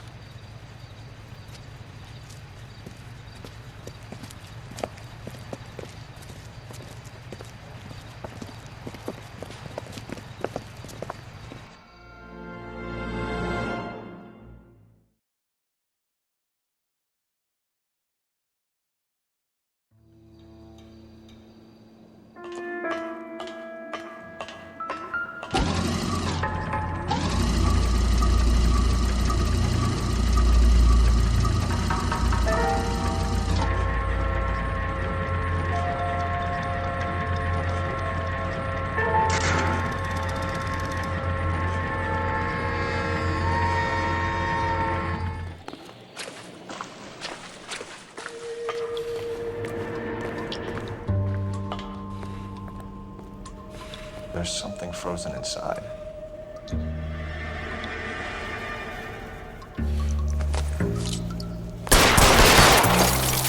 Well, I'll be damned.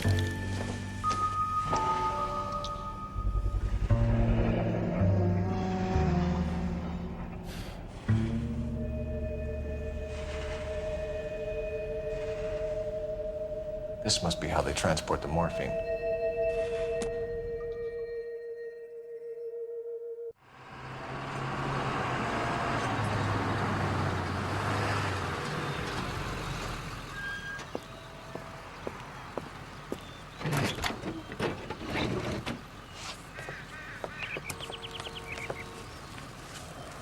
LAPD, leave it right there. Everyone out of the vehicle and put your hands up. There's something in the ice. He's making a run for it. Let him have it.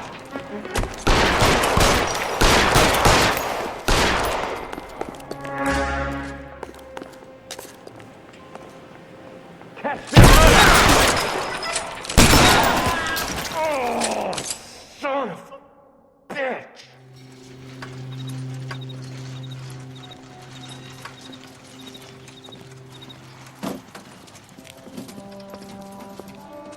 Take them all to Hollywood Station. Have the ME and tech services go over this place.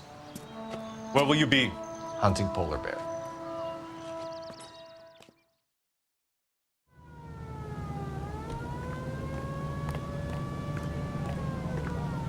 Isn't he the cop who won a medal in solving all the cases? You're behind the wheel.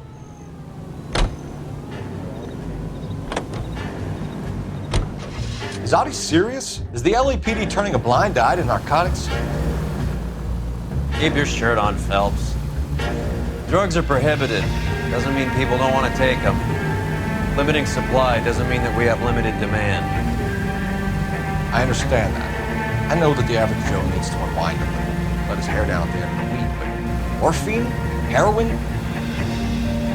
It's important to demonize hop, Phelps. Looks good in the papers. But when all is said and done, it's just another chemical like booze. A lot of people in high places think we're doing the city a favor by keeping the dope rolling into Central Avenue. Donnelly certainly believes we need to keep them anesthetized. Better jobs and opportunities would go a lot further. Will you listen to yourself?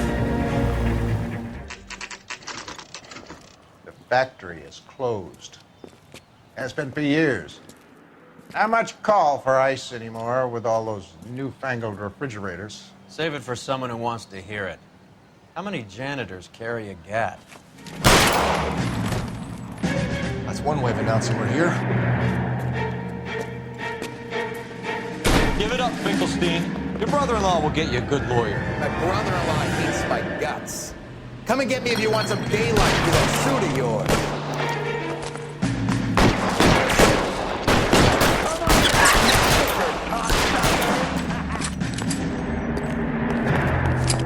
Door's open.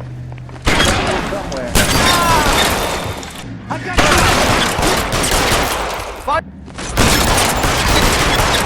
Here.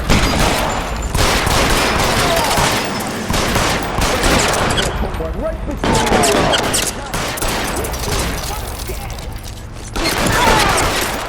you. Get in cover!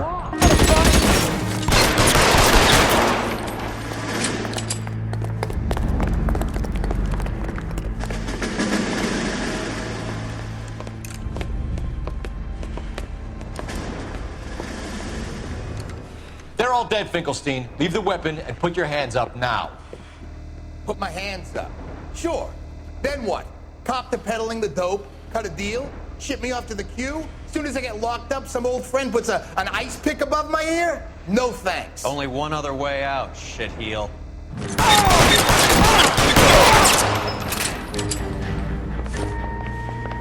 Let's have a look around, now that we finally got some peace and quiet. I think I've had enough ice for one day. Until the scotch I pour myself as soon as we get out of here.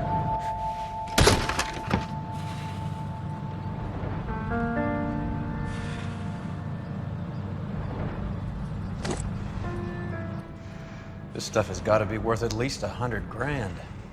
So Finkelstein robbed the ship? My guess is Lenny took it off their hands.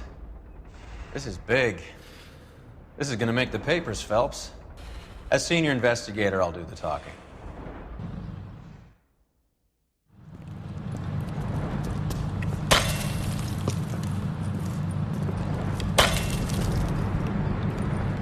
Well, well, who would have thought that Roy Earl's hand-picked new partner would have turned out to be such a great case man? This is a good result, Phelps.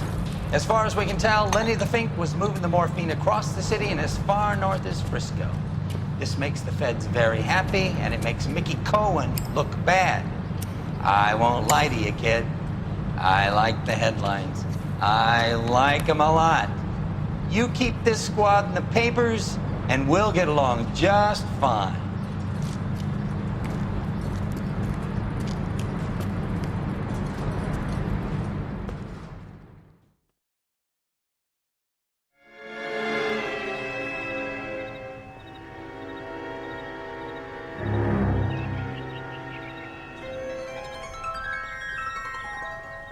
You know a Freddie Calhoun? Sure, I know Freddie needs money to get out of town. Says he's prepared to blow the whistle on a primo reefer distribution ring.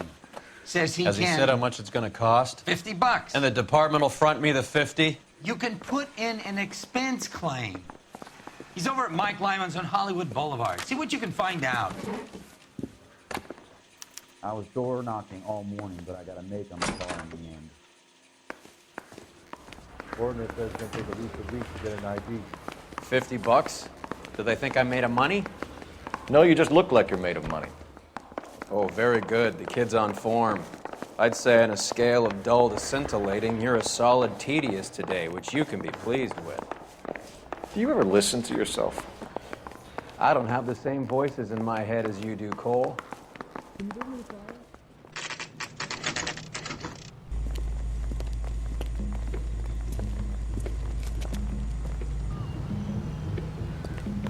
He wants a 5-star goddamn wedding. There's a little sneak. That's him in the back, Cole.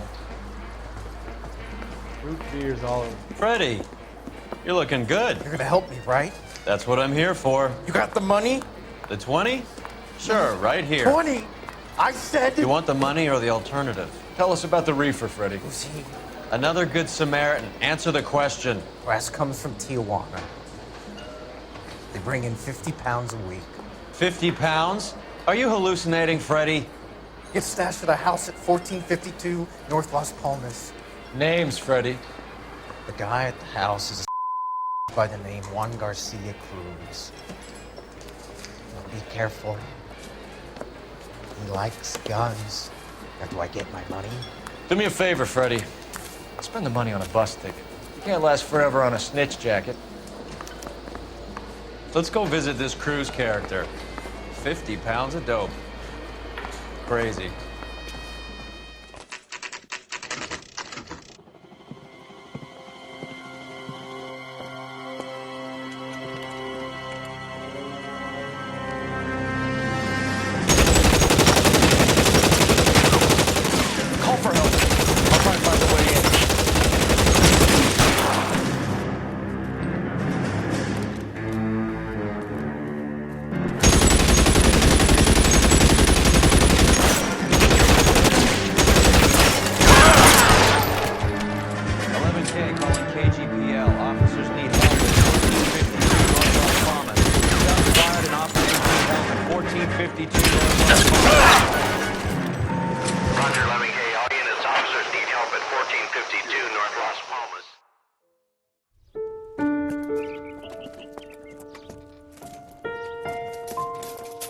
ask you politely to move on. Next time I won't be so nice.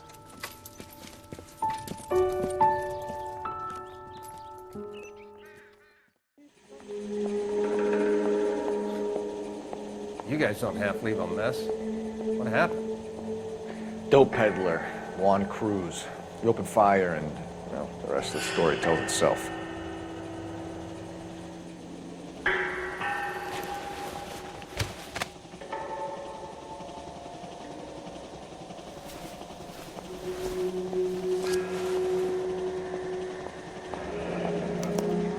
Silver dollar. I thought they took these things out of circulation.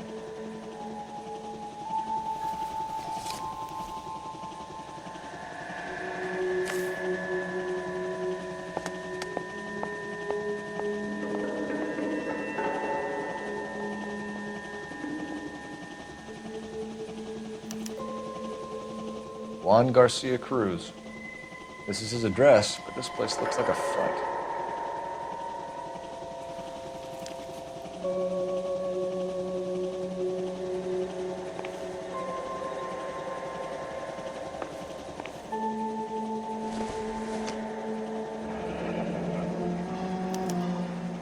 Is this a drug or a village in Borneo? Doesn't appear to be in Spanish.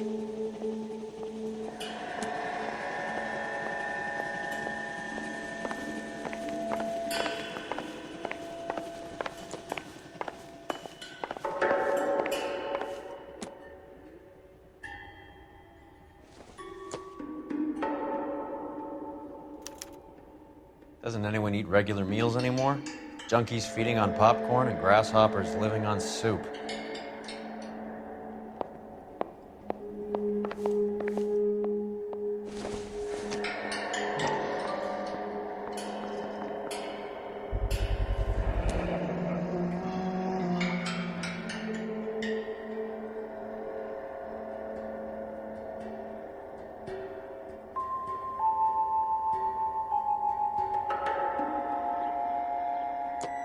Maybe these are the guys keeping Juan so well stocked with soup.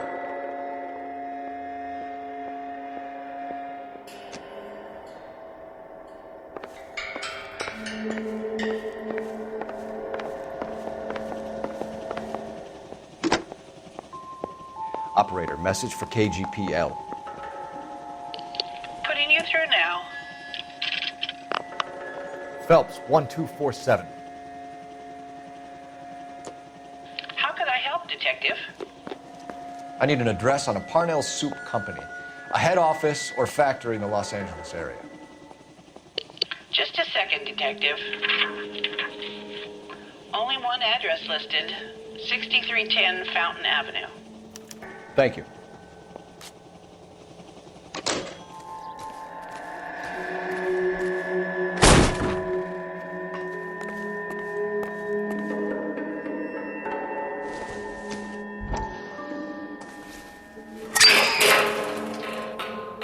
Ha!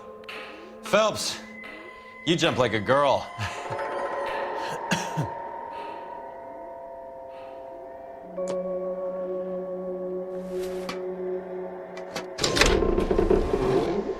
Now we're getting somewhere.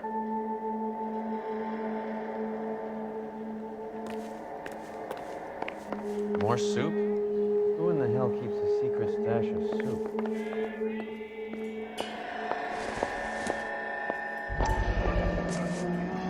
You hungry or something, Phelps?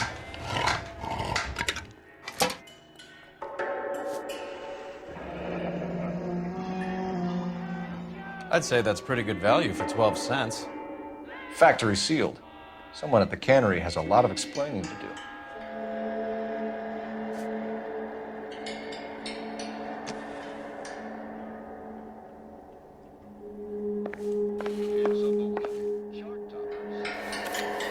With Juan dead, we need a new suspect, Cole.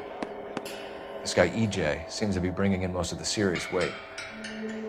Dates and times seem pretty regular. We should notify the border crossing. Those fuckers are probably in on it. Let's wait and see how this plays out. Carruthers says the morphine is still turning up. Makes sense. We have no idea how much of the stuff Lenny shifted.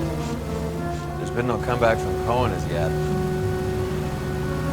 And the Confidential magazine is right, and Bugsy is on the slide. You read that stuff? I wouldn't say it to his face if I was you. That is one hot-tempered son of a bitch.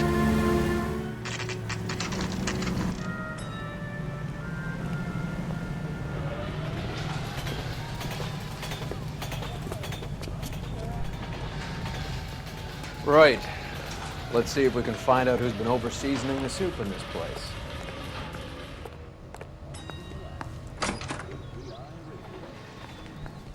LAPD. Who owns this factory, ma'am? Mr. Parnell. Howard Parnell. I'll let him know you're here. Please, take a seat. If you don't mind, we'll come with you. If you must.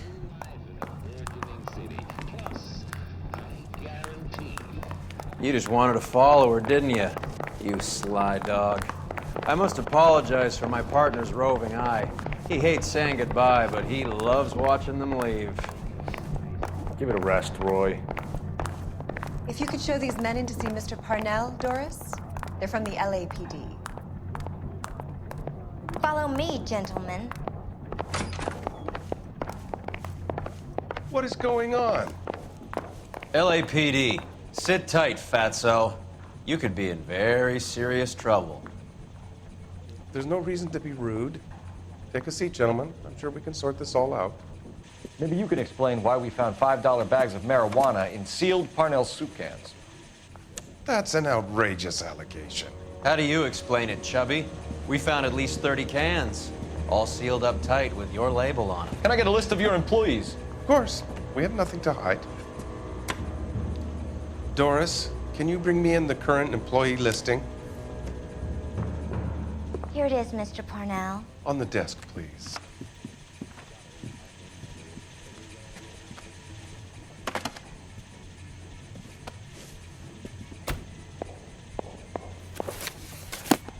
Any name on that list that rings a bell?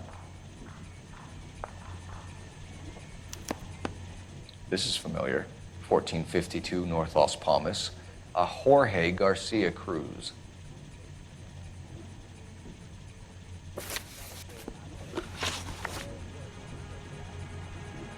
The factory sealed cans we found suggest a very professional operation, Mr. Parnell. We're looking for an inside man. I know nothing about this. I want this stopped as much as you do. Tell me what I want to know, Parnell, or I will have half the LAPD down here tearing this place apart. You're hiding something. Am I right in thinking you would not want to pursue misdemeanors outside your drug case? Depending on what you call a misdemeanor, we might be prepared to turn a blind eye. The truth is, I employ a lot of illegals. No one wants to do menial work anymore.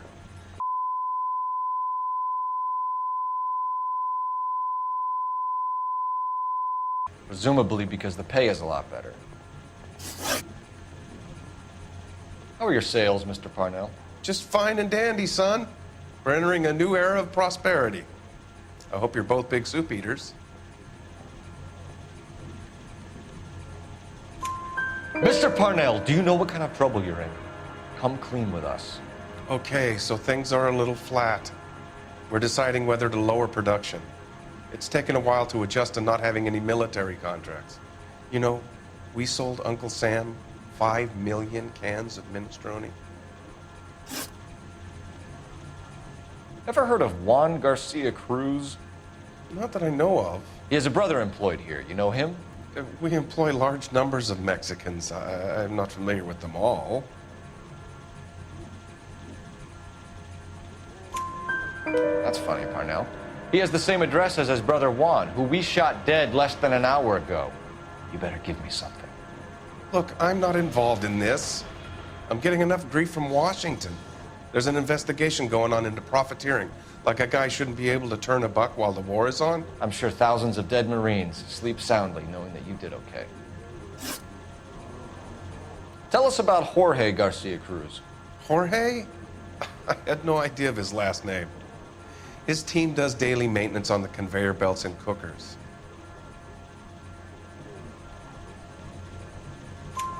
So he's here now? No, maintenance is at night. Night shift finishes around midnight. He would usually come in around 9 p.m. and have everything ready for the morning shift at 6. We'd like to take a look around the factory floor, Mr. Parnell. I hope we won't have to shut down the line. No, nothing like that. Thank you. I'm grateful for that. I'll show you around myself. I hate seeing how things are made. This is gonna be like that time I went to the slaughterhouse and couldn't eat steak for a week. This is where the produce comes in. We peel and sort all of the vegetables and add them to the line in regular quantities. Fascinating.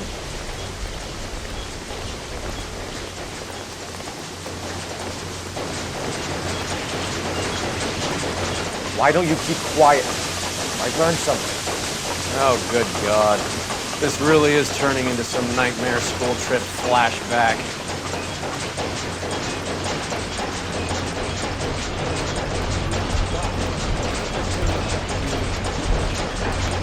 This is the hopper, which boils and purees the vegetables. The other hopper is for the pasta. This way, please. You're loving this, aren't you, Phelps? The soup is ladled automatically into cans. Next stage is labeling. I'd like to see the packing and dispatch area, if you don't mind. Sure. It's over here. Follow me.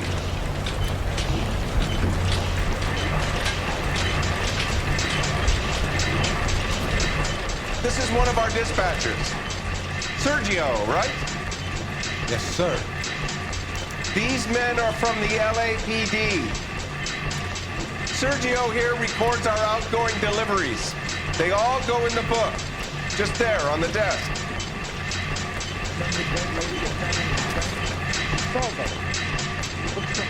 We're looking for repeat business in large amounts, Cole. What's going on, Parnell? There's enough soup going to this place every day to feed a company of Marines. What are you talking about? Can I have a look at that coin? Sure, why not? Silver dollar, right? Yeah, that's right. The markings on it say it's been taken out of circulation. Maybe. I'm not trying to buy anything with it. I like it. Brings me luck.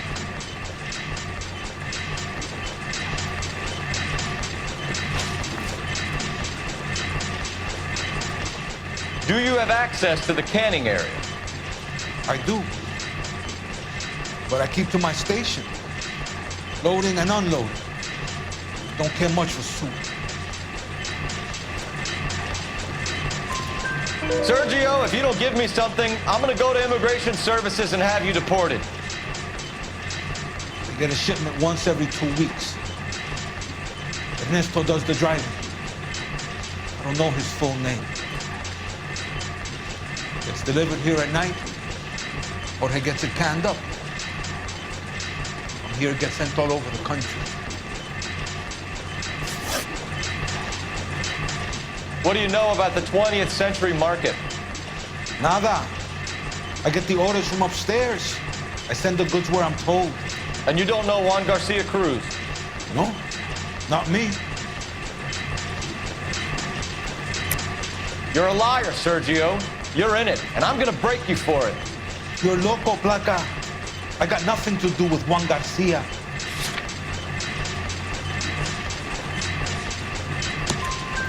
We found a matching silver dollar on Juan Garcia. What are the odds of that, Sergio? Juan and Jorge are brothers. They're cousins. They work for some evil gabacho. The guy is an aberration. He gives out the silver dollars. Jorge gets me a list of deliveries every morning. 20th century is always on. You keep your mouth shut for today, and I don't take you in. Do we have a deal? Do I have a choice? Is that a serious question? That's it for now, Sergio. If we need to speak to you again, we'll put in a call to Mr. Parnell. If you have to, I guess. We will be in touch, Mr. Parnell. It is imperative that things appear as normal here. Keep an eye on Sergio in case he gets tempted to blow the whistle. Thanks. I'll do that. You're going to overlook my little immigration problem, aren't you? Cheer up, fatso. We're gonna let you go on squeezing these poor saps a little while longer. Well, until some commie union types infiltrate this place.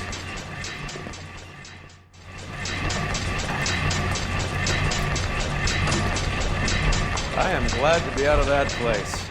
I never knew fresh vegetables could smell so bad. Diseases, beer How many years have you been in Vice, Roy? delicious and creamy Spencer's root beer. More years than I want to own up to, Phelps. Yes, today and every day, Spencer's root beer provides you with You have any idea who Rojas was talking about? favorite radio entertainment. The gringo runs the operation? Could be anybody. You don't expect those morons to be running the show, do you? You ask Rojas how much a silver dollar is worth, he'd probably say 50 cents.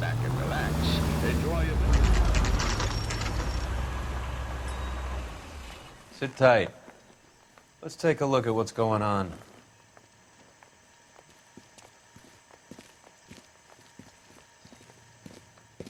Either these customers are serious soup lovers, or I think we found our middleman. Car 11 King to KGPL. Car 11 King, go ahead. I'm requesting assistance in a B-Wagon at 20th Century Markets, 1558 North Highland. Numerous narcotic suspects. Code 2 only, no sirens. 11K, roger. Okay. Cavalry should be here any minute.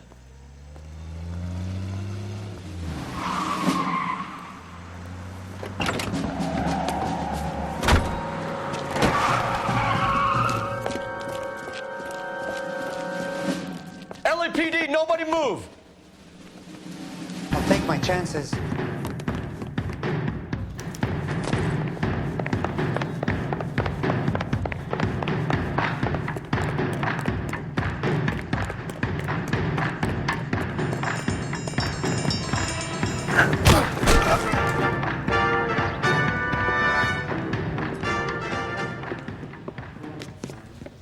Whatever you're carrying, hand it over.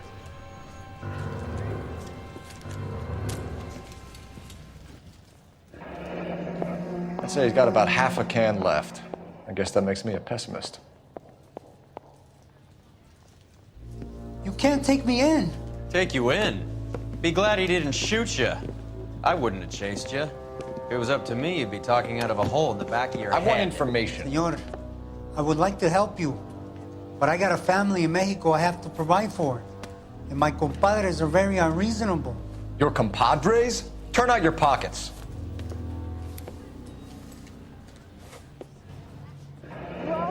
I need Ray to run down these silver dollars. Shouldn't you be working? I need to make a deal. I need guarantees. You have identification?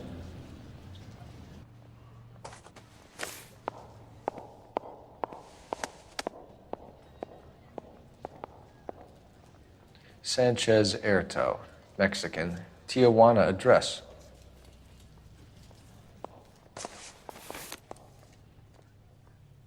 Here's the deal, Erto. You give me information, and I won't give you to immigration.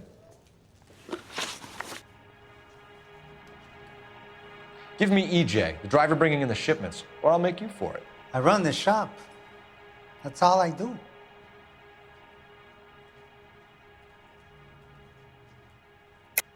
Tell me the goddamn truth. You are in this with the others. I told you I know them. I told you my family's at risk. What makes me part of their gang?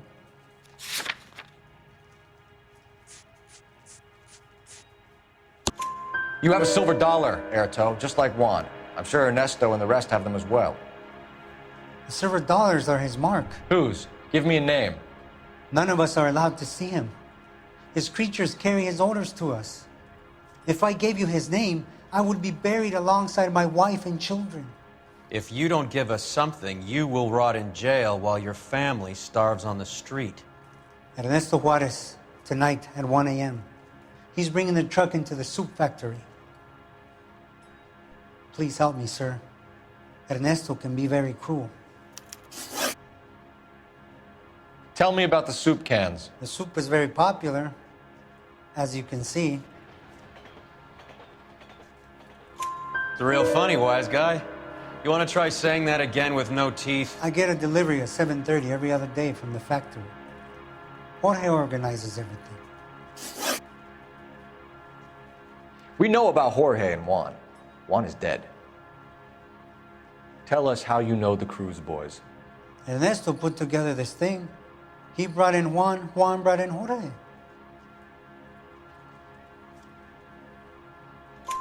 Continue. I was already here. Ernesto knows I'm illegal, so he threatened to report me if I didn't help.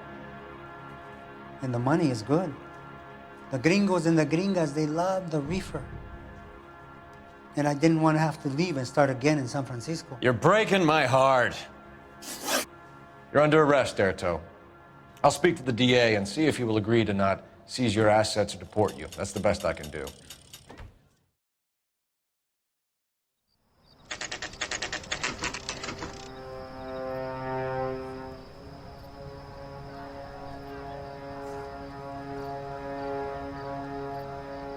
Freddie said they were moving 50 pounds a week. That's a lot of soup cans. I think this is an interstate operation. Moving dope around the country to selected grasshoppers. Local weed gets distributed in the usual way, through Pachuco street punks. Someone must know something about this drug baron character. Here they come.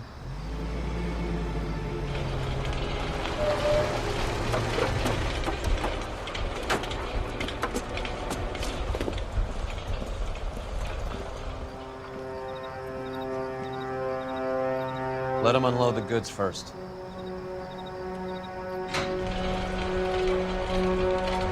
Now? Let's get them.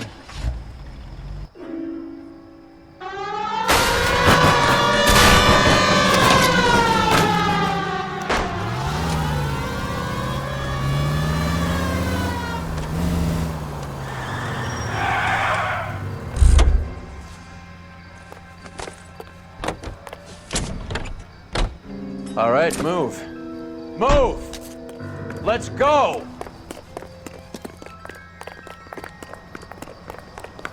Everyone into position. Got your back. Okay, gentlemen. LAPD, put your hands where we can see them. Throw out the guns. Go, fellas, get in there.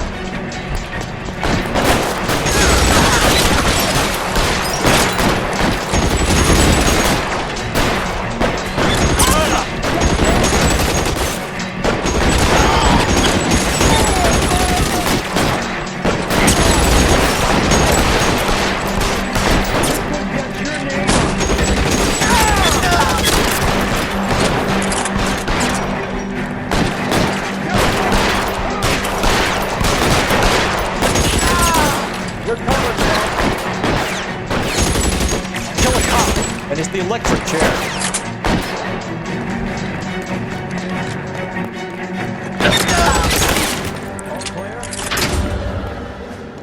I think that's the last of them, Cole.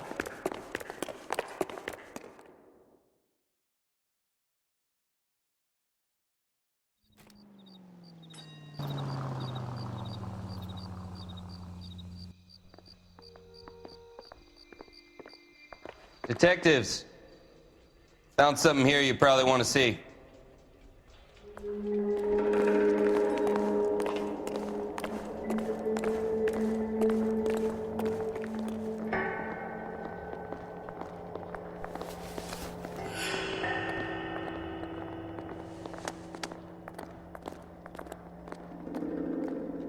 Tijuana address.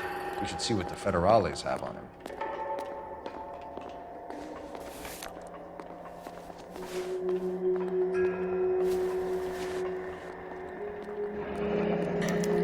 $1 per dead man.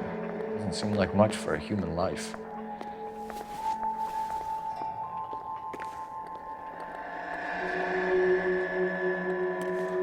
God damn. I think we found our stash, Cole. Take a look in these boxes. At the very minimum, another 50 pounds. Detectives, I think we got the guy. Does the name Cruz mean something to you? It certainly does.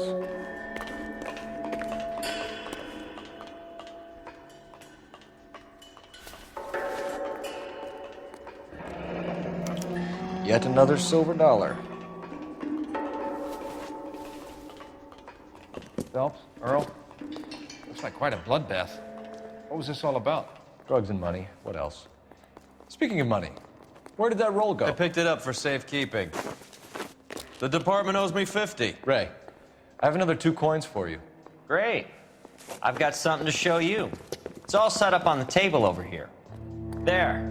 Take a look at these coins you've been collecting. There are letters cut into each coin, along with not legal tender. What does it mean? Those are Morgan silver dollars from the 20s. They were removed from circulation and sent for disposal. A number of smelters around the country had the contract. Look at them together. Can you work out what it says? The first coin, MAS. The second, ANG. The third, KAY. The fourth, MET. The fifth, ALS. Masanke Metals. A metal foundry. Would you like the address? Would I ever? 1034 Vine Street, Hollywood. We'll finish up here. It's already been a long night, Phelps. See if you can talk them into giving themselves up. I hope that big wad of cash doesn't weigh you down. Get your priorities straight, Phelps. We're close to bringing in one of the biggest dope cases of the year, and you're worrying about unsubstantial evidence?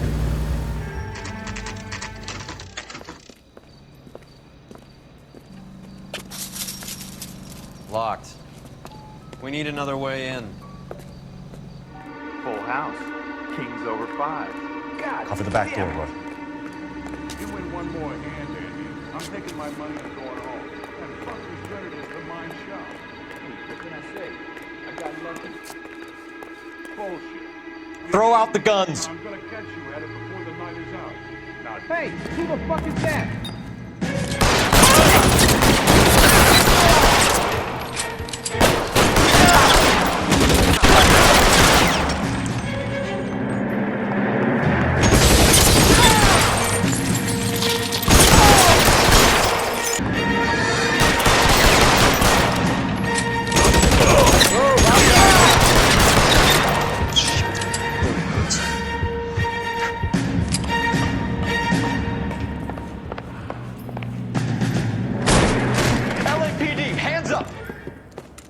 Victor Sanders. You know this guy? I should have known. Of course I know Roy. Roy and I have had an arrangement for many years. You're under arrest. Am I? We have a mountain of prima facie evidence, as well as the testimony. You'd be surprised how things have a habit of sorting themselves out. Evidence disappearing. Witnesses that can't be found. Policemen that forget. The impossible becomes probable when you have a client list like mine. Shut your mouth! Turn around and put your hands behind your back.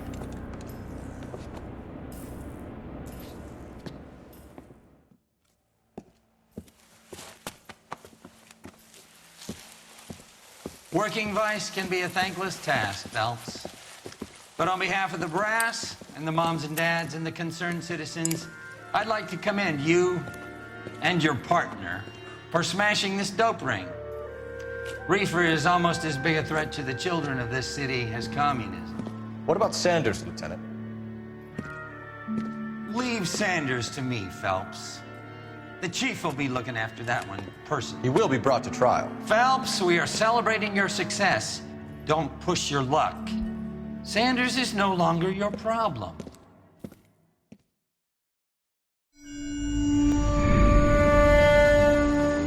Your platoon is what remains of recon. I'm folding you into the 22nd. You'll be going up that damned hill tonight. We're intelligence gathering, sir. I don't need intelligence, son. I need men who can hold rifles and kill Japs. Tonight, you're a rifle company. We've got cooks, mechanics, and stretcher bearers all going into the line. We aim to break them tonight, Lieutenant.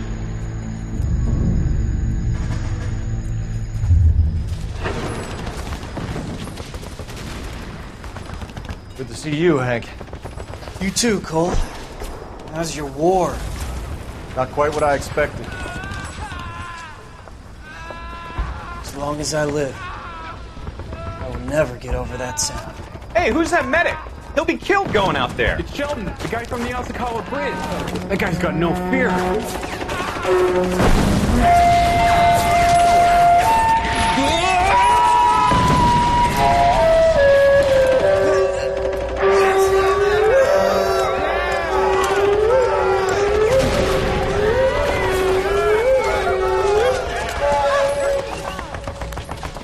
didn't make it. I didn't go out there to save him. What are you saying, man? I went out there to put him out of his misery, to ease his pain. Do you have a problem with that? Murder, Corman. That's war, Lieutenant. Smell the stench. Feel the horse's breath on your neck. You need help, man. Call for me tonight, Lieutenant, when you're up on that hill. I've been up there 3 times already. The circles of hell have nothing on Sugarloaf Hill. Get this madman out of my sight!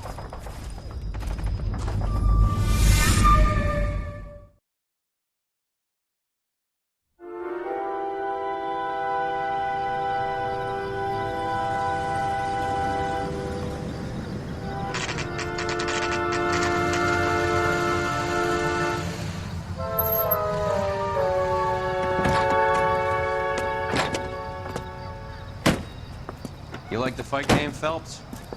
I did a little boxing in the Marines. I found it a pretty humbling experience.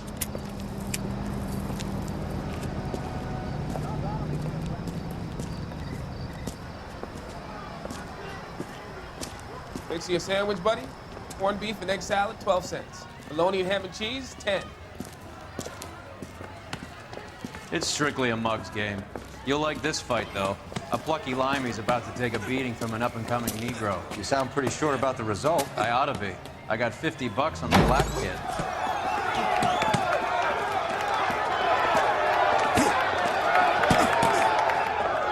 Let's get a ringside seat.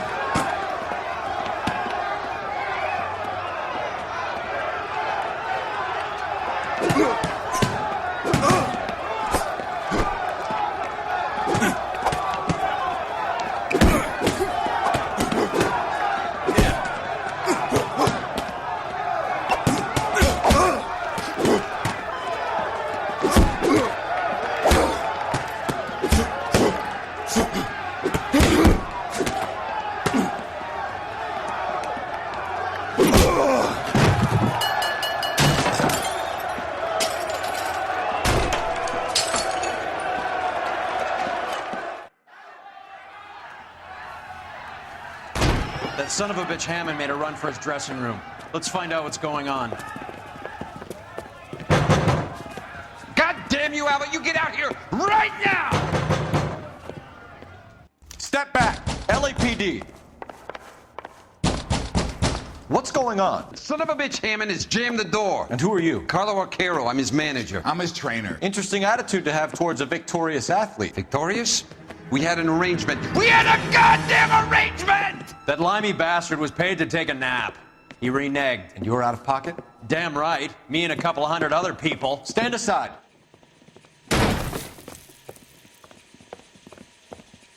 He squeezed out the window. I'll put an APB out on him.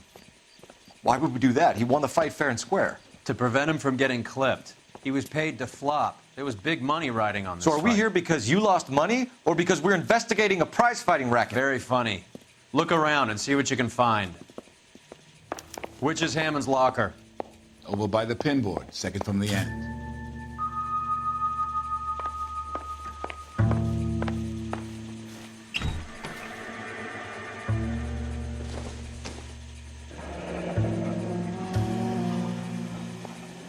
There's a phone number we can run by R&I.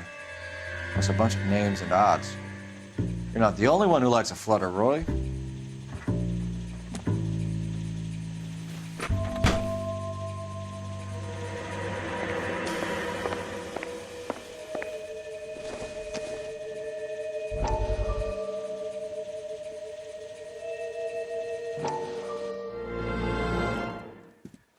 You look troubled. I'm in a jam, Doctor. Can I help, Courtney? Is it money? No, Doctor. That's okay. Do I have your professional confidence? Whatever you say, we'll never leave this room.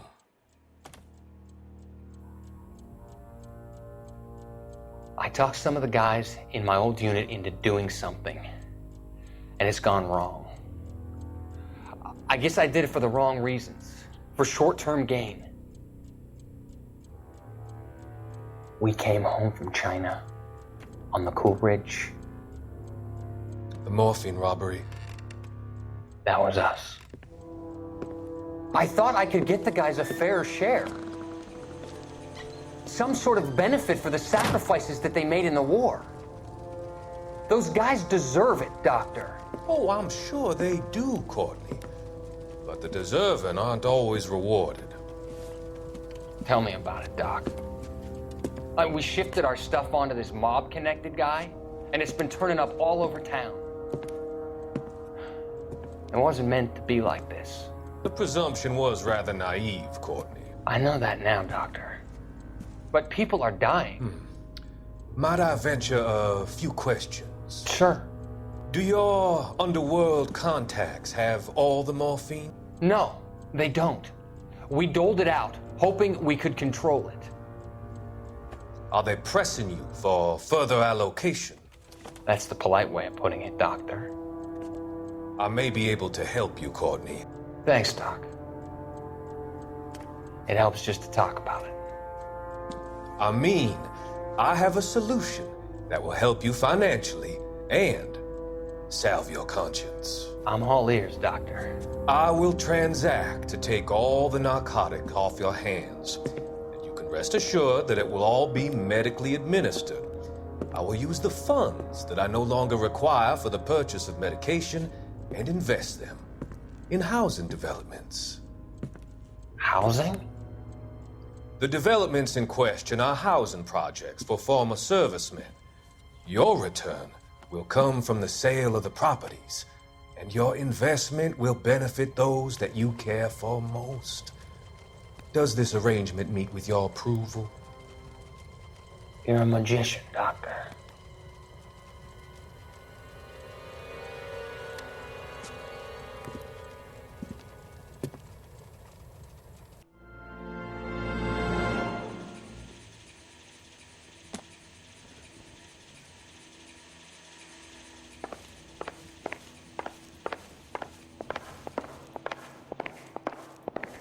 You better find that cocksucker and you bring him to me. I feel bad too, Mickey.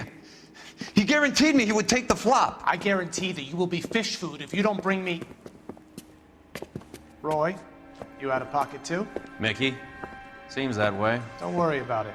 My boys are out looking for him. Well, you'd better call them off. This is a police matter now. If anything happens to Hammond, I'll testify that you made threats against him. Who's the Greyhound? He's a frisky one, isn't he? Cole Phelps? Mickey Cohen. I know who he is, Roy. I, met his brother-in-law.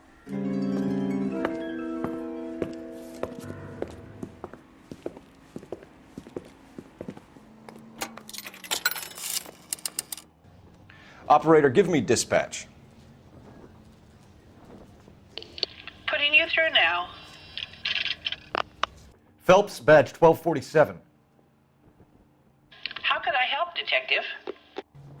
I need an address for the following phone number. AL345.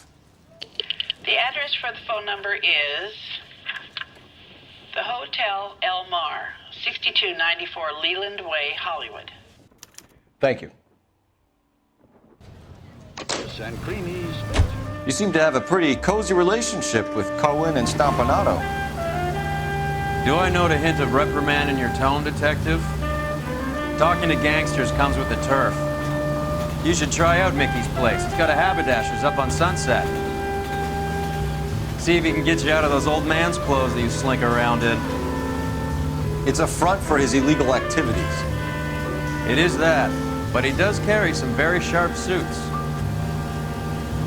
If it's okay with you, I'll stick with Brooks Brothers.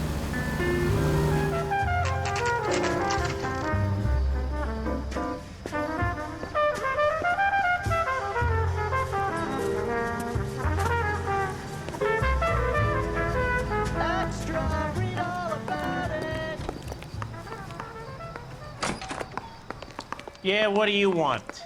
LAPD. We're making inquiries into the whereabouts of an Albert Hammond. No one here by that name. You sure? Sure, I'm sure. This isn't the sort of place where people use their real names. Take a look at the register if you don't believe me. That price is outrageous.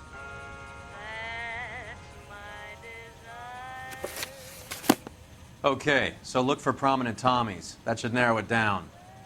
I saved a whole year for that car. Winston Churchill. A very patriotic Englishman is staying in room 207. The old bulldog. Even at a flop house, Adley can't get out from his shadow.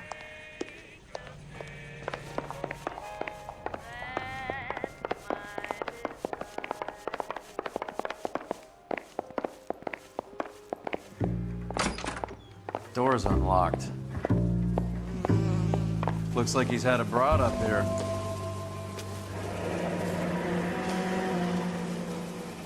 Wrinkles was not one of the things I wanted to do. He must be heading home. You know, I hope he makes it.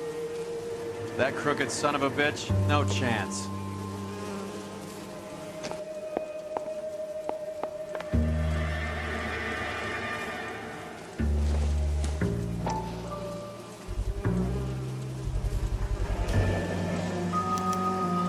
I guess a fighter has plenty of time on his hands between bouts.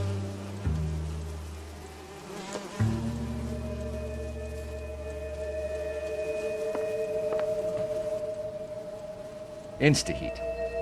Adrian Black's product of choice. Seems like a lifetime ago. Candy has expensive taste. Albert has his work cut out for him. Who's Candy? Candy Edwards, the lady who filled out this coupon. All right, let's go after his girl. See if that gets us any closer. Looks like Albert has been doing some homework. 11 grand would be a nice little nest egg. So, you boxed in the Marines? We all did. Standard training. I can't imagine you ever played dirty. The only prize for taking a fall was 1,000 push-ups.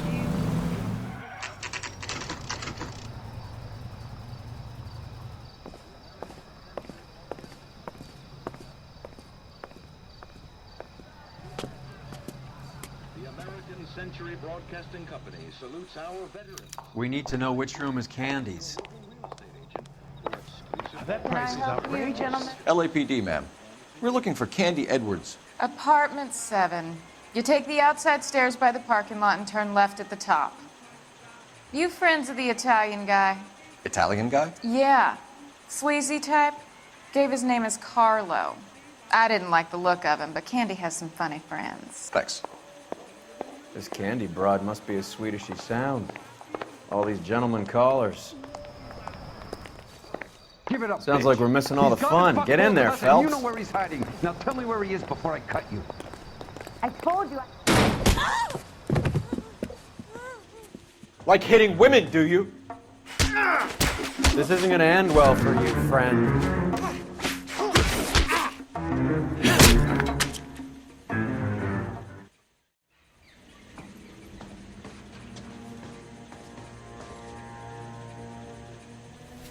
Out cold, but breathing. Give her a minute, take a look around. Nasty weapon. All the Italians carry them. A real man uses his fists or a gun.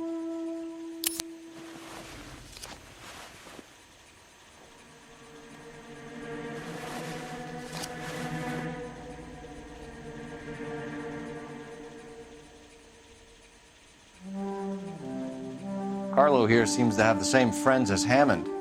What are the odds on them all being bookmakers?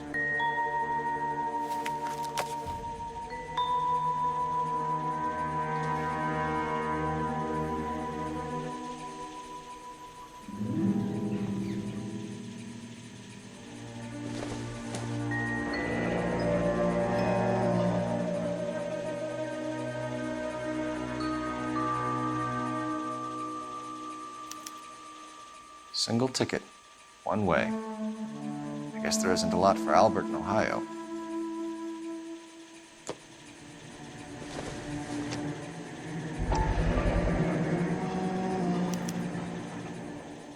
Scania sails from New York.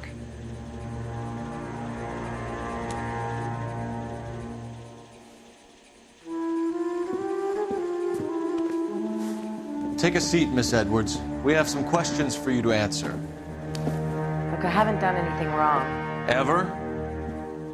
I find that pretty hard to believe. Can you answer some questions now, Miss Edwards? Sure, I've had worse. I'll shake it off. We're trying to track down Albert Hammond. We have reason to believe he might be in danger. You know where he is? No, I don't. I'm over Albert. I haven't seen him. You're lying, Candy. You were in his hotel room. He came back after the fight and you weren't there. What happened? You can't prove that I was in the room.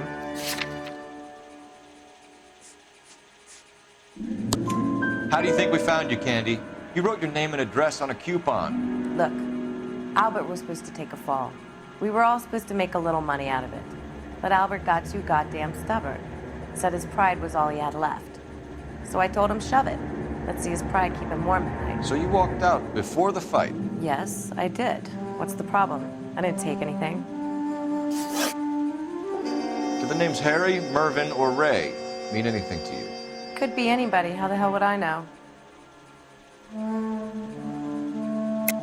They're bookmakers, aren't they? Tell me the truth. How the hell would I know?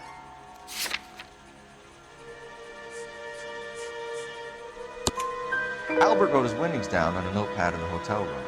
We found the odds in his locker. Who has the betting slips? That son of a bitch, Albert. Everyone thought he was dumb, including me. But he beat them all. You're leaving town, Miss Edwards? Yes, I'm going straight home. Albert is going home by boat as soon as he collects his winnings. I know you're going to meet him. Albert is going to collect nothing. You'll be lucky if you can get out of town in one piece. How will you fare any better? They already believe you're in on it. Hell, I know you're in on it. You can think what you want, Buster. I'll take my chances. I got a few errands to run, and then I say adios to this dump. Do you want to press charges against Arcaro? Just get him out of here. That's all I want. Get out, Carlo, you hump. And get rid of that pig sticker. You ever pull that thing on me, I'll shoot you like a dog. That bitch knows where Hammond is. She knows where my money's gone. My money too, tough guy. I'll handle this. Good luck, Miss Edwards. I hope things work out for you. Thank you. It's very kind of you to say so. Bad people are looking to hurt Candy, and yet she's not heading straight for the train station? I smell a payoff. I say stake her out. See where she goes.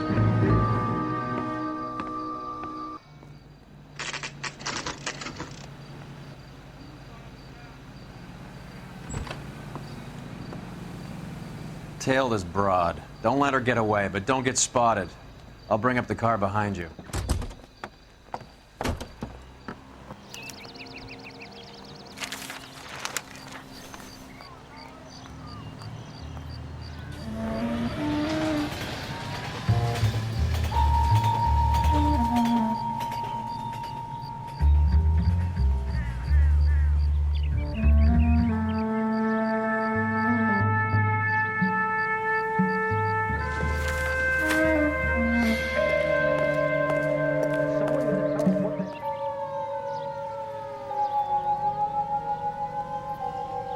Too much slack.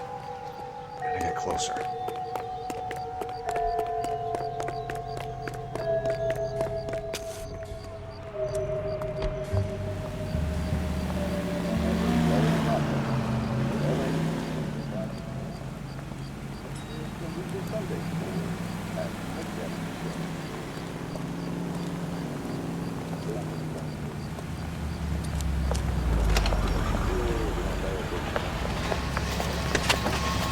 Bookmakers?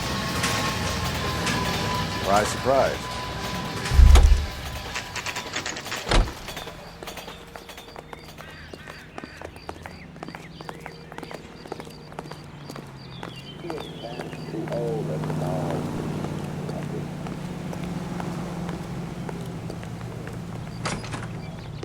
A blonde woman just came in here. She went out the back way. Said she was being watched. How much did she collect? $3,600. She cleaned me out. On the Hammond Kid Galahad fight? You got it. I'm not complaining. We all made a lot of money on that one. Huge plunge on Galahad, and then Hammond knocks the bum out. So she collected the money and went out through the back door? Nope. She made a phone call over there, wrote something on a notepad, and then left.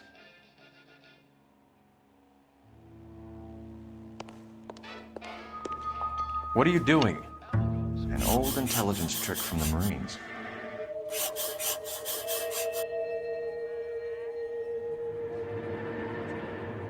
We know where she's headed. Let's get moving. Hammond backed himself to win. And Candy is picking up the winnings. Smart play. Question is Candy collecting on Albert's behalf, or is she cheating him too? Car 11K, 11 King. Further to your request, Bunko Fraud has 3 known bookmakers operating out of storefronts in the Hollywood area.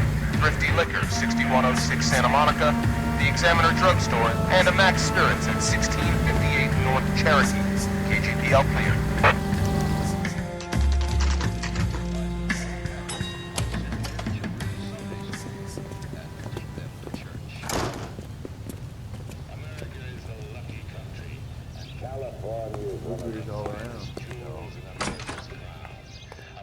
Detectives Phelps and Earl, LAPD. Relax, Cole. You just have a blonde in here, Mervyn? Sure did. I'm just about to close up. She took me to the cleaners. 4,000 clams and change. How long ago did she leave? Maybe 5 minutes. Called a cab. Asked for a number. I told her there was a card over there by the phone.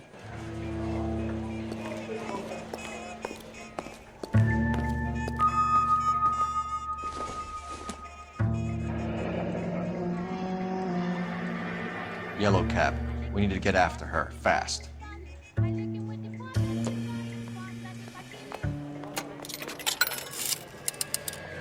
Operator, give me R&I. Putting you through now.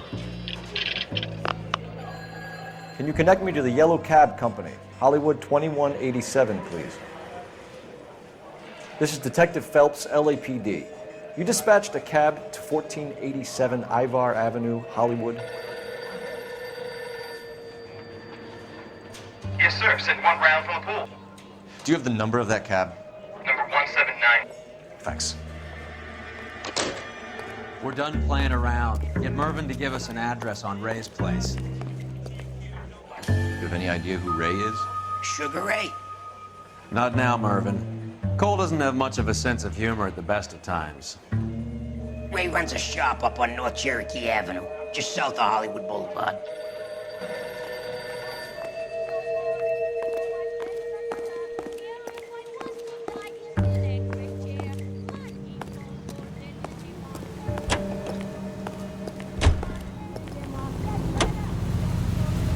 This broad's planning on cleaning out every bookmaker in town. Hammond needed to make sure he was getting a bigger payday than if he'd taken the fluff.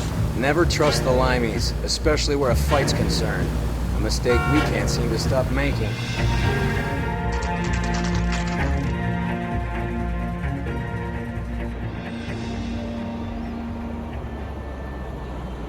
That's the cab waiting up ahead.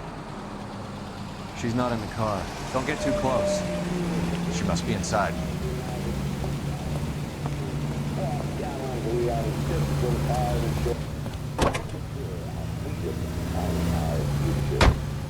We're on the move again, Cole. After her. Don't lose that cab. Hammond is over the hill. He's a punching bag for the up-and-comers. She knows his goddamn place. I think he knows. I think he worked out the place isn't L.A. He's punchy. His brain's going to mush. Winston Churchill? Give me a break. Churchill is a fighter, Roy. Hammond didn't just scribble down the first name he could think of.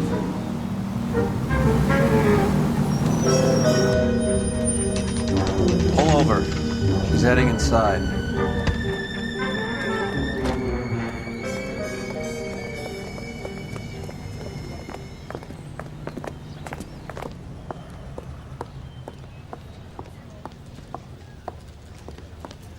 I think I just saw Hammond. I'll tail him. You get in there and stay with Candy. Make sure you don't let her see you. The only reason some people get lost in thought is because it's unfamiliar territory. I saved a whole year for that car! The next bus for St. Louis, Missouri will depart in 15 minutes. She wants a 5-star goddamn wedding. That's the cop from the newspapers. Hey, don't mind me. Here's what I heard. That cop got the guy that did the doggies.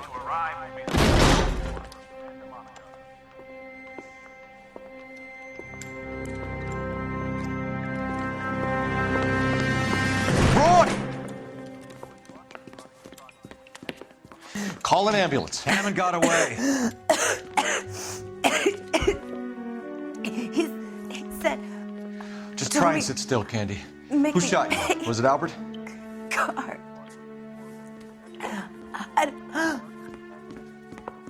They're on the way.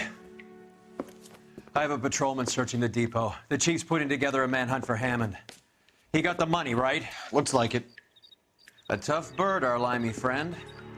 Using his girlfriend as the bag woman and then getting greedy over the split. He won't make it out of town. That's how you see it? I told you that cocksucker was a crook.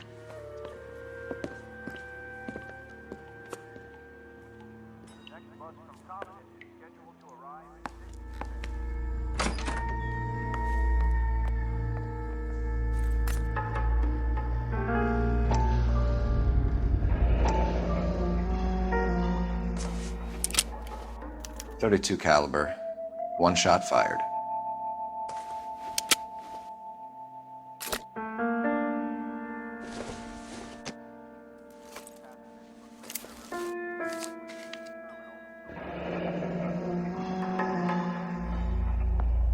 The Egyptian Theater.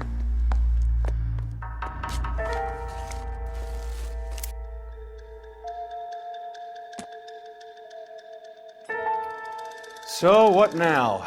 The theater, I guess. We don't have much else to go on. Poor girl. She didn't deserve that. Poor girl. Half the precinct aren't taking a vacation this year because of her. You need to leave town a lot quicker than that if you decide to screw over Mickey C.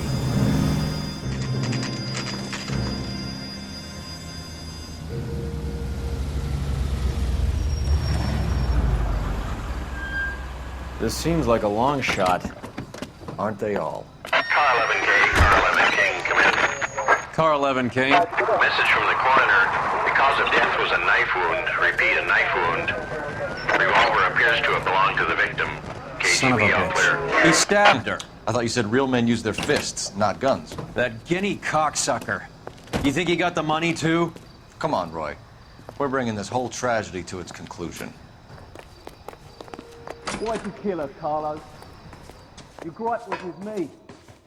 She was collecting the money for you. Mickey made it clear it was either me or you, and I intend to keep on living. She stole those betting slips. She was running out on me. And you were gonna let her? No, I let her collect. I set her up, just like she set me up. Just like my manager set me up. Everyone wanted me to take the dive. Everyone wanted me to take the short money. It's for the best, kid. You were washed up, kid! You couldn't climb, and you were too brave to sink. You were going nowhere! Maybe, but I had heart. I was a Royal Marine, Carlo. If I lost a fight, it wasn't for lack of trying, and it wasn't for lack of courage. I didn't have much, but I had that. I did it for you, and that's how you repay me! You did it for yourself. So did little boy. You did it to make a quick buck, and Candy did it to make her dream come true. Blah, blah, blah. I've got the money. All I need to do is get rid of you. It's gonna be a shame, kid, but that's business.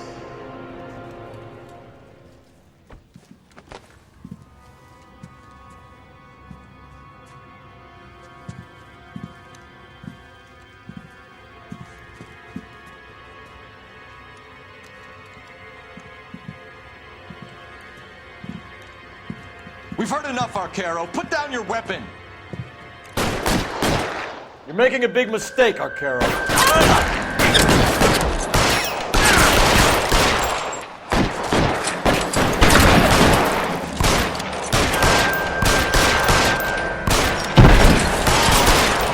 Come on, Cole. Carlo's a dead man.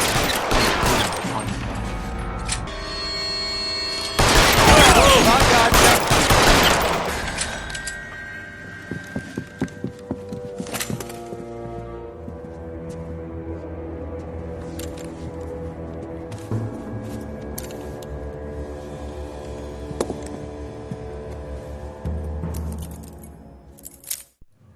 It's time to come out now, Hammond.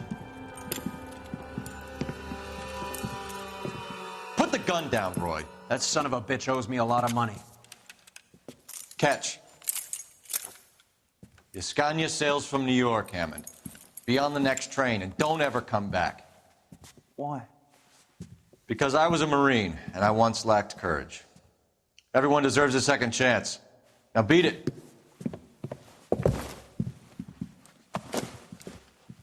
Fuck you!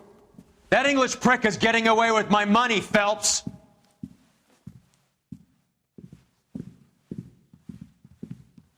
Donnelly and the homicide squad send their best, Phelps. They're more than pleased that you wrapped up the Edwards killing. They're a little mystified about the motive. You have any ideas on that? Crime of passion, sir.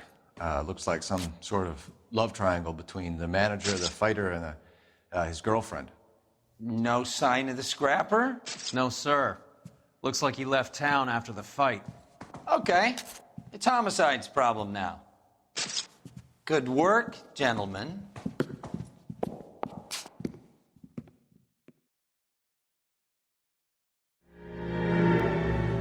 .187 at 5810 Murata Avenue. Homicide wants you over there. The coroner thinks the broad was whacked using the Army morphine. Don't say anything, Roy. Just get over there. I think Lucky was a really nice guy. I felt loud to tolerate him. Hey, what's with that getup of yours anyway? I should start introducing us as Detective Earl, and this is my science teacher, Mr. Phelps. Your interest in my appearance is starting to get me worrying. Like it or not, we're a dysfunctional couple now. People judge me with you on my arm same way they would a fat broad with a 5 o'clock shadow. I really hope you're joking, Roy. Seem distracted. We recovered the morphine. Some of it might be unaccounted for, so what? That's life. We did our job. Closing one case opens another. Do you have any idea what is really going on while we're wasting our time following this stuff? Are you going to tell me? The deals being done right now will change the face of L.A. forever, and we're wasting our time on some hump. Someone's little girl. Visit the morgue at the end of the month when the John and Jane Does are cremated. Their percentages. The odds for and against lightning striking.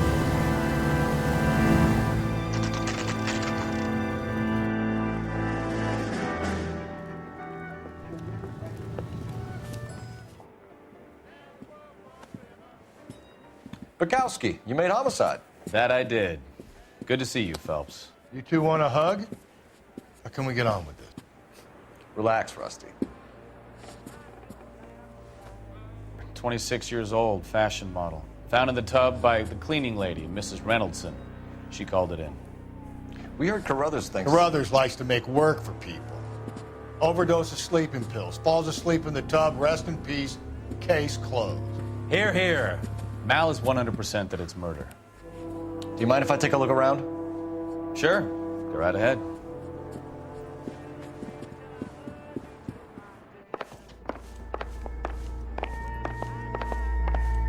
Phelps? Mal, we've had a look around. Rusty thinks it's a waste of time. What's your theory? Come on, Mal. Tell us why we were dragged down here. If the victim was alive when she entered the tub, water would have entered her lungs. The water is violently churned in the windpipe as she drowns. The result is that a lot of foam is generated. This foam is found at the mouth and nostrils in almost all cases of real drowning.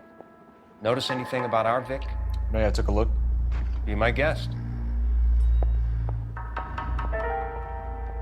Take a closer look at her head and neck. Her neck is bruised pretty badly.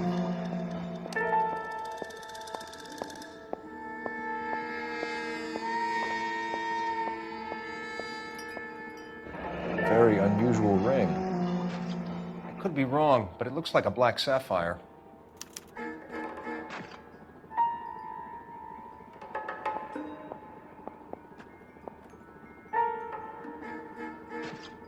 Bruising on the forearms, and these look like bite marks.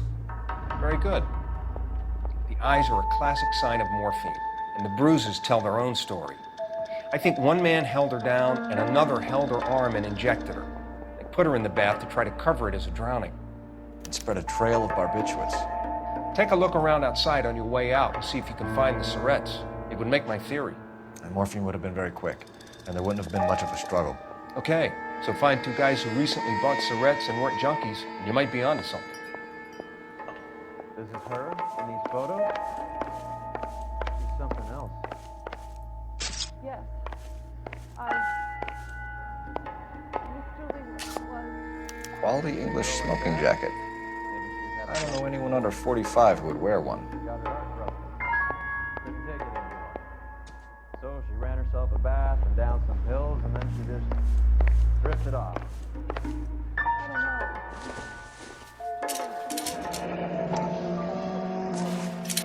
Barbiturates. Right. What else is rattling around in this thing?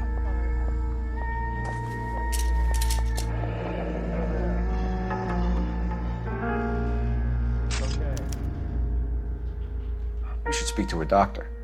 Prescribing both drugs would make her life a roller coaster.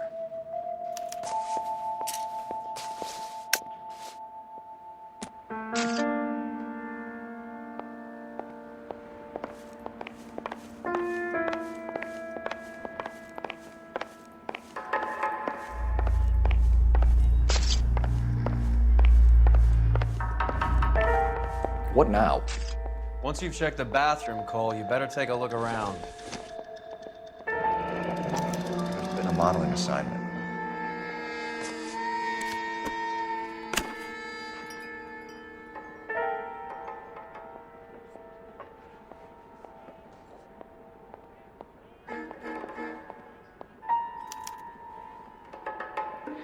It's a place to start.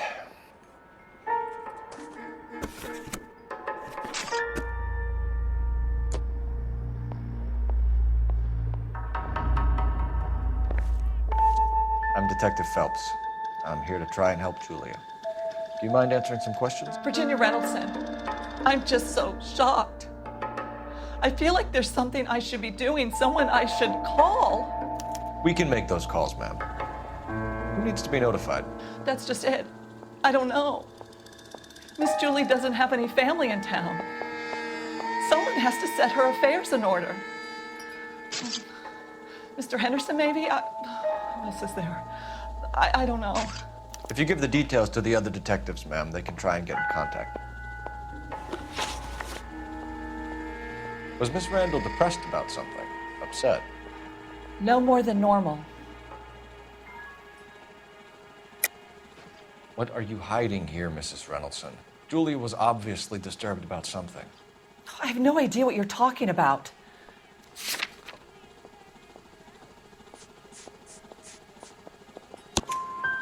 She was taking barbiturates. She couldn't sleep. You must have seen them in her room. You've seen the pillbox, the things she hid in there. I don't know how she supported herself. Always new clothes and jewelry. She lived like a movie star, a princess. Does modeling really pay that well? Did Miss Randall have many friends visit? I'm not sure. I only come around twice a week. Why are you lying to me, Mrs. Reynoldson? Julia had men stay here. I will not speak ill of the dead. You can't prove that.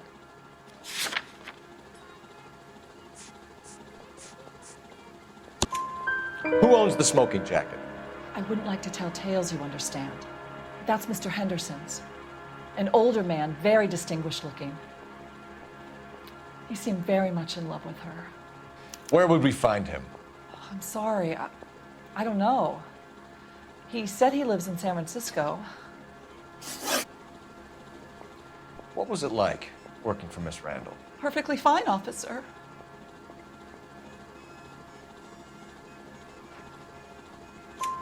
Mrs. Reynoldson, it seems like there's something you want to tell me.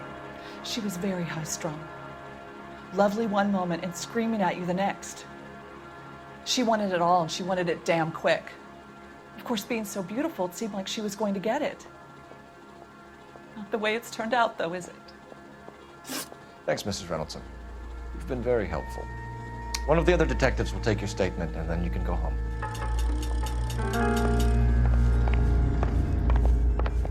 Stefan, Rusty, we'll take a look around outside and then follow up these leads. Can you get some guys to run down the jacket?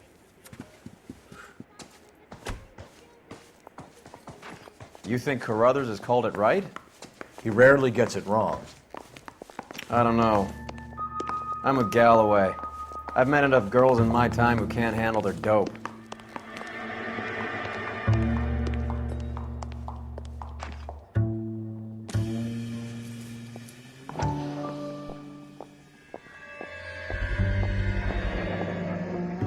Mal will be pleased. Well, that's hardly conclusive, given the number of those things we've come across recently. The autopsy will confirm it one way or another. Bukowski, Galloway, quite the little reunion in there. Almost brought a tear to my eye. They're good police. How would you know? You got promoted so fast you barely had time to learn their names. Let me fill you in. Bukowski's a pushover. Galloway's a drunk. You could learn a thing or two from both of them. Please. They couldn't work a vice case if their life depended on it. I don't see why they'd be any better or worse at it than me. I noticed you said better. Hubris disguised as humility. Kind of your trademark, don't you think? Why do you always twist everything? Galloway's got nothing to prove. He's been on homicide for years. And he's welcome to it. You're a terrier, Phelps, and that's what I need. Not some old bulldog who can't get up a flight of stairs without coughing up his lunch.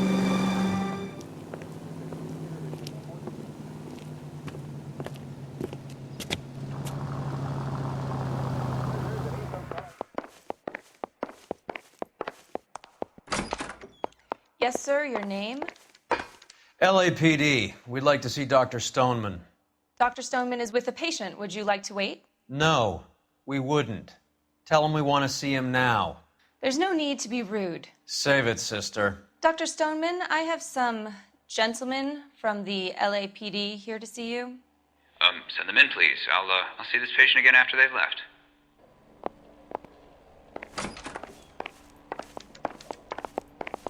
Your investigation is much more important than mine. Dr. Stoneman, we are investigating the death of one of your patients, Julia Randall.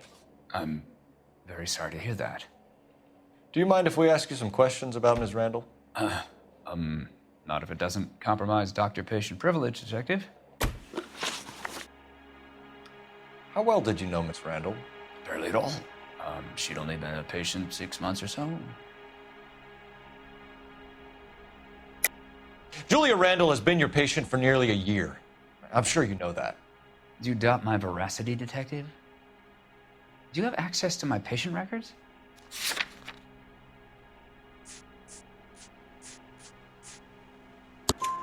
Your prescriptions contradict you, Doctor. Miss Randall was in the fashion business, as you probably know. She was jumped up on Benzedrine by day and knocked down by sleeping pills at night. I told her to slow up, but no. Life was too short for her. And you supplied the prescription for the Benzedrine? It's not illegal, Detective. A lot of young women in her line of work use it for weight loss. You wrote Julia Randall a prescription for Benzedrine. How can you account for that? Miss Randall was in the fashion business. She wanted to control her weight. Benzedrine is addictive, as I'm sure you know, Doctor. As I warned her, but she was determined. She said she needed it to control her appetite. Sounds like you knew her pretty well. I knew the line of work she was involved in. That'll be all for now, Dr. Stoneman. We'll be in touch.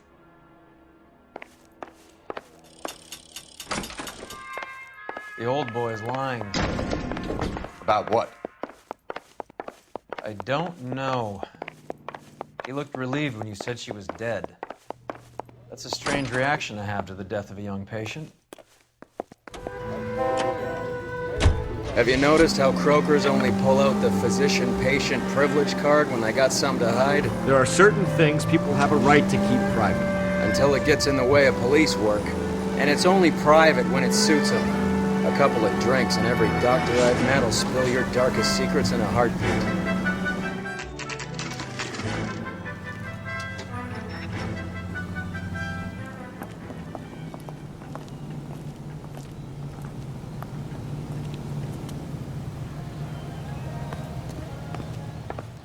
Well, hello. What can I help you with today? Isn't that the cop who caught LAPD, ma'am. I hope I haven't done anything wrong. No, ma'am. We're making some inquiries about Julia Randall. Does she work here? No, I had to let her go. Is she in some sort of trouble? She was found dead this morning.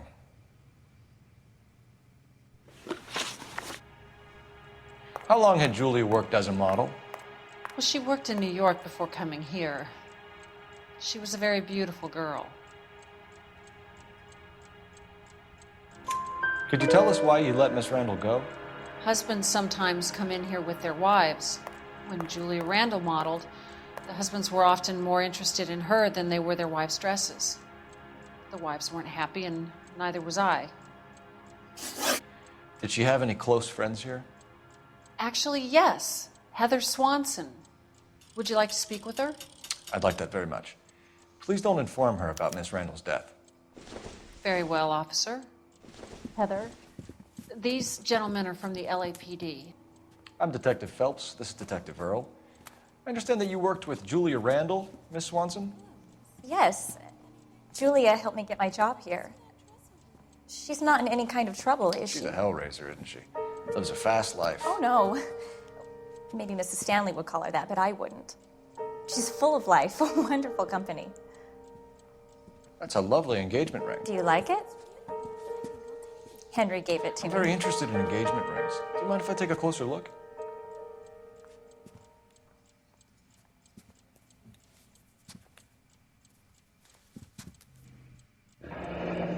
That's some pearl, Miss Swanson. Would have cost Henry a fortune. He must really love you.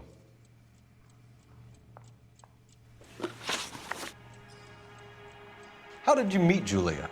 I was introduced through my fiancé, Henry Arnett. Henry is your beau. Tell us about it. Yes, he is. Henry has a fashion business. He and Julia have been friends for years.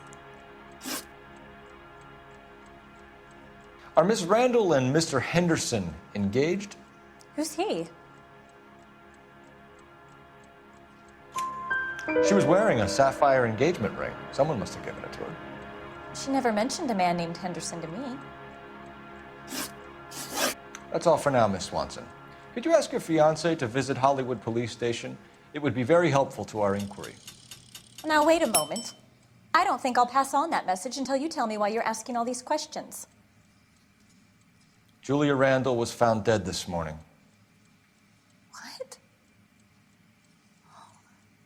Oh, no. Oh, I can't believe it. She was so full of life.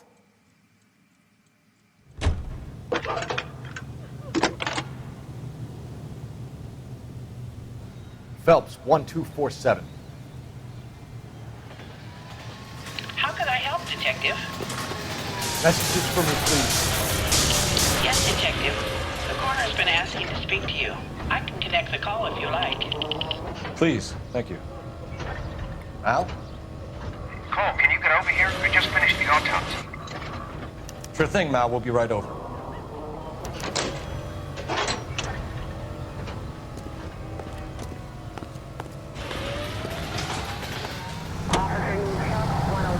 Nice move not telling old Sweet Lips in there about her friend taking the big jump till we were half out the door. Very slick. I figured we'd get more out of her that way. You're learning, Phelps. We'll make a vice cop out of you yet.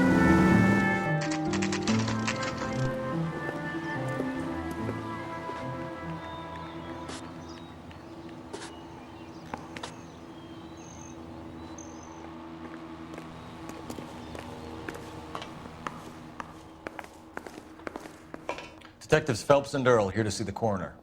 Yes, Detective. He's waiting for you in the examination room. That price is outrageous. Cole, Roy, I have some information for you. You're the only person enjoying this, Mal. Get on with it. The bruising confirms 2 sets of hands, so we have 2 killers. Death was caused by heart failure due to an overdose of morphine. Have you dragged us down here to gloat? We already heard your theory. We agree that she was murdered. Yes, of course. I have something else to show you. All right, Mal, what gives? The dead guy's name is Jimmy LeBlanc, career burglar. He came in this morning. Someone stove his head in with a lump of 2x4. So what? Good riddance. I found 2 cigarettes in his jacket pocket. Wow. Hang on a minute, Roy. We're listening now. No sign of morphine use and no metabolized morphine in his blood. Scratch marks on his face. Which could be from getting his head remodeled. Time of death, Mal. Maybe an hour or 2 after the Randall girl. So you're saying Laughing Boy here could be one of our killers? That's a hell of a long shot. Thanks, Mal. We'll check it out. I found something else.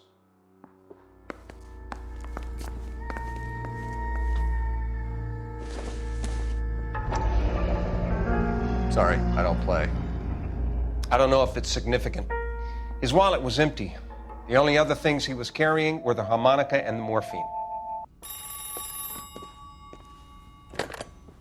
Carruthers. Yeah, he's here. I'll send him over. They have a guy called Henry Arnett in interview 2 for you next door. Let me know how you get on. Sure, Mal. And thanks for the lead. Sure, Mal. Thanks for the lead.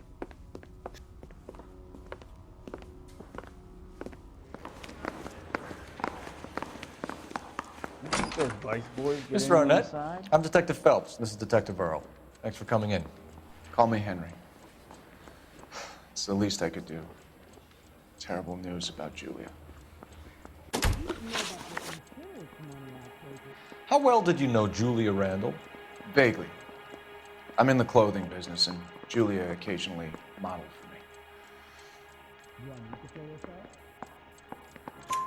me. He's asking whether you banged her in a chuck-on-the-shoulder fraternity kind of way. I'm engaged to be married. It wouldn't be polite. Answer the question. This will remain private. Heather won't have to know. Yes. We had relations. Miss Randall's landlady said she was seeing an older man. Could have been. I wasn't privy to all the details of Julia's private life. Henry, I don't like when people lie to me. She was seeing a man named Henderson. You know who I'm talking about. Easy on, Detective. I may have heard of Henderson, but I don't know his full name. I think he's from New York or someplace back east.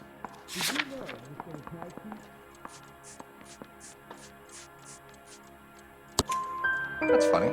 Julia told her cleaning lady that he lived in San Francisco. Okay, you got me.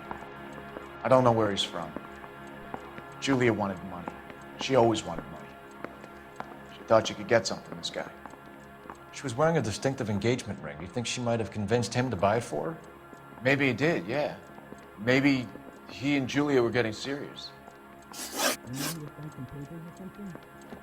Ever heard of a Jimmy LeBlanc? No. Should I have? Is he an entertainer or something? So you wouldn't have any reason to believe that LeBlanc would be involved in Julia Randall's murder? If this guy is a criminal, he might have been involved. But like I said, I've never heard of this LeBlanc character.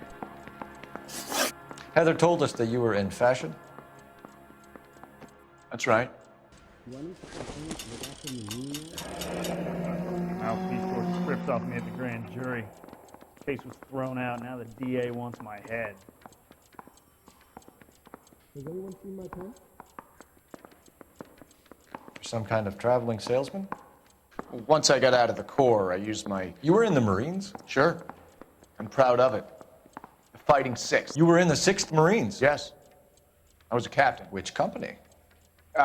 Various companies. We had a lot of casualties. Which engagements? Okinawa.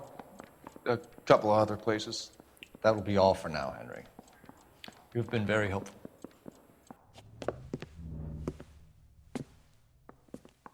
That son of a bitch was never in the Marines. Why'd you let him off the hook? Because we're giving him a couple of minutes before we start tailing him. Arnett is an amateur. We need to find out who killed the girl.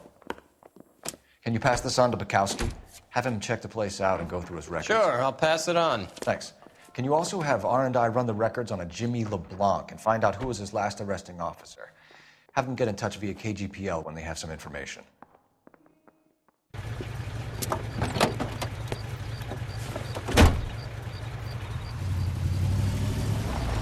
He's in that car at the lights.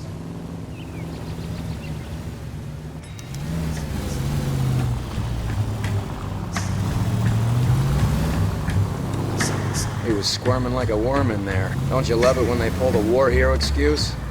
Actually, maybe you don't.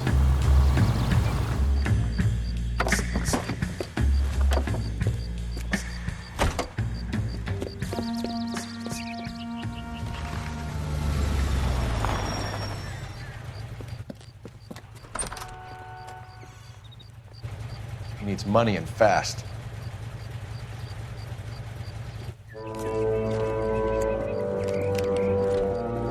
Get in there and find out what he pawned. I'll stick with him, see how he intends to spend the money. Too much slack. Gotta get closer. Hoof it, Phelps. I'll bring the car around when I'm done here.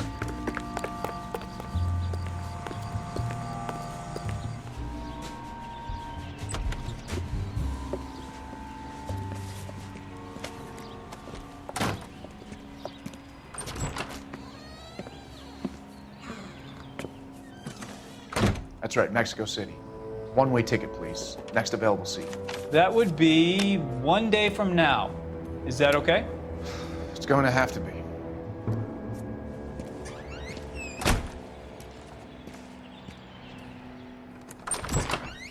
LAPD, the man who just came in here, he bought a ticket? Yes, sir. To Mexico City, tomorrow night. If you hear from him again, don't mention this conversation. What have you got? He bought a ticket from Mexico City. Tomorrow night. That's good. But this is better. Oh my God. It's Fabergé. Should have seen the look on the pawnbroker's face when I told him to hand it over. The guy who owned the joint thought it was worth at least 10 large for a cigarette case. Arnett only got 600 clams.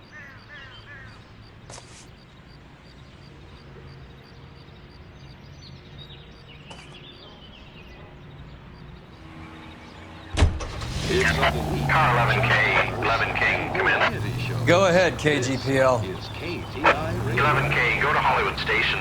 Homicide detectives Bukowski and Galloway have information relating to the Randall case. Roger, KGPL. 11K, en route.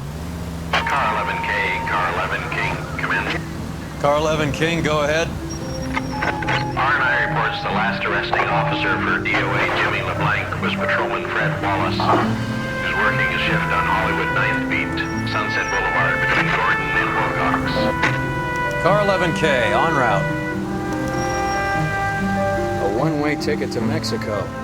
Old Henry's looking as guilty as a dog next to a pile of dog shit. What's his motive? I can think of a few, but I'd put my money south of the belt. One guy plus 2 dames always equals problems. Come on, let's give him a hand. Right behind you, Wallace. Detective Phelps. Wallace, go left. I'm going right after this little prick in the alley.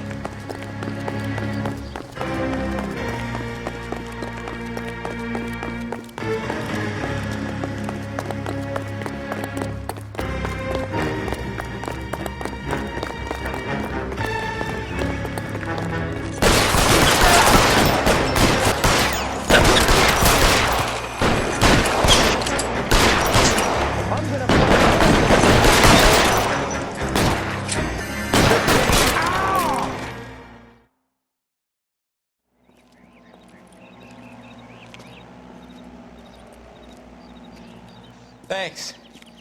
Outstanding warrant, armed robbery. Knocked over a drugstore back there, and it looks like he brought his whole posse with him. Bad luck for them. They're all yours now. We need some information. Ever heard of a burglar goes by the name of Jimmy LeBlanc? Sure. I nabbed Jimmy on a burglary beef a couple of years back. They cut through a music shop and into a jewelry store.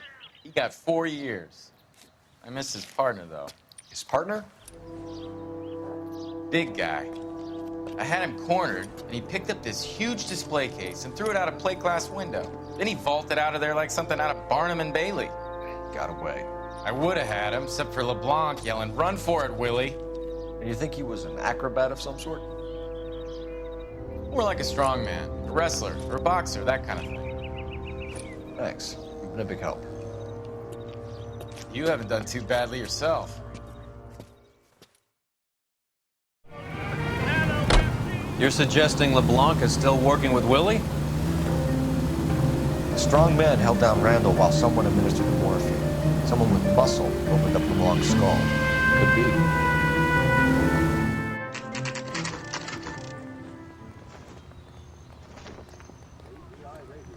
We caught up with Mao. He's given us the dope on LeBlanc. He worked burglaries with a big guy. Goes by the name of Willie. He might be our killer. Can you work boxing gyms, the Y, promoters, that kind of stuff? Since when have you started giving orders, Phelps? And where's the burglary angle? There was no sign of a... That's where our net comes in. Next stop, we speak to Lacey about a list of recent burglaries. The guy's a bum. His office is a front, and he's behind on the rent and his phone bill. And he's skipping town tomorrow. Let's get him in and beat it out of him. Do you want to bring in the killer, Rusty? It could be too smart for your own good, Phelps. We've been talking about that, haven't we, Roy? Stefan? Finbar?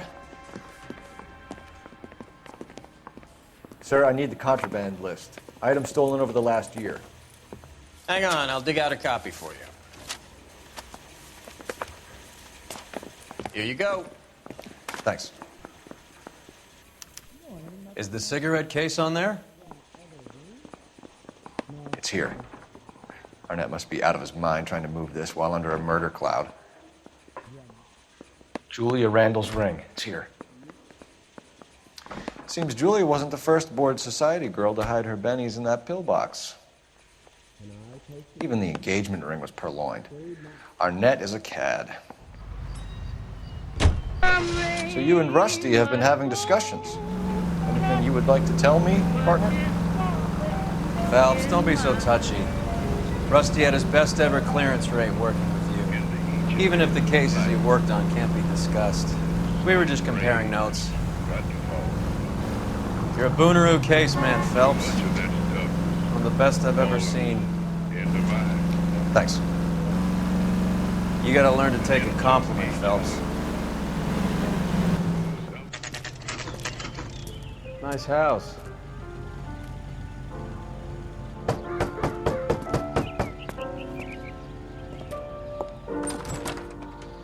LAPD, ma'am. Is Mrs. Eavestrom in? She is. Would you follow me, sir?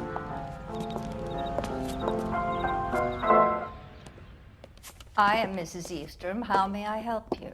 We appear to have recovered some stolen goods that belong to you, ma'am. Yes, of course. That terrible burglary. Would you like something to drink? No, thank you, ma'am. We have some questions, if you don't mind. Why would I mind, young man, if you are returning 43 pieces of my property? Okay, before we get down to that, I'll have a scotch. Thanks, straight up. Maria, can you get the detective a drink, please?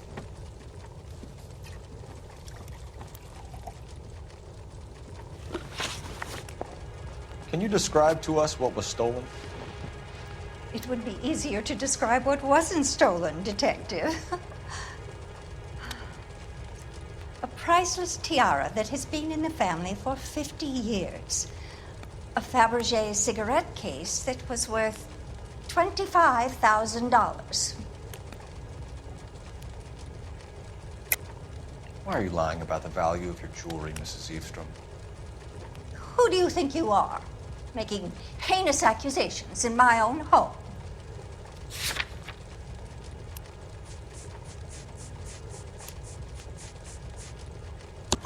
We recovered the cigarette case from a pawnbroker. No one knows the real value of an item better than those guys. I inflated its value for the insurance claim. There. Are you satisfied? My daughter's boyfriend was quite taken with the case. I think he was even more disappointed than I was when it was stolen. What can you tell us about the burglary? That terrible night, at least a year ago. But let's not go into that. Let's talk about what you've recovered.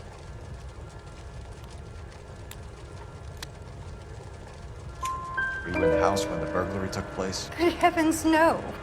I was at a social function held by a Dr. Harold Stoneman and his lovely wife. I returned home and all of my things were missing. That's about it for now, Mrs. Eavestrom. The department will get in touch and let you know how you can recover your valuables. You have only mentioned a few of the items that have been stolen, Detective.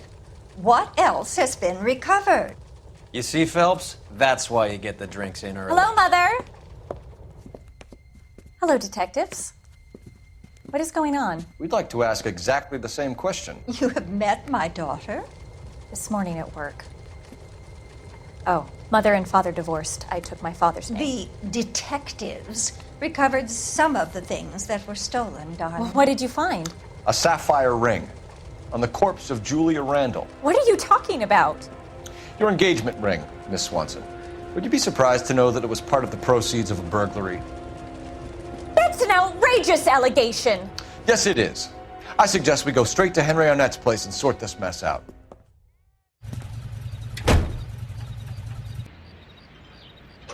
The finest in radio entertainment is on KTI Radio 760. We're missing something here. Arnett is obviously arranging the burglaries. That's my fiancé you're making scurrilous accusations about. And Randall was obviously his partner. But neither of them are the type to creep apartments. You're being ridiculous. Both of you. There's a very good explanation for all of this. Put a sock in it, sister. You're being played for a patsy and you're not even smart enough to see it.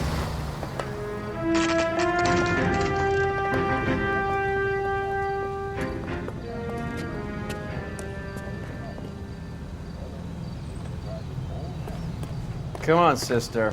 Let's find out who your fiancé really is. Welcome, sir. I'm sorry, are you a resident? LAPD detectives. We're here to speak to Henry Arnett. Oh, Mr. Arnett? Apartment 30. You can take the lift. Thank you.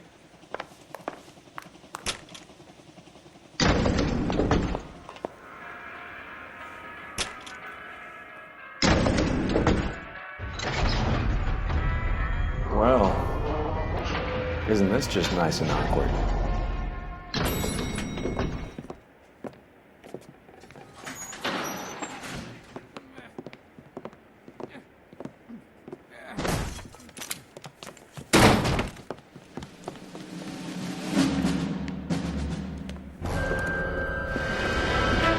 Stop!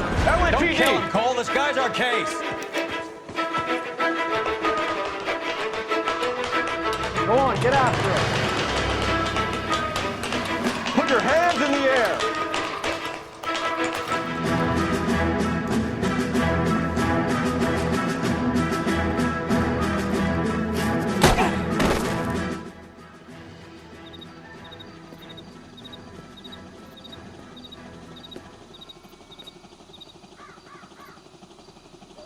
Looks like he got you good, Phelps. Yeah, he really packs a wallop.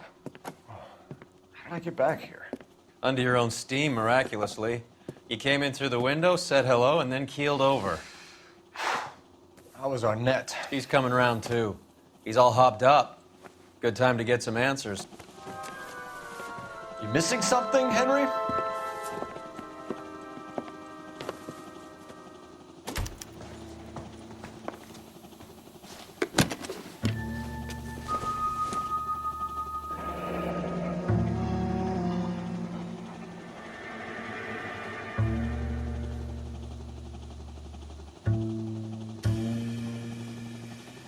You told Heather you're honeymooning without her?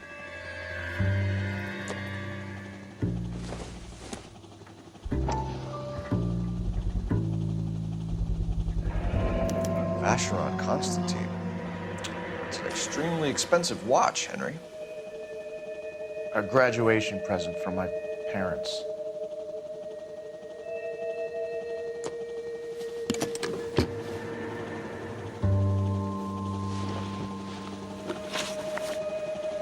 We know all about the jewelry ring. You and Randall and LeBlanc and Willie doing the legwork. I'm in the fashion business.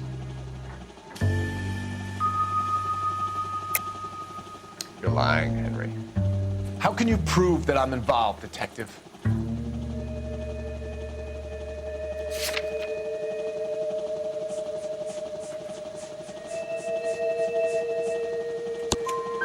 Because you pawned a Fabergé cigarette case today for $600. A case that is on a list of stolen items. It was Julia's idea. Get a list of society parties, find out where and when, and then have the guests burgled. Julia was desperate for money. No matter how much we made, she always wanted more. Why did Reed and LeBlanc kill Julia Randall? I wanted to stop, to get out of that life.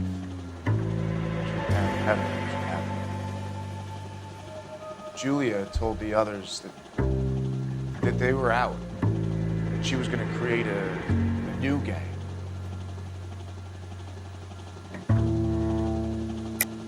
You're lying, Arnett. I think you ordered them to kill her. It was made to look like suicide, and when the coroner saw through that, you knew it was time to run. I told you I was involved in the burglaries. I had nothing to do with Julia's death. Why would I need to run?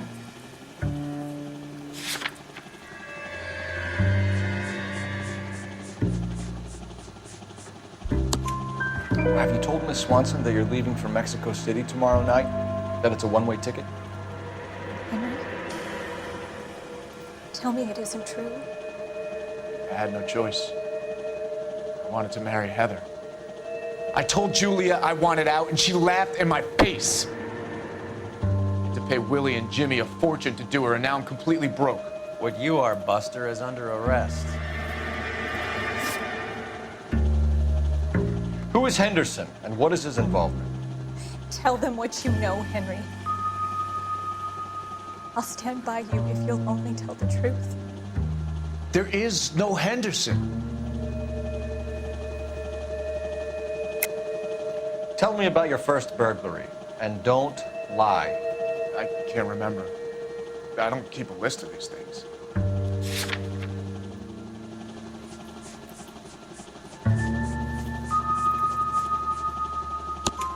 Your first burglary was at Dr. Harold Stoneman. You want to explain how he is involved, or shall I? Henderson is Stoneman. He was crazy about Julia. She could get him to do whatever she wished. He threw the parties, and we arranged the burglaries. Julia never let him touch her. She just kept him hanging on the promise.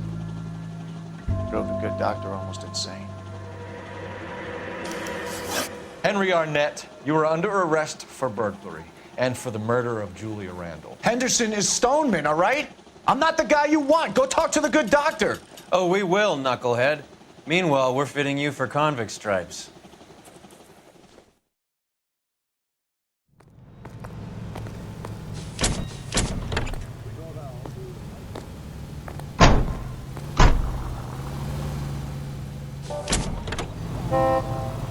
I guess the wedding's off. He only robbed her mother and killed her best friend. Cut the guy some slack. So how does the doctor fit in? That's what we're about to find out. Maybe we should ask him to give you a quick once-over. That meathead gave you one hell of a pasting. I've had worse. You should have seen yourself staggering back in there like a drunken sailor. Next time you can take the runner, Roy. I didn't box in the Marines, though, did I? Should have never told you that. Hang on a moment, sister. Tell him it's Henry Arnett, and tell him it's urgent. I can't do that. Tell him, or I'll charge you with obstruction of justice. Doctor, I'm afraid Mr. Arnett is here to see you, and he says it's urgent. Send him in. I told you never to come. Tell us the truth, Doctor.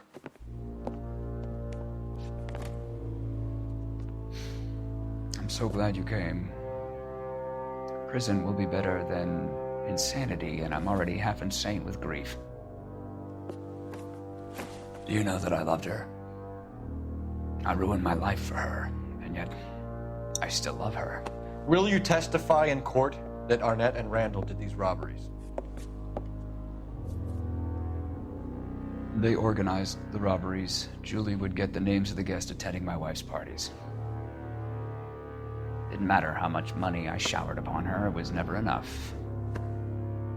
She never really cared for me. Doctor, I'm afraid you're under arrest.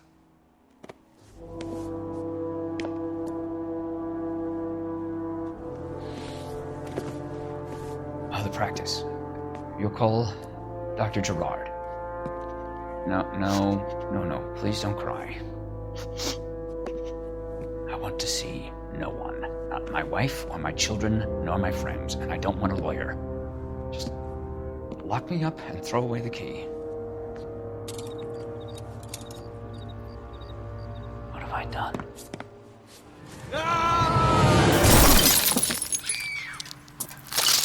Didn't see that coming.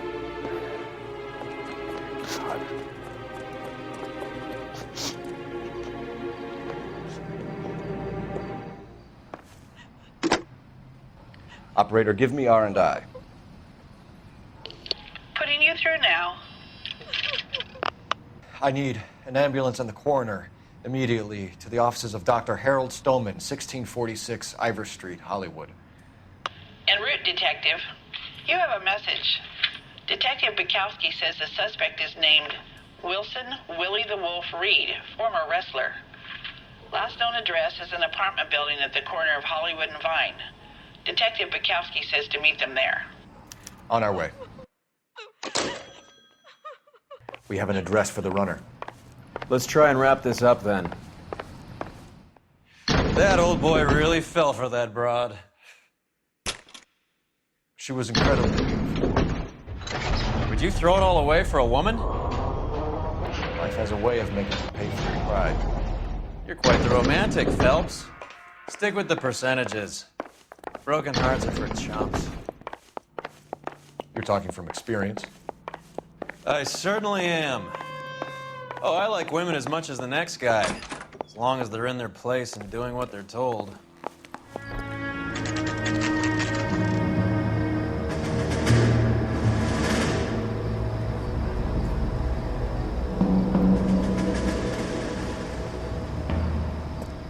He's around here somewhere. A big guy. Neighbors say he always wears basketball shoes and a cream jacket. And get this. The kids around here say he plays the harmonica. Find a game well and have the commander set up a dragnet. We want the area closed off. We'll take this side of the street.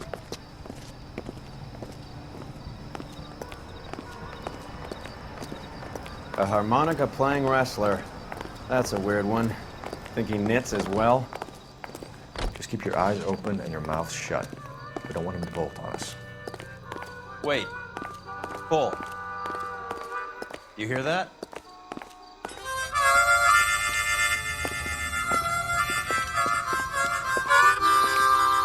Wilson Reed, LAPD, give yourself up.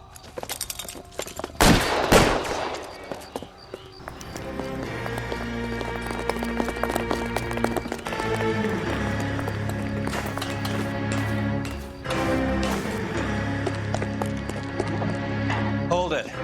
He's got to be around here somewhere. No place to go unless he grew wings. There he is. Waste the son of a bitch.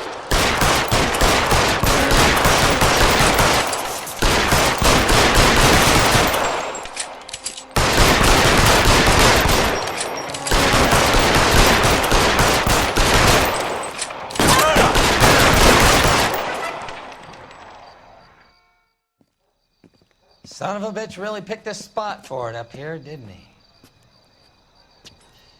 Julia Randall's folks are flying in from New York tomorrow to claim the body. I saw her on the slab. So perfect. Looked like she was made of porcelain. She really made an impression on me. Julia had that impact on a lot of men. Christ, it's cold. You guys did good work here today. Roy, I think you should buy your brother officers a drink. Do you now? That's very generous of you, Lieutenant.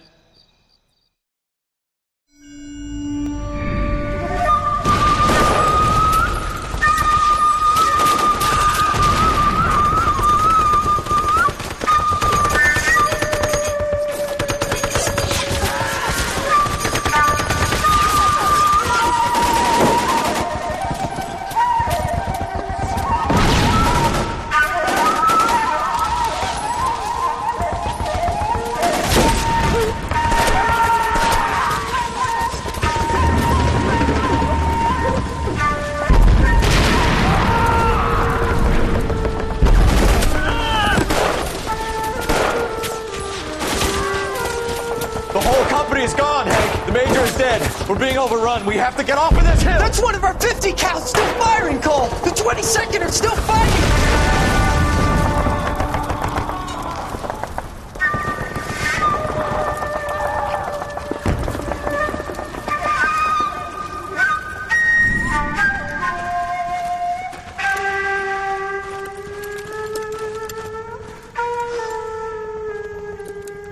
It's over, Cole. Looks like you're one of the lucky ones. Say goodbye to your friend Hank, Jack.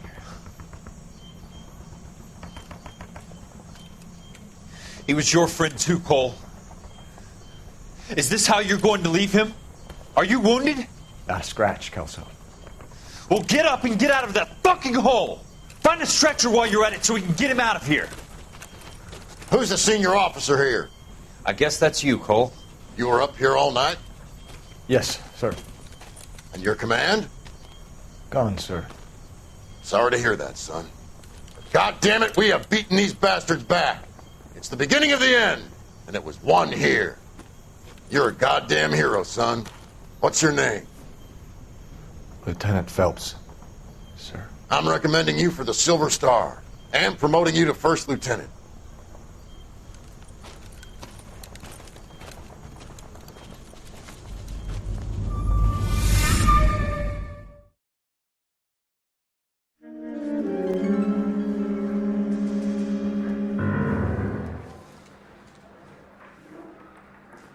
Earl Phelps, a shooting at the 111 Club, 6232 Hollywood Boulevard. Sounds like a homicide beef. 2 of the dead guys caught in the crossfire were carrying Army surplus morphine. Get over there before homicide tramples all over the place. We already cleared that up. Judge in Pasadena took the big sleep yesterday. He had a personal stash of 20 cigarettes. Appears we didn't get all of it. I'm not as Hey, can you give me a hand? I got a hard case I need to break. God damn it. Just can't seem to put this morphine to sleep. A dead judge. It's not good. Everyone has their vices. Even you, Phelps. Parker and Green are going toe-to-toe for the top job. There's a change in the wind. About time. This wind will be like a tornado, Phelps. Parker's got a puritanical streak. You never know we'll get swept up in a thing like that. Hunger and starvation are the enemies of... Homicide guys are already inside. Bukowski. Phelps, back again. We're here about the morphine. Over by the bandstand. You can see what's left of the owner, Eddie McGoldrick, 26, former Marine. I know Eddie McGoldrick. He was a non-com in my old unit. I'm sorry to hear that, Cole. Waitress said he recently came into some money and bought the club. Who are the other Vics? 2 musicians, Biddleston and Bowe. And get this, they used to be in a 4-piece, but the trombone player and the drummer OD'd. Don't tell me. Lamont and Tyree? We've met the rest of the band. Now they're a no-piece. Do you mind if we take a look around? Be my guest. You might want a word with the hostess, too. I'll keep her company until you're ready.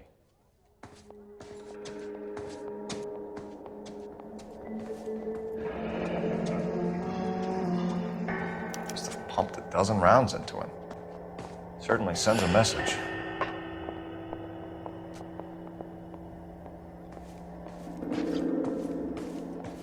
When you're ready to have a civil conversation, we can try again. Well-maintained, custom case. Someone cared for this instrument.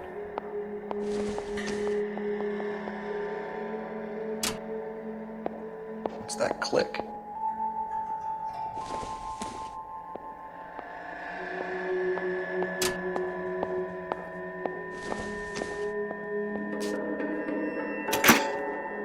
Neat trick. The case must have cost more than the trumpet.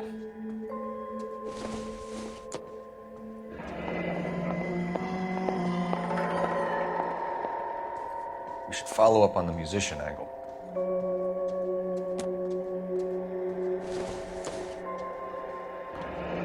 Kept his stash close at hand.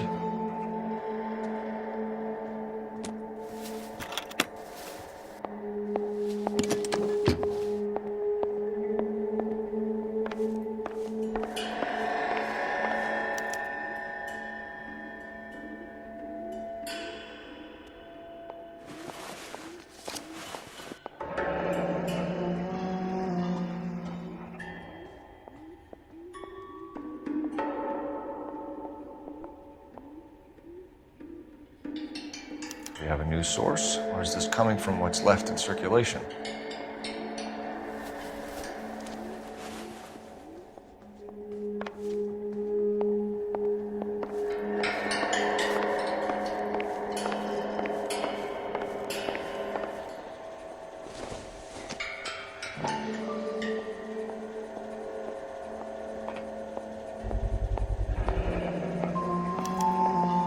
Dozen packs to a carton, 100 cartons or more. Looks like a couple of months' supply.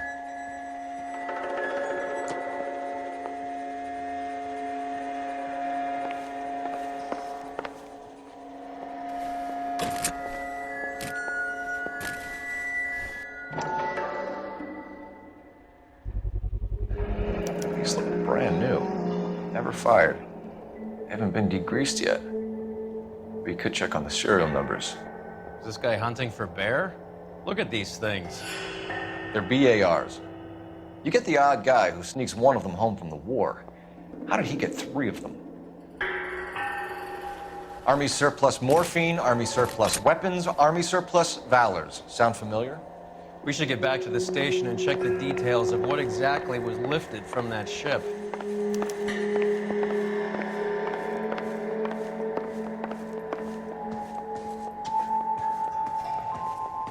Ma'am, I'm Detective Phelps, Administrative Vice Squad. Welcome to the 111 Club, Detective. Feels like I've had half the LAPD in here today already. Any idea who did the shooting? No idea. It was my day off. If I had been here, honey, I'd be full of holes just like the others. You want to level with me, miss, before we start taking an interest in you? This place has been on the slide for years.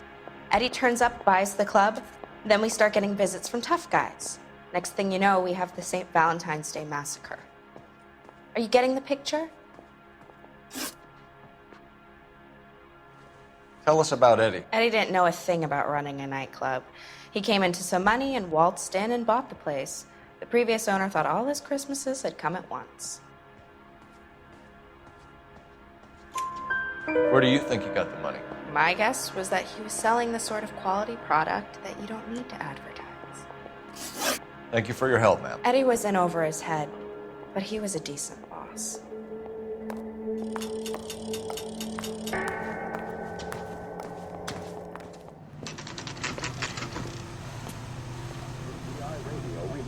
When the hell's the food gonna arrive already?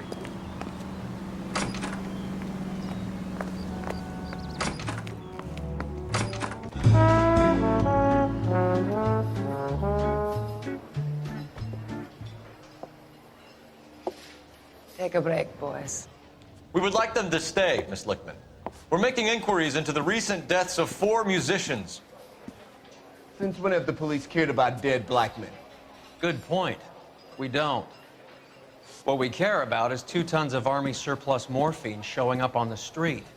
If you care about working in this town, you better give me something on Biddleston and Bow, or their knucklehead buddies Tyree and Lamont. And this is your idea of making inquiries Untersturmführer?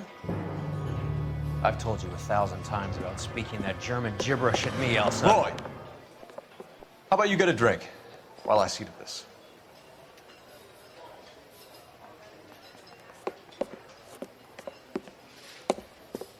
Will you sit down?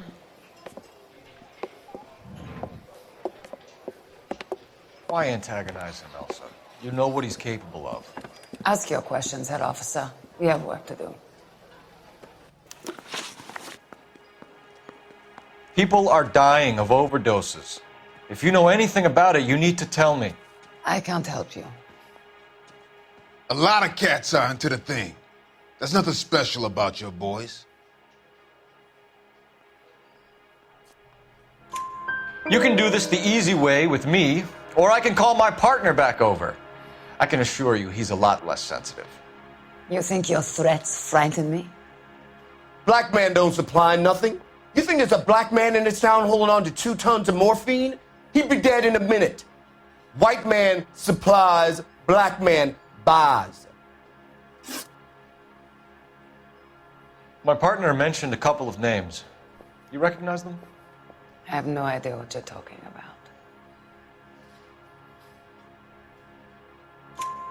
The only way you're going to get rid of me is to give me an answer.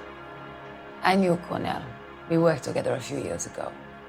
He loved the music, but the music didn't love him. What does that mean? It means that he just wasn't that good. He was a sad, lonely cat. Boys, take 5 minutes, please. I need to have a private word with the officer. Why do you ask people to risk talking about a subject that could have them jailed? Drugs are against the law, Elsa. You're so full of courage, you have never felt ashamed. This is getting us nowhere. Do you think you'll win your war against narcotics? It's not my war. It's against the law. My job is to prosecute the laws of this city. Do you think you can stop people from needing drugs, Detective? I'm asking the questions here. Then why do you come to me with your stupid questions? You know who controls the drugs in this city. It's not enough to just survive, Elsa. You have to try and make the world a better place. Brave words, and very noble. But words are just words, Cole Phelps. She's right. We need to pay a visit to the Mixter. Cohen? Do you know where to find him? This time of day? You'll find him holding court at the Macambo. He can wait. There's something I need to be sure of. Give me till tomorrow morning. Don't do anything I wouldn't do, partner.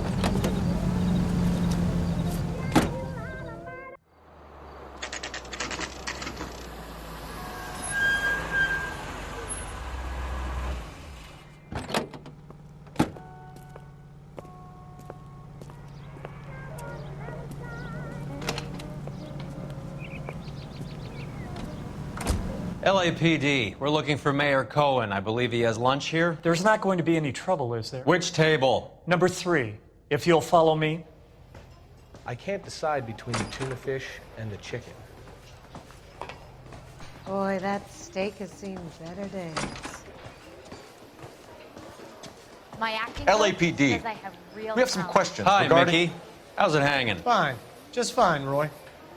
I see you brought Igabiva along. Hope he's not going to put the shakes on me again. Cole Phelps. Mickey Cohen. Good afternoon. He has manners. Aren't you a little green for this kid? Meet Johnny Stompanato, Cole. He has the biggest schlong in Hollywood and the smallest gun. Or maybe that's the other way around. I can never quite remember. You're a funny guy, Roy. Haven't I always said what a funny guy Roy is? And how much fun it would be to get together with him sometime. Poor Johnny. He's the dark, sensitive type. He's a serviceman too, Cole. Johnny was at Okinawa. You were in the crotch? 6th Marines. The lieutenant who won the Silver Star up on Sugarloaf. I've heard of you. Something like that. All right, have we finished flirting? You got something to discuss, Roy? Or are you going to stand around beating the meat while my lunch gets cold? We have some questions. Do I need my lawyer? Your brother-in-law, Lenny Finkelstein, was selling stolen morphine. He had 1/3 of the shipment. Old news, kid. I don't know anything about what Lenny was up to. So I'm supposed to believe that you don't know what happened to the rest of the shipment? Lenny, God rest his soul, was a moron. He was family, though, and I haven't made a beef about that, so count yourself lucky, kid. The H is a filthy habit, and I don't condone it. The simple solution would be to have all the dope fiends put down. So you don't know where he got the morphine? Kid, ask a question you might get an answer to. We believe there's a link between a group of Marines and the morphine stolen from the SS Coolidge. One of those Marines was shot to death in a club last night. I wouldn't know anything about that. So you haven't heard anything about what happened at the 111 Club? What can I say, kid? I'm shocked that in the land of opportunity, Uncle Sam's finest feel the need to resort to crime. It's a dangerous business. I can attest to that. I'd recommend they get out of the life. Quickly. A few Negroes saying goodbye on the sidewalk will never make the papers, Mickey. But we had a judge in Pasadena say adios the other day. Prominent white people popping their clogs makes everyone nervous. You know dope has never been my thing, Roy. It's always been for schmendricks like Jack D. and Jimmy Utley. But I'll ask around and I'll get back to you. Hey, you boys want some lunch? How about a drink? We'll take a rain check on that. Come on, Cole, we're leaving. We have to cut that dope. It looks bad with people dying. We have to get the rest of it. There's no way of watering down the stuff in those little packages. We have to put the squeeze on those guys and get the rest of it. They don't seem the type to frighten that easy. We'll see. Hey, what's going on? That fucking rat Stoker has gone public about Brenda. Who is Brenda?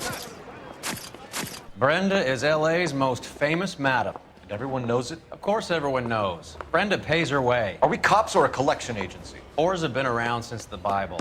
Our job is to keep it off the street so Joe Citizen and his wife can stroll around unmolested. Then we should change the law. Are you out of your mind? Every politician in America is against prostitution, except when they're using them. So where does Stoker come in? He objects to the LAPD and the administration taking its cut. Is everyone in on this? Yeah, and that's the problem. From a little acorn does a large tree grow. He could bring the whole thing crashing down on us. Aren't you supposed to be working Sir, do you know which robbery detectives are working the Army surplus theft from the Coolidge? Caldwell and McManus? I saw Caldwell in the squad room not long ago if you want to speak to him. Thank you, sir. We'll do that. This way.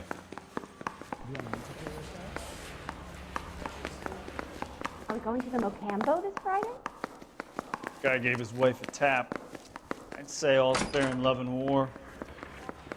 Harry, Going to the Mocambo this you got a minute? Sure, Cole, anytime. You've been working the docks robbery on the SS Coolidge? Yeah, that's right. So how do you see it? Inside job. Either the guys working the wharves or some of the guys on the ship. What else was taken apart from the morphine?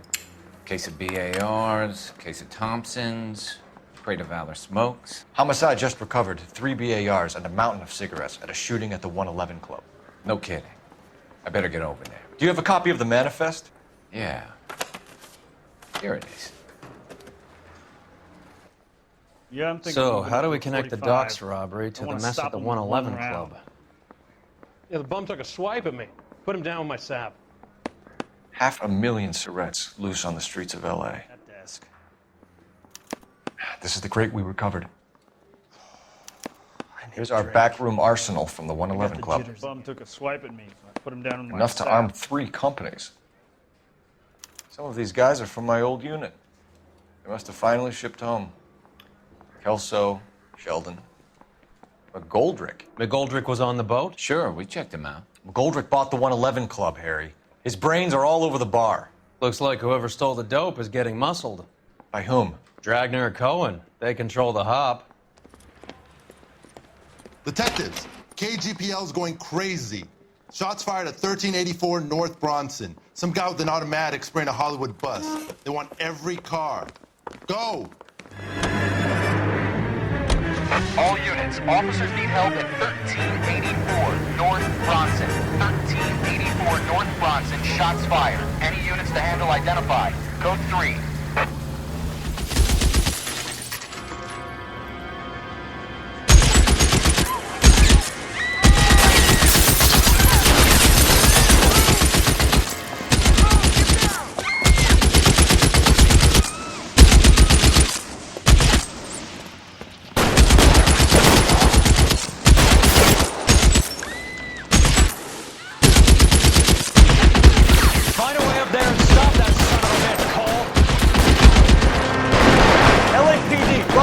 Now!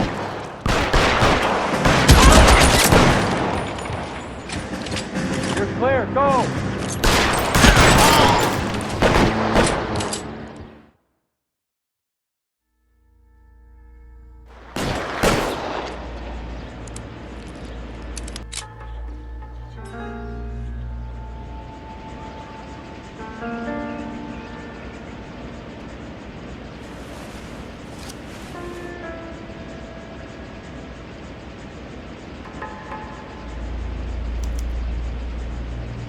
Phone number and restaurant table.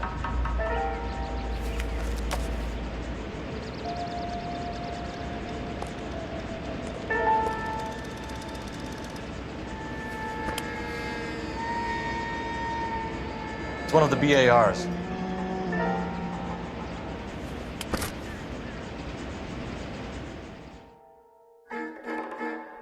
Thank you for listening to KG. I know that guy. Felix Alvaro. He's one of the guys from the ship? His name was on the manifest. Looks like McGoldrick wasn't the only one to get a message. Hey, Alvaro. Hey, Lieutenant. He's just a plain detective now, Chico. Who's the jughead? This is my partner, Roy Earl. We just want to find out what happened. What happened is that someone took a shot at my bus. And then cops turned up and start treating me like I'm some sort of Pachuco punk. My people have been in California for over 300 years. Very fucking admirable, Felix. You hear anything about the big heist on the Coolidge? Yeah, I heard about it. So what happened? Not much. The cops came and interviewed me and all the other guys on the ship. I was down at the 111 Club this morning, waiting for the medical examiner to scrape Eddie McGoldrick's brains off the bar. You want to tell me anything about that? I heard that Eddie came into some money. Too bad he didn't keep a low profile. It was a tough break to get through Okinawa and then have to buy it back home. Who's shooting at you, Felix? How the fuck do I know? The dead guy on the roof works for Mickey Cohen. Why would Cohen want you dead? Man, I don't know anything about Mickey Cohen or any of those gangsters.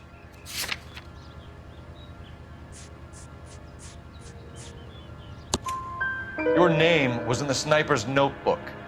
Level with me, Felix. Cohen thinks because we were on the boat, we have the morphine. Courtney's meeting those guys to sort it out.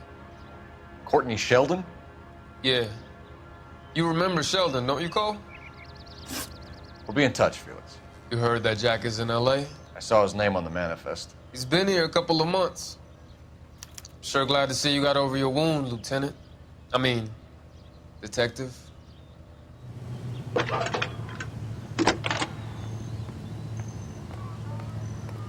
Phelps, badge 1247. How can I help, Detective? I need an address on a Jack Kelso. Just a second. Jack Kelso, apartment 4, 1408 North El Centro Avenue, Hollywood. Thank you. How well did you know the owner? Goldrick? Well enough. He was in my unit. That's some cruel irony. You survive the war, then get blown to pieces back home. It happens more than you think. Young guys trying to adjust to normal life, getting mixed up in the wrong crowds. The kid had just bought a nightclub. I'd say he got mixed up in the right crowds. Until someone filled him full of holes. You don't come into that kind of money that quickly without pissing a few people off.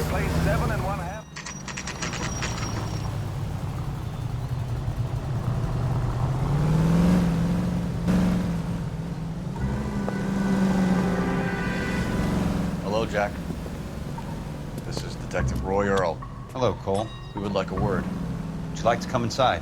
Actually, we'd prefer if you'd come downtown with us. Do you mind? Do I have any choice? No. You don't. Are you going to tell me what this is all about? It would be better for all of us if we discussed it at the station. Bad move, Cole. How have you been, Jack? Cut the crap. You pick me up in front of my apartment like a common criminal and then expect small talk? Fuck you.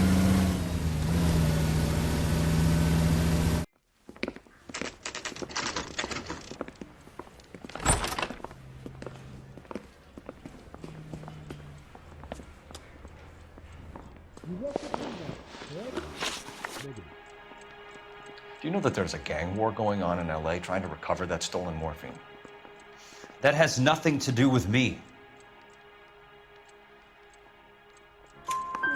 I'm sure it would be gripping to hear more of your life story, boys, but the truth is, I don't give a fuck.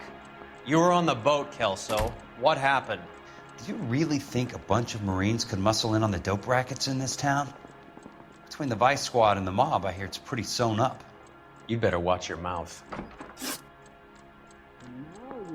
Did you know that Eddie McGoldrick recently came into money and bought a nightclub? No, I didn't know that. And you didn't know that some mobsters blew his brains out last night? No, I didn't. You heard that a crate of BARs went missing? No, I didn't.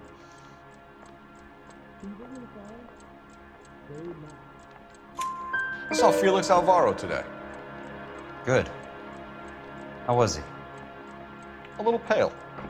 One of Mickey Cohen's goons had emptied about 60 BAR rounds into the bus he was driving. A public bus, in the middle of Hollywood. Are you going to tell me what's going on? Or do more innocent people have to die? Yeah, and what's in it for you, Cole? Newspapers? More glory? Another promotion? Another medal at the expense of men who fought for their country? Count me out. What do you know about the Army surplus robbery from the Coolidge, Jack? What I know is that on 3 separate occasions, you would have been dead if it weren't for me. I don't know anything about the robbery. People are dying because morphine intended to help servicemen is being used on the street. Now we have guys from our old unit being killed by mobsters. We can put 2 and 2 together, Jack. Gratitude isn't a concept that has much effect on you, is it, Cole? Answer the question, Jack. Let's get this over with. I was interviewed when the robbery took place. I don't have anything further to add. Jack, we just want information. Bullshit, Cole. Did you seriously believe that dragging me down here would get me to give up my own guys? You call yourself a Marine? Trying to make a name for yourself with this shitheel? Look at this chump with his $200 suit and $2,000 car. The tough guy act is really impressive. I like you, Jack. I'd like to make you for this. I really would. I'm going to be working on it and keeping an eye on you. You can go now. Shooting, Robert Steiner, 6780 West Sunset Boulevard. The victim is a Chris Majowski. Another name from the manifest? Talk about tension. That was like being trapped in an elevator with a married couple who can't decide whether they love each other or hate each other. We go back a long way. You went too easy on him. Next time, you leave it to me. I know how to handle that smug son of a bitch. You don't. Jack will never give up his own men. They just walked up and shot the man. 2 of them, officers. They went that way. Go on, get after him. Jack was a company sergeant. He would never get involved in something like this. We brace him and drag him downtown. Won't work. He's a tough customer.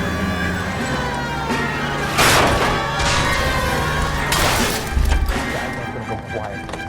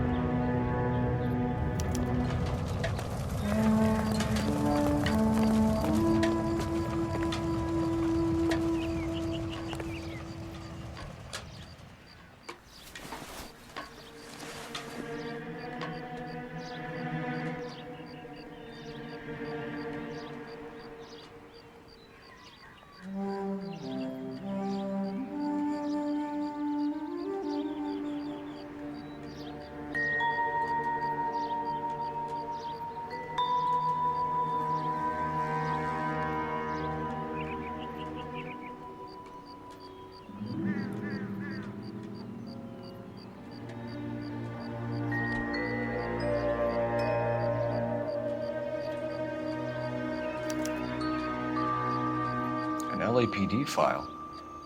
We have a traitor in our midst. All of the names on the list have a hit team assigned to them.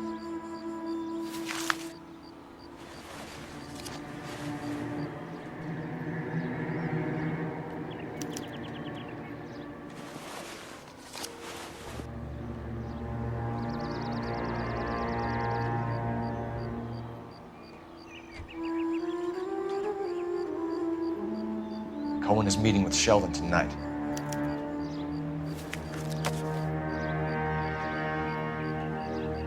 We need to get to those guys fast, otherwise there'll be no case.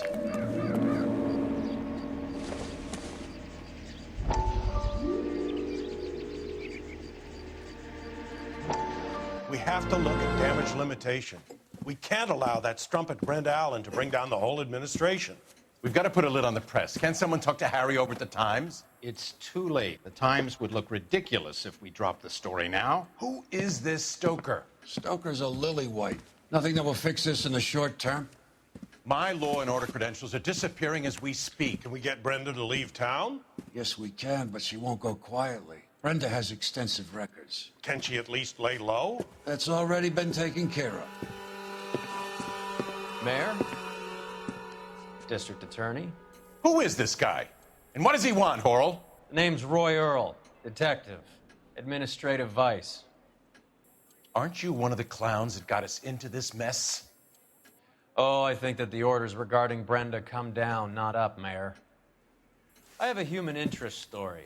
It involves a certain LAPD cop, a hero from the war, who has let his beautiful wife and kids down, who has betrayed America for a German junkie whore, who has abandoned his pledge to the LAPD and his commitment to the public. We all serve. Could be all over the papers by tomorrow, and you would be off the hook. So what do you want in return, Roy? Fingering a fellow officer?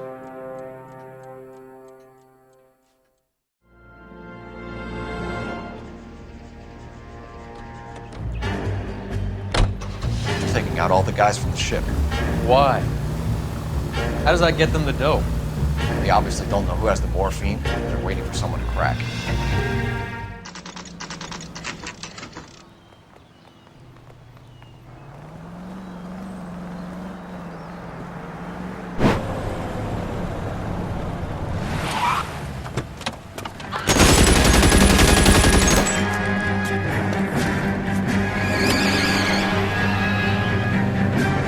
Getting close. Steer him off the tar.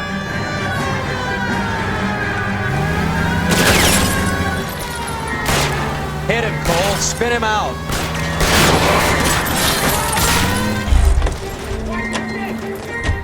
LAPD, put your hands in the air.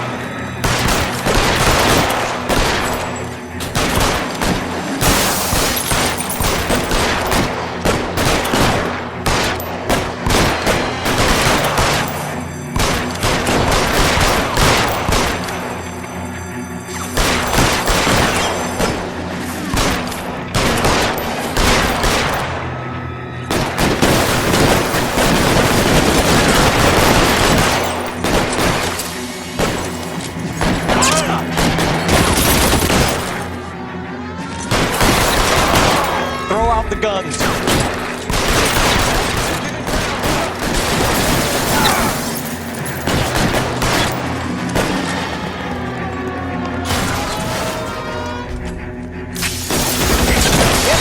Something, Phelps.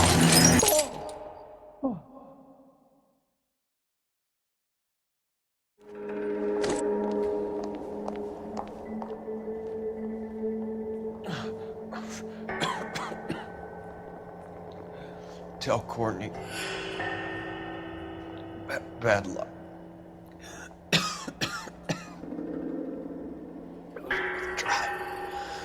It was worth a try.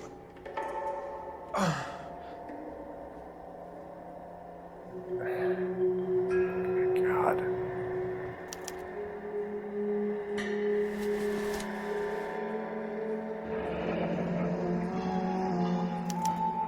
Polar Bear Ice Company. They really did it. Wonder whether it was worth it. Most people never get the chance to be rich. Wouldn't you risk it?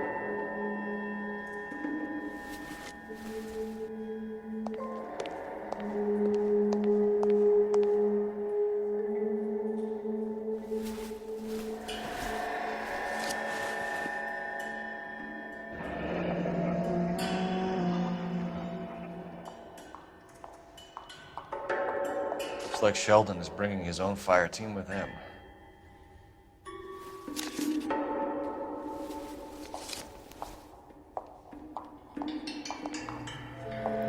Juski, Beckett, Goldberg, Driscoll, these are good guys. Why do they get wrapped up in this thing? Not everyone has your unwavering restraint in the face of temptation, Cole. This isn't looking good. I feel like the fat kid at the back of a race. You sure it's Cohen making the hits? All fingers point his way. Your buddies are in way over their heads. Being a Marine doesn't mean shit out here. Hunger and starvation are the enemies of civilization and democracy. It's up to... Light them up. All right, let's kill these rat bastards.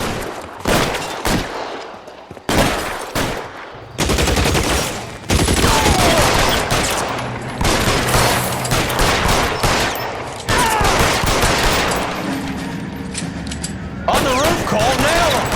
Keep moving!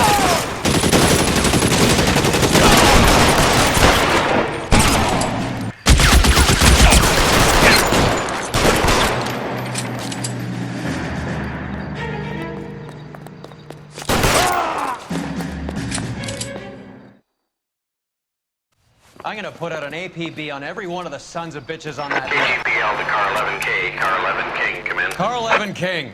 11K, go to Hollywood Station.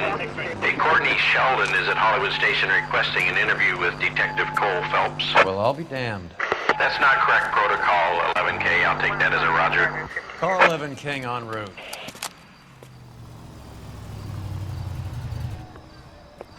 Roy, in my office, if you please.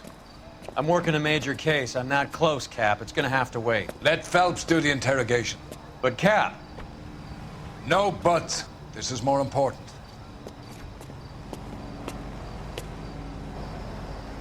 You look like you were a big pain in the neck. Now I have much lower opinion. With one round. Sheldon, is this your attorney? No, detective. This is Dr. Harlan Fontaine. He came down here to help me out. How do you do, sir? You stole the morphine from the Coolidge. You can't prove that. Let's see if I can try. And what is your relationship to Sheldon, sir? Tutor, mentor. Mr. Sheldon is a medical student of mine. He has a very bright future. Oh, that's nice to know. Too bad all of your war buddies won't get to see your graduation. I would have asked Beckett or Majewski or Driscoll about their involvement, but that's difficult, considering they're all dead. It leaves you, Sheldon. You can't blame their deaths on me, Phelps. You're lying, Courtney. The other guys aren't smart enough to attempt something like this. You either give it up, or I go after Jack for it. And how do you prove that, Cole?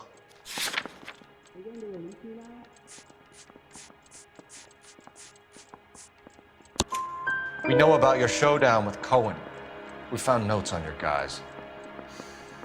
Cohen is hitting our old unit. He believes we have the morphine. I told him that we don't have it. And that's the truth. Isn't it, Doc? I believe Mr. Sheldon. I think he's telling the truth, Detective. You were on the ship, Sheldon. Yes, that's correct. So you had opportunity. But it doesn't mean that I was involved. So you don't mind that the mob executed McGoldrick, Driscoll, and Beckett to get to you? I don't know why you're trying to pin this on me. Where's your proof?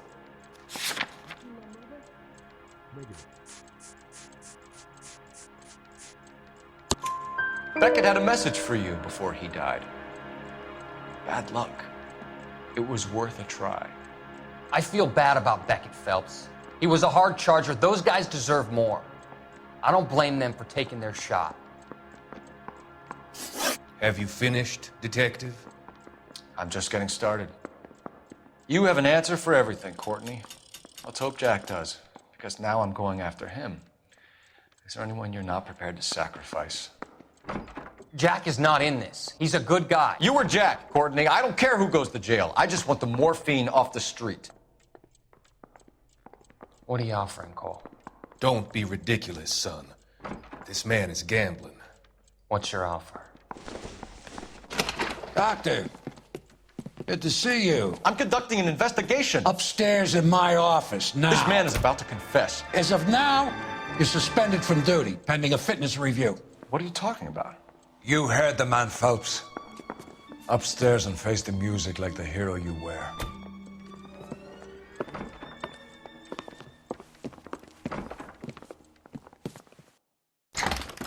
You certainly had us fooled, Detective. Phelps, you're one of my favorite sons. You've broken this old man's heart. Sir, what is going on here? You're suspended, Phelps. Hand over your badge and gun. Don't keep him waiting. What is going on here? Your wife's attorney has pictures of you and the German. Compromising pictures, lad. She's pressing charges. You'll be formally charged with adultery. A criminal cannot serve as an LAPD officer, as I'm sure you're aware. I don't understand. How could you do it, lad? Your wife, your children, consorting with the enemy and a dope fiend at that. You're lucky the war is over. You'd be taken out and shot. The department doesn't need this kind of publicity, Phelps. Hand over the gun, keep your head down until your board hearing. I forbid you to make any comments to the press. What the hell were you thinking?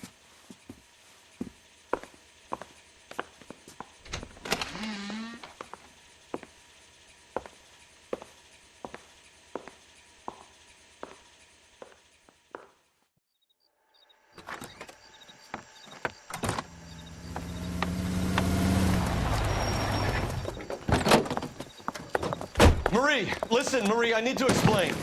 Please leave. You're upsetting the girls. Let me see them, Marie. They're my daughters. Go to her, Cole. You have done enough damage here. Do you want me to call the police? For God's sake, Marie, can't we at least talk? What is there to talk about? Do you love her? Do you? What were you thinking? What about our children? Can you imagine what this has been like for them? Go away, Cole. My father has hired an attorney and you will be hearing from him. I'd like to explain, Marie. I'd like to tell you what I've been going through. What you've been going through. I have had reporters camped out on the front lawn all morning. I can't stand it, Cole.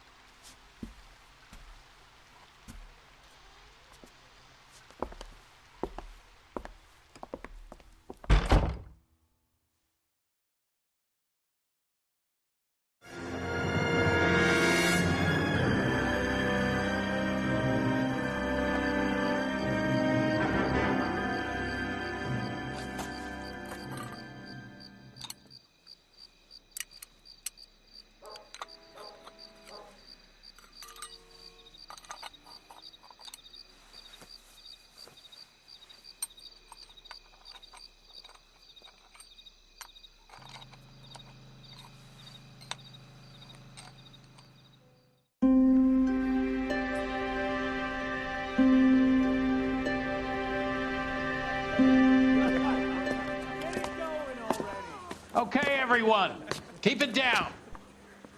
Cole Phelps joins the arson squad today. How'd you like porking that German whore, Phelps? Phelps is up before a review board in December. Until then, he works the arson desk. End of story. Phelps. Yes, sir. I don't care what you did or didn't do, Phelps. I hear you're a good case man. But if you fuck up on my detail, I'll have you out of here before your feet touch the ground. Do we have an understanding? Yes, sir. Cap, we don't want a fucking rat like Phelps. Can it, Tilden? Phelps, I'm partnering you with Herschel Biggs. I don't do partners. You know that, Cap. You do now, Biggs. Social basket cases like you two should get along just fine. Biggs will show you the ropes, Phelps. This is arson. There are no ropes. It shouldn't take long, then. Start with these two. House fires. 326 South Kenmore Avenue. Steffen's family was out of town when it happened. Then go to 4414 Rosewood, family by the name of Sawyer. Fire brigade will be on location. Are they suspicious, Captain? That's for you to find out, Detective. Now get out of here. Both of you. Get out! How long have you been working arson? We gonna do the small talk thing now? Talk baseball, exchange addresses? I don't think so. Feeling down, hotshot? Need a buddy? Or look somewhere else.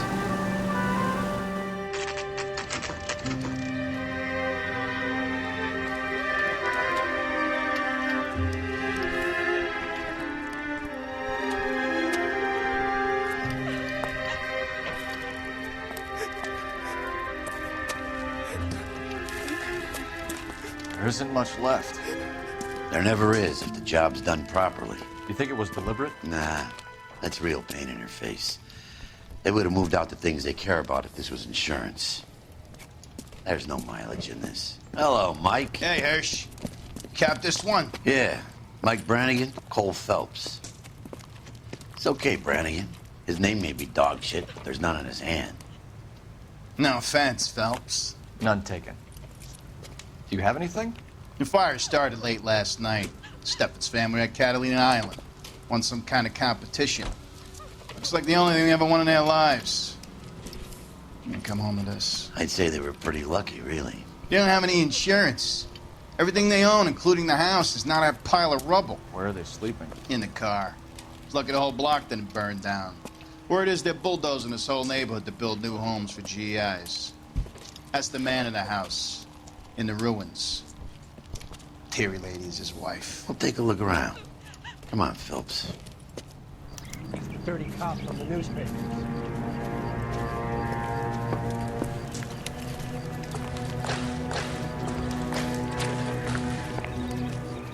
Remember the dead lady they found under the train? Solved the case. With some hard drives and murder.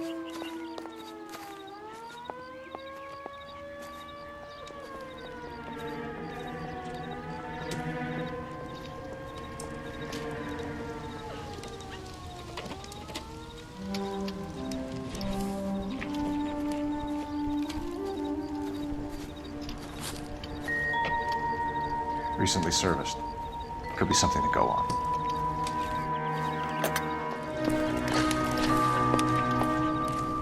Mr. Stevens?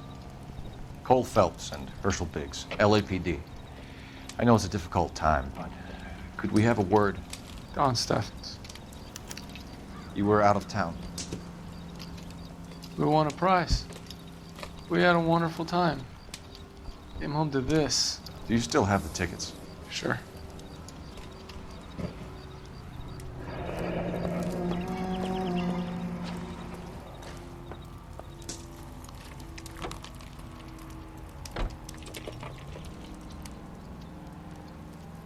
It's a formality, but we'll need to speak to the issuing agent.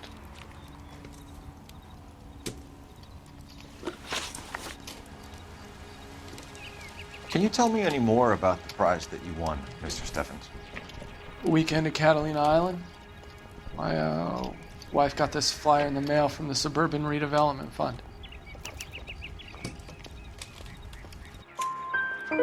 Did you enter any kind of competition? My wife filled in a flyer. The lady just rung up and told us we won. It's the first time I ever won anything. The redevelopment fund. Did they offer to buy you out? They're building new houses. They showed their money and most of the neighborhood just packed up and walked away. But I never bargained with them.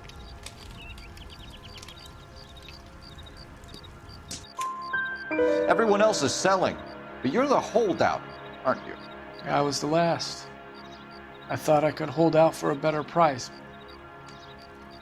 My house is the center lot. So now you have to take the price regardless. Looks like it. I've got no choice. I have to put a roof over my family. That's all we need for the moment, Mr. Steffens.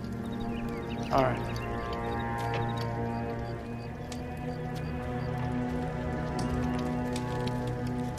What's with him? You've seen the papers. I guess he's thinking about his own family. I'd say he's searching for some kind of atonement right now. Wife takes it for all you. Phelps, 1247. How could I help, Detective? I need information on the Suburban Redevelopment Fund. Yes, Detective. Just checking. The fund is a semi-government agency established to speed up the building of GI homes. It has private investors as well as a government endowment. Huh. You have an address for them? There is one listed here, corner of Beverly and Mariposa. Thanks, ma'am.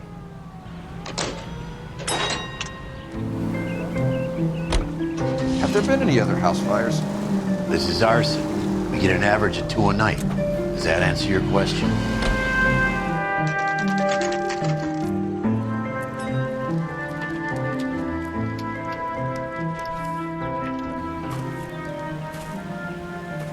Hi, Albert. We've caught this case. Hey, Biggs. We? You have a partner? What gives? This is Cole Phelps. You may have read about him. Oh, now I get it. Hello, Phelps. Welcome to the netherworld of arson. Family of 4 found dead in their beds. Heater explosion. Hey, another one? Looks that way. Insta-Heat Model 70. Before you get excited, we get a couple of water heaters a month go back. Take a look around the yard and see what you can find.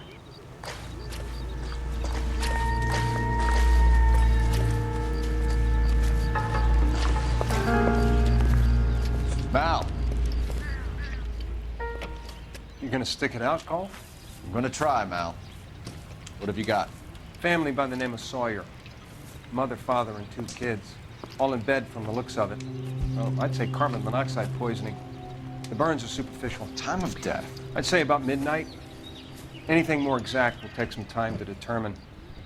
Lynch tells me this has something to do with a faulty water heater? Could be. There's been a spate of problems with a particular brand. I've got another angle in mind. You care to elucidate, Detective? This is a murder and not an accident. Sharing information has helped us solve quite a few cases together. I need something concrete, Mal, before the department gets wind of it. I'm in arson for a reason. I feel sorry for your wife and kids, Phelps, not for you. But you're a good case man. One of the best I've ever met. I'll help in any way I can. Thanks, Mal. I'd say that's firm but fair. How about the insurance companies write these incidents up as acts of God?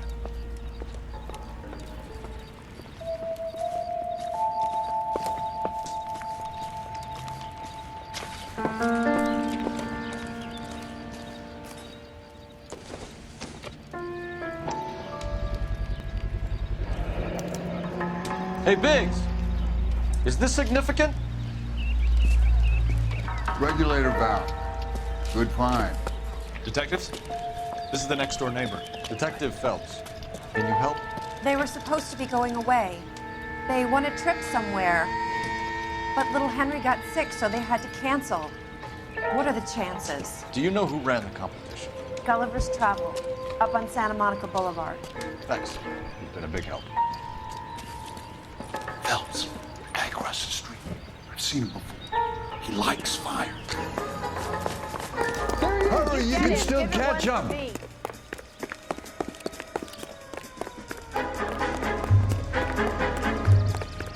Stop! LAPD!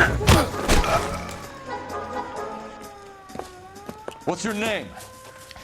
Herbert Chapman. So you like fires? Some. Watching them or setting them?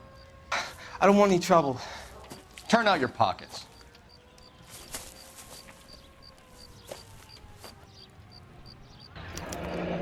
You're a naughty boy, aren't you, Herbert? I keep myself to myself.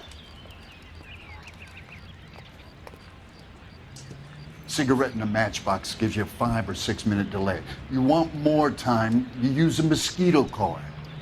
Don't you, Herbert? You like this fire, Herbert? Hell no. I heard it over the fire radio. Sounded sweet. When you finish following your leads, come and see me at the fire station. I have a theory about this. Will do, Lynch. Take this guy in. We might want him for questioning later. You got it, Detective. Why have you got such a hard-on for this case? If it is murder, it's almost impossible to prove. Fire doesn't leave much evidence. There's no percentage in this. I think it's more than one case. They're house fires, Cole. Accidents, heater fires, gas explosions. There's got to be a reason. The reason is you want to be a star again. Forget it. Give it up. You'll feel better. There's something to this. I know it. What are you talking about? Arson is insurance. It's always been insurance. We still investigate the cases, Biggs. The people in this house are dead. Go soak your head, Phelps. This hero business is a full-time obsession with you. I'm gonna make this case. I'm gonna rub the department's nose in it.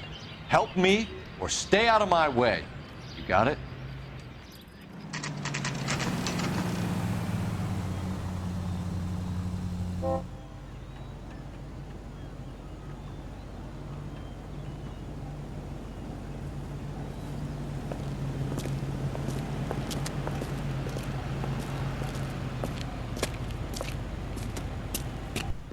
Detectives Phelps and Biggs, LAPD. John Cunningham. Can I help you, gentlemen? We have reason to believe that the Sawyer family of 4414 Rosewood Avenue recently won a competition run by your company. Yes, I remember them. They called up to cancel at the last minute. One of the kids was sick. Very unfortunate. Do you mind if I take a look at that?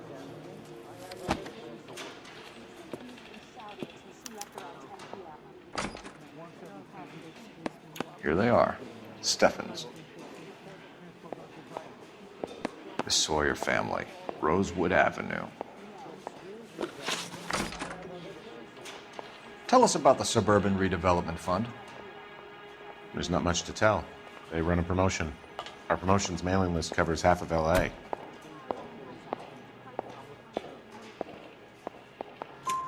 So they are not a government agency? I don't believe so. Government organizations don't usually get involved in promotions. I'm told the tickets were a prize. Yes, they were. You do a lot of these prizes? Look, there are hundreds of these promotions running at any one time. If you're the lucky guy, you get your name pulled out of a hat.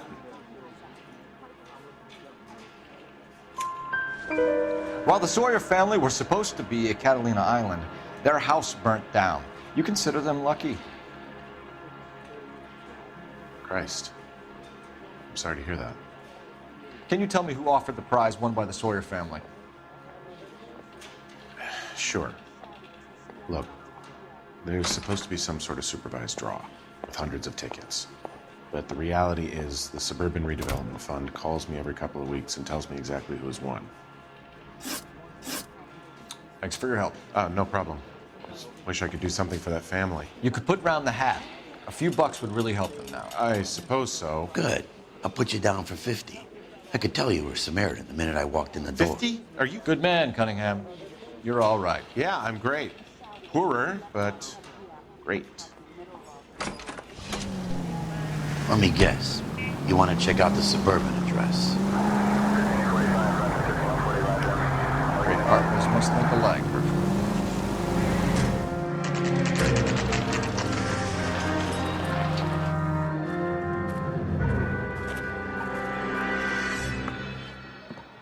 This is supposed to be the registered offices of the Suburban Redevelopment Fund. This is an Elysian housing development, Mac. So Elysian is an investor in the redevelopment fund. Looks that way. Are we done here, Mac? I've got work to do. Sure, buddy. Thanks for your help. Elysian are investors in the Suburban Redevelopment. So what? If you think I'm putting my pension on the line and harassing Leland Monroe without evidence, you're out of your mind. You know the way. You can drive. Lynch says we should visit him at Fire Station 32. Who exactly is this guy, Lynch? Lynch is a legend. You should feel privileged. He doesn't let many people into the inner sanctum. Keep your mouth shut, and you'll learn something about fires.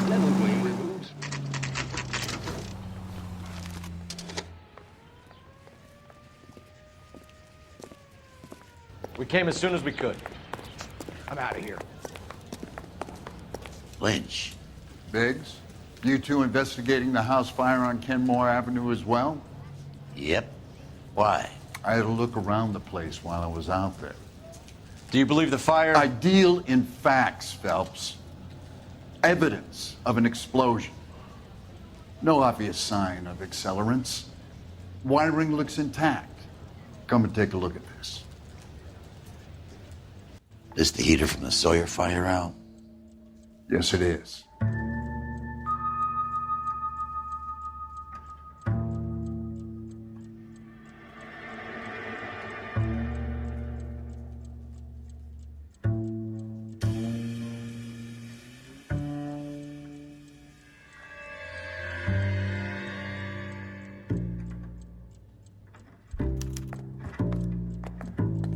Huh. Looks like it was recently serviced. I have a theory, and it's a theory only. I don't have enough evidence to prove... Al, if you say it's so, we're listening. Okay, Phelps. You're a bright penny. You have a gas supply. You have a Bunsen burner as a pilot light. You have a regulator valve, and the balloon represents the gas expanding in the room. Now, the gas has to make contact with the mosquito coil to form an explosion. Let's see if you can work out the chain of events.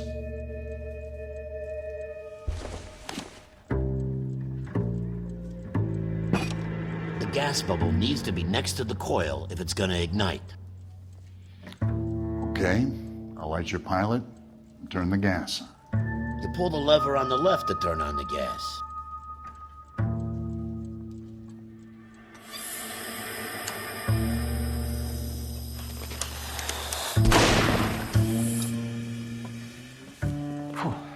So that's how it's being done. Maybe. There could be a fault with these valves. I've adjusted this one for our experiment, but you need to take it to InstaHeat and see what they say. Their headquarters is on North Harvard Boulevard, number 262. Thanks, Albert. You're welcome, Biggs. See you at the next show. Show? The next fire. We should go to the factory and see how many of these things are going bang in the night. You know this Chapman character? Guy's a freak. Loves fires. He's the kind of guy that we'd like for a lot of things, but we don't really have any credible evidence to pursue him with.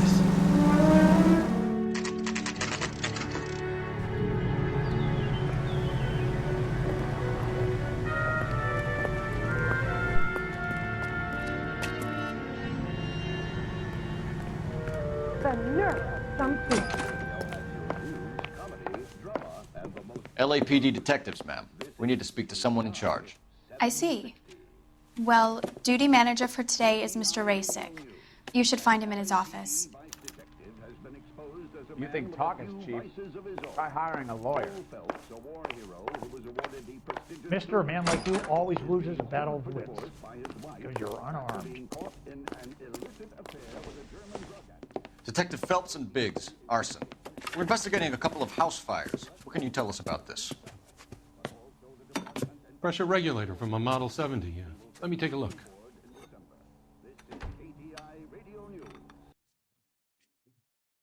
We have a problem. This has been tampered with. What?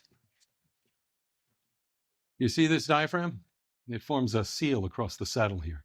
Gas flows across from here to here. The diaphragm regulates flow. It's been reversed. It's a subtle change, but it means the gas never closes off properly. So you're telling me that this is not a manufacturing fault or service repair? I don't think there's anything inherently wrong with the design. You're telling me that you've never had any problems with this heater? Look, we've changed the design since the Model 70. These things are still being installed? It's the demand. None of us could keep up with the amount of housing going up. At the budget end, we're still using some of the old stock. We are installing 100 heaters a week. They're not all faulty. They're not all safe either. Are these diaphragms prone to failure? They tend to go after a while. The rubber lasts quite a few years and then it perishes. So the guys' names that I've been seeing doing the repairs on the heaters, they're fully licensed and accredited? Sure, of course they are. I think you're lying, Rasik. I think some of your men aren't fully licensed. You're desperate to cover your sales. And how are you going to prove that, Detective? Name me one of my guys who would have overlooked a fault like this.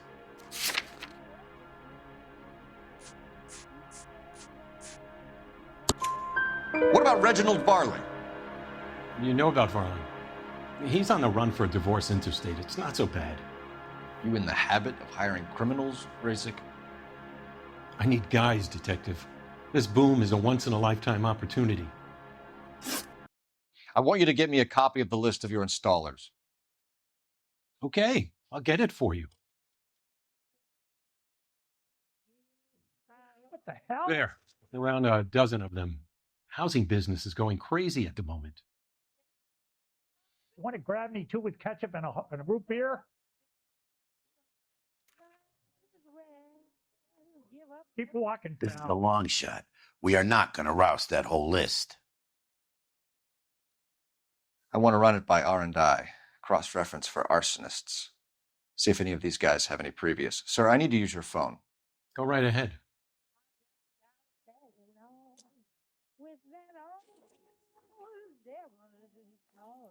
That guy's got a screw loose. What the? Operator, give me dispatch. Now, Phelps, 1247. how can I help, Detective? I need to know if any of the following names have a previous criminal history. Hey, Detective, run the names. Acevedo Ernesto, Clemens Walter, Elgram John, Gable Leroy, Kelligrew Peter, Cutner Robert, Limehouse Albert, Manning Franklin, Neves Raymond, O'Brien Thomas, Ryan Matthew, Spurgeon William, Varley Reginald, Zurich Stephen. Clemens Walter, previous conviction for arson and malicious damage. Burned down a house in Westwood in 1942. 4-year jail term. Thanks. Ryan Matthew, charged for contempt of court, attempted murder, plea bargain down to assault charge. Anyone else? There is a Reginald Varley wanted for murder by Detroit Police Department. Thanks. You've been a big help, young lady. Your employment roster is quite the rogues gallery, Mr. Rasik. Desperate times indeed. Do you have an address for Clemens? He's working on an apartment building on Catalina and 3rd. What about Ryan? Currently working at a housing development on Normandy and 1st Street. Varley, where is he? Beverly and Mariposa, currently working on a new housing development. Hey, Varley's a good guy. You can't harass all my people. These guys have lockers. Yes, they do. But my men have a right to some privacy. Don't you need a warrant or something? Show him and keep quiet. Mister, a man like you always loses battle with. You're unarmed. Here. Happy now? Stick around, Mr. Rasik. I said, if you're a producer, then I'm Lana Turner.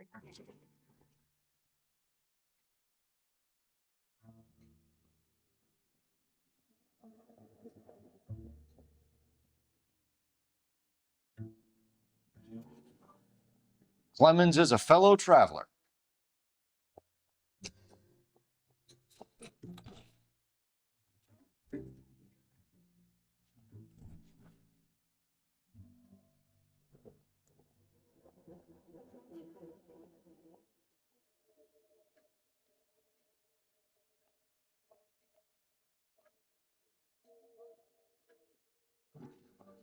Some light reading on the merciless capitalist machine.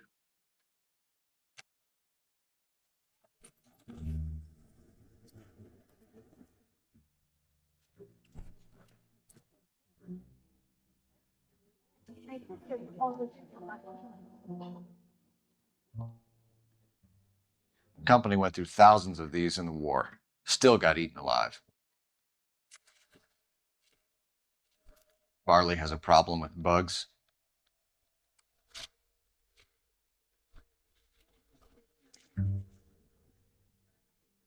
You know that a mosquito coil takes an hour to burn down, Rasik? No, I didn't know that.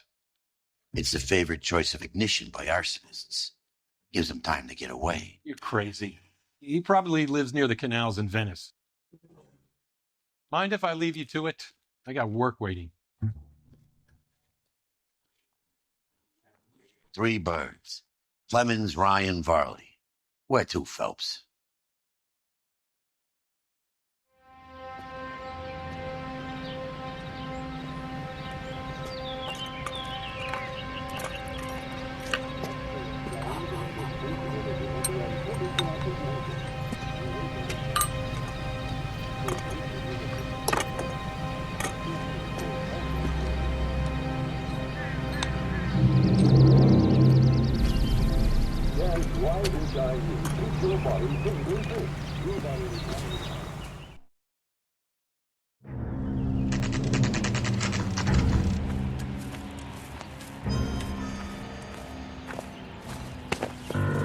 Biggs, LAPD. We want some answers and we want them quick. Okay, okay. What's this all about? Just tell me what you want.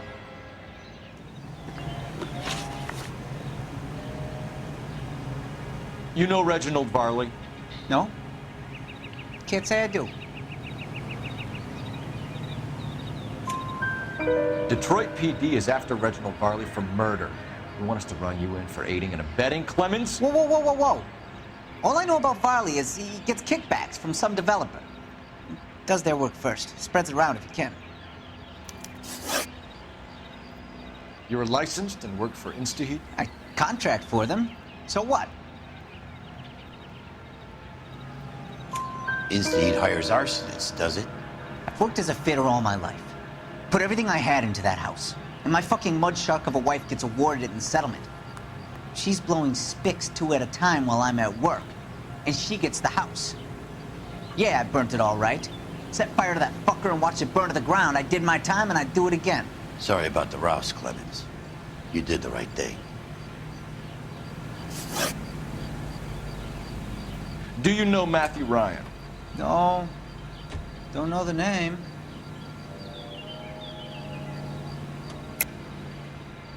You and Ryan are 5th columnists. And how do you figure that, wise guy? What proof do you have? Been following me to meetings?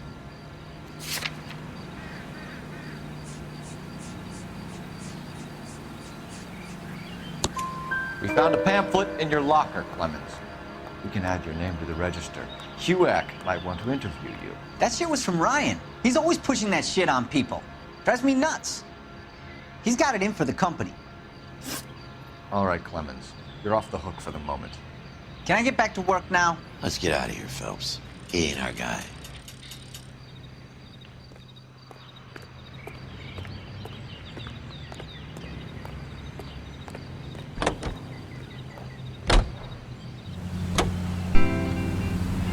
Varley's on the run. He might be packing heat.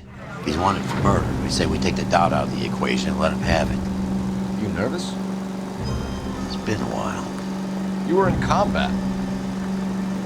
In 1917. You know, I never fired my weapon in the line of duty. That's nothing to be ashamed of. I hope your piece is still serviceable, Herschel. I may be old and out of practice, but I'm still a Marine, Phelps. It would be better for our case if we could bring him in, Hershey.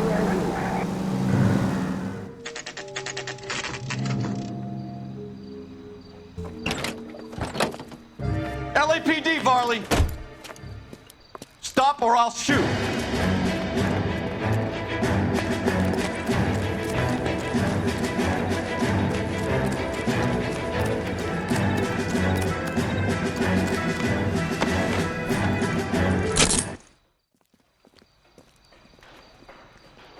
Why did you run from us, Varley? I'm gonna take a wild guess that you're the same Reginald Varley the Detroit police have an outstanding warrant on.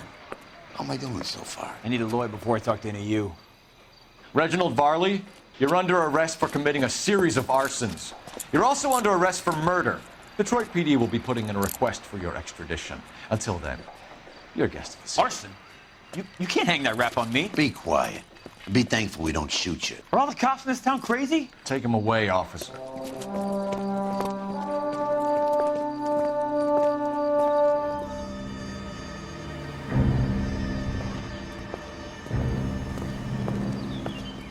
Are you Matthew Ryan? Who's asking? Detective Phelps and Biggs, arson squad. Arson? You heard the man. Well, just put this stuff in the car and I'll be right with you. Hold it, Ryan. I said, son of a bitch.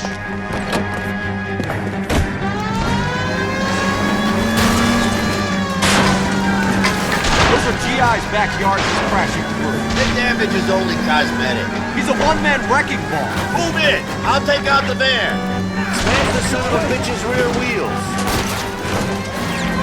Get in close and steer him off the car.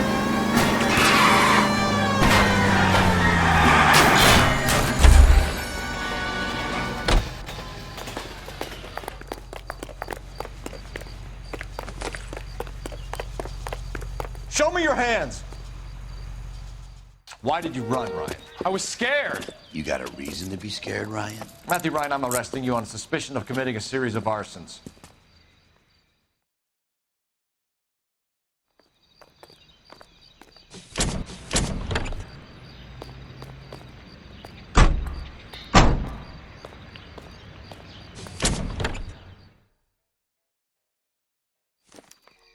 We have 3 suspects. As much as I'd like it to be Chapman, I think it's one of the other 2 guys. Let's get to the station and close this case.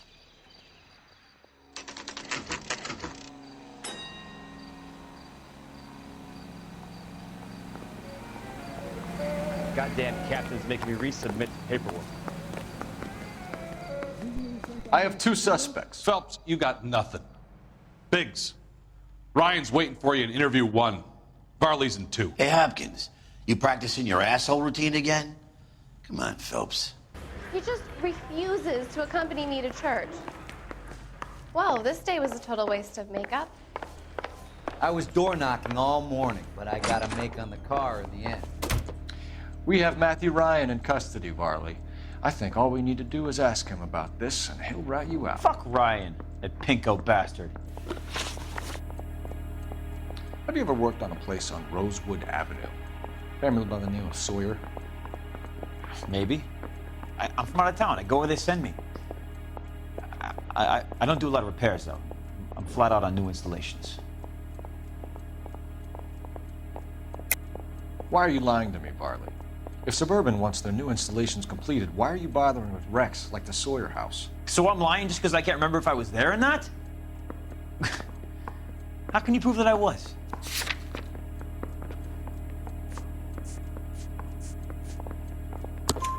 Your name is on the inside door of their water heater. Okay. You got me there. Suburban, yeah, they wanted that guy out. Sawyer kept complaining about not being able to get his heater service, so they threw in a free service as a sweetener. I think he played him, though. Because he still wouldn't sell. Word is, you're in the pocket of some property developer? Never. I got principles.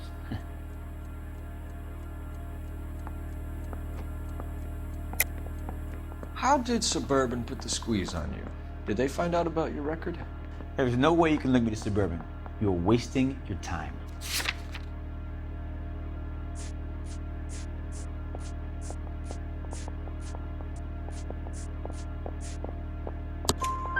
Clement says you offered to cut him in on the kickbacks they were offering.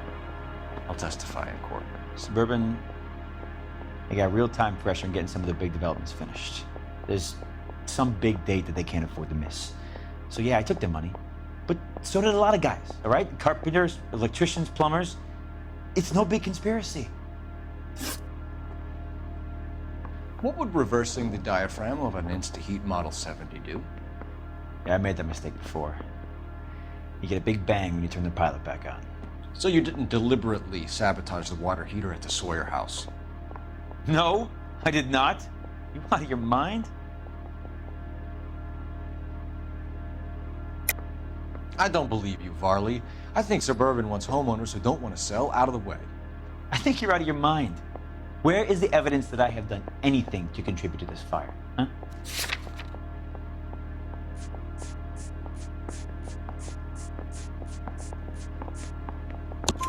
Arsonists use cigarettes and mosquito coils as time delay fuses.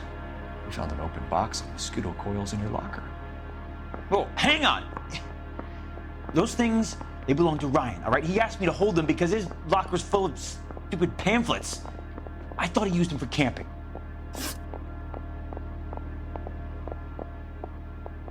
We're done for now. So what happens? You're either going back to Detroit to face a murder rap, or you're staying here to answer for these arsons.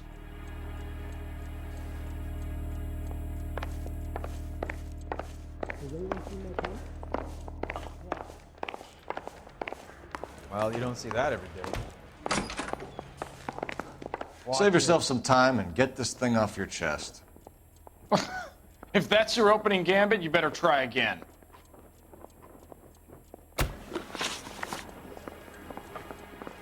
So you want to change the world, Ryan? Yes, I do. So does every reasonable person. And you're doing your part? Yes, I am. Does that include sabotaging water heaters to destroy a company?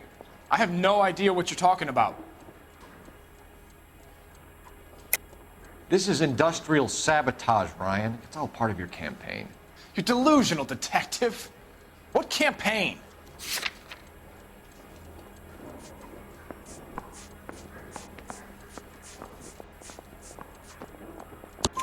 Your locker is full of pamphlets. Clemens told us how you were always foisting them on people. Sure. I spread the pamphlets. A guy has to do something. Instaheat heaters break down every day. They're still peddling the same lousy design that they lifted from Hephaestus. Instaheat bought out Hephaestus? Them, Vulcan, Pyro, and a bunch of other companies. And you still work for them?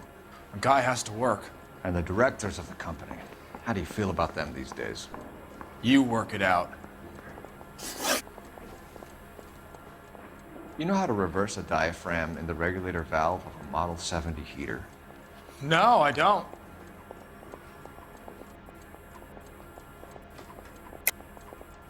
If you know enough to do your job, you know enough to do that repair. You're lying, Ryan. And how do you think you can prove that?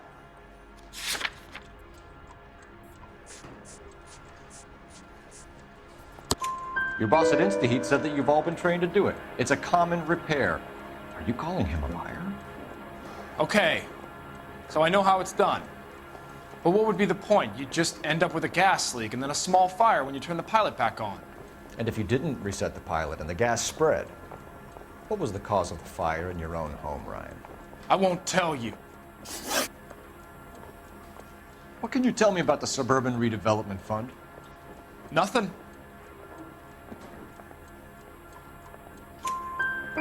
I think Suburban is a front for your anarchist buddies. They're arranging for people to be out of town while you burn their houses down. Suburban? What's that got to do with me? That's Farley's bilk. He's the one with the cozy agreement with those fascists. You have a history of violence. I have no such thing.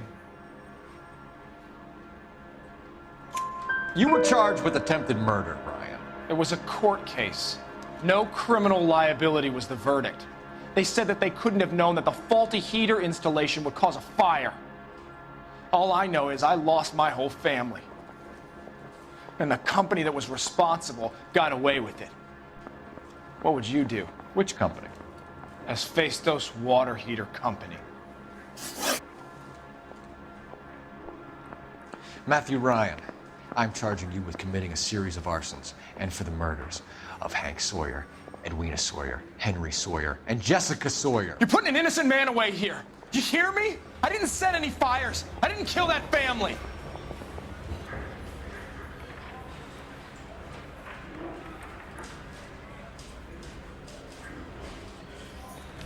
Phelps, what you did to your wife and kids was un-American. My wife threw me out. Did I ask for your opinion? You're here to listen to mine.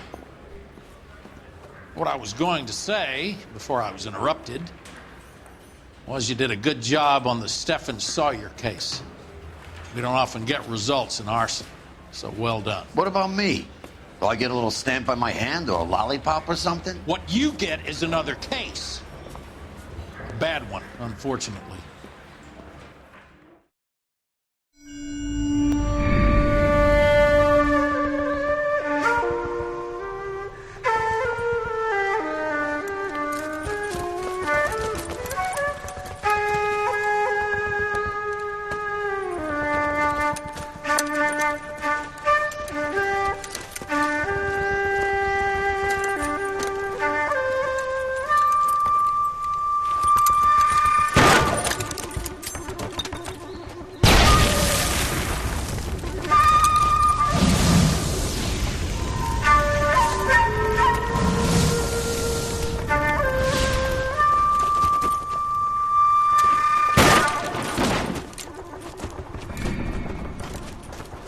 You're 2 blocks behind 1st and 2nd. We have more buildings to clear. You know our orders, There's Sergeant. There's barely a building left standing or not on fire in your zone, Cole. Is your sector full of Questioning my command. The captain doesn't want anyone falling behind. Tell the captain we will join him when the job is done.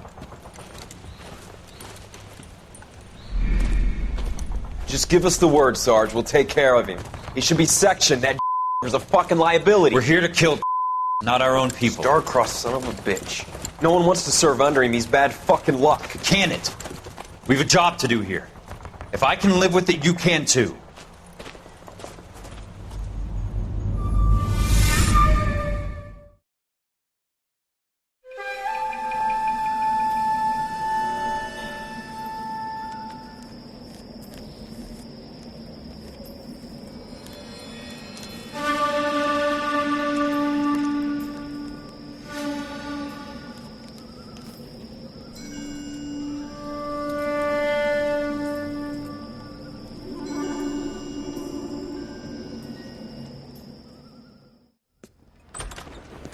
House fire, bad one. At least 4 Vicks. Get out there and find out what you can.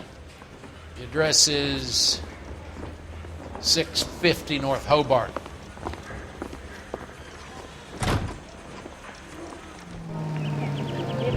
You hear about Rancho Escondido? Are we having a conversation, Biggs? Okay, fuck it. Forget I'm teasing you, Herschel. Tell me about it. The new housing development is a couple of weeks from completion. Burned to the ground last night. GIs are ready to move in this weekend. The developer's gonna have some very angry customers.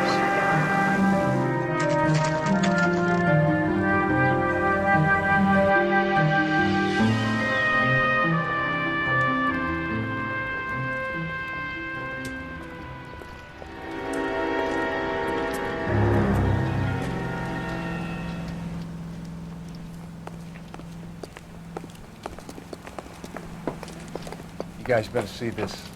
I hope you have strong stomachs.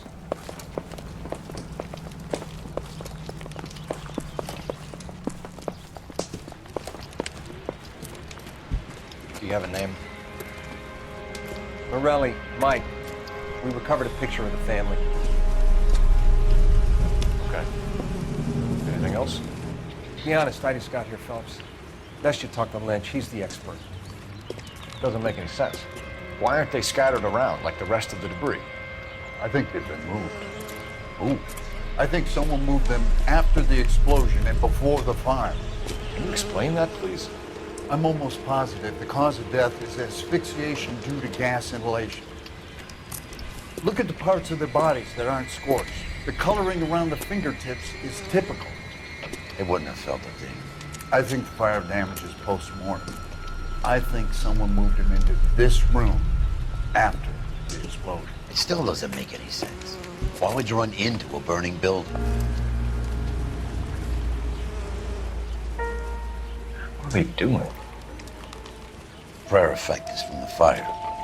Muscles and tendons contract.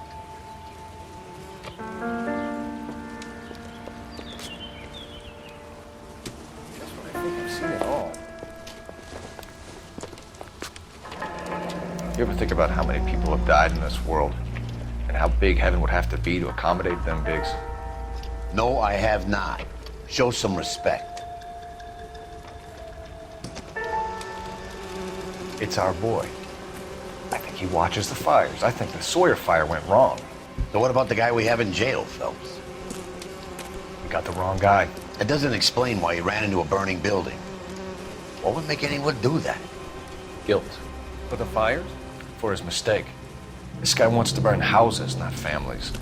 He expects the houses to be empty. He was trying to redeem himself. Probably thought they'd be happier together. You are one very disturbed individual, Phelps. I know you had it rough lately, but you should start to compartmentalize your thoughts. He could be right. Can you come up with an alternative explanation? I'm sure it's the same guy. Are you telling me that some son of a bitch murdered these people, the whole family, and arranged them here like Cupid dolls? Might fit, Cole, but I don't think we could ever prove it. There's very little evidence. Evidence? Albert, check out the hot water system. Make sure we're dealing with the same MO. Sure, Phelps. I'll get back to you. Leave the rest to us, Cole. You better find out what's eating Biggs.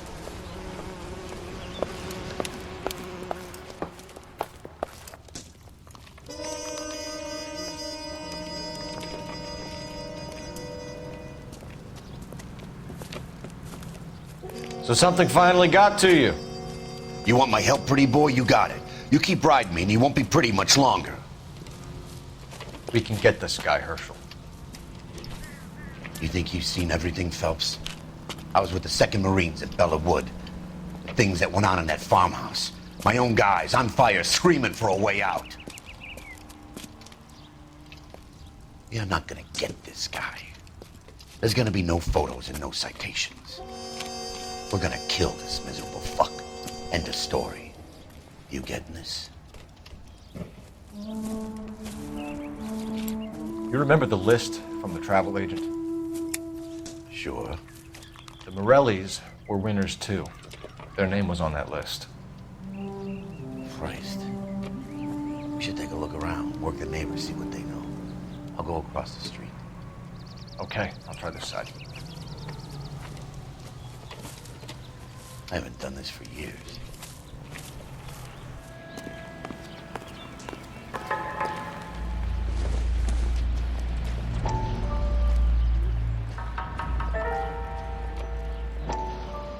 How did you get my number, Ira? At first, I didn't understand you. But now I do. I'd like you to come back to the clinic. I'm helping other people now, Doctor. I think you are confused. You haven't been to the clinic for weeks. I'm not confused anymore, Doctor. I'm helping people be together. This world is only temporary. We'll all be happier in heaven. Why don't you tell me where you are and I can come to you? I think the fires should end now. They have served their purpose. Oh, the fires are only beginning, Doctor. After the fires, everything will be beautiful and clean. Everything will be erased. The world will be fresh and new.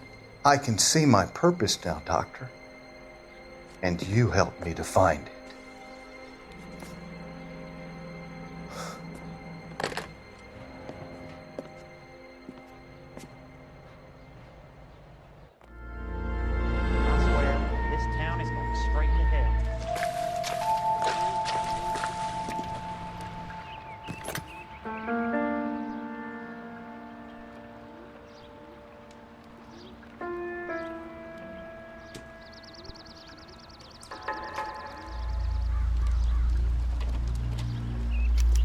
Looks like the same model.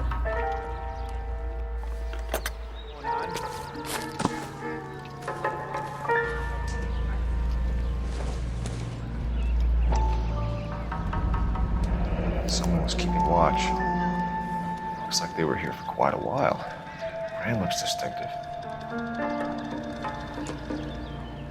Whoever he was wearing boondockers. I would know that imprint anywhere.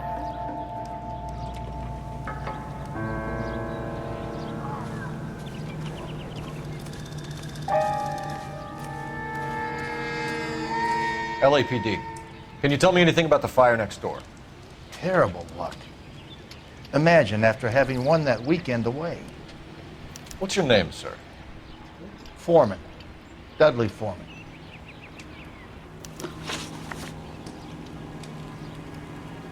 Did you see or hear anything that might have... Look, we were asleep when we heard the explosion.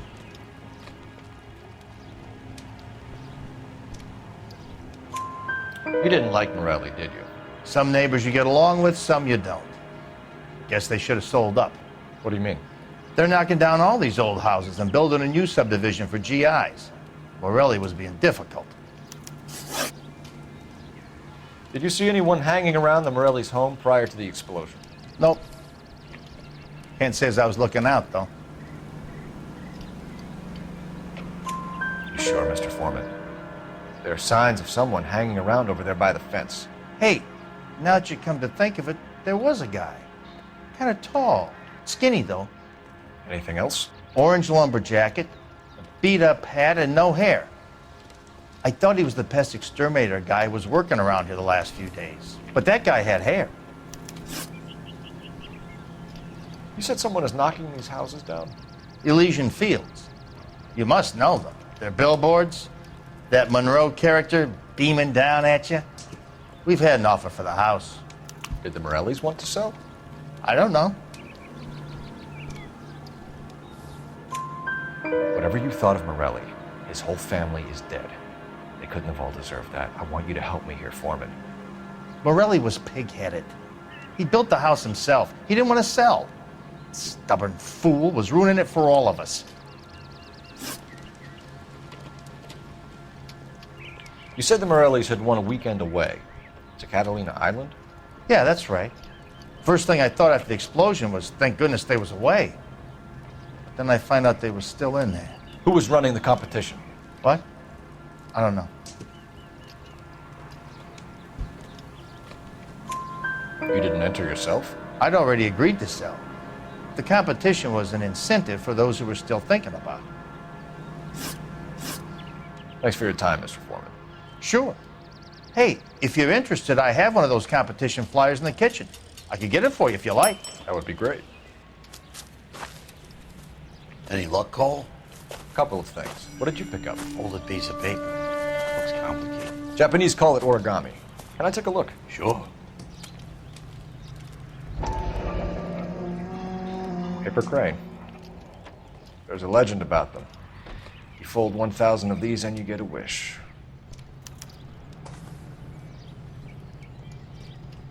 Hey, don't break it. I'm not. I'm unfolding it. It looks like a waybill or a flyer. For what?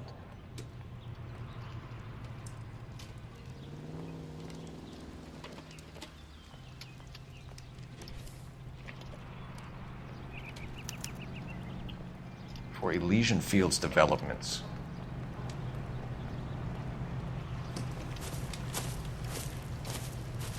Oh, I see you already have one.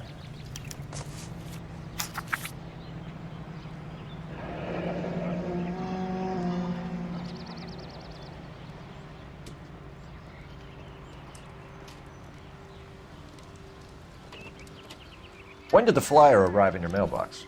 They've been arriving for weeks. This one was in the mailbox when I got home from work yesterday afternoon.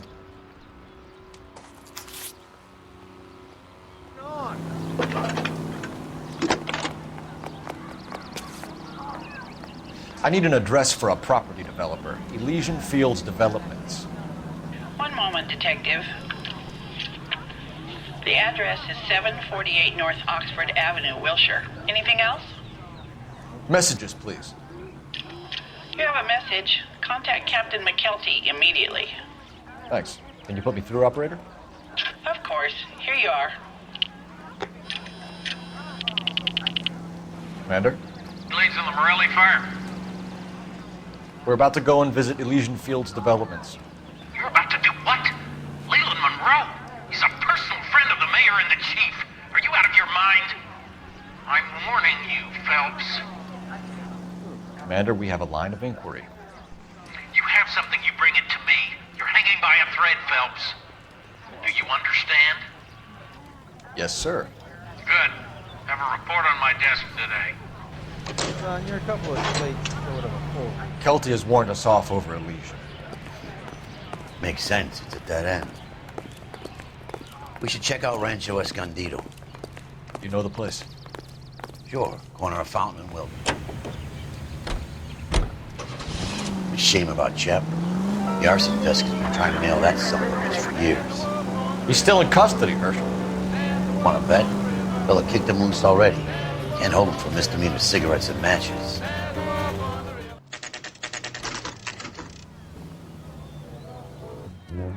There are times when you really miss a nightstick. There's more religion in the end of a nightstick than in 100 cathedrals.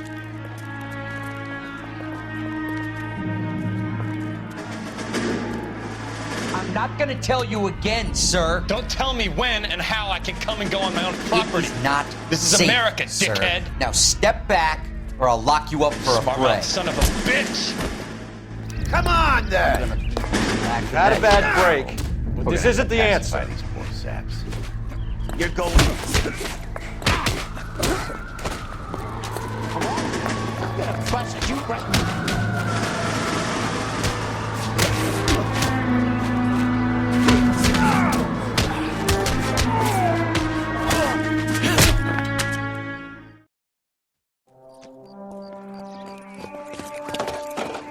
Good thing you showed up when you did, detectives. Those folks were baying for blood. Okay, then. Let's see if there's anything left to take a look at.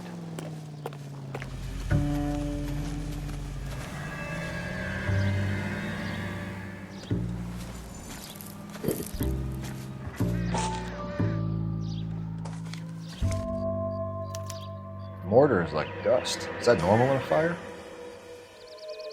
You'd expect some shrinkage in the heat, but it looks like the cement barely adhered to the brick. Doesn't appear to be any wall ties either. This thing looks like it was built on the cheap.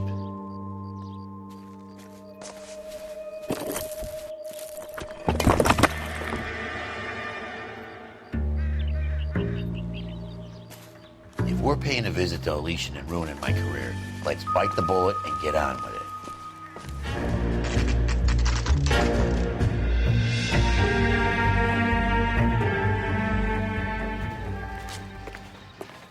Detectives Phelps and Biggs, LAPD, to see Leland Monroe. Do you have an appointment? We're the police, lady.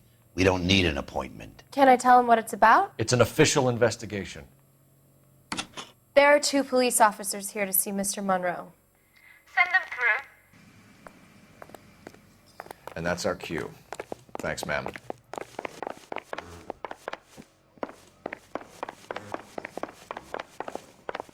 May I help you, gentlemen?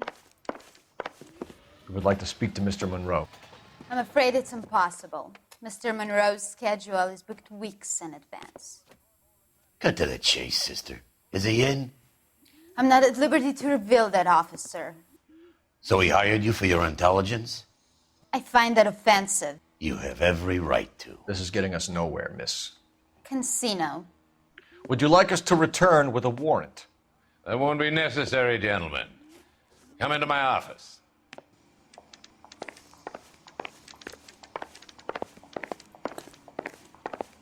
You like a cigar? Drink, boys. Sure, I'll have a scotch. Biggs. We're investigating a series of domestic fires, Mr. Monroe. It's terrible, boys. How can I help? Elysian Fields and Suburban Redevelopment Fund flyers keep turning up in the vicinity of the fires. They're turning up all over town, boys. Can you imagine the current demand for housing? So that's your explanation, Mr. Monroe? Coincidence? Explanation?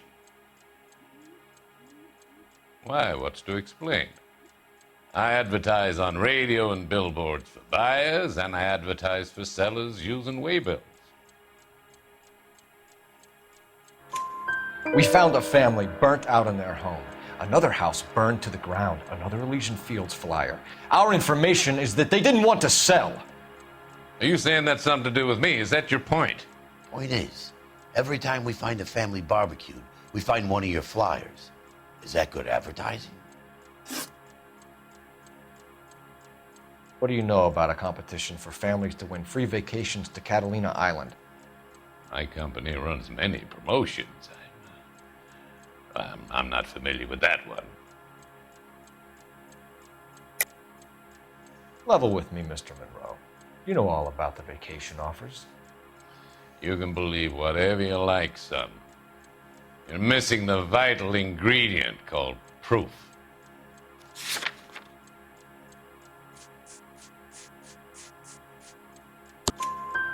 Your face is all over the flyers, Mr. Monroe. You know about the prizes, and you're aware that they get given to holdouts. My face is the brand. It's on all our advertising. Did you know that the mayor and the chief of police are part of the Suburban Redevelopment Fund? Do you want to accuse them of murder as well? You've made offers to buy houses in areas where fires have been recorded. Are you suggesting that I'm burning people out of their homes so that I can sell them new ones? What happens to your plans if a family like the Morellis refuses to sell? We work around them. Business finds a way. That's the American way. Come on, Mr. Monroe. You expect me to believe that you would build a new development with one of those old piles smack bang in the center of it? Progress is an inexorable process, Detective. Those who choose to stand in defiance are usually confined to the wastebasket of history. To answer your question, yes, we would build around them if we had to. Most people see sense. What's Elysian Fields' involvement in Rancho Escondido? One of our latest housing developments. It was due to open on the weekend, or was before the unfortunate conflagration. It met with building code regulation. Absolutely. Only the best for our returning heroes. You're lying, Monroe. There's something out of kilter about that development. Son, I've had enough of you and your fidgety friend. There's no way in hell you can prove that my materials were inferior.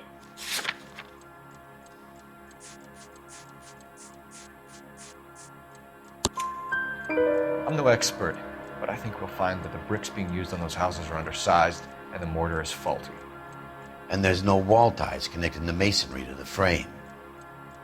Every building is built to a budget, boys. Those buildings were inspected and fully insured by California Fire and Life. Investment of that magnitude demands it. Do you think that they'd vouch for the buildings without examining them? The arsonists, do you have any suspects? We aren't at liberty to say. I didn't think so. The contractors I use for waybills, do you suppose it could be any of them? I have a list of their names if it'd be of any help. That would be very helpful, Mr. Monroe. Glad to hear it. I'm always happy to help the LAPD. My secretary will provide you with that list. Did you know that I'm on the board of the Police Pension Fund? Glad to be of help, officers. What's the story? Any of these names ring a bell? Herbert Chapman is on this list. Find the phone. We need to know where we're at with Chapman. Operator, give me R&I. Putting you through now. Cole Phelps, badge 1247. How could I help, Detective? Can you check whether we are still holding a Herbert Chapman? Let me find out for you. He was released this morning, Detective. I'm sorry, Detective. It's not your fault. Can you give me a last known address and put out an APB on the guy?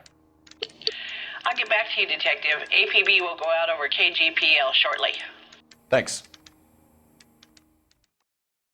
Well, I love the chase till the minute I win it. A beautiful face till there's love for me in it. Give me your heart and baby I'll bin it. 'Cause I always kill the things I love. Some Buy me a drink, Cole? No! Not even for old time's sake? Not even for that. You're not gonna ask me why I'm here? I wouldn't give you the pleasure. We'll get around to it. She's in fine voice this evening. I wonder how the commander would feel Save about... the threats for someone who cares about them, Roy. You're breaking my heart, Cole. You know how I feel about you.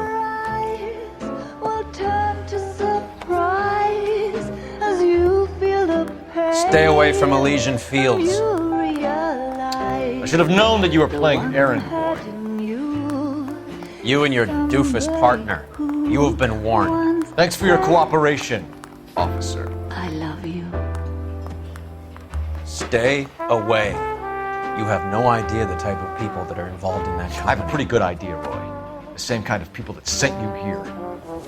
Your investigation is finished. Homicide will be taking over from here. I've heard we've had a spate of grass fires in the hills that you and that hunchback might be able to handle. Thanks for the drink, Cole.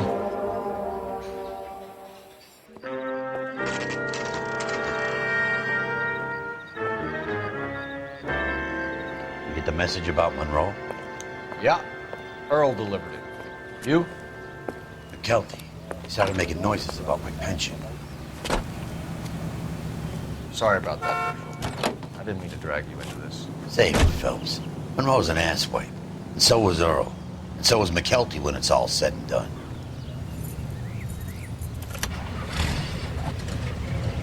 KGPL calling car 11K, 11K. 11K, go ahead. 11K, the last known address of suspect Herbert Chapman is 650 North Kingsley Drive in Wilshire. Roger that, KGPL. 11K en route. Let's go pick him up.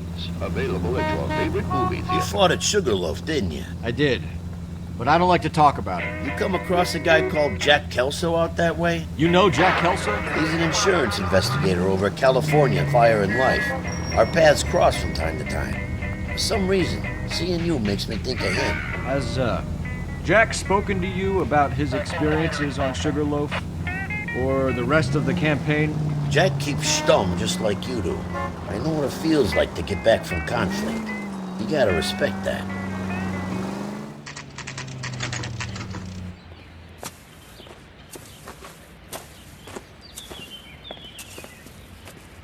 We're looking for Herbert Chapman. I'm looking for him too. I need him to move his car so I can mow the lawn. He's definitely not here. I've been banging on his door off and on for a couple of hours. Yeah, he's out somewhere. There's some kind Let's of problem. take a look at the car. Let's see what he's hauling around.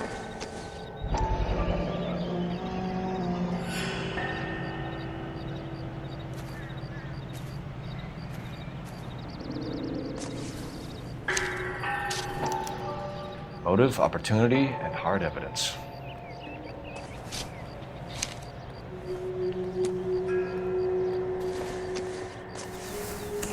wants a 5-star goddamn wedding.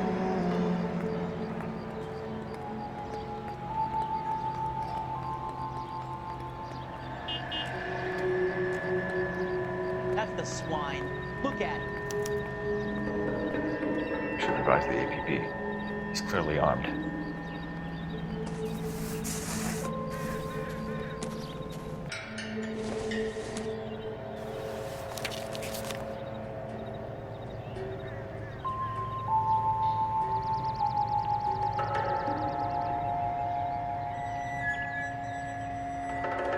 Definitely gives him opportunity.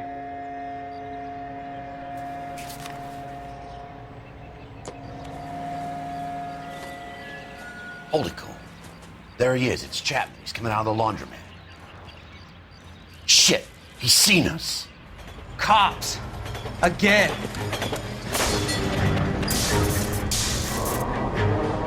Son of a bitch, he must have caught the trolley. We gotta move fast, Cole. I'll call this in. Get some cars dispatched. Car 11K calling KGPL. 11K requesting assistance. In pursuit of suspect aboard the 1110 University streetcar. Currently heading east on Melrose Avenue. Advise all units. Suspect is in control of car and driving dangerously. Roger, 11K. All units, officers need assistance on Melrose Avenue. A suspect aboard the 1110 University streetcar headed eastbound. Approach with caution. Suspect is in control of the streetcar and driving dangerously. Unit stay on code 3 identified. Stay on his ass, Cole. Don't lose him.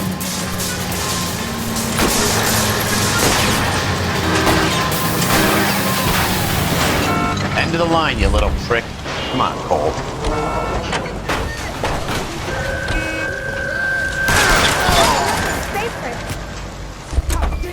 Looks like we have our man, Cole. Well done. I'm not so sure. Chapman seemed to have his own agenda. There seems to be more to this than a personal vendetta. What are you talking about? The fires benefit Elysian in some way. I don't see Chapman and Monroe working together. You have a point. The evidence is good for Chapman. Hard to be worrying about his side of the story when he's blasting away with that big 45.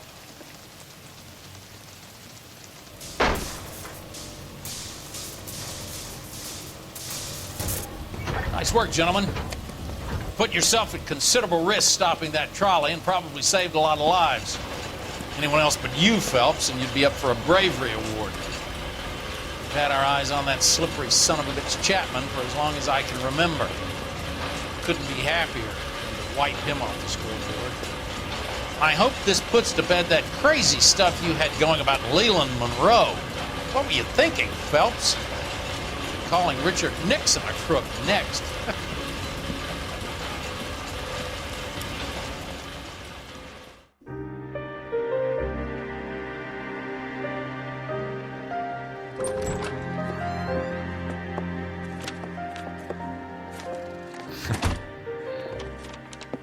What is it? A letter from Lou. His insurance policy named me beneficiary. California Fire and Life. You worked for Elysian? The roof that he was working on collapsed. It's a very generous settlement. Elsa, I'd like you to do something for me. I think there's something dirty about Elysian Fields. What has that got to do with Lou? I want you to reject this settlement. I want you to go and see an investigator named Jack Kelso and ask him to make some inquiries about Lou's case. Isn't this police work? Do you want to find out what happened to Lou? Why would he help, this Kelso? Jack won't be able to help himself if he smells a rat. He's a friend of yours? He hates my guts. Elsa, you could take this money and let them get away with it, or we could get Jack's help and do something about it. Why not be honest with this man, Cole? He deserves your honesty if you want his help. Believe me, Elsa, I'd like to level with him. I really would, but it's too late.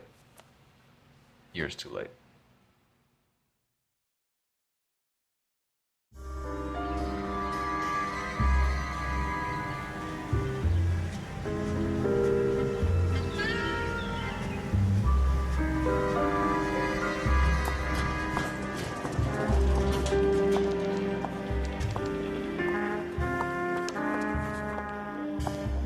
Mr. Kelso? That's what the sign on the door says, miss.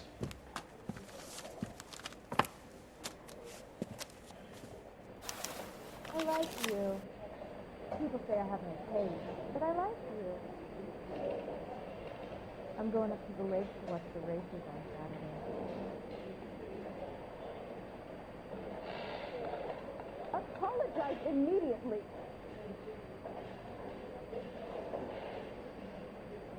We wanted to move in together when we're not even married.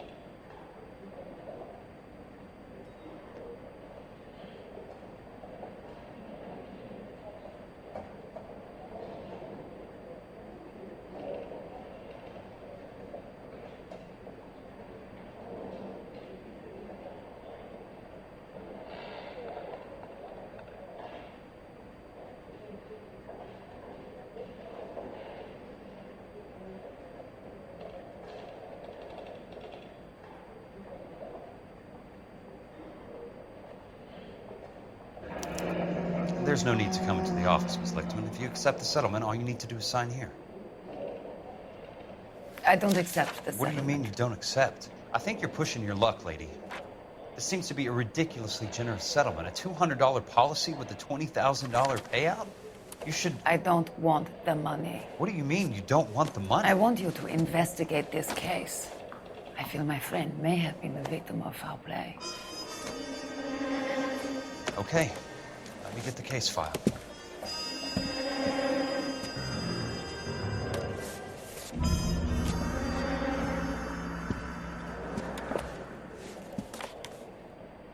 It's what the race is on Saturday.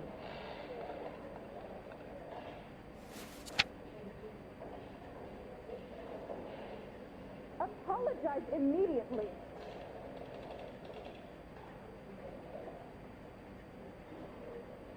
We wanted to move in together when we're not even married.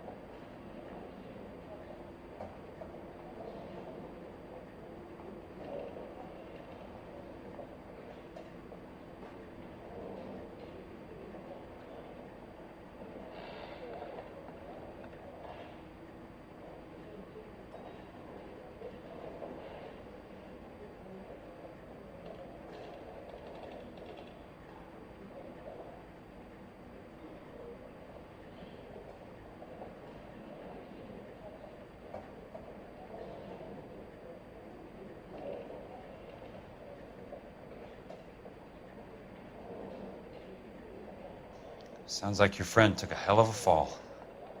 I'm sorry for your loss.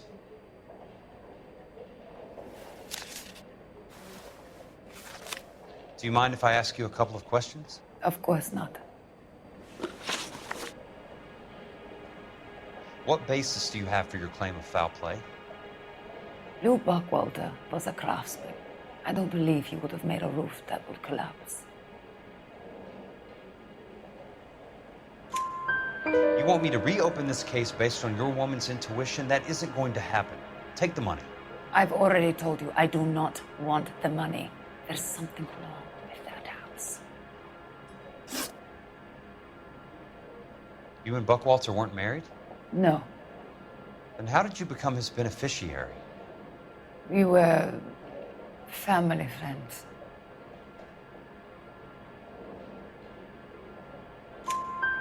You expect me to reopen this case because you come in here walking that walk? Well, I'm not buying it.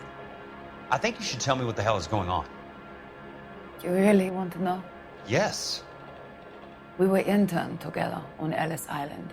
Resident alien Germans whose parents had been killed by Nazis. Do you see the irony in that, Mr. Kelso? We spent 4 years there. So the roof collapsed, accidents happen. What exactly are you trying to achieve here, Miss Lichtman? Exactly what I said. I want that building thoroughly investigated.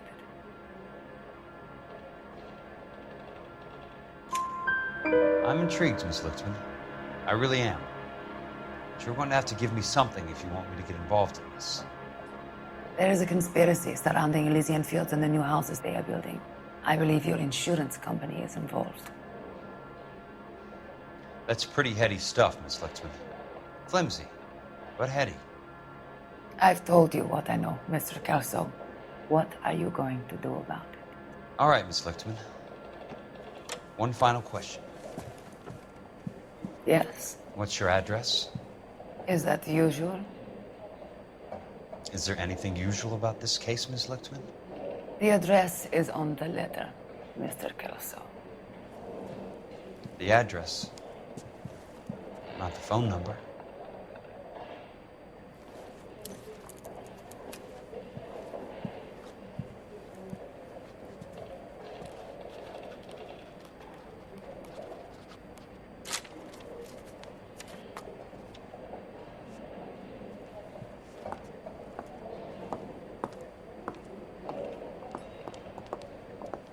Mr. Benson would like to see you in his office, Jack.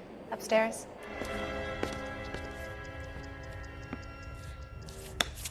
Mr. Benson, you wanted to see me? Ah, yes, Jack. I'm just trying out a new putter. I noticed Elsa Lichtman in the lobby. It's the weirdest thing, Mr. Benson. Call me Curtis, Jack. This is California. Like I said, Curtis, this is a very strange case. How so, Jack? That lady, Elsa Lichtman, is refusing a 20 grand payout. Elsa Lichtman is hardly a lady, Jack. She's a jazz musician. Plays at the Blue Room in Hollywood. She has a fine pair of lungs, now that I think She's of the it. beneficiary of this guy, Lou Buckwalter. He was killed in an industrial accident working for Elysian Fields Developments. You know Elysian?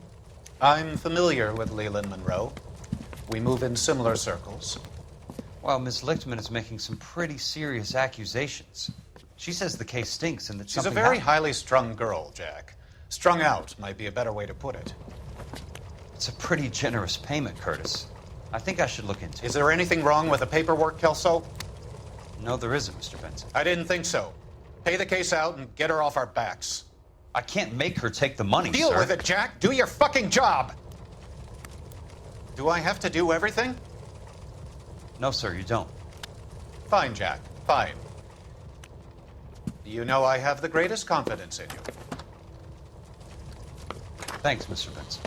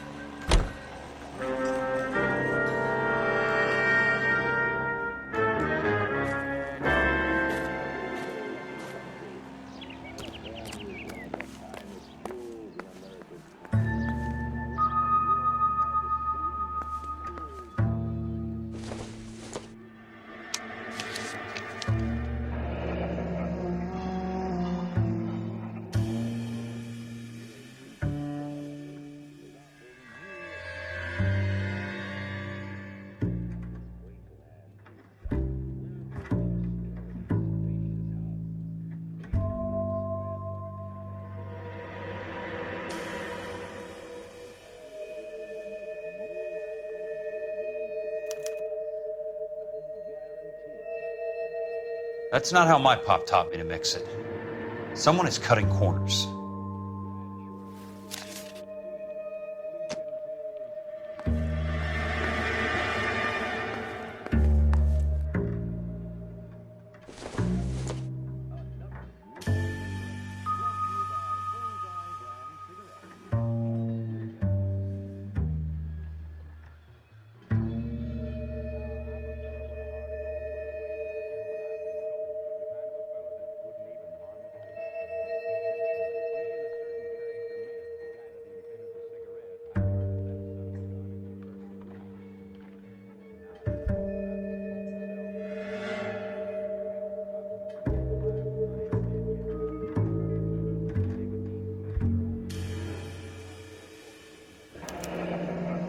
Bulldozing and starting again.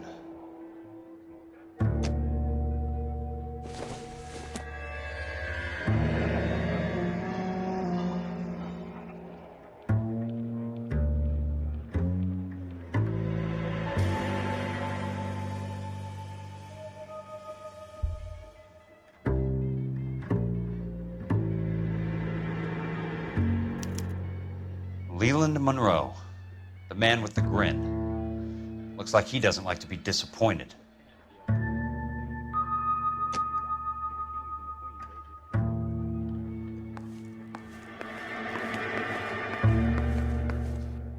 Hey!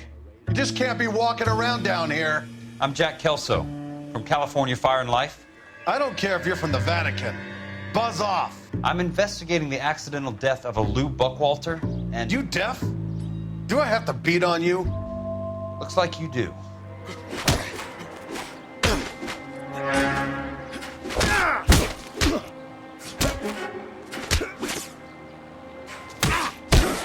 I came to see the house where Lou Buckwalter died.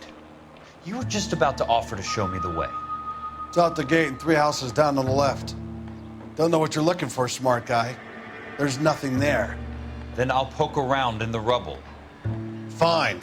As long as you're out of my sight. The place falls down and then they bulldoze it. What gives here? Son, you're a couple of sheep. Let's try to piece this together.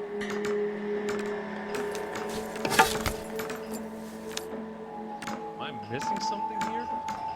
Keystone Films. Who gets their lumber from a film studio?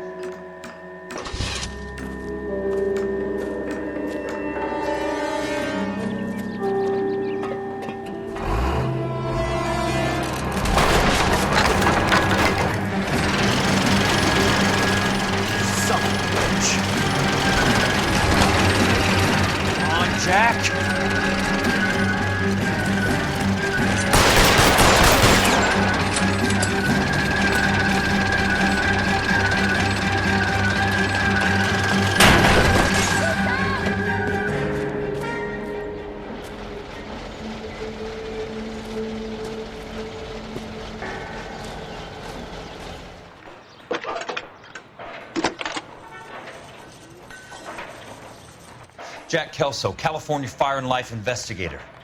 I need an address on the Keystone Film Company. The address is 658 North Wilton Place. Is there anything else? No, thank you, ma'am. I'm going up to the lakes to watch the races on Saturday.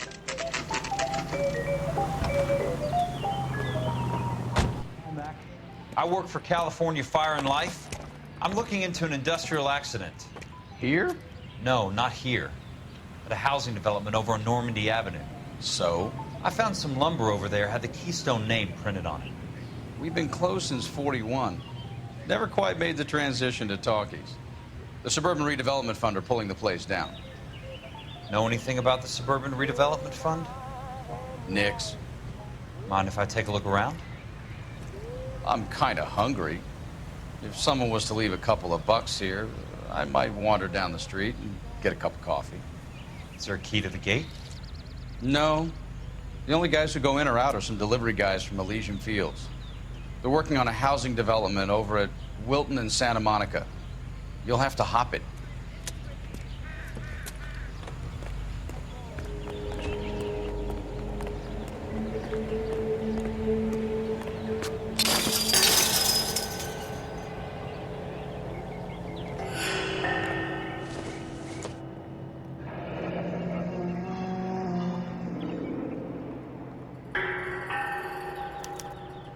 So this is where their lumber comes from?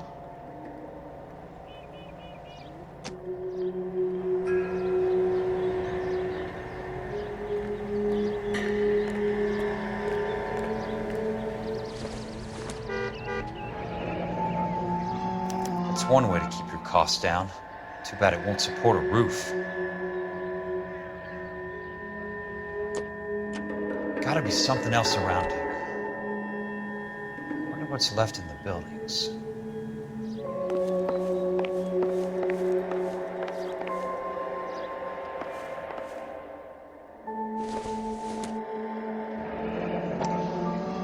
Let's see what the rich and powerful have to say for themselves.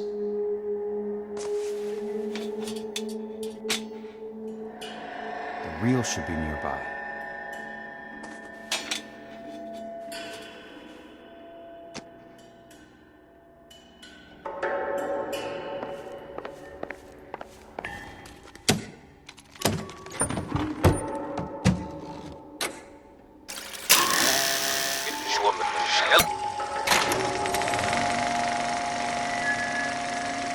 great day for the future of Los Angeles. Civic leaders and businessmen joined forces to launch the Suburban Redevelopment Fund.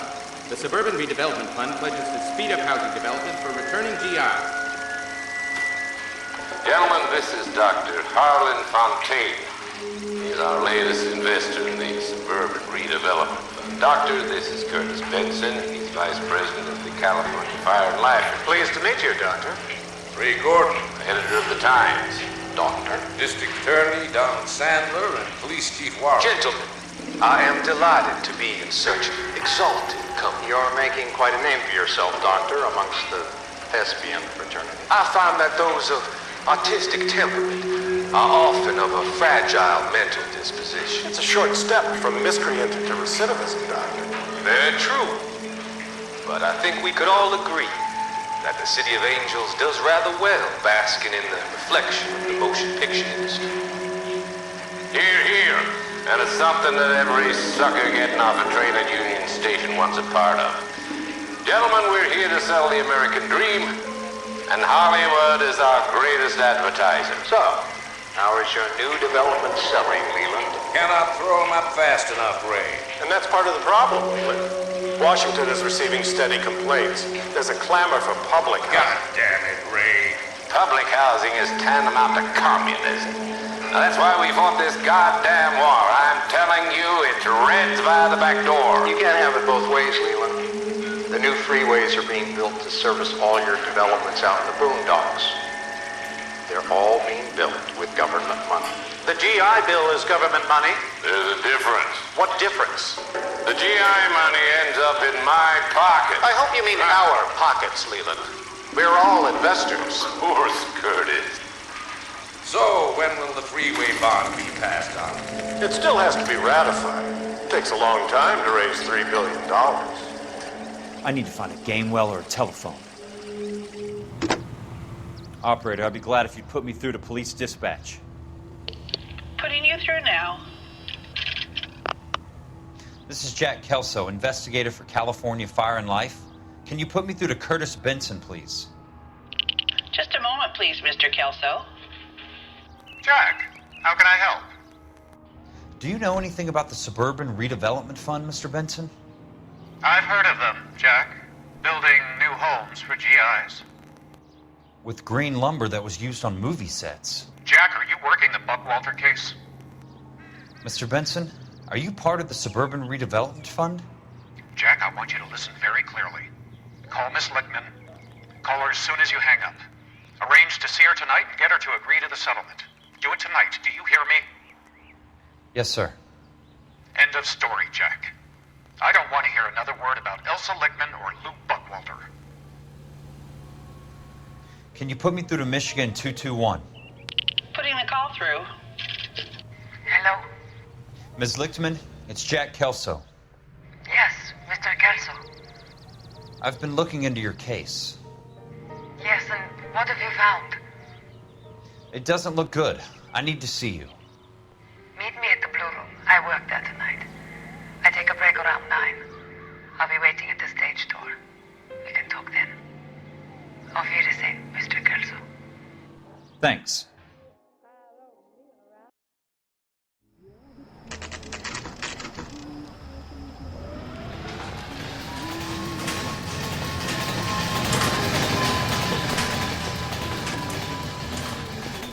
And don't suppose I'll make a plea, 'cause baby, you know I'm guilty.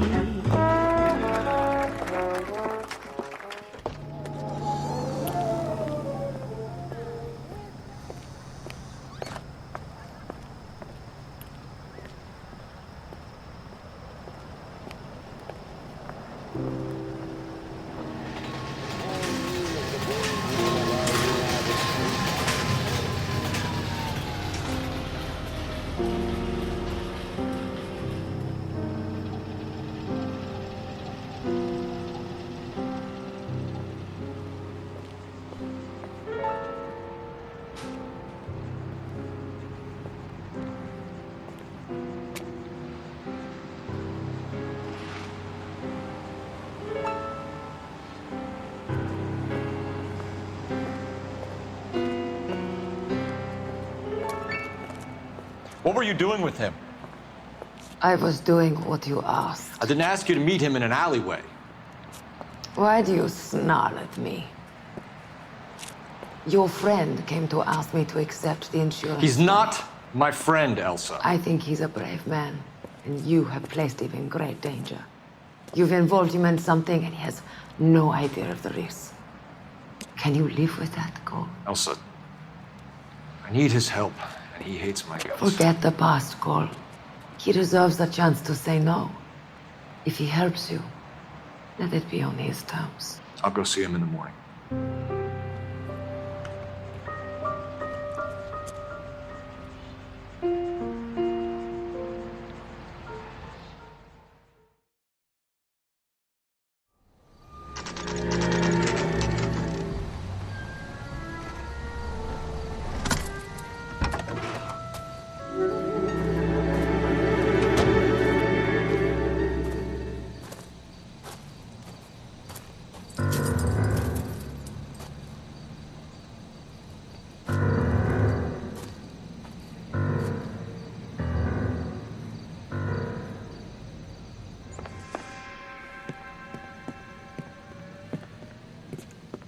You lose something, Mac? I thought these private eye types were all wise guys with smart mouths. Looks like the snappy repartee has all dried up. Get on with it. What's your hurry, Mac? You got some place to go? You ever do the cat and mouse routine without a gun in your hand? Now that's more like it. Let's put a few caps. Time for you to lose some teeth.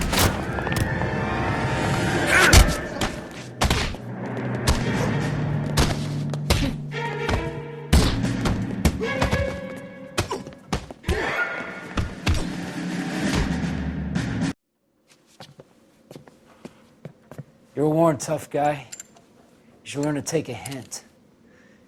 Get him downstairs and into the trunk.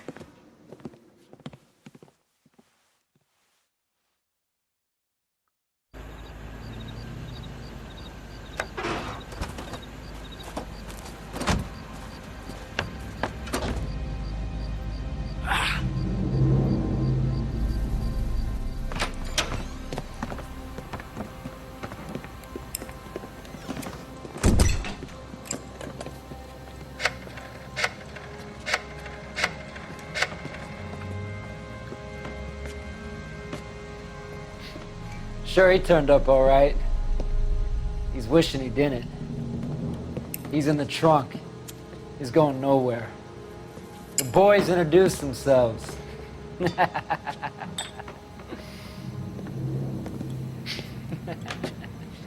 What do you want done with him, Mr. Monroe? Yeah, I know a good place. Pick up a shovel and a pick on the way. It's up in the hills behind Griffith Park. We'll deal with that German bitch next.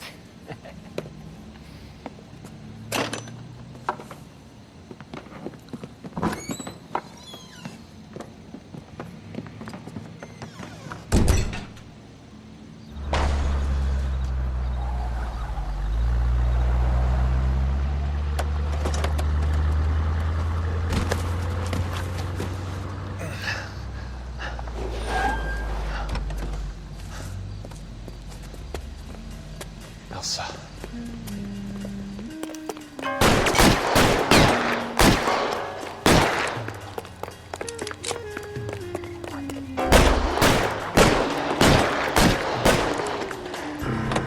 What the hell? Sorry, pal. Desperate times.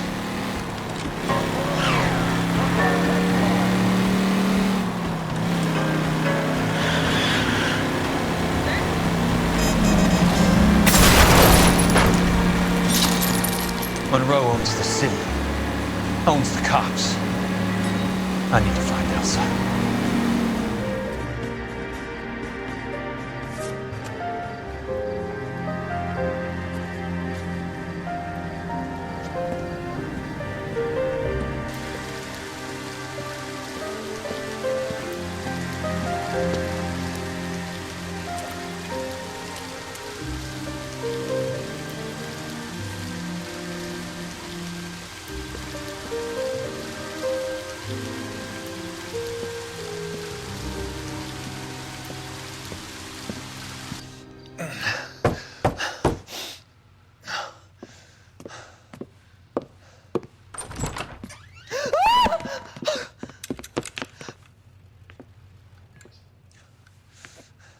So you're still carrying that Army 45, Cole?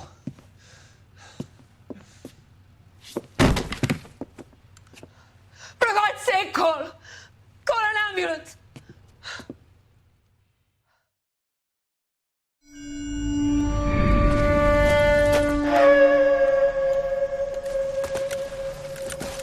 Satchel charges on the cave entrance from above. Covering fire on weapons team. Look for snipers in the trees.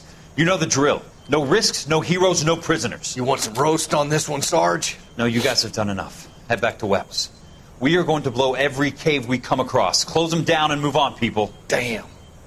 I was hoping to get me a samurai sword. Skipper says that Phelps has fallen behind again. He's got his fire teams checking every cave. He's lost another flamethrower. He wants you to get over there and hurry them along.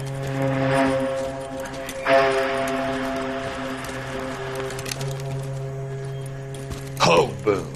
Weapons Company. Sir. Sir. We have a major cave complex in front of us, Hogaboom. I want flamethrowers and BAR teams to clean it out. Begging your pardon, sir. But if it's a big complex, why don't we bring the Shermans in? They could pour it in there. We can't wait for tanks to be brought up. I'm already behind. Then blow the cave. No skin off our nose. Bury them. We are going in there and clearing them out. We are doing it by the numbers, Sergeant. Get your team in place. We're moving out. Mount up! First fire team and flamethrowers! Head in!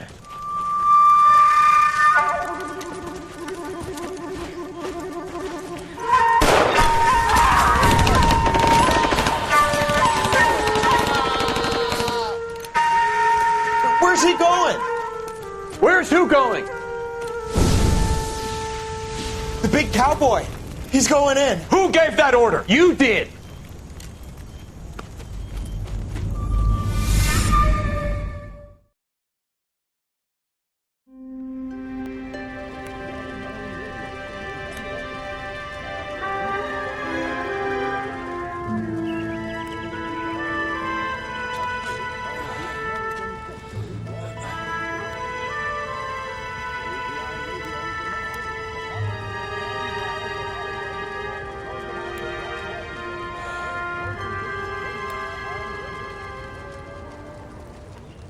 Hello, Miss Lichtman. How long have you been sitting there? Not long, Mr. Kelso. You look lovely, Princess. You haven't exactly caught me at my best. It's okay, Miss Lichtman. I'm a big boy. I know how to take my licks. Please, call me Elsa. Okay, Elsa? What can I do for you? I'd like to explain because I can join the dots, Elsa. Cole needs your help, Jack. The police department have frozen him out. Look, you're obviously a brave lady, but you can't fight all Cole's battles for him. I just wanted to apologize for... You don't have to apologize. You were right about Elysian Fields. Tell me something.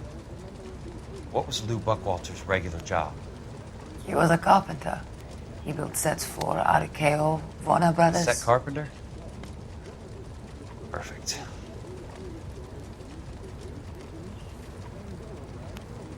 If you don't mind, Elsa, I'd like to get a little rest now. I've got a lot more dots to join, and it's making my head hurt. That's perfectly understandable, Mr. Jack. I hope we can meet again under less dramatic circumstances. I hope so too, Princess. I'd like that.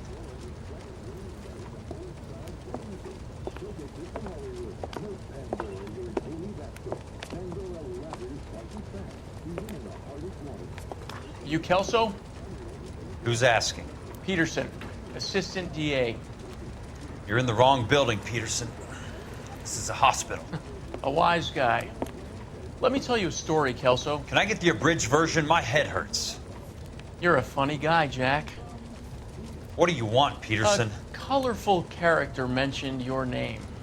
He said that you might know something about... There's a problem with colorful characters, Peterson. First they send you over a drink, then they buy you dinner, then you get a phone call in the middle of the night for a favor. Try rubbing shoulders with some solid citizens. They're the ones you're supposed to protect. You finished, Kelso? For the moment. I'm going to run for DA, Kelso. The current administration stinks. And you want me to help? I'm looking for a DA's investigator.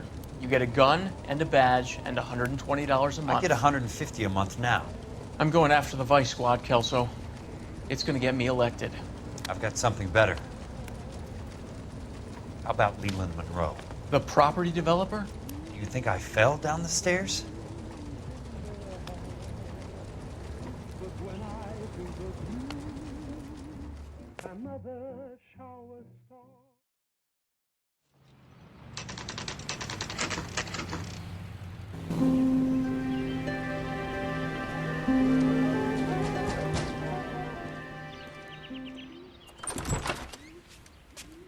Remember me? Jack, it's good to see you.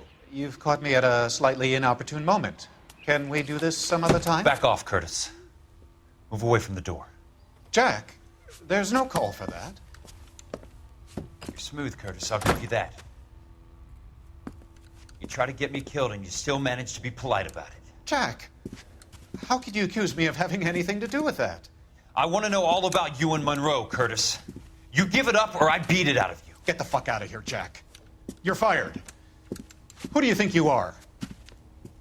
Get out of town now while you still have the chance. You have no idea what kind of forces you're dealing with here. I guess we've exhausted the passive options. Sit tight, Curtis. I'm taking a look around.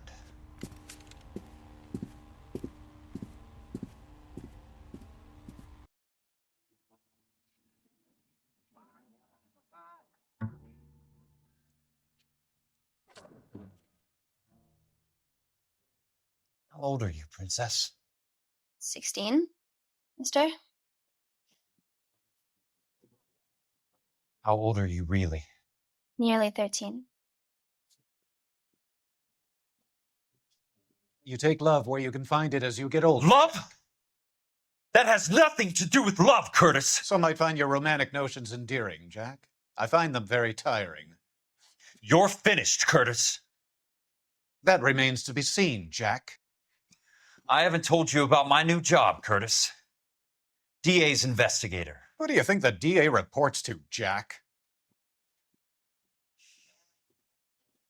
Get dressed. You're getting out of here. He's not so bad. He just lays on top of me and grunts for a few minutes. He's kind. And he buys me nice things. Get dressed. You're leaving.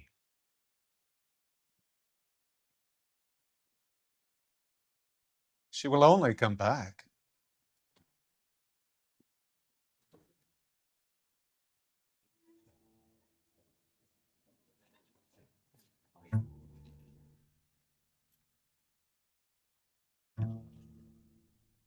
To get all of the stockholders, I need to follow the paper trail.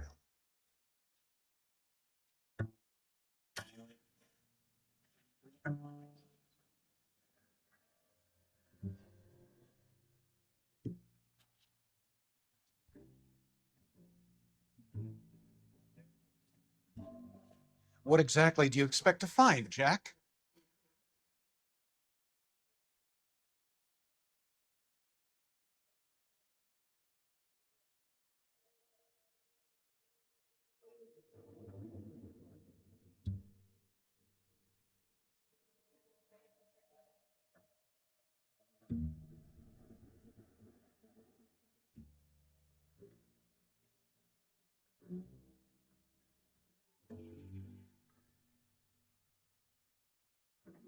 Jack, you've made a terrible mistake.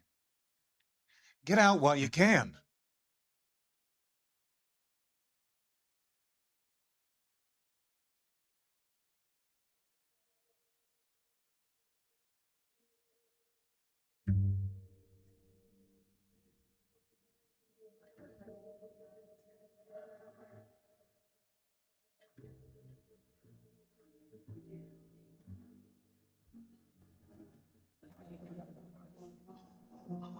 I knew you were in bed with a lesion, Curtis. Now I What know exactly why. do you expect to find, Jack?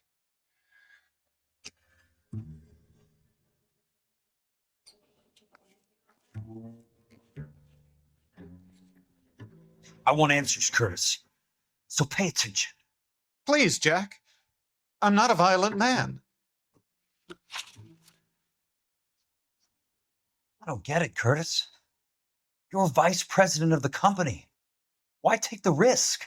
It's a simple business transaction, dear boy. You're lying, Curtis. Something happened at the company, didn't it? That's why you took the bribe. Bribe? What bribe? How can you accuse me of benefiting a head of the company?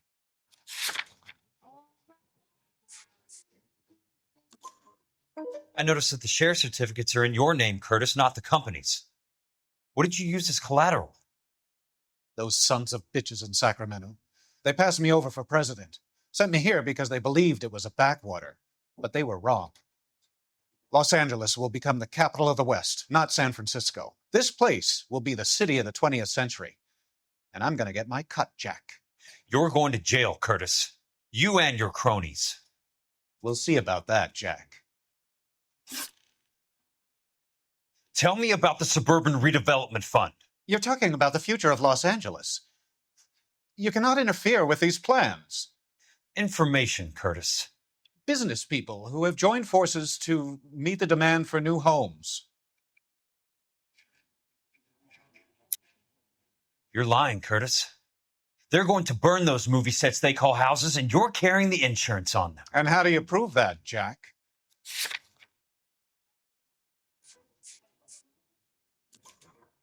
Rancho Escondido burnt to the ground. California Fire and Life is carrying the paper. Jack, the best result you could get from insurance would be replacement cost. The stakes are much, much higher. Why the big payoff in the Buckwalter case?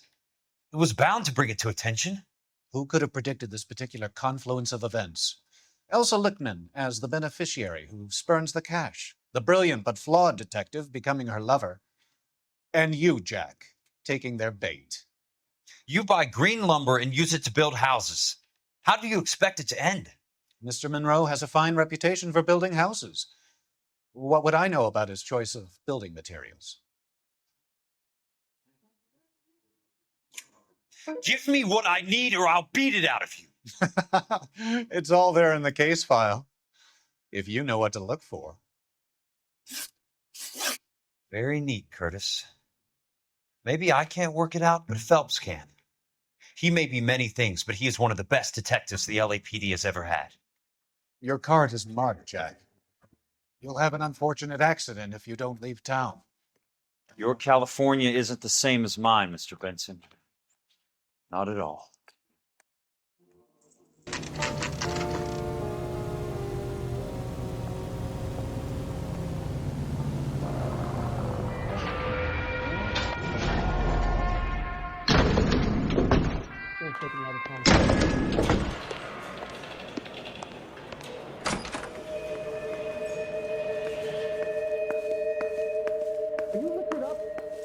So, Curtis, what is it you don't want me to see?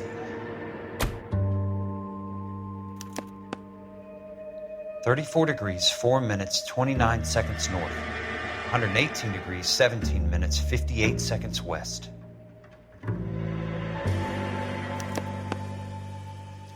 Insured replacement value for the house is $900.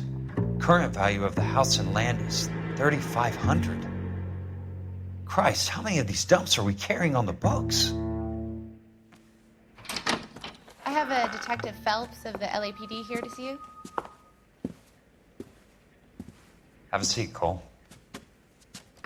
Where's the go-between? She's awful easy on the eye for a foreign girl. Does that private dick patter actually work on anyone, Kelso? It's not your style. You were always a little more direct. This is your dime, officer. Would you have helped me if I asked, Jack? A little chuck on the shoulder, shot of Semper Fi. Fuck you, Cole. Be a man. Why send a woman to do your dirty work? You're a cop. Why do you want my help? I thought a PI might be a little more discreet. I'm no gumshoe. I used to be an investigator for this company before your investigation got me fired. I'm sorry to hear that, Jack. I'm sorry about a lot of things. Is that an apology, Cole? It's a feeble attempt at one, yes. Look, Jack, it's a murder case, and I need help to solve it. So what's it got to do with Elysian Fields developments? They're in it somehow. The flyers keep turning up whenever I find a domestic fire. They're boosters. Stiffing GIs for deposits, making them wait months for a throw-up house. They're already making more money than they can count. What's turned them into killers? So you believe me? This is why you dragged me into the Buckwalter case. Look, Jack, I'm sorry. But if not for me, do it for some of the poor saps who are dying. Or some of the leathernecks who are getting grifted. How about it, Jack? I know you, Cole. You're still beating yourself up over that medal on Sugarloaf. The medal you think you didn't deserve, but you just don't get it. Nobody deserves a medal. It's just the ridiculous situation you find yourself in and how you react to it. You think you failed up on that hill. But courage isn't a tap you can turn on or off. Courage isn't permanent. It's a tenuous and fickle thing. Courage and cowardice exist in every man. Get over it. You got it off your chest. I guess I have. Can you help me, Jack? I'm thinking about it.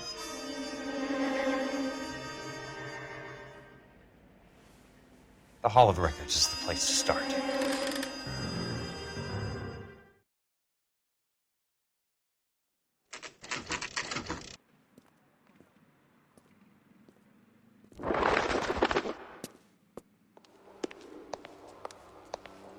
I'd like to see the company details of the Suburban Redevelopment Fund. Certainly, sir. Just this way.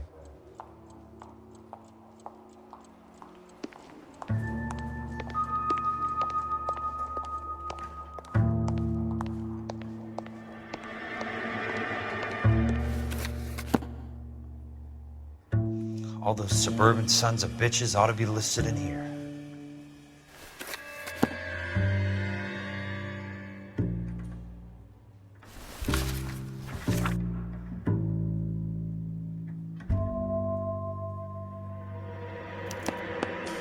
Courtney, for God's sake, what's he got to do with this?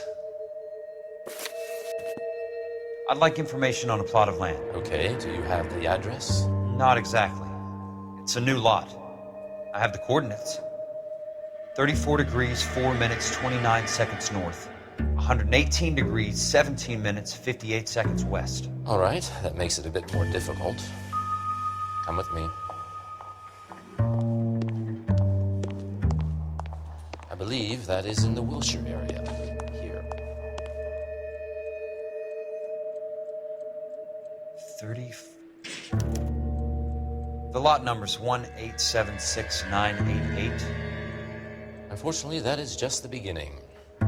We have at least 1 million lot numbers in the Los Angeles area. The registrations are in alphabetical order. You need to convert your lot number to a letter.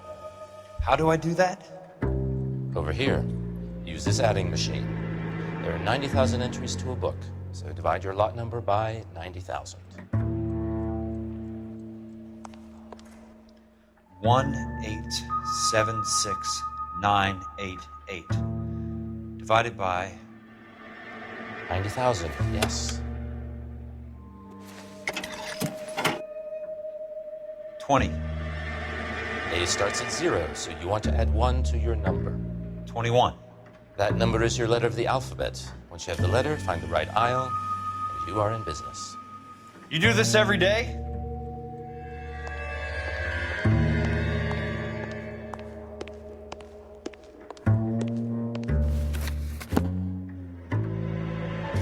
Let's see what the site is worth to them.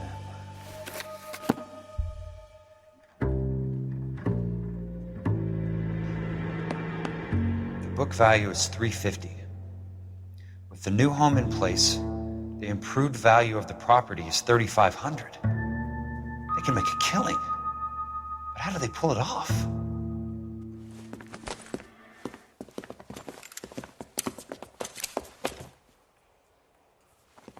Know why I plumbed for the caddy? The extra trunk space. One thing you learn in the war, boys. You do your talking once the smoke clears.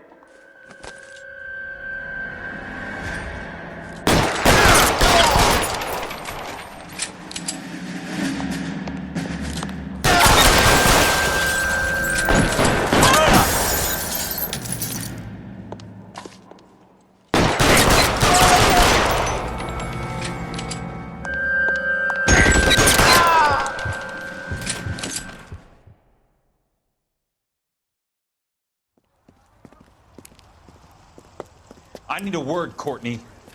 That's okay, Jack. You didn't need to come all the way down It's here. important, Courtney. How can I help? Tell me about the Suburban Redevelopment Fund. What are you talking about?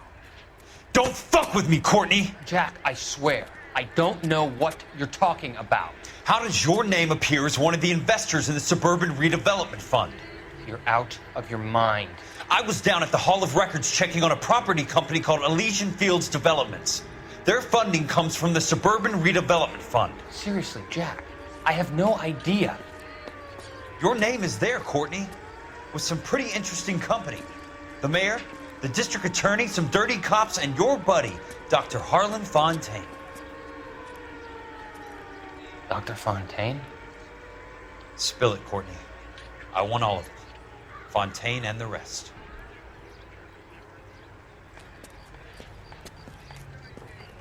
Fontaine took the morphine off our hands. Look, Jack, I know you said to get rid of it, but it's okay. I did something good for once. He reinvested the money for us. That's it. That's what's happening. They're building houses for GIs, Jack. I turned a mistake into something beneficial. Something that's gonna help out the guys. Courtney, they're building matchstick houses. They're going to burn them for the insurance money. They'll probably stiff the poor bastards for the deposits. Please, Jack. Say it isn't so. Harlan's a doctor. A good one. He helps out a lot of people. Looks like he's helping himself, Courtney. You're the fall guy.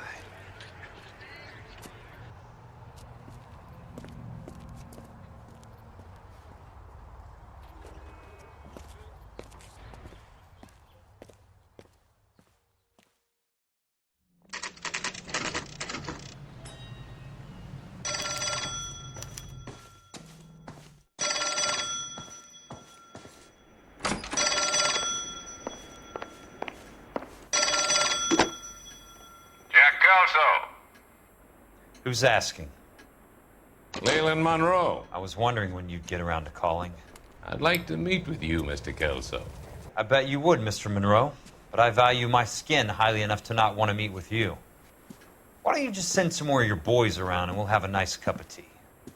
You realize that I could make you a very wealthy man, Mr. Kelso. Better than $220 a month? You're a very witty man, Kelso. Substantially better. I'm going to have to let it slide, Mr. Monroe. Are you haggling with me, Jack? I might be. Come around to my place at 9. 5164 Santa Monica Boulevard. You'll come? I might. Good night, Mr. Monroe.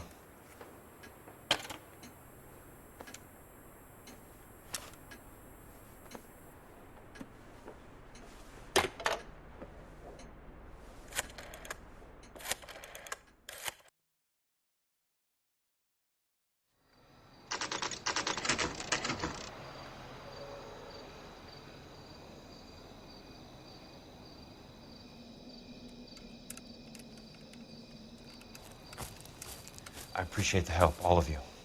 We can reminisce later. I want a minimum of noise and no prisoners. No prisoners? This isn't Peleliu, Jack. These guys are grifting GIs.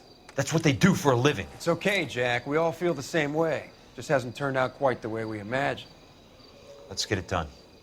Teams of 2 at the ready.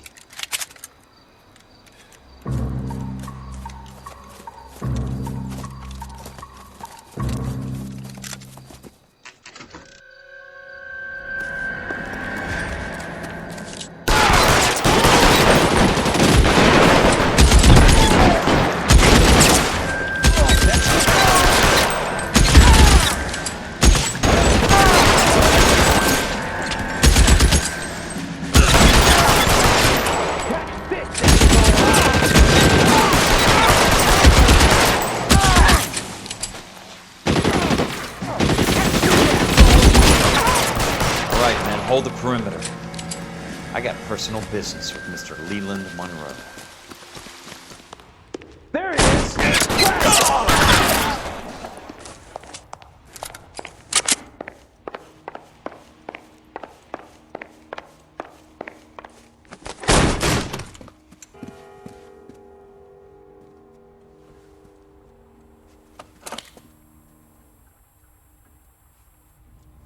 You're a very sweet-looking girl to be holding such a big gun. I know how to use it, mister.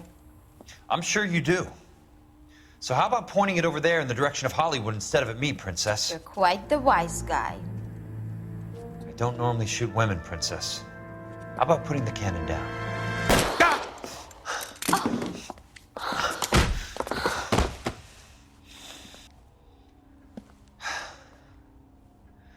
I didn't think you had the guts, sweetheart.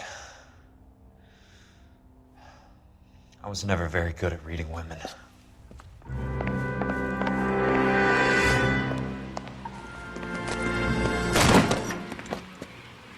Jack Kelso. That's my opening negotiating position. Oh, you crazy son of a bitch! How did you get in here? I'm bleeding to death. Get me a doctor. I thought I had an invitation, Monroe. Your boys outside were certainly expecting me. That's my second offer. You sadistic bastard! What do you want? I'm going to take a look around, Monroe. Then I want you to tell me what you know about the mayor and those Trojan houses that you're building.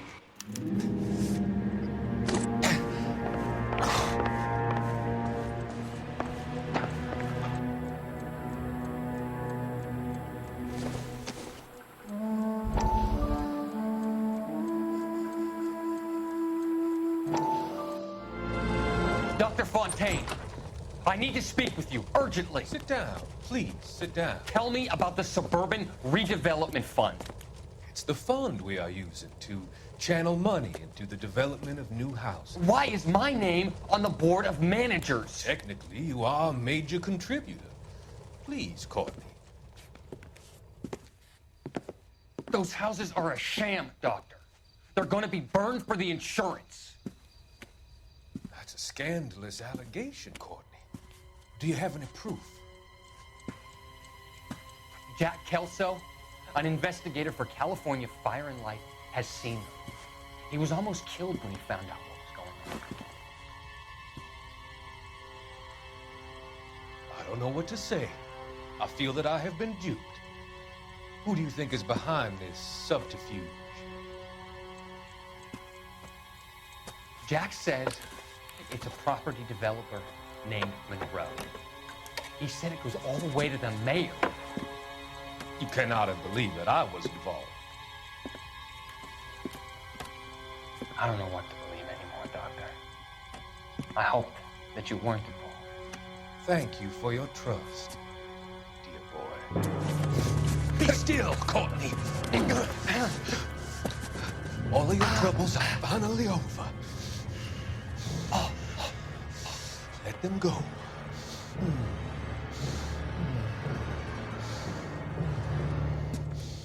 Let them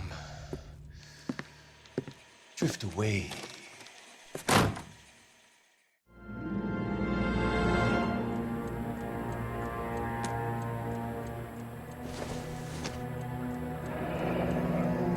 The Suburban Redevelopment Fund. Remind me what they say about absolute power, Monroe. Fuck you, Jack. Call me an ambulance already.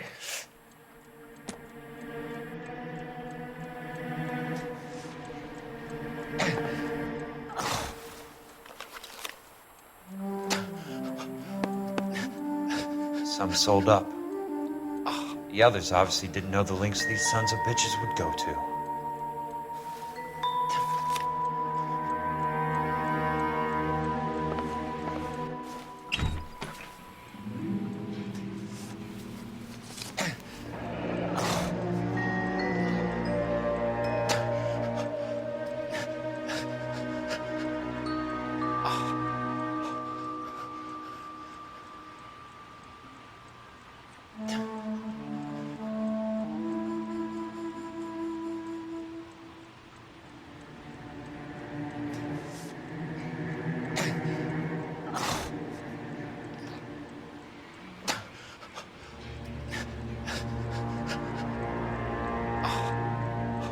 That's a hell of a payroll.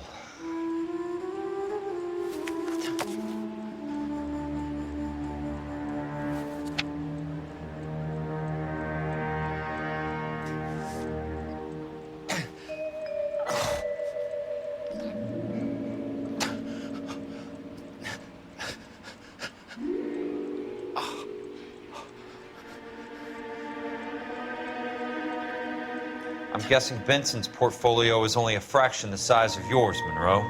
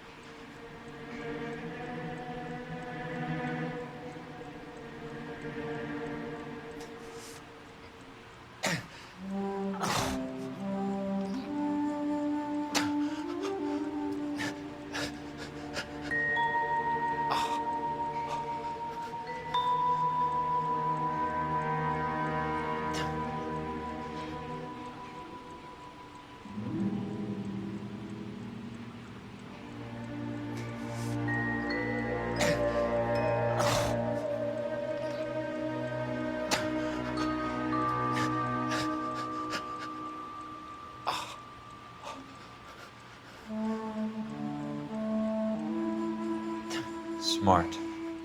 Keep the dirt on Fontaine under lock and key. This is your insurance.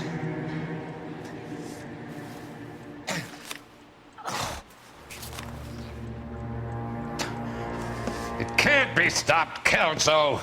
There's too much money at stake. Kingdoms rise and kingdoms fall, Monroe. Ask the Emperor of Japan. Have some fucking mercy! Operator, put me through to Phelps, arson squad. Yeah, Biggs, it's Jack. I'm at Monroe's. He's in a talkative mood. If you get here in a hurry, you might get something before he bleeds to death. Elsa. Oh, thank God. Where? Fontaine. Dead? Former patient. So that crazy son of a bitch finally came back for a checkup. It's Monroe. He's raving. You want information, cocksucker. You get me some medical help. I've got to go, Herschel. Monroe's negotiating again. Do you want my final offer, Leland? Tell me how I find the guy who has Elsa. Nutcase, he did whatever Fontaine asked. He had some kind of power over him. He did all the fires, and then he went off the rails. I don't have a fucking name! He worked as a bug sprayer. Get me a goddamn doctor!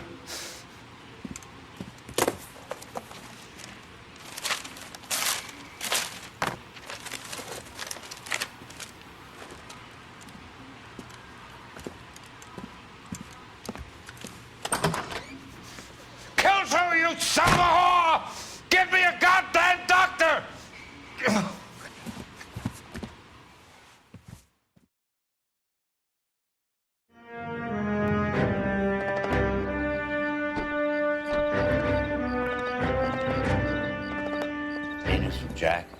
There's a statewide APB out on it. Jack's okay. He has something up his sleeve. He's not worried about being caught. How do we help? We go after the other side of the equation. Jack has a legion and its cronies running scared. We go after the doctor and some of the other guys. But the whole department breathing down our necks. It's time for action, Herschel. It's time for change. Jack's crossed the Rubicon, and we have to be on the other side. Christ, what was that? Explosion. Something big. You think it's the Reds? You think those Rusky sons of bitches that dropped the H-bomb on us? Calm down, Herschel. We need to be ready for the call. I'm not waiting for an invitation. Get in the car and head for the cloud. KGPL can give us the details on the way. All units, report to an explosion. Location, alternative location is south of Santa Monica, west of, stand by for further.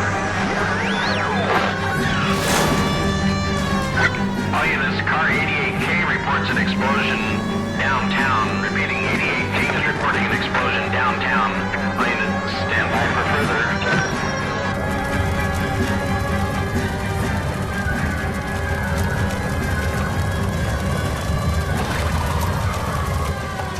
We have looters around the corner. Cuff them or put them down. We need to get this area under control. Get your shit in cops, you little prick! Get that bastard home! Now ain't the time to be looking for a problem, asshole!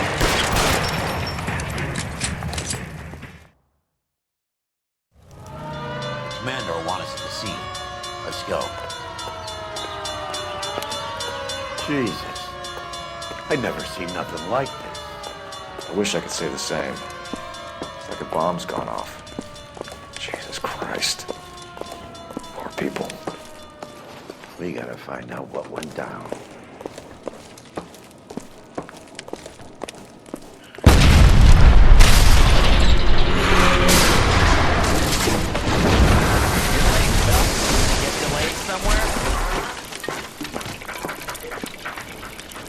What in God's name happened here? It wasn't nuclear. If it was, we'd all be dead from the radiation. That's reassuring. What's radiation? Everyone inside the factory was vaporized. Look at the size of that crater. What's going on over there? The mayor is going on television, appealing for calm. Television? Who can afford one of those things? Anything to go on? We're looking at the remains of Nicholson electroplating. I have an idea of what might have caused the explosion. I'm only guessing. Have a look around the rubble, see if you come up with it. Hey, detective! I think I got something here. Any idea what this is?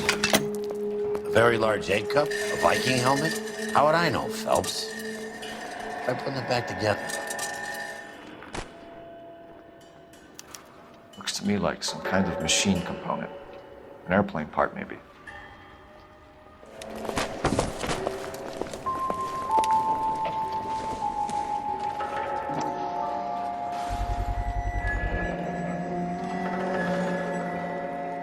Looks like all that's left. Try the laundry tag. I thought before. Detective, you seen this yet? Come take a look. Phelps, I think I found something over here. Blew the locker open, but shielded the contents. Let's see what we got in here. Oh, only OSS agents use these things. We'll need to get the film developed to see if there's an espionage angle. Blew the locker open, but shielded the contents. Let's see. Any ideas, Herschel? None that I care to utter for public consumption. Blew the locker open, but shielded the contents. Let's see what we got in here.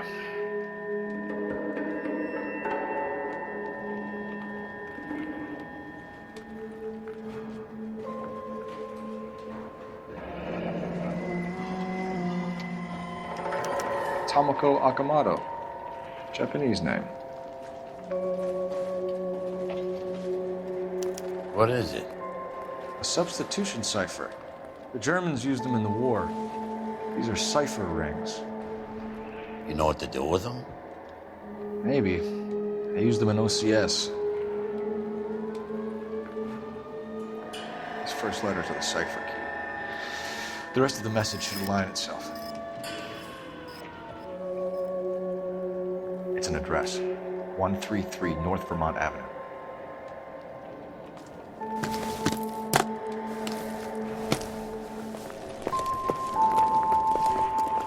I'm Fred Nicholson. This is your place? What's left of it. 32 years of work up in smoke.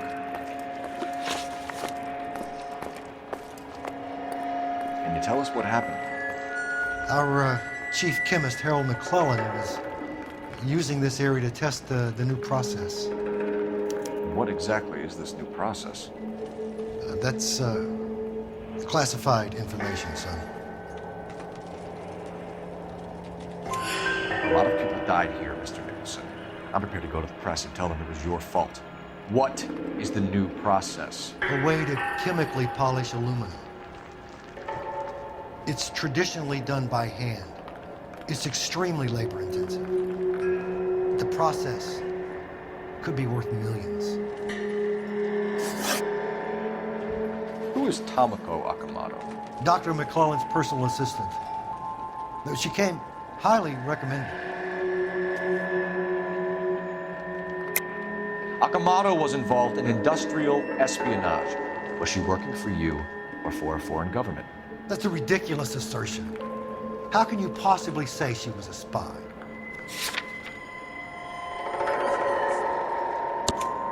How many of your other employees carry spy cameras in their handbags? Jesus, Mary and Joseph, she was selling me out. If she wasn't a foreign spy, who could she have been working for? There could be other plating companies, but the big customers for the process are the aircraft manufacturers. Lockheed, Boeing, Hughes, North American. What can you tell us about McClellan? A brilliant chemist. He approached me a few months ago with the idea for the new process. So no one has ever done this before? No, but it's legitimate research. So you thought McClellan could do what no one else could do? You were prepared to take that risk? Look, he was a trained chemist, and his ideas could revolutionize electroplating. And you would be rich. I'm a businessman. What's wrong with turning a buck? You blew up 6 blocks! God knows how many people are dead. I regret that. That's laudable. We'll be in touch, Mr. Nicholson. Can you send us Dr. McClellan and Miss Akamoto's personnel files? I will if I can find them. By the way, we also found the collar of a shirt. It has a laundry tag. Likely to be Dr. McClellan. And the majority of people who work here don't use a laundry service. You think McClellan went up in smoke? Or is he still alive? You'd ask the same question about Tomoko Akamoto.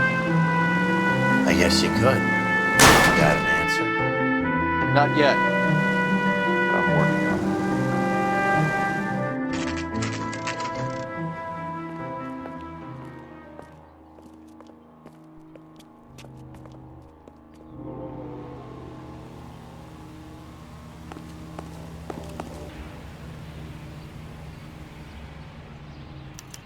Well, well. Why the cloak and dagger routine, Miss Akamoto?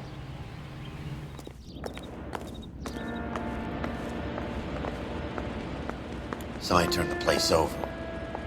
Better watch your step. Do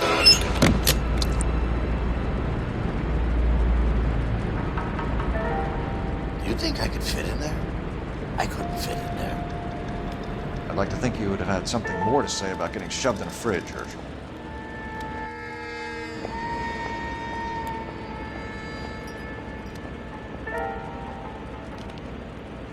One to the head, one to the heart. Point blank.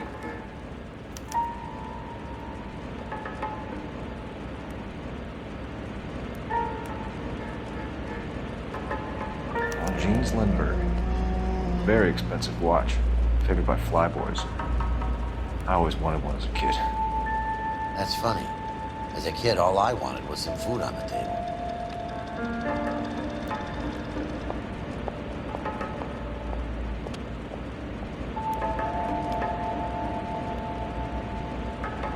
Could be a class ring.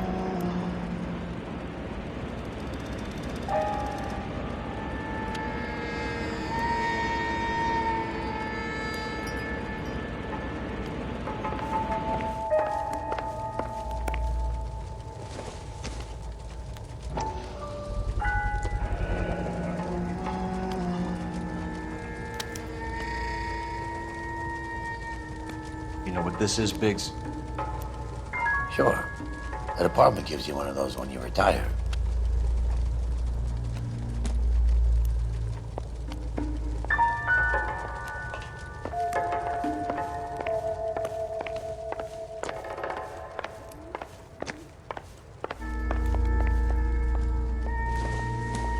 Looks like we have a match.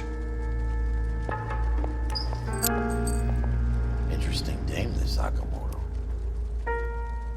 What is it exactly? Microfilm. A document shrunk to the size of your thumbnail. Rod must have amazing eyesight.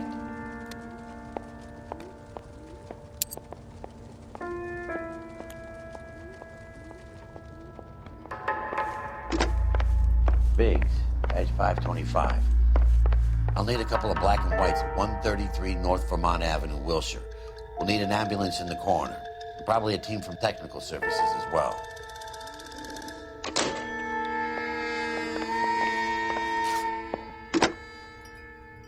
Operator, message for KGPL. Putting you through now. Detective Phelps, badge 1247. How could I help, Detective? Can you speak to someone at the Army Air Force Base for me, please? Of course, Detective. Tell them I have what I believe is an aircraft part. It's polished metal, light for its size, and it looks like a cone of some sort. It's stamped on the inside. P&W Wasp Major R4360. I'll get back to you, Detective, when you check in for messages. Anything else? I need an address for Superior Laundry Services. Closest store to your location is in Wilshire, 4766 Melrose Avenue. Thanks for your help.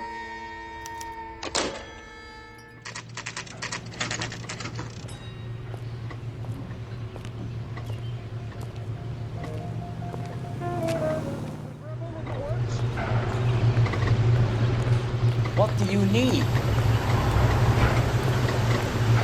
Phelps and Biggs, LAPD. We have one of your laundry tags. Can you tell us who it might belong to? Are you kidding? I got work to do, Mac. Here's the customer book. Knock yourself out. Number was, J2620, Cole. Who is Hangstrom? Could be someone else from the factory. Does he have an address? No. Dead end. Thank you for all your help, sir.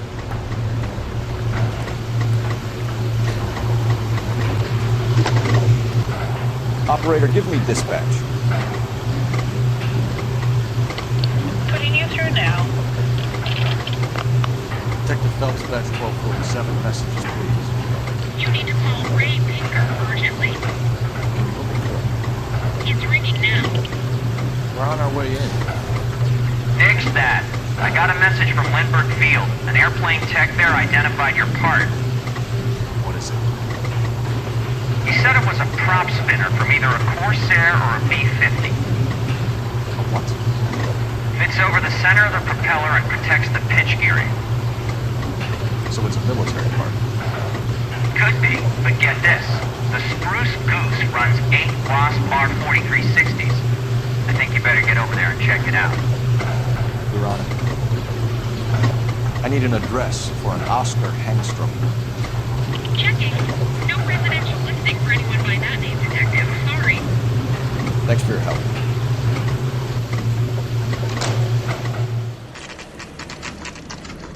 This is a military project, gentlemen. Can you state your business? Detectives, Phelps and Biggs, LAPD.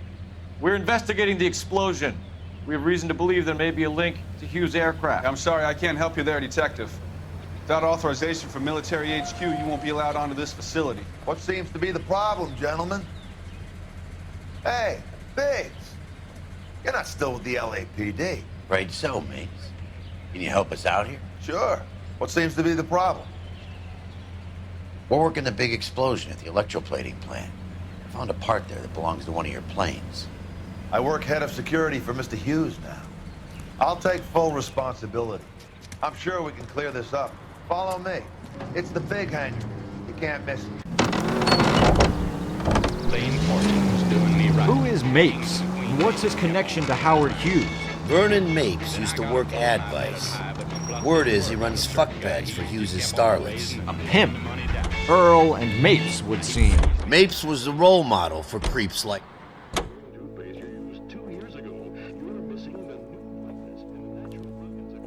That thing really fly?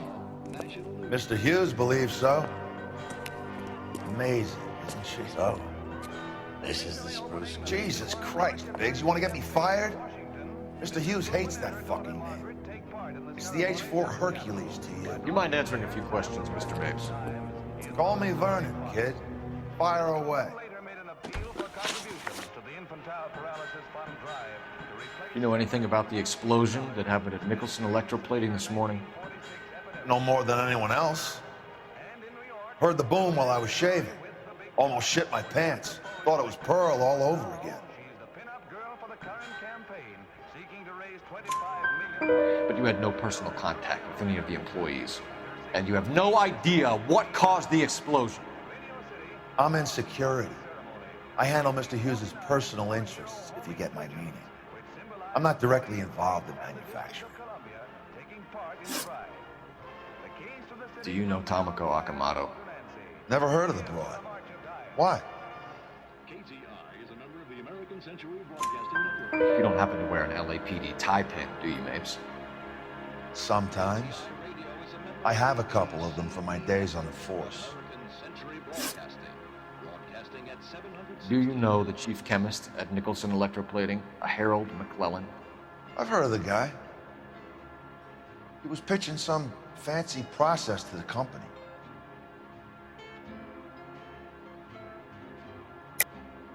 We know that you were sending parts to Nicholson for testing.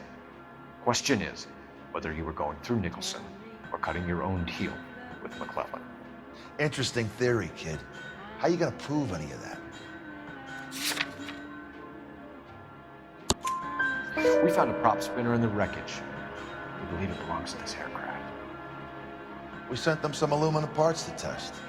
Howard and the Boffins were interested in this guy McClellan's theories. McClellan was cutting out Nicholson. That's not our problem. Thanks for your help, Mr. Mapes. Do you mind if we have a look around while we're here? Sure. Knock yourself out. Want to take a look inside? And her?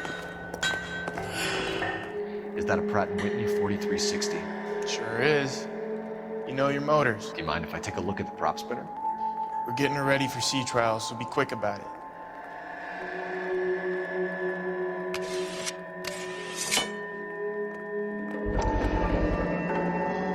What's the oily covering on the metal? We coat the aluminum parts in linseed oil to preserve it from oxidization.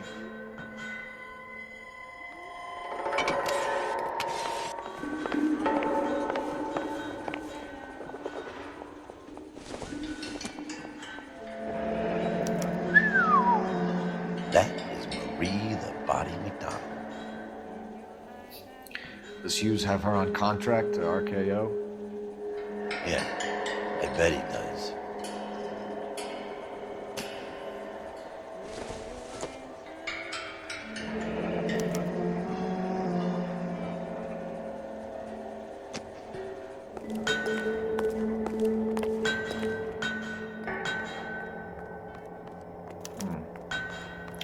McClellan's process was going to replace all this.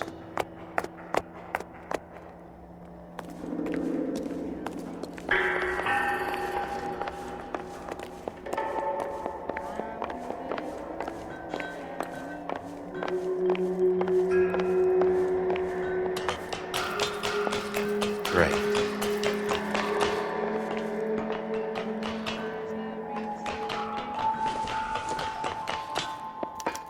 Latitude 24 degrees, 15 minutes north. Longitude 76 degrees, 0 minutes west.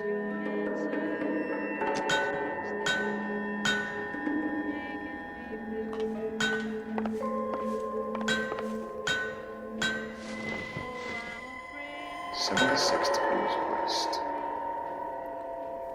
24 degrees, 15 minutes north.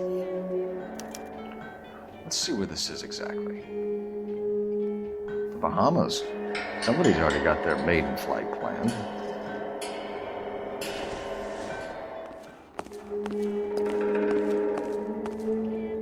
Thanks for the tour, Mapes. Always happy to help the department. Hey, don't I know your face from the papers? You're the cop that's stripping that German broad. Nah, I think you got the wrong guy.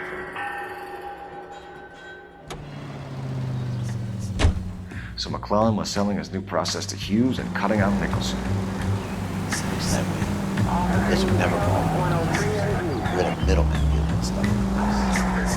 Someone like Mapes? The word middleman was invented for guys like Mapes.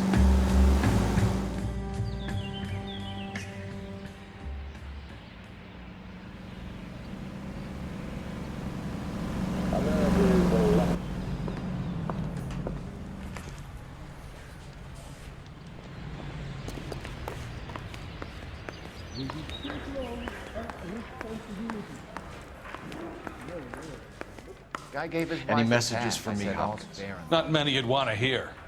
Newspapers wanting interviews and rookies cussing you out, mostly. Nothing else. Pinker wants you in tech services. Maybe you'll be more popular downstairs. Fuck you. Hey, Cole.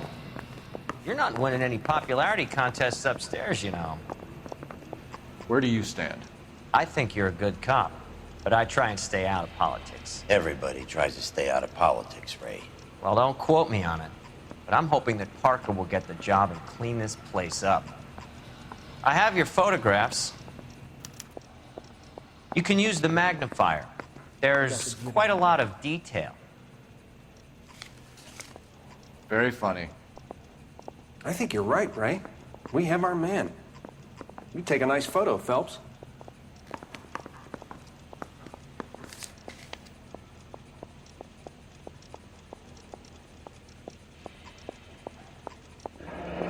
Bringing the Watcher a match for our John Doe. He's obviously the competitive bid. Can you get this over to Lockheed so we can get a name for this guy? It's already on its way.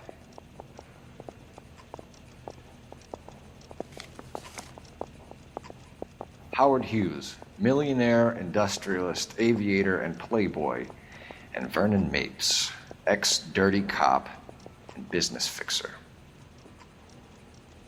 Parker or Green? I don't know who they were.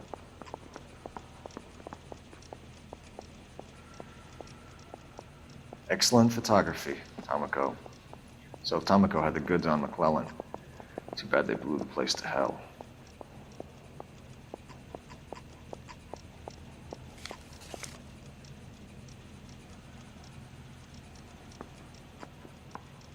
Is this McClellan?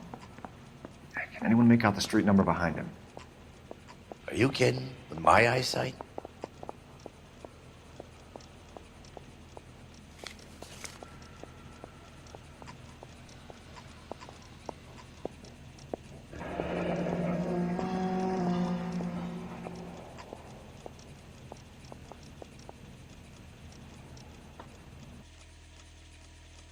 Cole, can you help me with a little experiment? Use the eyedropper in front of you. One drop from each of the bottles on the desk. Place the drops in the Petri dish. You ever want to make homicide? I know you've got it made if you can get to that desk. I've been in this job 20 years. I never fired this job.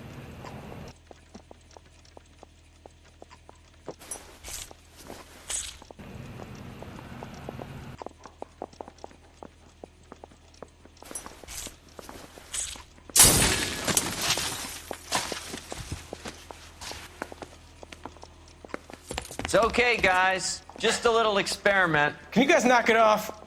Everyone's still jumpy from that bang this morning. Very funny, Ray. You just took a couple years off my life expectancy. Did the same trick to me about an hour ago. So that was the stuff that caused the explosion? I think so. Acetic anhydride is almost as explosive as nitro, and when mixed with perchloric acid, it's very unstable. It needs to be cooled constantly. We used linseed oil. You could add any organic compound to trigger an explosion. 3 little drops. Yeah, and they were using a 100-gallon vat. Straight through the red light. Said she never saw it.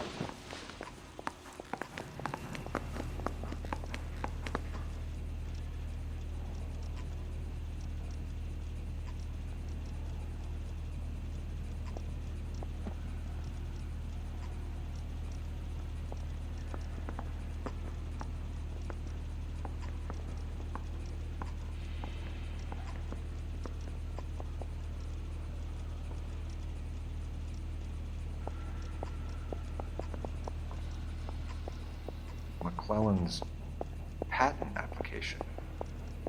So we have McClellan raising a patent and selling to Hughes, and Akamoto copying the details for Lockheed. Where does that leave Nicholson? With a great big hole in the ground.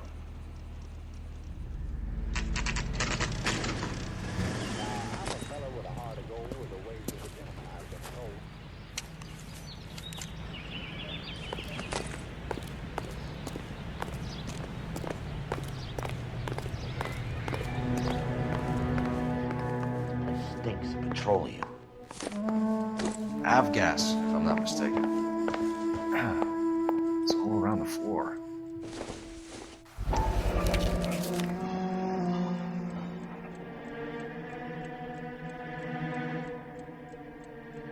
Hangstrom is flying today on TWA. Hangstrom is dead, Cole. Why leave your ticket behind? Mapes is cleaning up.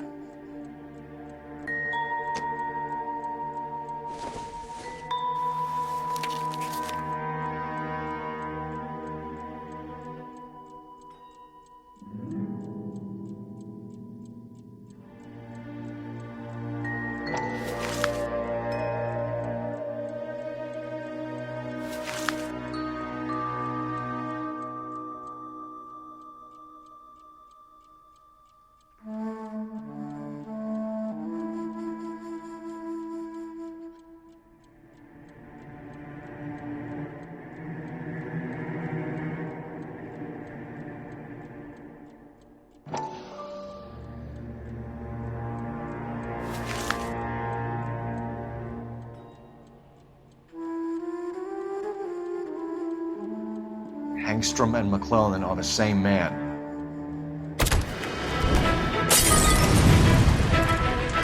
The gas, Cole, the gas! We gotta get out of here right now! Look, by the stove! Shoot the gas line, Cole, we're out of here!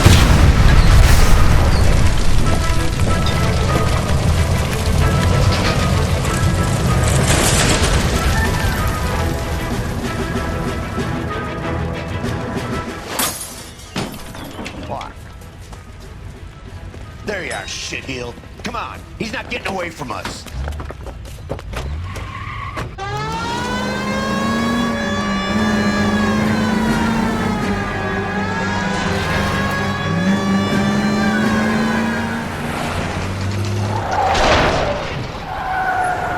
Stop right there.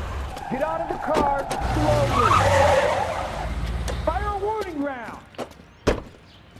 We're gonna have to go through all the security men first. I hope you're ready for a fight, Aim at Cole. the tires.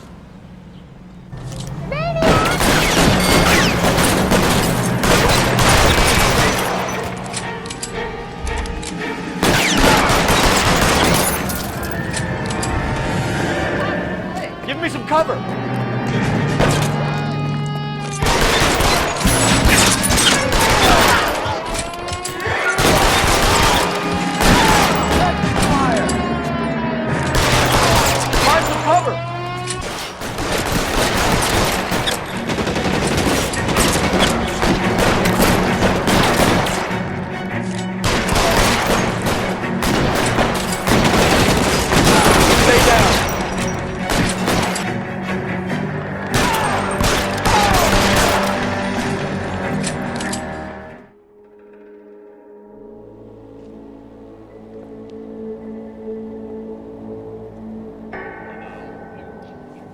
Explain this to me again.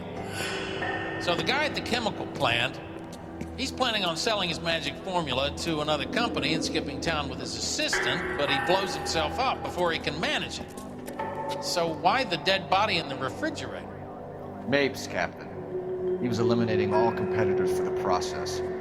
When it went bang, he burnt down the apartment to remove all connection between Hughes and the plant. Mapes, right.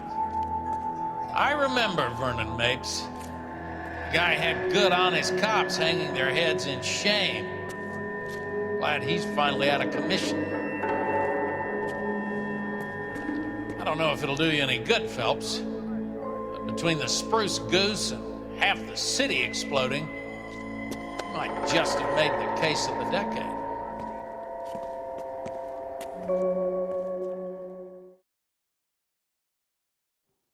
Good morning, Doctor. And a good morning to you too, Elsa.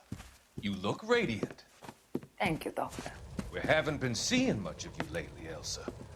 You've been missing appointments. I'm sorry, Doctor. I've been feeling much better. That's very good to hear. And what has brought about this improvement? It's the new man in my life. He's convinced me to fight my addiction. Ah, the policeman from the newspapers. How has he coped with his fall from grace? He can finally see things from a human perspective, rather than the ivory tower he created for himself. It's making him stronger. It's making me stronger helping him. You wouldn't make a bad analyst yourself, Elsa. Should we swap seats? We're both finding we have a lot to live up to. And what is that? In my case, Lou. He went through hell along with me and still came out smiling. In Cole's case, his friend, Jack Kelso. Kelso? You've heard of him? No, I just like the sound of his name. Cole and Jack are working on a case together. Is Jack a policeman too? No, he works for the district attorney. What? He's a special investigator. I thought you didn't know him. I have never met the gentleman in question. He has been looking into Lou's case. Cole thinks it might be linked to some fires he's investigating. You look pale, Doctor. It's cold in here, Elsa. I think I'll close the window.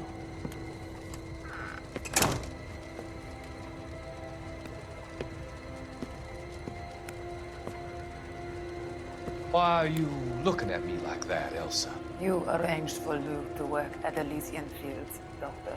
Your fears are unfounded. I meet many people in my line of work. There are many ways that people can be helped. Finding them work is just one of them. I don't believe you, Doctor. I've seen you with Monroe at the club. I'm sorry that you have come to that conclusion, Elsa.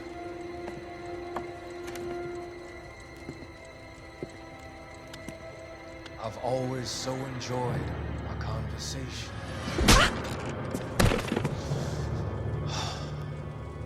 I can see your future, Elsa. And Cole, the policeman, and Jack, the investigator. It's an unfortunate and grisly end.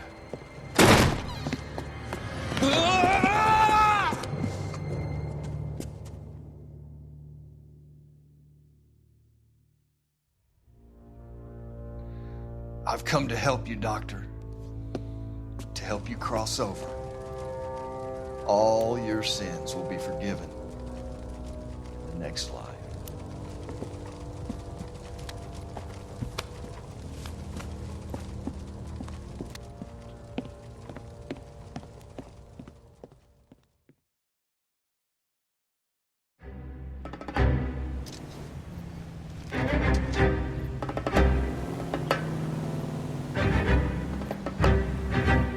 It's got to be one of these places.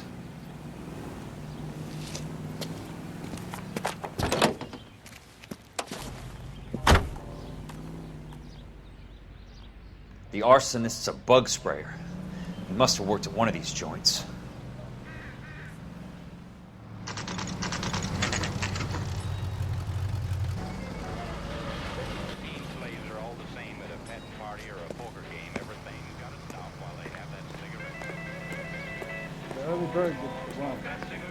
Help you?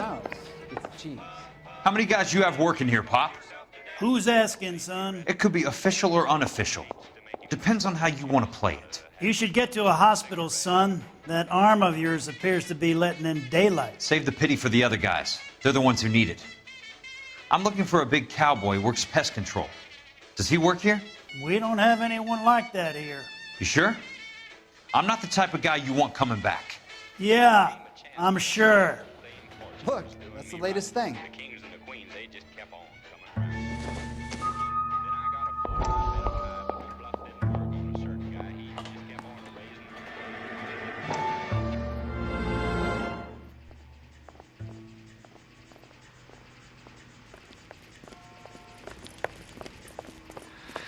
What have you got? Looks like a drug overdose. Get away from him, Phelps. This is my case. Shut your fucking mouth. Since when does a bagman work a case? I knew this creep was in on the morphine heist. Victim of his own product. Hey, detective! Can we back it off a notch? This is getting out of hand. A time to talk and a time to shut up. Now is the time to be quiet, son. Courtney Sheldon was a corpsman, Roy. He served his country. He went out with a medical kit and an Army 45 into places that made the Valley of Death look like a picnic. He was either naive enough or dumb enough to get involved in the Suburban Redevelopment Fund, along with the mayor, the DA, Monroe, and a certain crooked cop. He was involved in the morphine heist, but he has a puncture wound in his jugular, which makes this a murder case. He was a better man than you'll ever know. You say one more word about him and I will blow your fucking head off! You finally lost it, partner. I have a pretty good idea why Sheldon's dead. And I know about Monroe. Your vast, corrupt future is draining away as we speak. I got better things to do than argue the rub with you. Stay with him until the coroner gets here. Make sure technical services bags the evidence. If you let this creep anywhere near it, I'll come looking for you. Yes, sir. You know, Phelps, you're not the worst asshole going around. Thanks, Herschel. Broadcasting company salutes our audience and reminds you to check with your...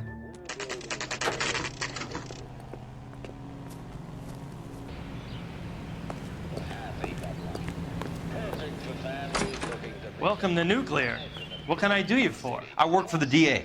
I need to speak with an exterminator, big guy with a cowboy accent. We have only 3 people work here. Me and 2 Mexicans. They're both on the scrawny side. Thanks for your help.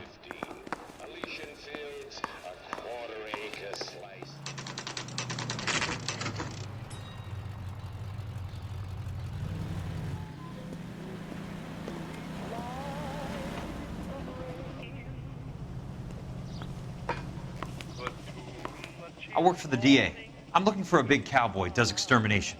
Anyone like that working here? Well, I wouldn't want to get anyone into any trouble. We could do this the hard way. An address? Yeah, he lives in a bunkhouse on the remains of the old Rancho Rincon. Thanks.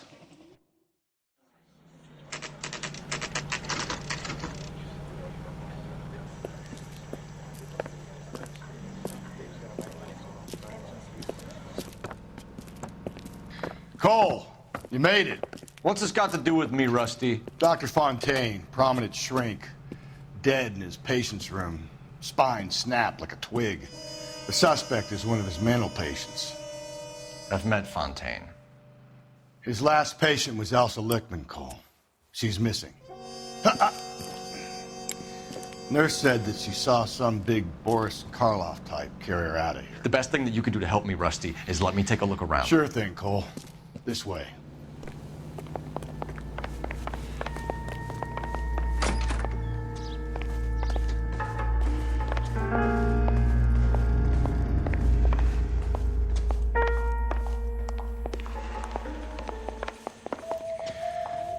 Take your time. I'll give you and the doctor some privacy.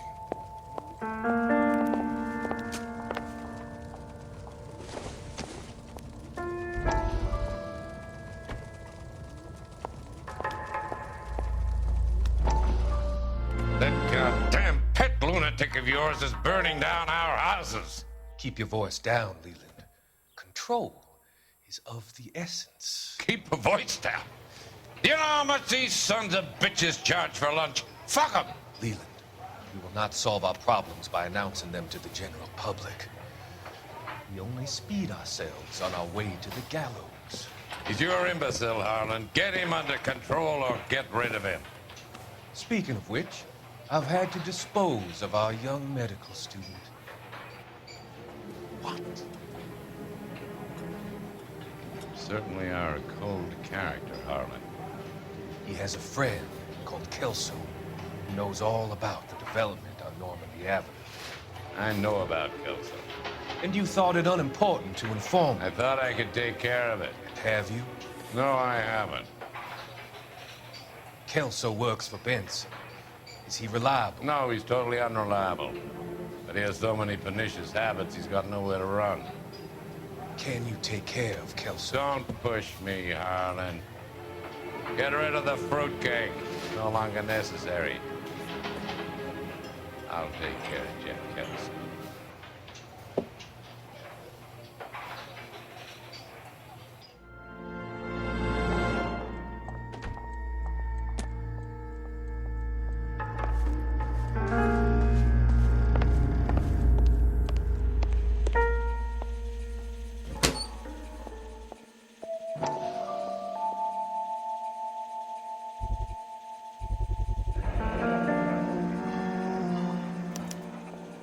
Looks like Fontaine has finally dispensed his last treatment.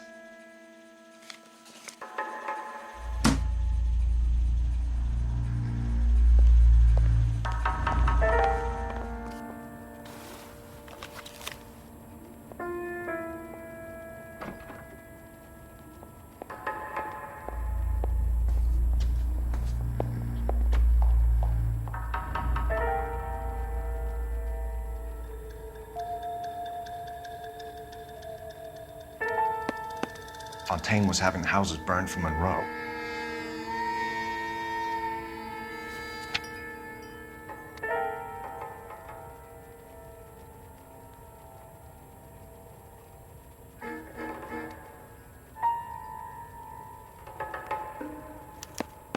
Monroe wasn't happy. People started dying and it attracted attention. And the doctor lost control.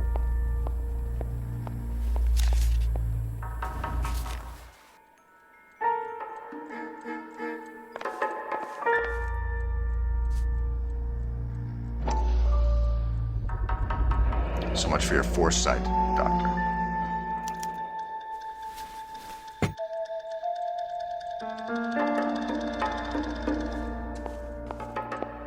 Good doctor has been marking this map.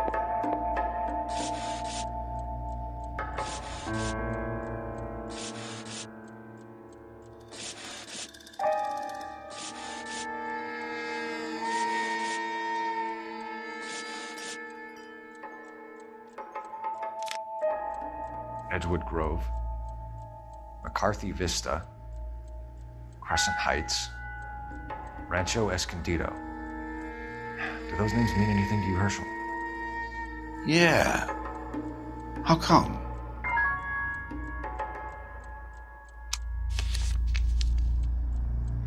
New houses all being built in the path of the freeway?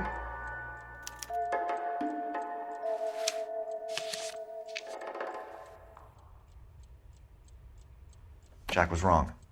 It's not about insurance, it's about eminent domain. What are you talking about, Cole? The government reclaims the land in the path of the freeway and pays the improved value of the land with the new houses sitting on it. What about the stiffs who paid their deposits? Worst case, they get their money back. But the syndicate pockets millions on the improved value of the land. So where does Jack's boss come into it? He's the key. He carries the insurance. The insurance proves how much the houses are worth. And they're worth nothing?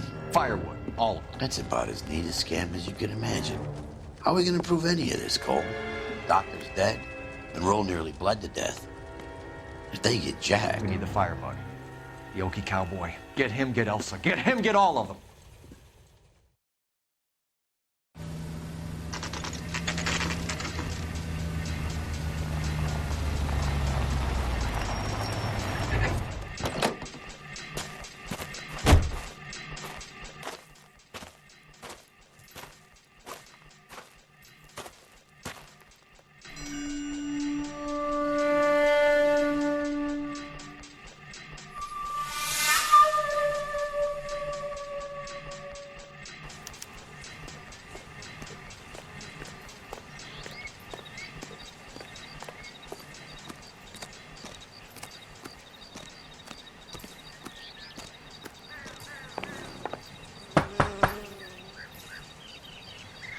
Guess nobody's home.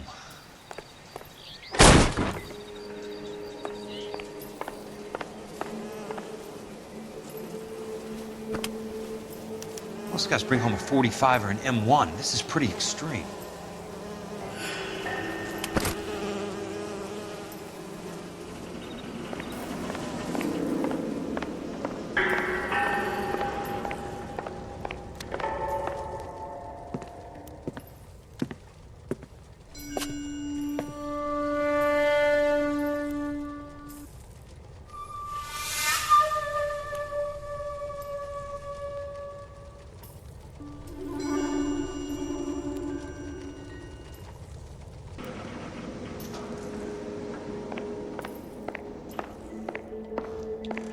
Quite a flock you got here, kid.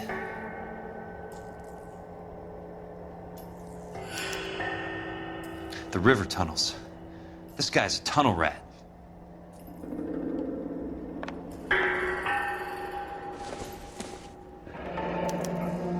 A strange obsession.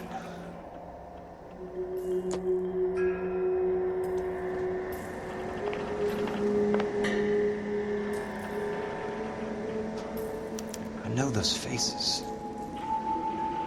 Jesus Christ, I know every one of them. Oh my God, Ira. You poor backwards son of a bitch.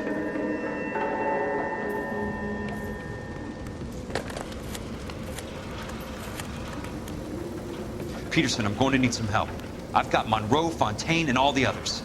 It's all tied up nicely. It goes all the way to the top. Meet me at the L.A. River Tunnel entrance just north of the 1st Street Bridge in half an hour. Don't ask questions. Just be there.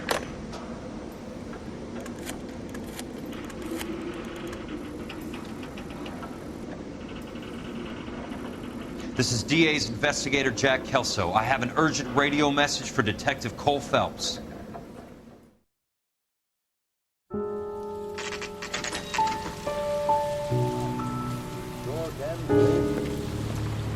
KGPL calling car 11K, 11 King, come in. Go ahead, KGPL. 11K, see the man.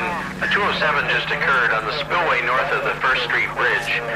DA's investigator Jack Kelso reports a kidnapping suspect outstanding in the LA River tunnel system with a hostage. 11K, Roger I'll go that. 3. The hell is Jack playing at? Like a suicide note. Half the LAPD will be down there hunting for us. We need to get there first. All units on all frequencies stand by. Car 86 Adam is in pursuit of suspect vehicle heading southwest on Sunset Boulevard. Suspect vehicle belonging to Jack Kelso, described as a Navy Chevrolet Fleetline.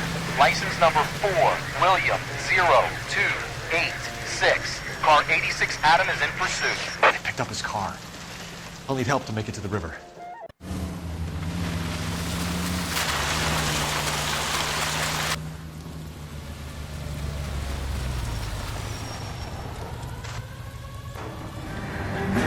That's Kelso's car.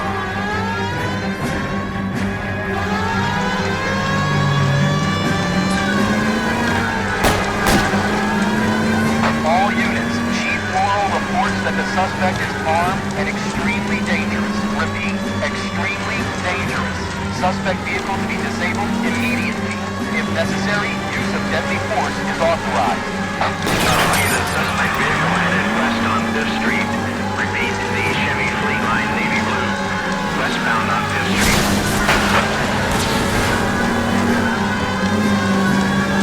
Jesus Christ. How many cops are these guys on? All units. We have a new suspect vehicle. It is shop number 13516.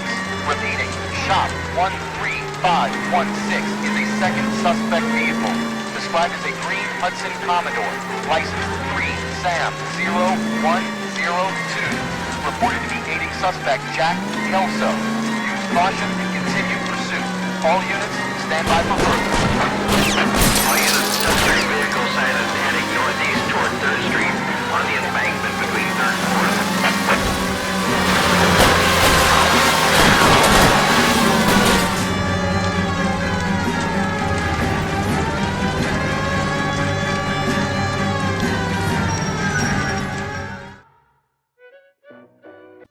Who is this guy? Peterson, assistant DA. What's he doing He's here to here? cover our backs. I'm going in there, Jack. No one's trying to stop you. I found this at the ranch house. He's marked his routes. I'll go in here. Cole, you take the next entrance. Biggs, I need you to take the car and cover this spot here. I think that's his fail-safe exit. Cole, he's one of ours. What are you talking about? Right where you are! Got it? Got it. Peterson, you want to be DA? We'll earn your salt. So, Kelso is your boy, Peterson? Been working with Phelps? A handy lad, that Kelso. Yes, he is, Chief. You can't imagine what those two have uncovered. It could go all the way to the top. I hope you won't be implicated. So, you're the new groom, Peterson? Looks like it. And you think he'll make it out of there alive? I think he might. He's a difficult boy to get rid of. All right, Peterson. I'm listening. What's your offer?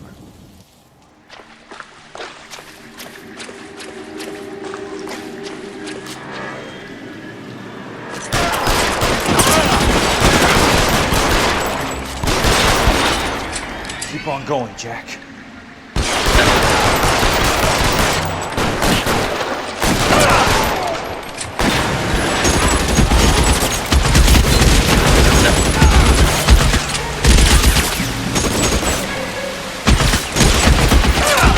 You're surrounded and your buddies are dead. Bullet, you son of a bitch!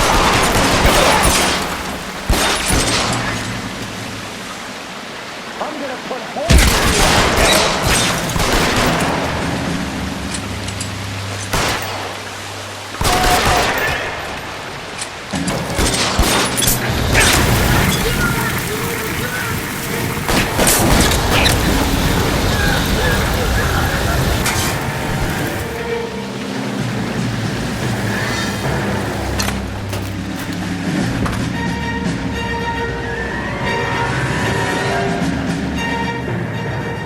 Are you okay, Princess? I felt better. He saved me from the doctor. Hi, Tex. Do you remember me? I'm not sure that I do. Have you come here to kill her? Why would I do that, soldier? Isn't that why you're all here? I'm here to get her out. But not me. You haven't come for me. No, not you. It ends here. You were with the 6th on Sugarloaf, weren't you? I was? And Naha? Yes, I was. You're Sergeant Jack Kelso, aren't you? Where's your uniform, Sarge? At home in my locker, Hogaboom. War's over, soldier. I know that, Sarge. I'm fighting a different kind of war. I fight for God now. We all fight for God, Ira. In our own ways. Not everyone knows it. Elsa! Are you all right? Get away from her! It's all right, Cole. He doesn't want to hurt her. Ira was with us on Okinawa. What? You know this guy? Don't you remember me, Lieutenant? I remember you. No. Don't. You ordered me to burn that cave, Lieutenant. That cave full of civilians. A hospital. What is he talking about? It was war. For God's sake, I can't be held responsible for everything that happened. I don't blame you, Lieutenant. You helped me to help other people. Ira lost his mind on Okinawa, Princess. Sheldon asked the doctor to help him get back. The doctor helped me to find my path. And I helped him to a better life. Elsa's going to leave now, Ira. She will be all right. You've helped her, too. Get her out of here. Vix will help. His exit is nearby. Jack, I need this guy to make the case. Hasn't this poor bastard given you enough? Get out of here now! For God's sake, Jack! What are you going to do? Don't cry, miss. Sergeant Kelso has come to help ease my way. I was proud to serve with you, Jack. Get out of here, Cole!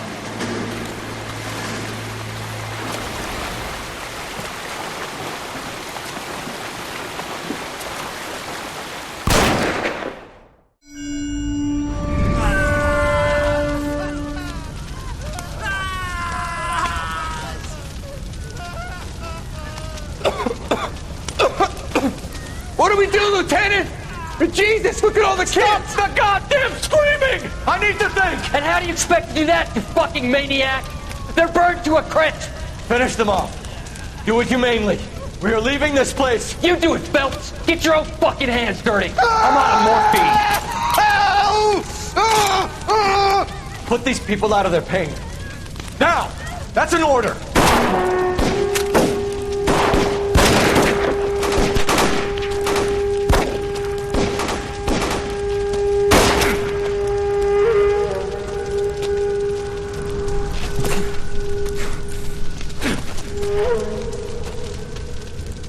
Everyone out of here now. Double time! You two get Lieutenant Phelps to an aid station. Weapons team will be blowing this place in 2 minutes. Everything that happened in here stays in here. Do you hear me? I don't want to ever hear another word about it.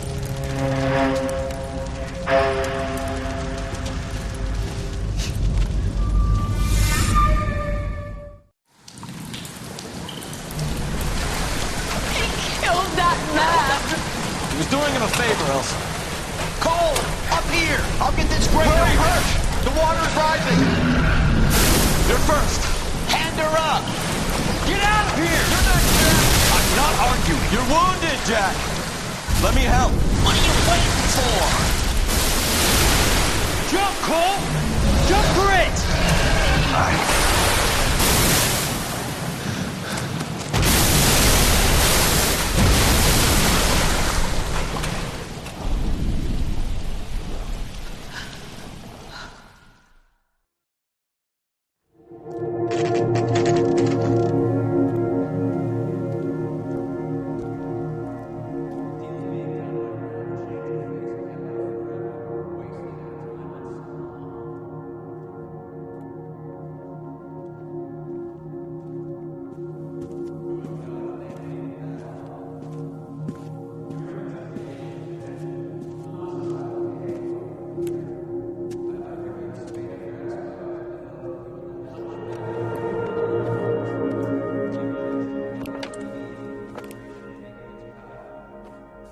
We're gathered here to honor Detective Cole Phelps.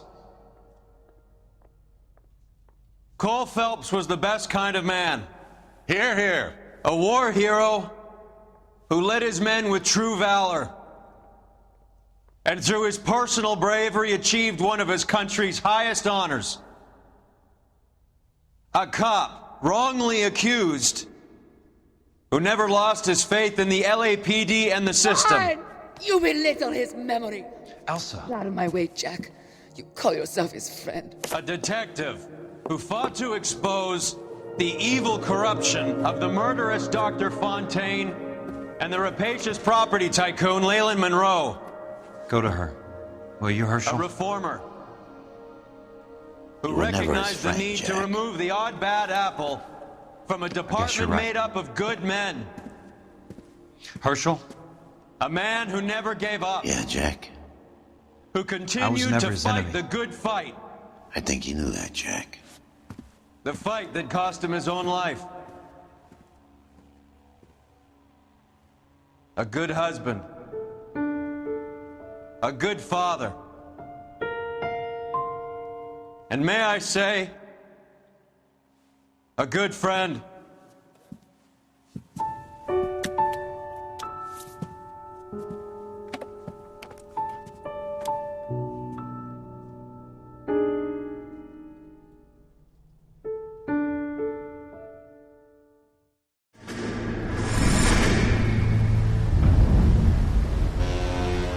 How about this for a headline?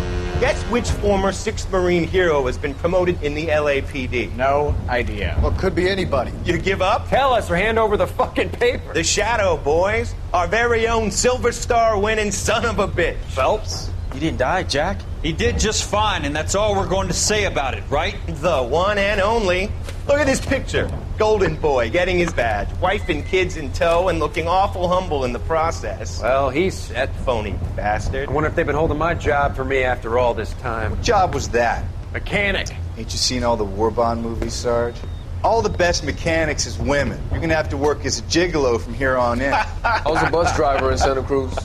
You know, no pictures in the papers or medals for me, though. I can't believe I just went through Petaloo and Okinawa just to go back to being a washing machine mechanic. How is it that jerks like Phelps get it all? It doesn't have to be that way, guys. What are you talking about? It's always gonna be that way. Do you have any idea what you guys are sitting on? Yeah, a ship full of Army surplus. You're sitting on surplus morphine. 2 tons of it. Can you imagine what that's worth on the streets? Hundreds of thousands of dollars. You're shitting me. I'm not. You're talking about stealing it? Keep your voice down. Do you want to have us all thrown in the brig? God damn it, Sheldon. You want to go into the dope business? No. I want to be in the peace dividend business. What is that supposed to mean? It means I want the guys who fought for a better future to get some share of it. You interested, Jack? Come on, Top. We could all get out from under. Oh, it's the chance of our lives. It's everyone or no one, boys. I'm not having a bar of it, Courtney. You may be the bravest person I have ever met, but I swear to God, trouble follows you around like a pet fucking dog. I thought you wanted to try for medical school. So what do you want, Jack? What's the future got in store for you? You guys were all heroes in the war. Every single one of you. Even if your next door neighbor or your wife never know it and don't give a rat's ass. Fuck belts and medals and citations and parades. Fuck the public who are bored with returning GIs. I have nothing but respect for what you guys and the rest of the 6th have done. You go through with this, and you'll be nothing